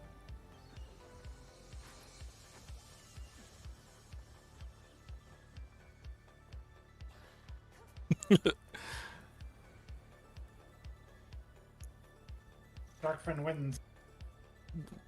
It's not even worth picking up, really.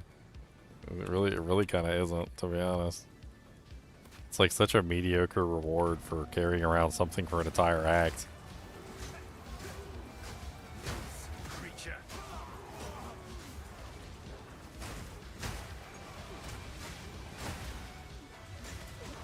Need more mana.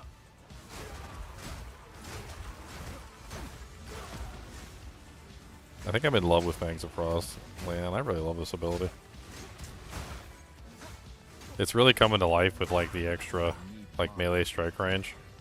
I think it's one of the best melee attacks I've used in this game so far. Speaking of melee attacks, I think it's probably the closest thing to a true melee attack right now. Probably akin to Jab. Sort of feels like Jab on the Amazon. It's like a very powerful jab, maybe like Impale. Maybe more in the Impale category, I'm not sure. Well, I think the spares are the best designed melee attacks in the game. Like, I like Rake. I've never, like, made a build around it, but I like the way you just press it. It's got a nice AoE, and it does bleed. It doesn't seem to do very much damage. It seems to be designed to give you a guaranteed bleed, which is... Maybe you could build around that, I don't know. But it does work very well. Like, I like yeah. Like, I like the animation, I like the way it feels. It's unfortunate that it doesn't, like, do as much. And it seems to be the case sometimes when they make good abilities. They're like, let's turn it into something stupid. Yeah, they do that a lot. They're like, oh look, this ability works really good. You know what? Let's make it spawn frogs. You're like, I what? like rolling slash too. I do like Yeah. that ability. Yeah. Spear, boys. Fog here is thicker still. Don't come near the circle. I must not lose my Okay, I'm not gonna get fooled this time. It's a witch. Don't let it go. Hello. Kill it. Yes. All I could say something. What's your name? I know. No, every cat thing. Goodbye. You are I sure. look As the from bit of a the magic bad living. fell. Ahoy! I wonder if you can like talk your way into figuring out it's a demon. Aye. You've been out here for hear that? Now, till next time. I remember cat good for me. I'm gonna try talking to everybody again. See if there's like extra options here. I'm fading. I'm fading. Your mom's fading. How about that? These ancestral totems are a menace that remain from ancient days. They gather a cursed fog, and we cannot stop them or break them. If you come to this place and have any idea how to destroy them, please do. Tavakai, chieftain of the Tukohamacho.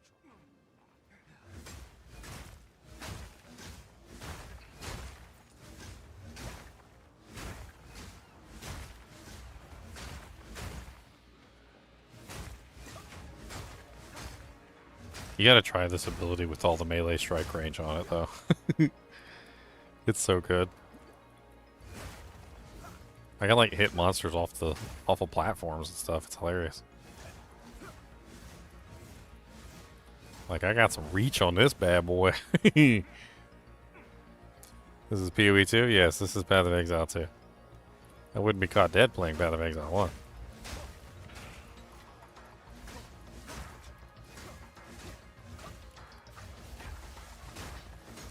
There is no recorded footage of Ginger playing Path of Exile 1.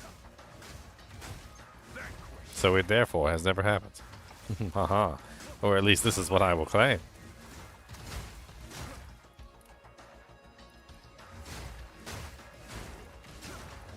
Yeah, I'm the same way. I never got into PoE 1. Yes, but PoE 2 is very good. Yeah. They learned from their mistakes at PoE 1.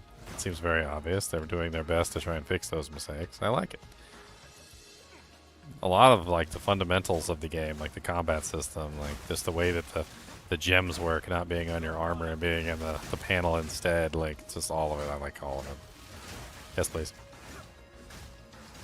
Even the passive tree is better, really, than the PoE 1 passive tree. Even though they're technically kind of the same, but they're not the same. So you can definitely feel the improvements in the PoE 2 passive tree over the 1.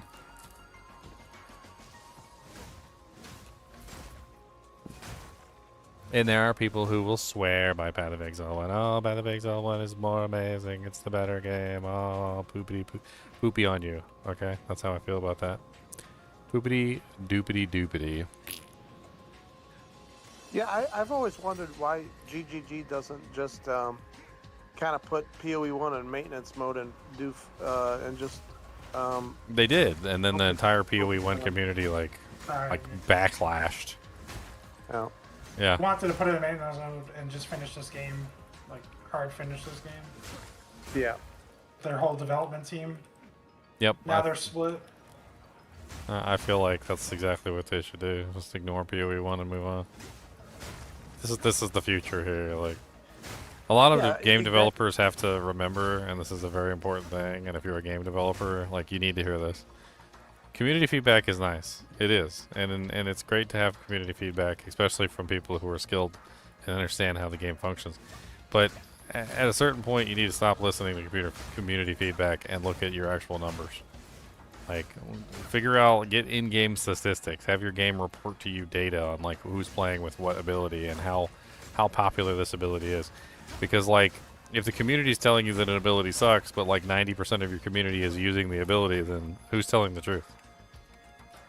There's a phenomenon in the internet world. It's called vocal minority, and a lot of the times, believe it or not, you will have a very vocal minority telling you that something is bad, and if you listen to them, you're just going to ruin the game, because like a lot of the people don't give feedback when they play video games. You know, streamers like me are, you know, unique. Like, we give our feedback online for everybody to see, and you can actually see us play the game, and you can see what we're looking at, see how we're, you know, we're doing things. And so, like, I think streamers are kind of unique in that regard, because at least you know exactly what they're talking about, and you can see like a certain, you know, level of what's going on. But like, if it's just somebody posting on the internet or like hitting the forums and they're complaining about something, like, it doesn't necessarily mean that it's actually an issue. There's a couple companies lately that have come out and said as much. They're like we've stopped trusting, you know, feedback, because a lot of the times they're just vocal minorities, which that's something that you have to do. Unfortunately, you gotta say to yourself, you're like, okay, you know, we got feedback on this skill, but it looks like everybody's using it, so it must not be as broken as people are saying. This guy must be full of crap. Yeah, and the forums and Reddit, it turns into an echo chamber of, you know, just... That is a very common thing. What happens is, online, is people get into these little cliques, and they don't like anybody who has a dissenting opinion, so they'll literally chase you away. Like, instead of engaging in, you know, debate about a topic, they just chase you away. They're just like, oh, we don't want to talk to you. And then they yell at you, and they're mean to you until you stop responding. And then they get exactly what they want. Everybody agrees with them, but that doesn't necessarily mean anything. Reddit is one of the biggest freaking echo chambers there is. Dear Lord Jesus. Yep. You go to Reddit, you find the right subreddit, anybody will agree with you about anything. And I mean anything. And that's the worst part, because I really mean anything.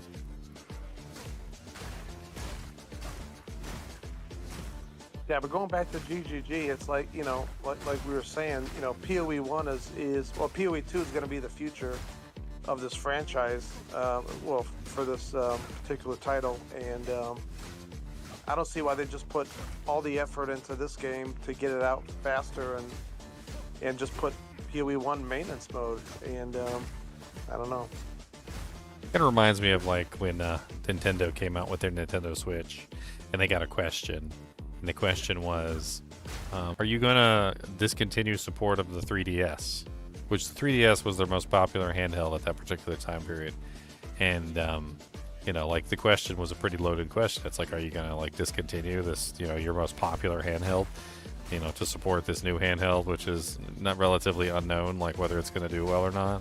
And the answer that Nintendo gave was precisely the answer that I thought they were going to give, which is, like, no, we're not going to end support on the 3DS. The 3DS will still receive as much support as, you know, like, we can possibly give it. And, like, it's a loving member of our, you know, Nintendo family or whatever, right?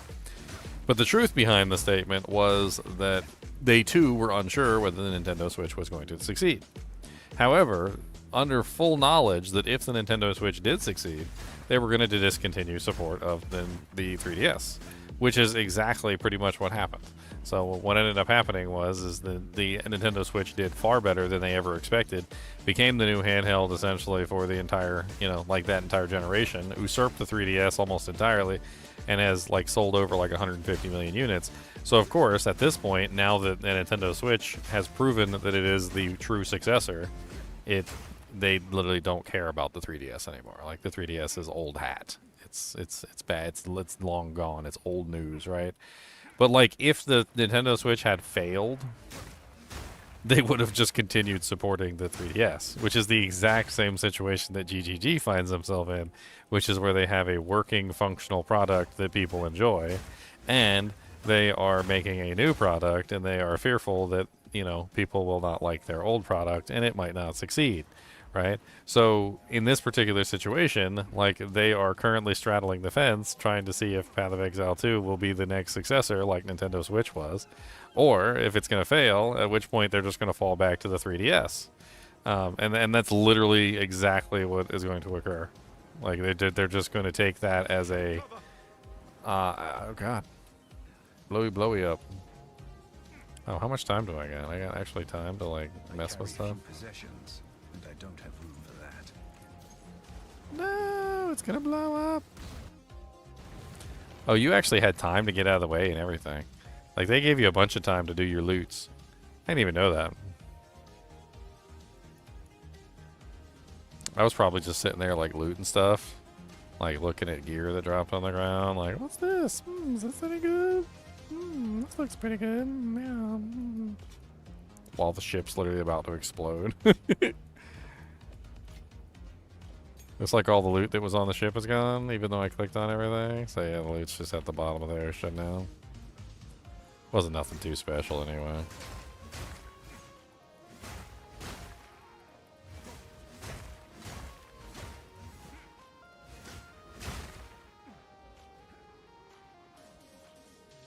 I think that if PoE 2 proves that it can be the next successor, I think they will drop PoE 1. I think that's exactly what will happen. They'll drop it hot, and they won't care about it anymore. It'll get completely just like usurped. But right now, PoE 2 has not done that, unfortunately. It hasn't proven that it's the true successor yet. It hasn't proven that it's not the true successor. So like, you can't really say one way or the other at the moment, and that's the problem that they're currently having. They're worried that their community is not going to swap over.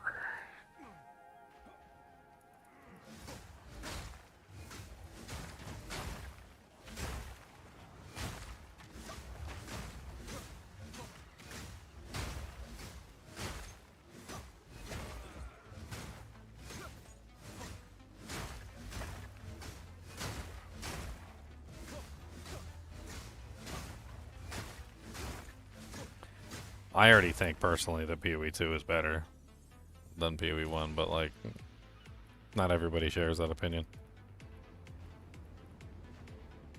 Some of the PoE 1 diehards, they're stuck in the past. They don't like the way the new game functions. They don't like the improved combat system, or like the skill gems being over there. Some of it comes down to the fact that like PoE 1 has been going on for so long that PoE 1 has like a massive amount of content in it.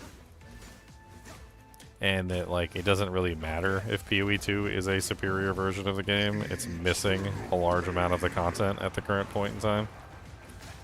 So like it doesn't have all the weapons, it doesn't have all the classes, it doesn't have all the things that PoE 1 currently has because it's not finished yet. And so like there's a content, like difference there between the two as well, because PoE 2 is missing the majority of the stuff that like should technically be in it. Like the Druid class, which didn't come this patch that a lot of people were upset with. But we'll get to play the Druid class next season. It's definitely coming next season, so everybody's gonna have fun with the Druid next season.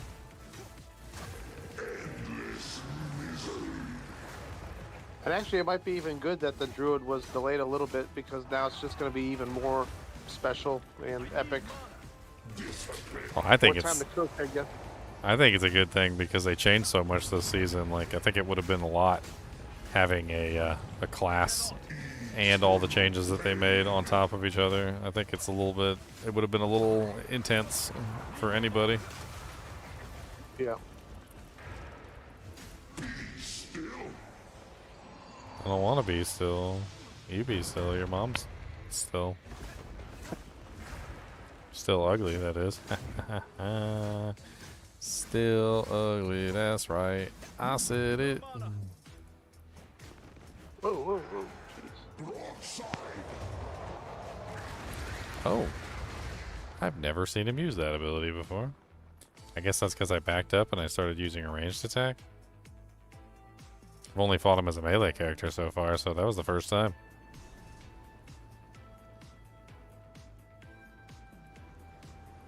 He just clapped my booty cheekums.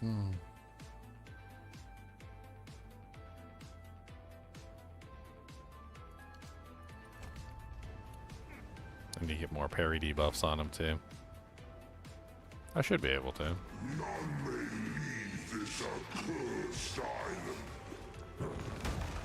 Oh.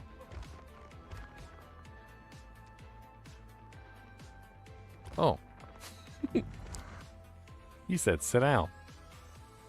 Look, I was sitting down. Now it's your turn to sit down. That was something else. Don't get hit by that, I guess.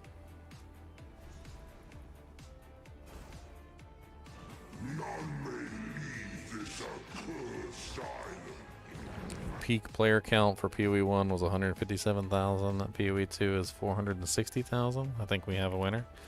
Well, there you go. Yeah, proof is in the pudding. That's it. I heard it was the peak player count was really good for this season.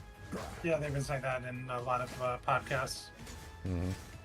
It just blew out everything.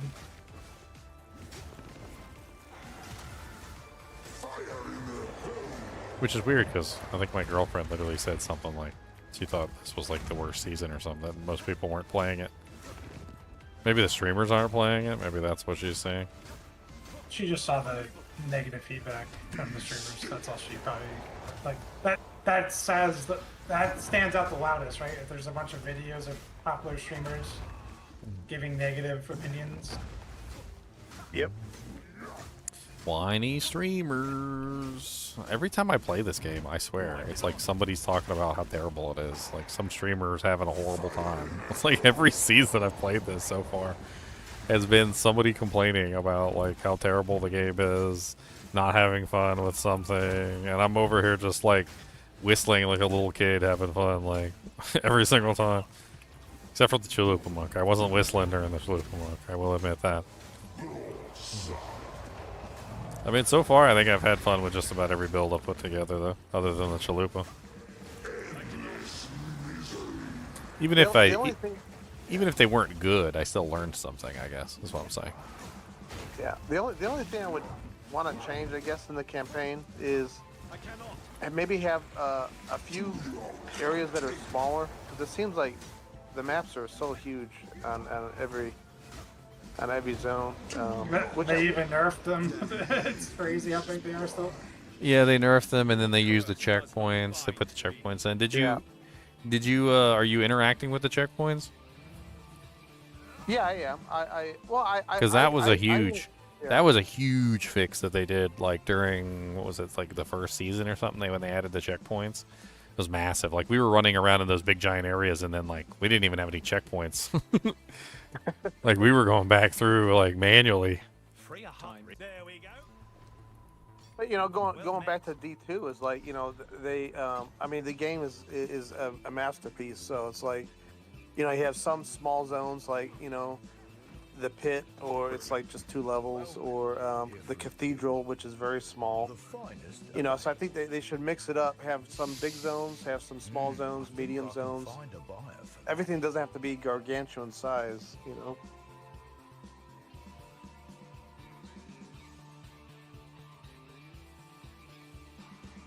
I mean, I ain't mad at the size. I'm not mad at the size. But I'm not. Yeah, I'm not gonna complain about too much content, because that's a very that's. I feel like they've done a pretty good job keeping the game. I don't know, like appropriately sized for how big of a story they're trying to tell. I feel like if it gets too small, then like the story feels small. Like, you know, you're traveling across the world, so like I guess at least a little bit of travel is fine. I'm not mad at it. Yeah. I mean, it was a really good thing when they added the checkpoints. That's why I brought the checkpoints up in the first place, because like that was a huge change that everybody enjoyed. Like the checkpoint system made the big giant worlds feel a little less, you know, ridiculous when you're going back through them, like especially for backtracking, because you just make sure you get your checkpoints, and then you can, you know, find the waypoints and then travel backwards, and it's not such a big deal. The sprinting made a huge difference too this season. So like between the checkpoints and the sprinting, they've already tried to address it twice, and then actually 3 times, because they also reduced the size of the maps in like what was one of the first seasons. So like they've done 3 separate things now to try and address the size without, like, you know, completely shrinking the maps to oblivion. I mean, I can see their progress. They're trying. They're doing a try. Another thing that I was curious about is why not put movement speed as an implicit on boots, like they did with belts with charms. They had that conversation, I think, in an interview. It's like they want it for free. I mean, I want it for free, but it does pretty much make any pair of boots that doesn't have it trash. Yep. if it's a mandatory stat, then it is what it is. I mean, the way to fix that would be to put movement speed on something other than boots. That would be the way to fix it. Yep. Because if you had movement speed on something other than boots, and you could only have one movement speed modifier, like maybe they could limit it to one movement speed modifier, like per, you know, like item.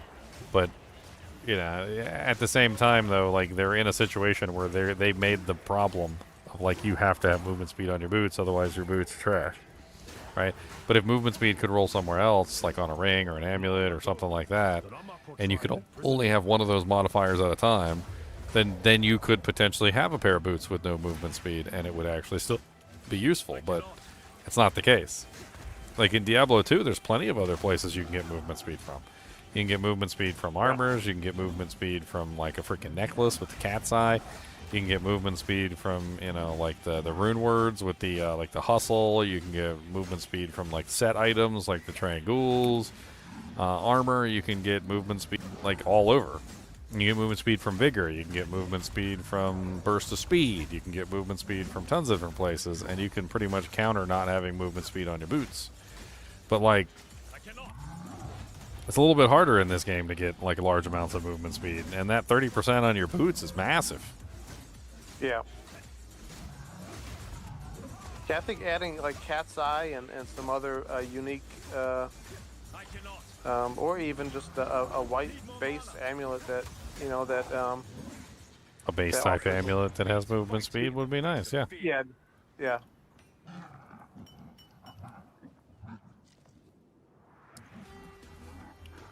I think if you offer options so that you don't necessarily have to have movement speed on your boots, I think you clear up that problem. But like if you're not willing to give options and you have to have movement speed on your boots, then I mean, you've created the issue essentially. Like that's an issue that you made.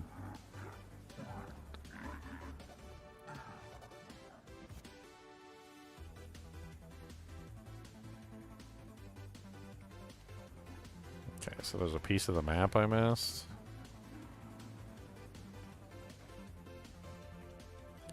Apparently I missed a piece of the map.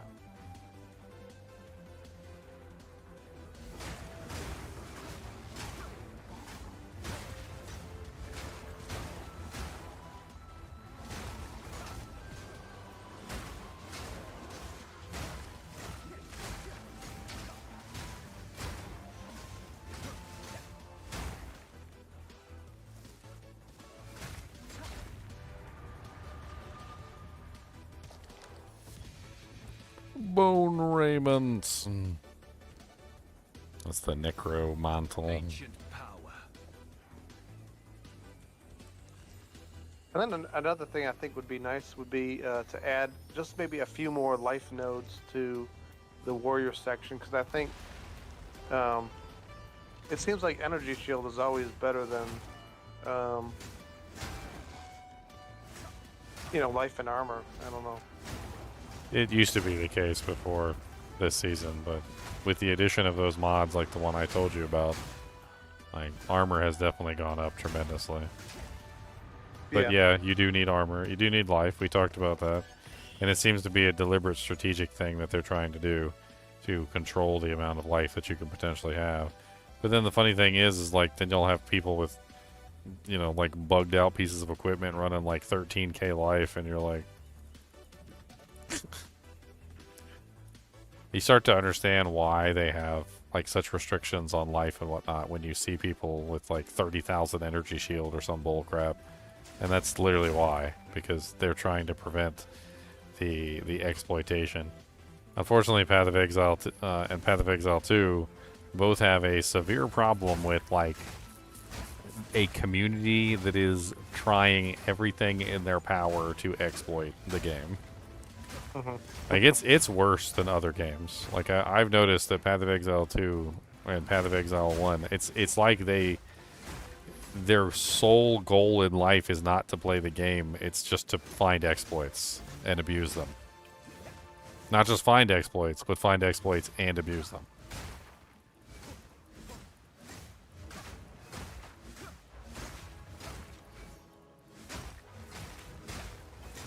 which is weird because it's like intensified.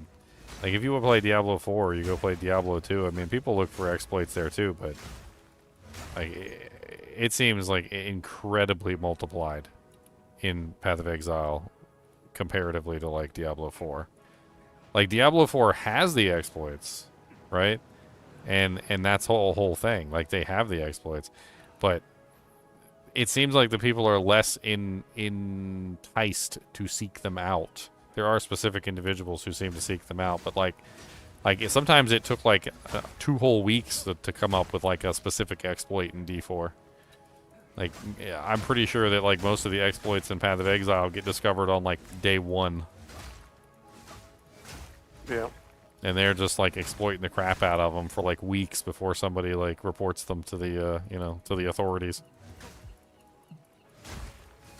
It's not only that they're more willing to like find the exploits, it's also that they're more willing to hide the exploits to prevent other people from being able to find them, and also not report them to the developers so that they can be fixed. Because well, if you report them to the developers, well then they can't exploit them. So like they want to sit there and exploit them for as long as they can.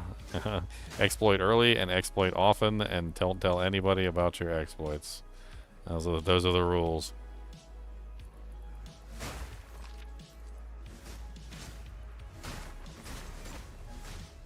I mean, just the first season, like there were so many people banned over that first exploit, and then the second season there was a bunch of people banned over that exploit.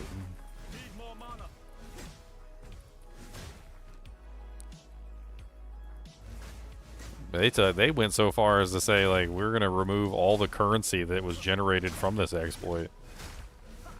Like they're gonna go back and just like rip out everybody's equipment.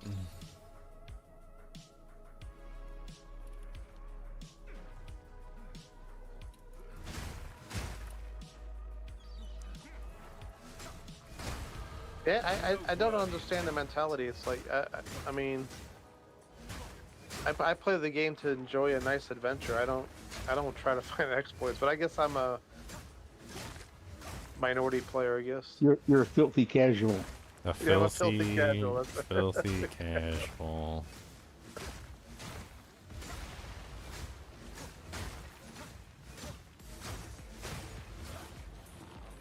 Filthy casual. You dirty, filthy casual.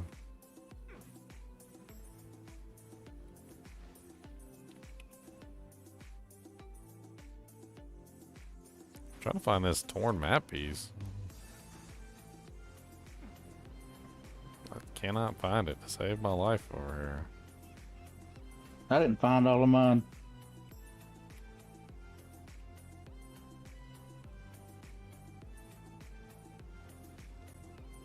I swear I've searched this entire thing.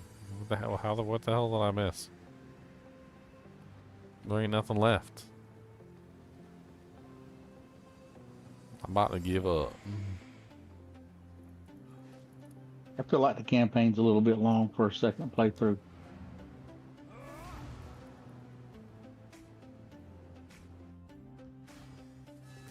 I mean, you level up to the appropriate level for your maps in the process, so.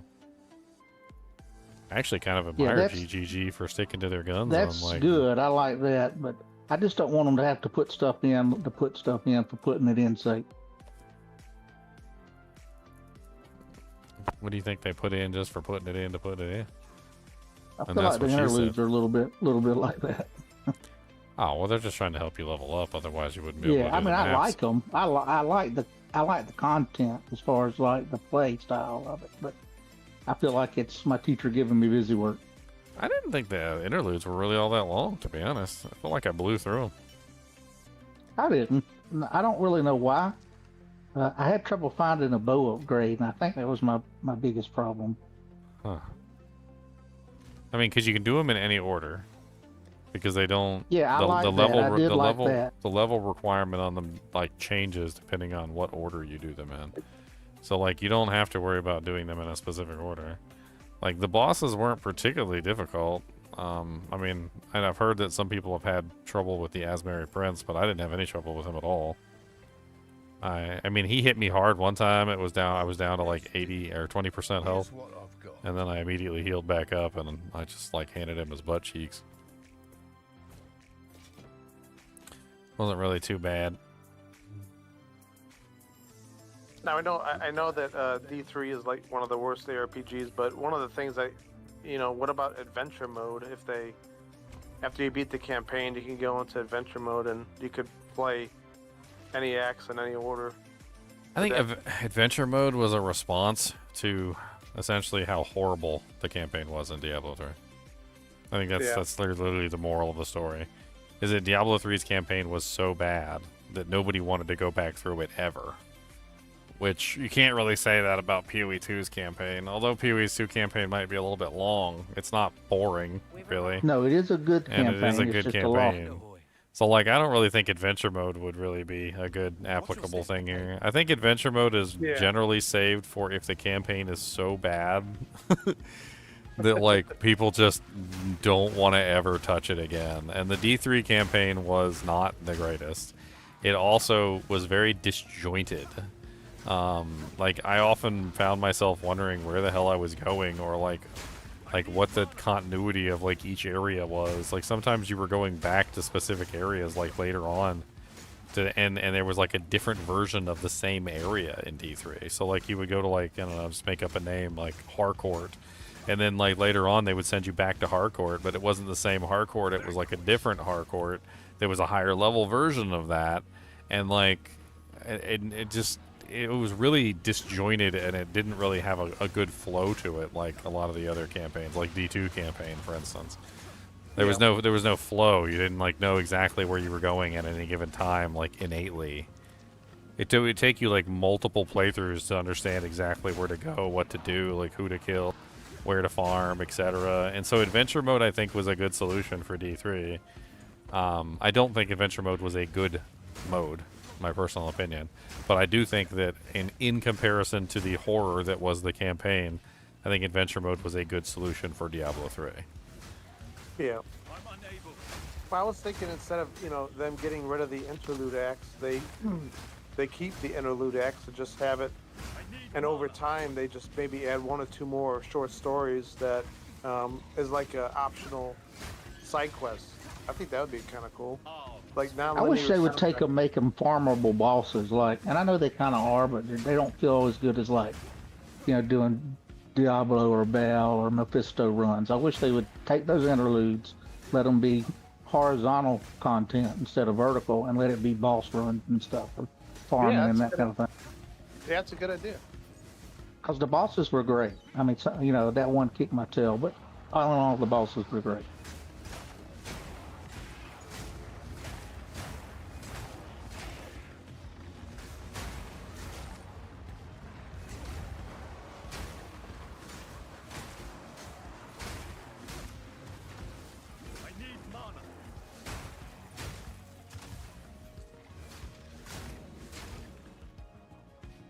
Yeah, get wrecked.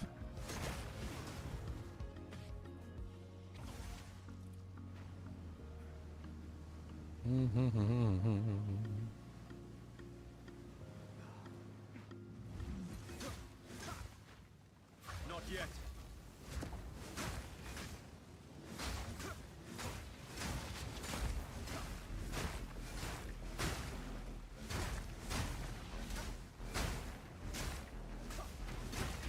I need mana.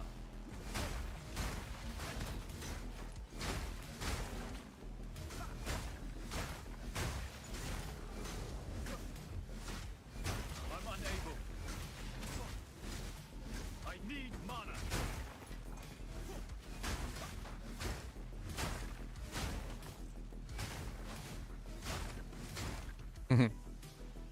See how smooth my character's playing, Bruisac? I like this. Yeah, that's a sick build. I like. I'm really enjoying this melee build. It's fun. I think this skill, Fangs of Frost, is like insane. I'm kind of excited to see how it turns out. I'll have to find out after I finish Silksong, but by then everybody will have tons of sweet gear by then, and I'll be like left in the dust. If you'll tell me what kind of spear you need, I'll find you a spear. Fizz cold, basically, with attack speed and skills. I mean, Okay. I'm not entirely sure, like, which way I want to go, like, whether I want to go pure elemental. I mean, this ability converts 100% physical to cold, so, like, no matter what, I'm going to be stuck with 100% cold. So any physical on the weapon is cold as well, so it doesn't really matter.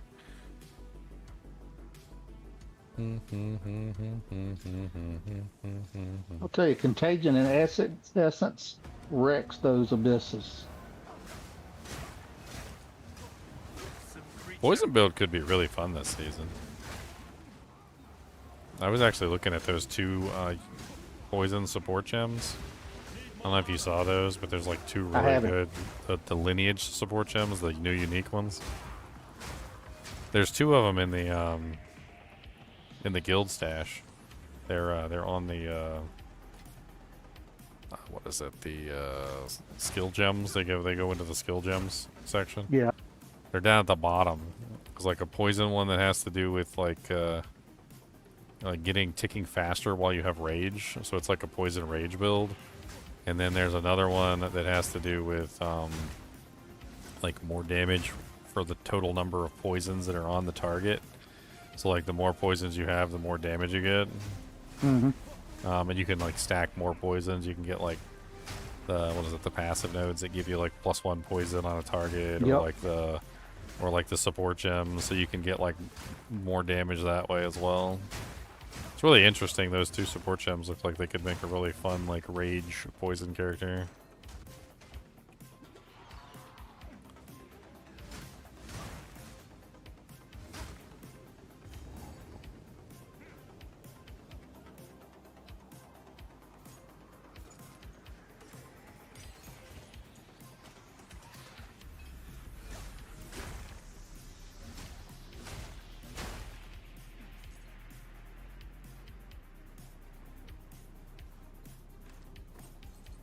I think another thing that they should do is they should take away this whole like colored chest thing.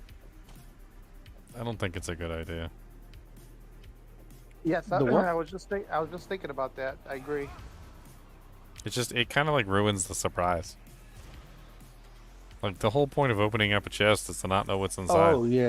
Is to not know the quality of the chest. It's to not know a lot of things about the chest. Like, you know, there's supposed to be an element of surprise there in like what you're getting, and like I think the chests kind of take away, like the coloring of the chests take away a little bit of that element of surprise. Like, because if you click on a chest and it's a white chest, and then you're just like, okay, well I know there's like barely anything gonna come out of this chest, and you're like, okay, yeah, one item popped out, ooh, and then you click on a chest and a whole bunch of stuff pops out, but it's a yellow chest. You know the yellow chests have a bunch of stuff that are gonna pop out of them because that's how they work. So there's no surprise there. Like, in fact, you're actually kind of disappointed because you're like, oh, yellow chest, it dropped crap. Congratulations. Like, and it doesn't breed the same like sense of fun, unfortunately, than the chests in Diablo 2 where you're running along and you click on a random chest and like a burr rune pops out. Yep.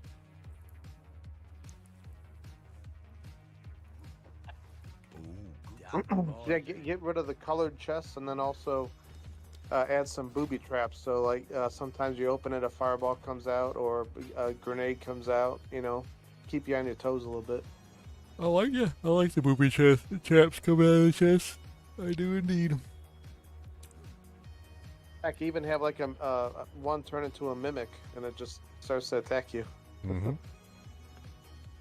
I think the randomness of the chests should be something that is a surprise, not something that is like that you can clearly see. Like, oh look, I'm walking by. Look, oh look, there's a blue chest. Oh look, there's a yellow chest. Oh look, there's a gold sparkly chest. Ooh, fancy.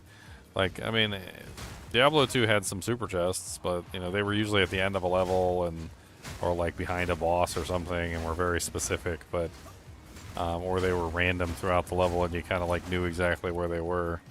But for the most part, like, you didn't know where they were. You had to, like, figure out where the super chests were.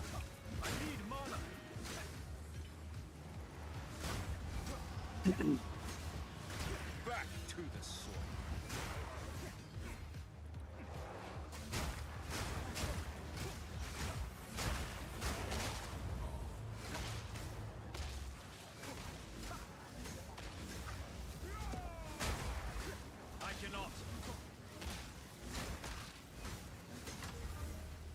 Am I doing an all-nighter? Unfortunately not, because I got the Silksong launch tomorrow.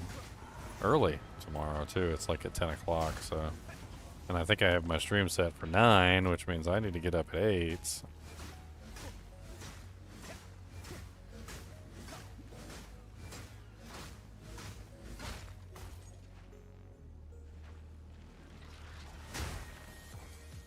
So I'm probably hitting the hay here soon.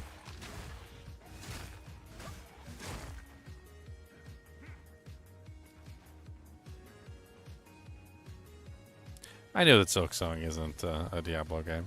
It's not an ARPG. It's a Metroidvania. And I know that my channel doesn't normally play those games, but, you know, I hope people show up. I think it's going to be a fun day. I'm excited. Plus, you never know. It could bring a lot of new people to the channel as well, which is something that I always enjoy. I think the channel does great when you play things you love to play. Exactly. Well, that's what we're going to do. Yeah, I think that the horror games is a great addition. You know, just picking out all the different horror games. It's totally not my idea. Oh. So I'll give you the skinny on the horror games. So when I first started becoming a streamer, I was playing mainly like Diablo 2 and like other games that I enjoyed. And my girlfriend did not like any of those games, and she did barely even watch the channel at all. And she kept suggesting that I play horror games. She wanted me to play horror games. They love horror games. Her and her daughter, they love horror games. So the reason why I play horror games is for them. That's literally why I play horror games. Now, I will admit that over time, I began to enjoy some of the horror games that I played too. Not all of them. Some of them were quite garbage, and I can't stand them at all, but... You know, like, there's that one game that everybody likes, Phasmophobia. I played that for a little while, and I couldn't stand it. Like, I wanted to, like, pull my eyeballs out of my sockets while I played it. That's how bad I think that game is. Which, they absolutely love it. Whatever. But I've played some really good ones. I have played some really good horror games, and I was surprised myself at how much I enjoyed the horror games. So, you know. It became something that I sort of looked forward to, but I also would pick out games that I enjoyed as well, like in the horror genre. I mean, technically Diablo 2 is in the horror genre, believe it or not. Especially for its time.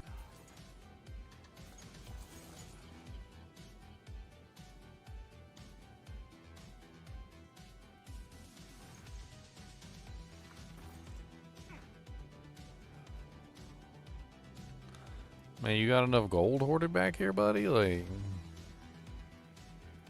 golden cannons? Really? That's just decadent, okay?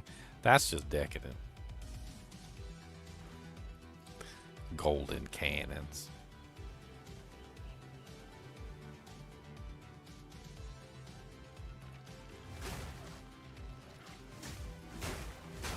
You guys remember that game I played, Black Myth Wukong? Mm-hmm. I was surprised at the currency in that game. It kind of made me laugh. So the lore behind the currency in that game is that at one point or another, the civilization was very rich, and they were like adorning everything with gold. Like they would inlay the gold into the statues, and like they had like gold in the walls and all sorts of other stuff, and everything was adorned with gold at some point or another. But something happened, and like the civilization kind of like disintegrated into nothingness, and the gold was still there. So, like, the currency in the game is literally, like, wall scrapings. It's like where they go scrape off some gold off the wall. Gotcha. Cracked me up. I was like, wait a minute. So the gold in the game is literally just, like, somebody went up to, like, a random statue and just, like, scraped the gold off the statue.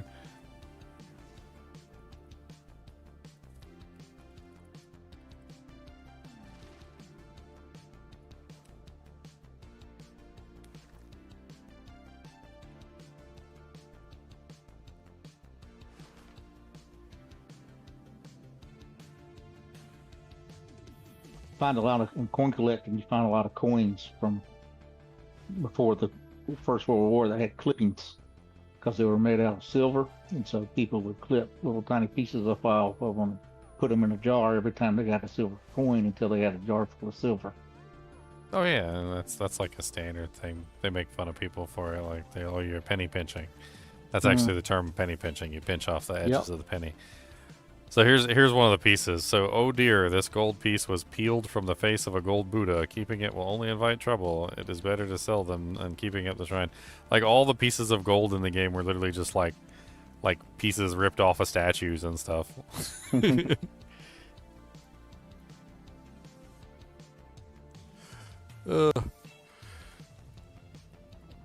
Okay, I got a toy map piece. I finally found it. Shouldn't from a younger eye, none as promised.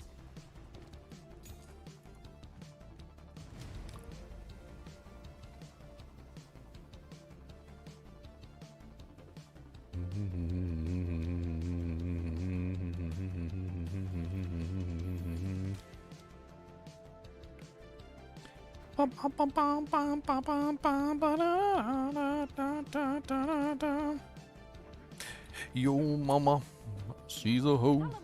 And I didn't need to tell you, yo, but I said, did I tell you, and let you go. She's a hoe. Good day. Where to?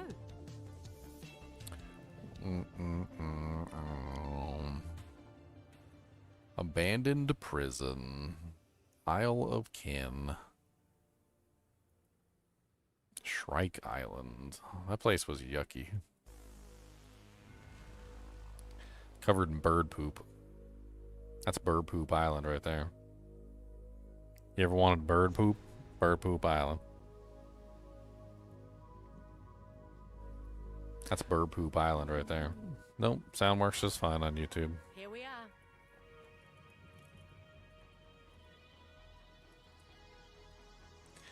Workling fine. As you wish. Be wary here. The kinfolk are a bit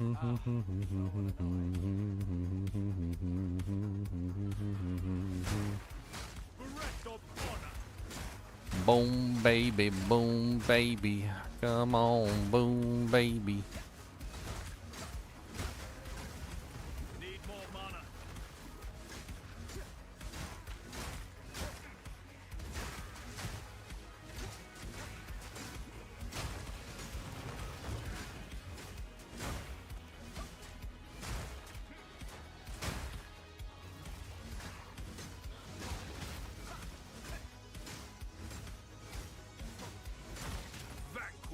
Sulfur mines. Oh, did you end up getting all your stuff figured out for your selling stuff on eBay? You know, my iron dropped, and so that's why I went MIA. They don't know why. I mean, it always drops with the Alice's, but mine got down to like 7, which is my iron stores were like a 7, which is crazy low. Oh, and so I didn't get out of bed for almost 2 months. You should start cooking all your food in cast iron pots, pans. Yeah, we do actually. I even got a cast iron stove sometimes that I'll cook on to transfers into the eggs and stuff. Yeah, but so what they did is they've started giving. I have to take iron 3 times a week in a vein. Yeah. I have to take it via IV. But there's like a stone. It's not a stone. I say stone, but there's it's like an iron stone that you can get when you cook your like soups and stuff like that. Yeah. And you put it in there when you like boil the soup, and it helps like put some iron into the soup. Now I will look into that. I've heard of that, but I hadn't thought about it. I've never had iron problems, and matter of fact, right about the time my business, I mean, I was doing $10,000 to $12,000 a month. I'd sent you that text, and I was wanting to kind of work some things out, but it, man, I got really sick, and I was sleeping like 18 hours a day. Honestly, I thought I was dying. Finally, my wife said, "You got to go to the emergency room," and so we went, and they checked it and said, "Yeah, you know, that's why you can't breathe, because you don't have enough red blood cells to carry oxygen to your organs." Yeah, so here it is right here. You got there's a bunch of them on here. Like they're basically just a hunk of like food safe iron. Like you probably want to make sure you get one of these that's not, like that's actually been Because you could have contaminants in the iron, and you don't want that in your food. But these are, you basically put these in your food when you cook it. Like if you cook like chicken noodle soup or something like that, and like you just throw them in there and or like hang them. I think some of them have a string, so you can hang them off the edge. And then they add iron to your meals. Can help you with your iron problems. That's a great idea. I'll order me some tonight. I'd heard about that years ago, but I just didn't think about it because I didn't need it. I mean, you can also take iron supplements, but like this is something that you can just actively have, like, you know, whenever you're cooking food. I heard a couple people were telling me about like there's a couple women, you know, like in my family who said they had issues with iron, and they said that one of the things they did was they started cooking all their food in cast iron, and then they used those little things. They had like a soup stone, like an iron soup stone, and they would put that in the soups and whatnot when they were cooking. It makes a difference. Yeah, well, it just make sure you have a steady iron intake, you know. Because a lot of flow. So a lot of people don't know this. Maybe you don't even know this. So maybe I can help you out a little bit here with a little bit of knowledge. So you actually, most people don't eat enough iron in a day ever to completely replace the iron in your blood. So if you were to lose all your blood in like one day, you would probably need like an entire cast iron pan. Like eat it. Like you'd have to eat the entire pan to replace the amount of iron in your blood that goes missing. The problem with this is that, well, you just can't ever get that much iron in your body at a given time. So the way that your body works is it actually recycles your blood. So when your blood cells die, the iron in your blood is recycled through a specific process. Well, your problem is you're doing dialysis, so your blood is leaving your body, right? And then your blood is coming back. Well, that causes a problem because now your blood is losing. You're basically losing blood, right? Well, if you lose blood, it can't be recycled. Sure. So that's your main problem right now. Is it's not necessarily that you're not getting enough iron. It's that you're losing the iron that you have, and your body can't recycle it. I could probably pull up like a more like scientific article instead of telling it to you this way. Hold on. How the body recycles Send it to me on iron Discord. I'll read it tonight. blood. I appreciate information. I love information. So here we go. Human iron metabolism. So human iron metabolism is a set of chemical reactions at the human hemostasis of iron at the systemic cellular level. Iron is both necessary to the body and potentially toxic, and controlling iron levels in the body is critical, important part of human health. Let's see here. Where is the recycling part? Recycle. Iron recycling and loss. Here it is. Most of the iron in the body is hoarded and recycled by the reticuloendothelial system, which breaks down aged red blood cells. In contrast to iron uptake and recycling, there is no physiologic regulatory mechanism for excreting iron. People lose a small but steady amount by gastrointestinal blood loss, sweating, and shedding cells of skin, and the mucosal lightening of the gastrointestinal tract. The total amount of loss for healthy people in the developed world averages to about 1 milligram a day for men and about 2 milligrams a day for women under menstrual periods. So the people who cannot regulate absorption well enough get disorders of iron overload. So in your particular case, you're the opposite. So you have, you know, you're losing your blood, so you're not recycling it. And since you're not recycling it, you're losing much more than most people would lose like a day. And then so that's why they're putting you on iron supplements, and you need all the other stuff because you're needing to replace the blood cells that should be recycled by your reticuloendothelial system, which is an issue. So every time you lose blood, and it might even be like just something that you can potentially even like anticipate. So you know, you told me before sometimes your machine would mess up and you would lose like a pint of blood. Oh or something, yeah, right? It happens twice a month. Well, like you could probably even see exactly how much that is. So like how much iron is per average human pint of blood. Pint of blood, right? So you could probably try and figure out exactly how much you need. So it says about 250 milligrams of iron is how much is in a pint of blood. So if you lose a pint of blood, then you've got to replace essentially 250 milligrams. Yeah, that's a lot of iron. Yeah, and I don't know how much those like supplements that he gave you are, but chances are those So supplements here's the thing. are probably not the 250 milligrams. No, they're not, because the maximum amount you can get in a week's time is 300 milligrams, because it lowers your blood pressure. It lowers or raises it? Lowers it. So much so that, like, I've had my BP crash down to 60/40 after getting iron. I don't know why that is. I've never asked. Well, having a steady intake would definitely be a good thing, though. Yeah, I know. I'm gonna order that here tonight, because that's the best thing I've heard in a while. They tried giving me the pills. Back when I first started dialysis, it's just a natural supplement they're supposed to take.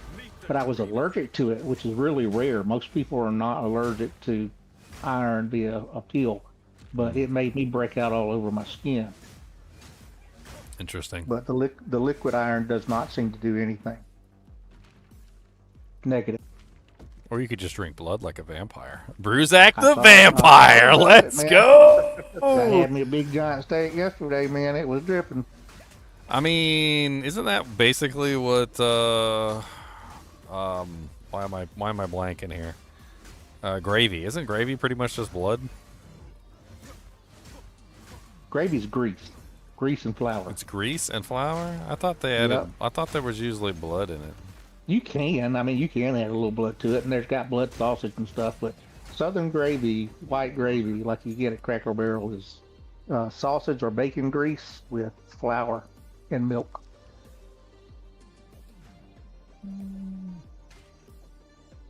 And now you're making me hungry.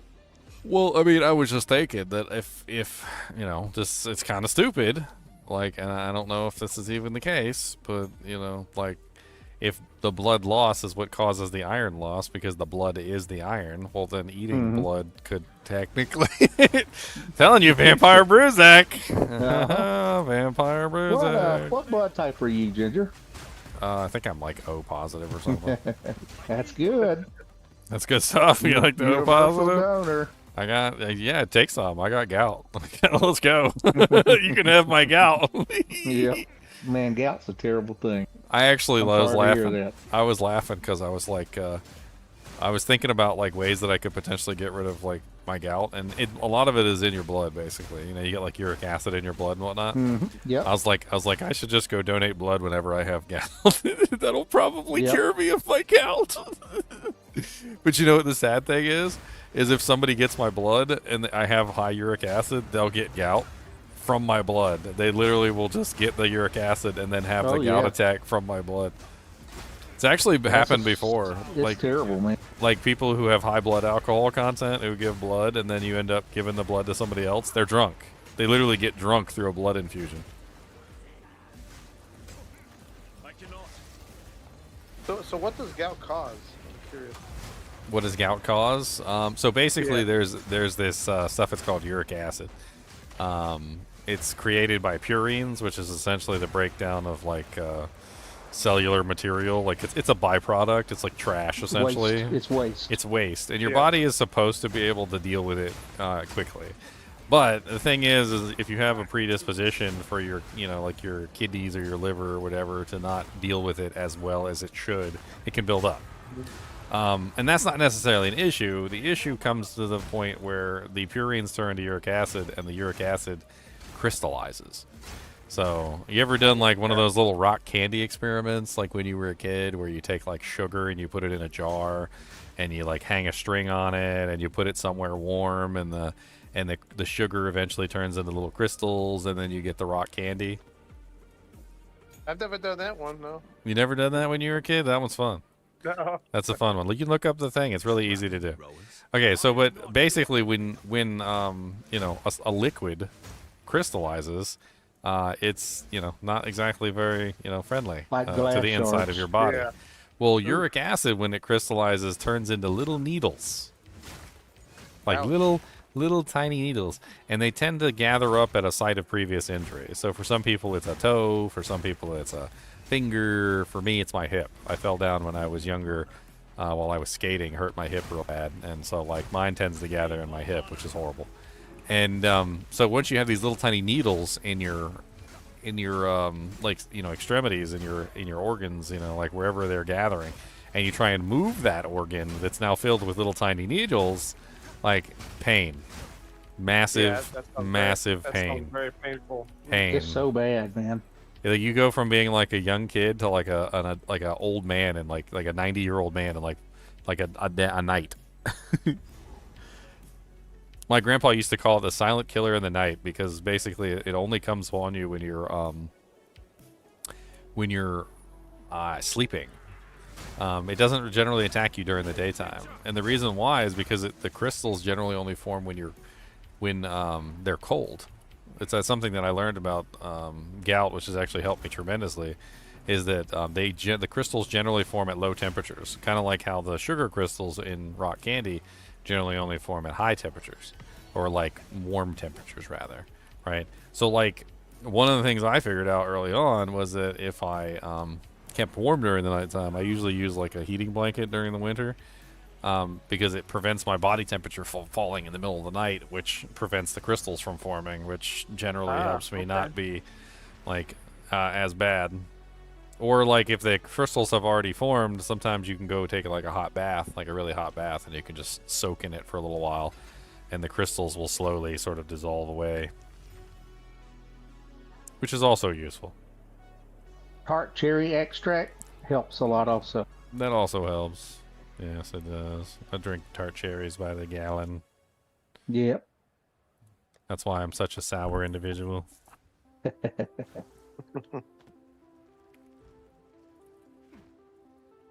Welcome.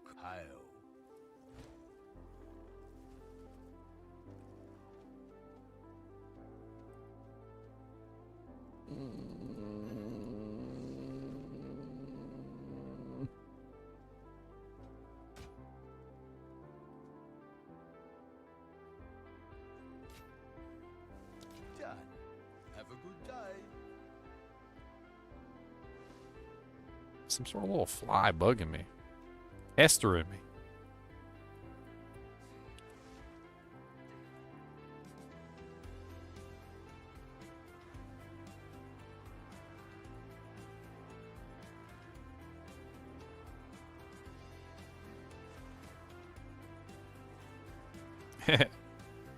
You ever seen those people on the internet that like they get like a cereal or something like that, and they take a magnet and they run it through the cereal, and they pull out iron filings? Yep. Yeah, well, it's because they actually add iron into the cereals, the iron supplement. Like when they tell you there's iron in there, there's iron in there. They put it in there. They know it's in there. It's like, look, we put it in there. There better be iron in there. We paid for it. But then the people like crack me up because they're like, "Can you believe there's iron in here? Look at this." I'm like, yeah, we need iron to live. It's on the front of the box. We do indeed need that to live.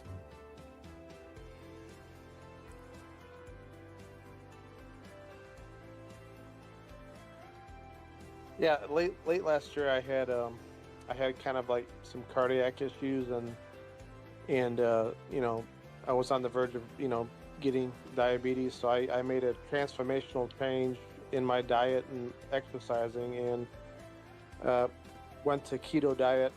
And I started this in January. It's good. And I started this in January and started eating very clean. Just eliminated all the carbs, and I've lost and also I'm running right now. I'm running about 3 to 4 or 5Ks a week, which is kind of a lot, but it helps me lose weight and then just kind of stay motivated. So yeah, keto diet's one of the ways that you get rid of gout too. Yeah, it is nice. It's just amazing how hard it is. I'm running so much and then eating clean, and it's still taking me. It's still a struggle to lose weight. And I've lost over about 9 months. I've lost about 18 pounds. I'm almost at 20. So it's just it's amazing how hard it is. You know. Sounds like you're doing good. You don't have to lose it all at once. You don't really want to lose it all at once anyway. Yeah, that's true. I mean, to be perfectly honest, like, people that lose all their weight all at once because they, like, do drastic stuff, they usually end up with a bunch of extra skin hanging off and stuff. Like, your skin is elastic. It will eventually bounce back, and, like, it's slowly, like, takes in the slack and whatnot, but, like, it's going to take time. The same time that you need to lose the weight at the same time. So, like, losing it all at once isn't necessarily good. It sounds like you're making good progress. Yeah, it's slow and steady. I mean, me personally, it's a constant struggle. I just gotta, like, make sure that I'd make sure to avoid pretty much any, like, liquid calories. That's one of my biggest things. Exactly. Yep. Like liquid calories are the biggest enemy. Like, I don't drink sodas. I mainly just drink water. Like, you see me on stream all the time. I'm drinking water, like, nonstop. Yeah. I usually get the protein's a big thing too. Yeah. I like the flavored waters. You know, the sparkling waters with the those. I drink a lot of that. I can't really do the fake sugars too much. They give me, like, heartburn, or like the aspartame gives me headaches. Bad. I can't really do that one either. So I just avoid it entirely.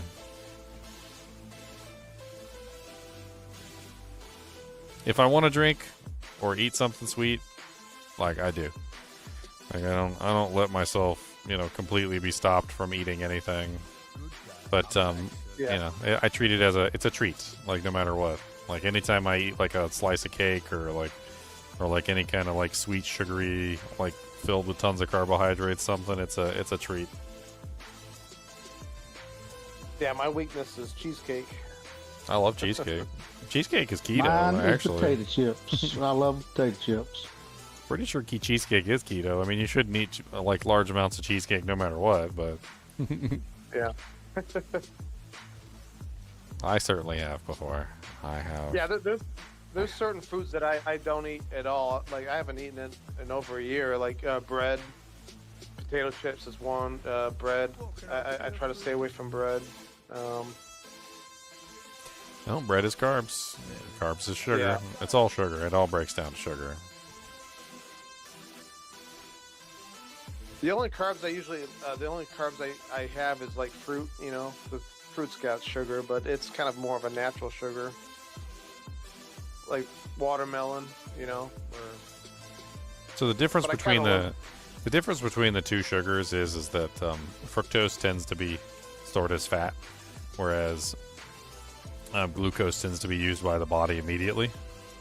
Like, it's kind of like a whole thing.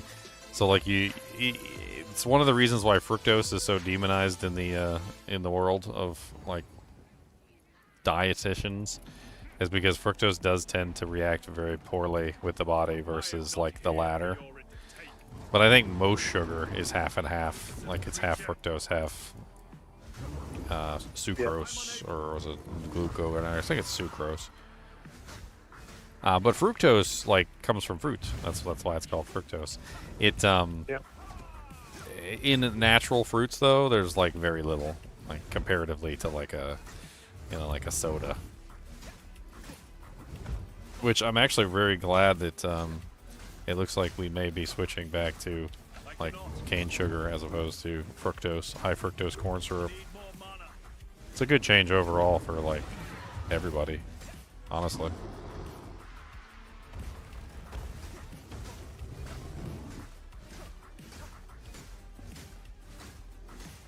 And then the other strategy I use is, like, just portion size. I try to eat a little bit smaller portion sizes. I mean, if you go to, like, McDonald's or something like that, the large fry is, like, almost 1,000 calories right there. I mean, I'd have to run.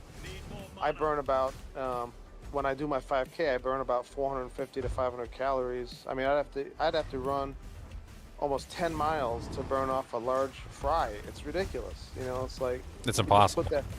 It's impossible. The math, exactly. So that's what I was talking about with somebody on stream one day. They were I think it was Mr. Flange Mace. He brought me the Flange Mace. But we were talking about it, and I said, there's no way. I was like, if you eat too much food, it's like there's no way you can do enough exercise to work it off. Like, it just doesn't work. Yep. Like like if I just sat there and ate like a whole, like regular size, like Oreos, like that you would have to run miles and miles to work off that pack of Oreos, and that's not even including anything else that you might have eaten that day. Like diet is important, yes, but it's secondary to the I mean, exercise is important, yes, but it's secondary to diet. Yeah. Like it's like 80-20. 80% diet, 20% exercise. Yeah. I find that like the easiest way to avoid eating lots of like junk food and stuff like that is to focus on ways to trick your body into preventing yourself from eating a bunch of junk food. So your body can feel sated, and you will feel less hungry if you eat specific foods. Like whole milk, for instance, is a very good one that actually prevents you from being hungry. Like the fats in the whole milk actually make you feel full and prevent you from eating. This has been known for a long time. Proteins and things like that also the same way. Yep. Like when you eat proteins and like drink whole milk, you tend to peck less. And that's important because when you go to the kitchen and you're hungry and you want something to eat, like you're very likely going to pick up something that's junk food and put it in your mouth. But if you're eating foods on a regular basis that have a tendency to curb your desires for food all the time, which is what proteins and like fats tend to do, you tend to be hungry less, and so you put less in your mouth. They found this out with pigs a long time ago. I don't know if you ever heard this before, but so they were trying to make pigs fat. This is what they were trying to do because the fat pigs weigh a lot, and pigs are sold by the pound. So the heavier your pig is, the better money you're going to get. So they tried feeding them whole milk because they thought, hey, big fat, whole milk, it's got lots of milk in it and fat in it, and it'll make them fat. No, it was actually the opposite. Whole milk actually made skinny pigs. They actually found this out. Whole milk made skinny pigs. The pigs ate less because they were sated by the milk, and because they ate less, they were actually skinnier and healthier because they ate whole milk. They tried 2%, they tried 1%, and do you know what milk actually caused them to get fat? It was skim milk. What's that? Skim milk, okay. So when they drank the skim milk, because the skim milk was missing the fat, it actually tended to cause them to eat more. It actually caused a desire to eat more food, and it caused them to eat until they basically became big fat hogs. And so, like, they found out a long time ago that all you had to do was just feed cows skim milk and give them plenty to eat, and the skim milk would cause them to be hungry all the time, which would then lead to them overeating in the other foods because they needed something to replace the fats that were missing essentially from the milk. So it turns out the whole milk is actually very healthy for you because it curbs your cravings and causes you not to eat as much. And there's a lot of foods like this that are like this, where you can trick your own body into being healthier just by simply eating foods that will sate your hunger and keep you from pecking all day long. Yeah. Which is why you see me eat like hard-boiled eggs. Hard-boiled eggs is a good one. Very good for you in general. Like, they don't even have any cholesterol problems. They found out a little while ago that like the cholesterol in eggs is a net zero. So they're highly nutritious. They have tons of vitamins and minerals in them. They sate your hunger. Like, they're just in general just a really good snack to have if you're trying to diet. Yeah, when I was lifting weights a lot, I did drink a lot of chocolate milk, and it was actually very good at with recovery. So. Oh, chocolate milk is, I'm not sure about chocolate milk's dietary benefits as far as like making you lose weight. But I do know, I saw a Reddit article just the other day. It was, we were joking about it because it was, they were testing as energy drinks, for like people who were running and like, exercising a lot. And they were talking about like the beneficial properties of, specific drinks to like help you recover from, large amounts of exercise. And wouldn't you know it, the number one on that list was chocolate milk. Oh, okay. Apparently, all of the energy drinks like Gatorade and Powerade and all these other things that are supposed to be like absolutely excellent at you know, helping you recover after you have exercised. Nope, chocolate milk beat them hands down. Wow. Apparently chocolate milk just basically has everything you need. It's got like the fats that you need, the carbohydrates, it's got the like the nutrients, like, you know, like the vitamins and various other things in it. It also has a relatively high amount of sodium, which is also important when you're recovering from exercise, because you sweat out a lot of sodium when you're running. And so, like, apparently it has like everything the body needs for someone who is recovering from exercise. And who would have thought chocolate milk is the best thing to drink when you're after you take like a 10-mile run or something? Get you some some chalky milk. Like, look, shut up! I got some chalky milk. Unfortunately, chocolate milk is usually made with low-fat milk, which is probably not a good thing for like trying to diet. I usually make it with whole milk. Whole milk's much better. Yeah.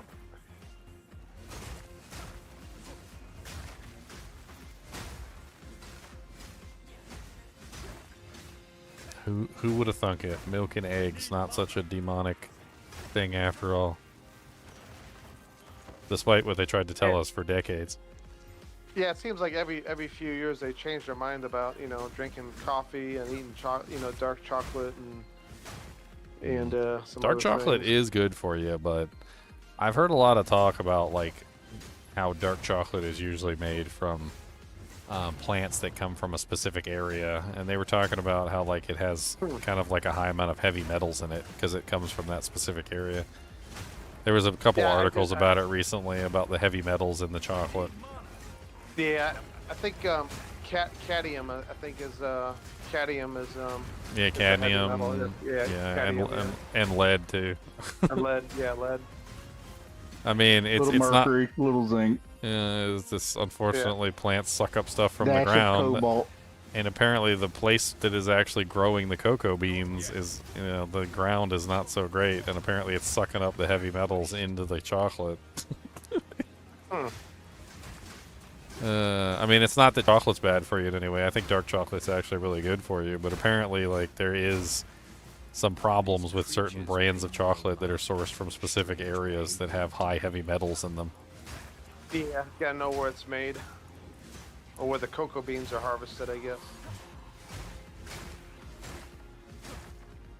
Well, dark chocolate especially has more of an issue because it uses more chocolate in it.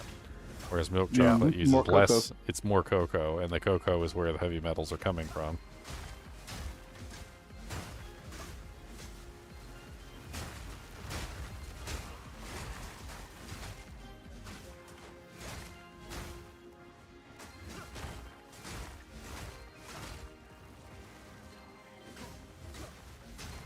Ooh, a Jeweler's Strongbox. I haven't seen one of these.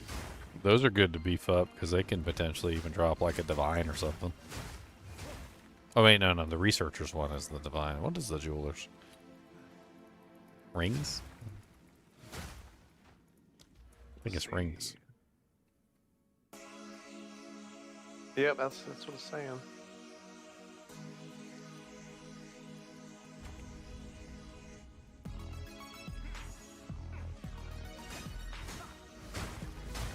Yeah, you can use your currency on them. I mean, not that you necessarily want to, but you can use things like your augments and transmutations and regals and whatnot, and you can transmute them into other things. So you could make them rare, or you could make them like, you know, you could even corrupt them with a Val Orb, which is not always a good idea. Unfortunately, corrupting them with a Val Orb usually means that the items come out corrupted, which is bad. But like if it's the researcher's one, which gives the currency, that's actually a pretty good idea. Just depends on like what you're looking at.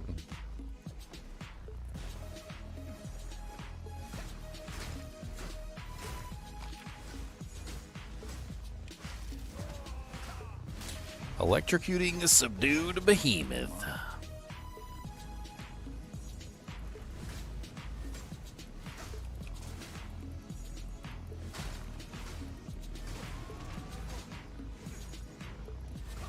I hate these monsters with a temporal bubble. I think they were designed specifically to like piss off melee characters. Haha, they're like, haha, this guy's a melee. Screw him. Right back. Gonna let the doggy out. Alright.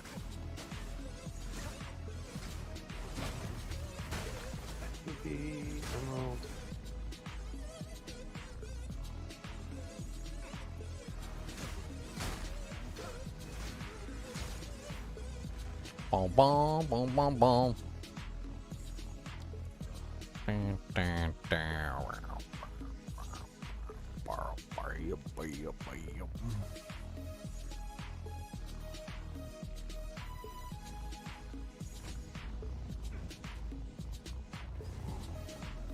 What is this place? I do not know. How's it going? Let us go. Come on, baby, baby, go. This guy's gross.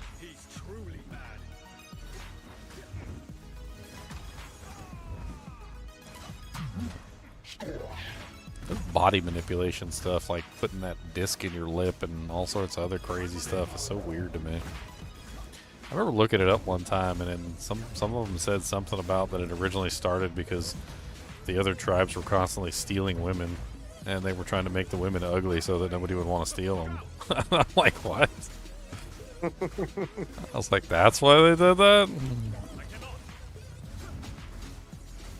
Because there's a lot of like inter-tribe theft. That's pretty realistic to me.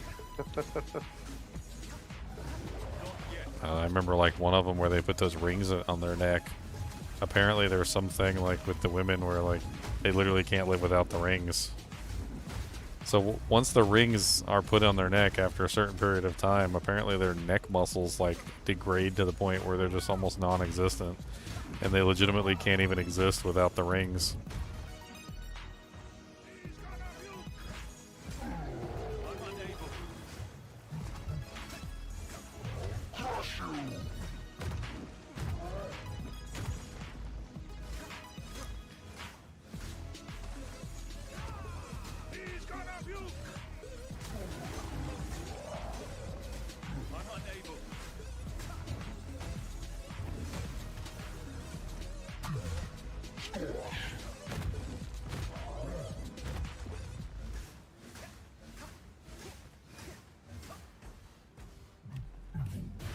Stop puking on me, it's grody.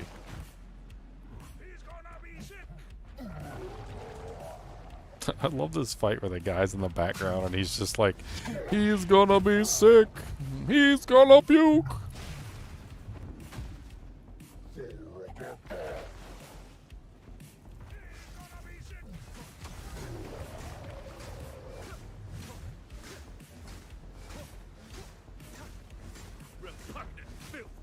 I found these rare boots. I don't know if anybody wants them. Looks like they got deflection rating. Doesn't help me out, but maybe somebody can use those. I'm using armor evasion on this guy, so not really for me. But they've got movement speed and they got deflection. I mean, if you don't want them, I'd definitely put them in the stash. Yeah, I'm gonna put them in the stash for somebody. Let's see. Boots, belts, gloves.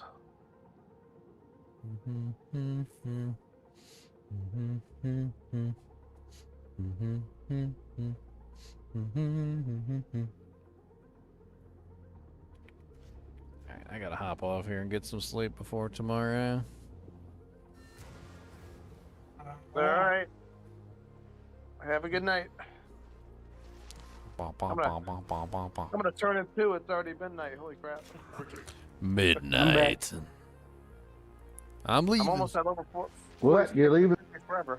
Yeah, I gotta get some sleep before tomorrow, otherwise I'll be dead. Yeah, on my get you feet. some rest, my friend. I'll be dead on my feet. I won't be dead on my feet. I don't wanna be dead on my feet. I don't wanna be dead on my feet. Feet don't wanna be dead on my feet. Feet. All right, you guys have a good evening too. See ya. Night, buddy. See ya. Yep. Good night.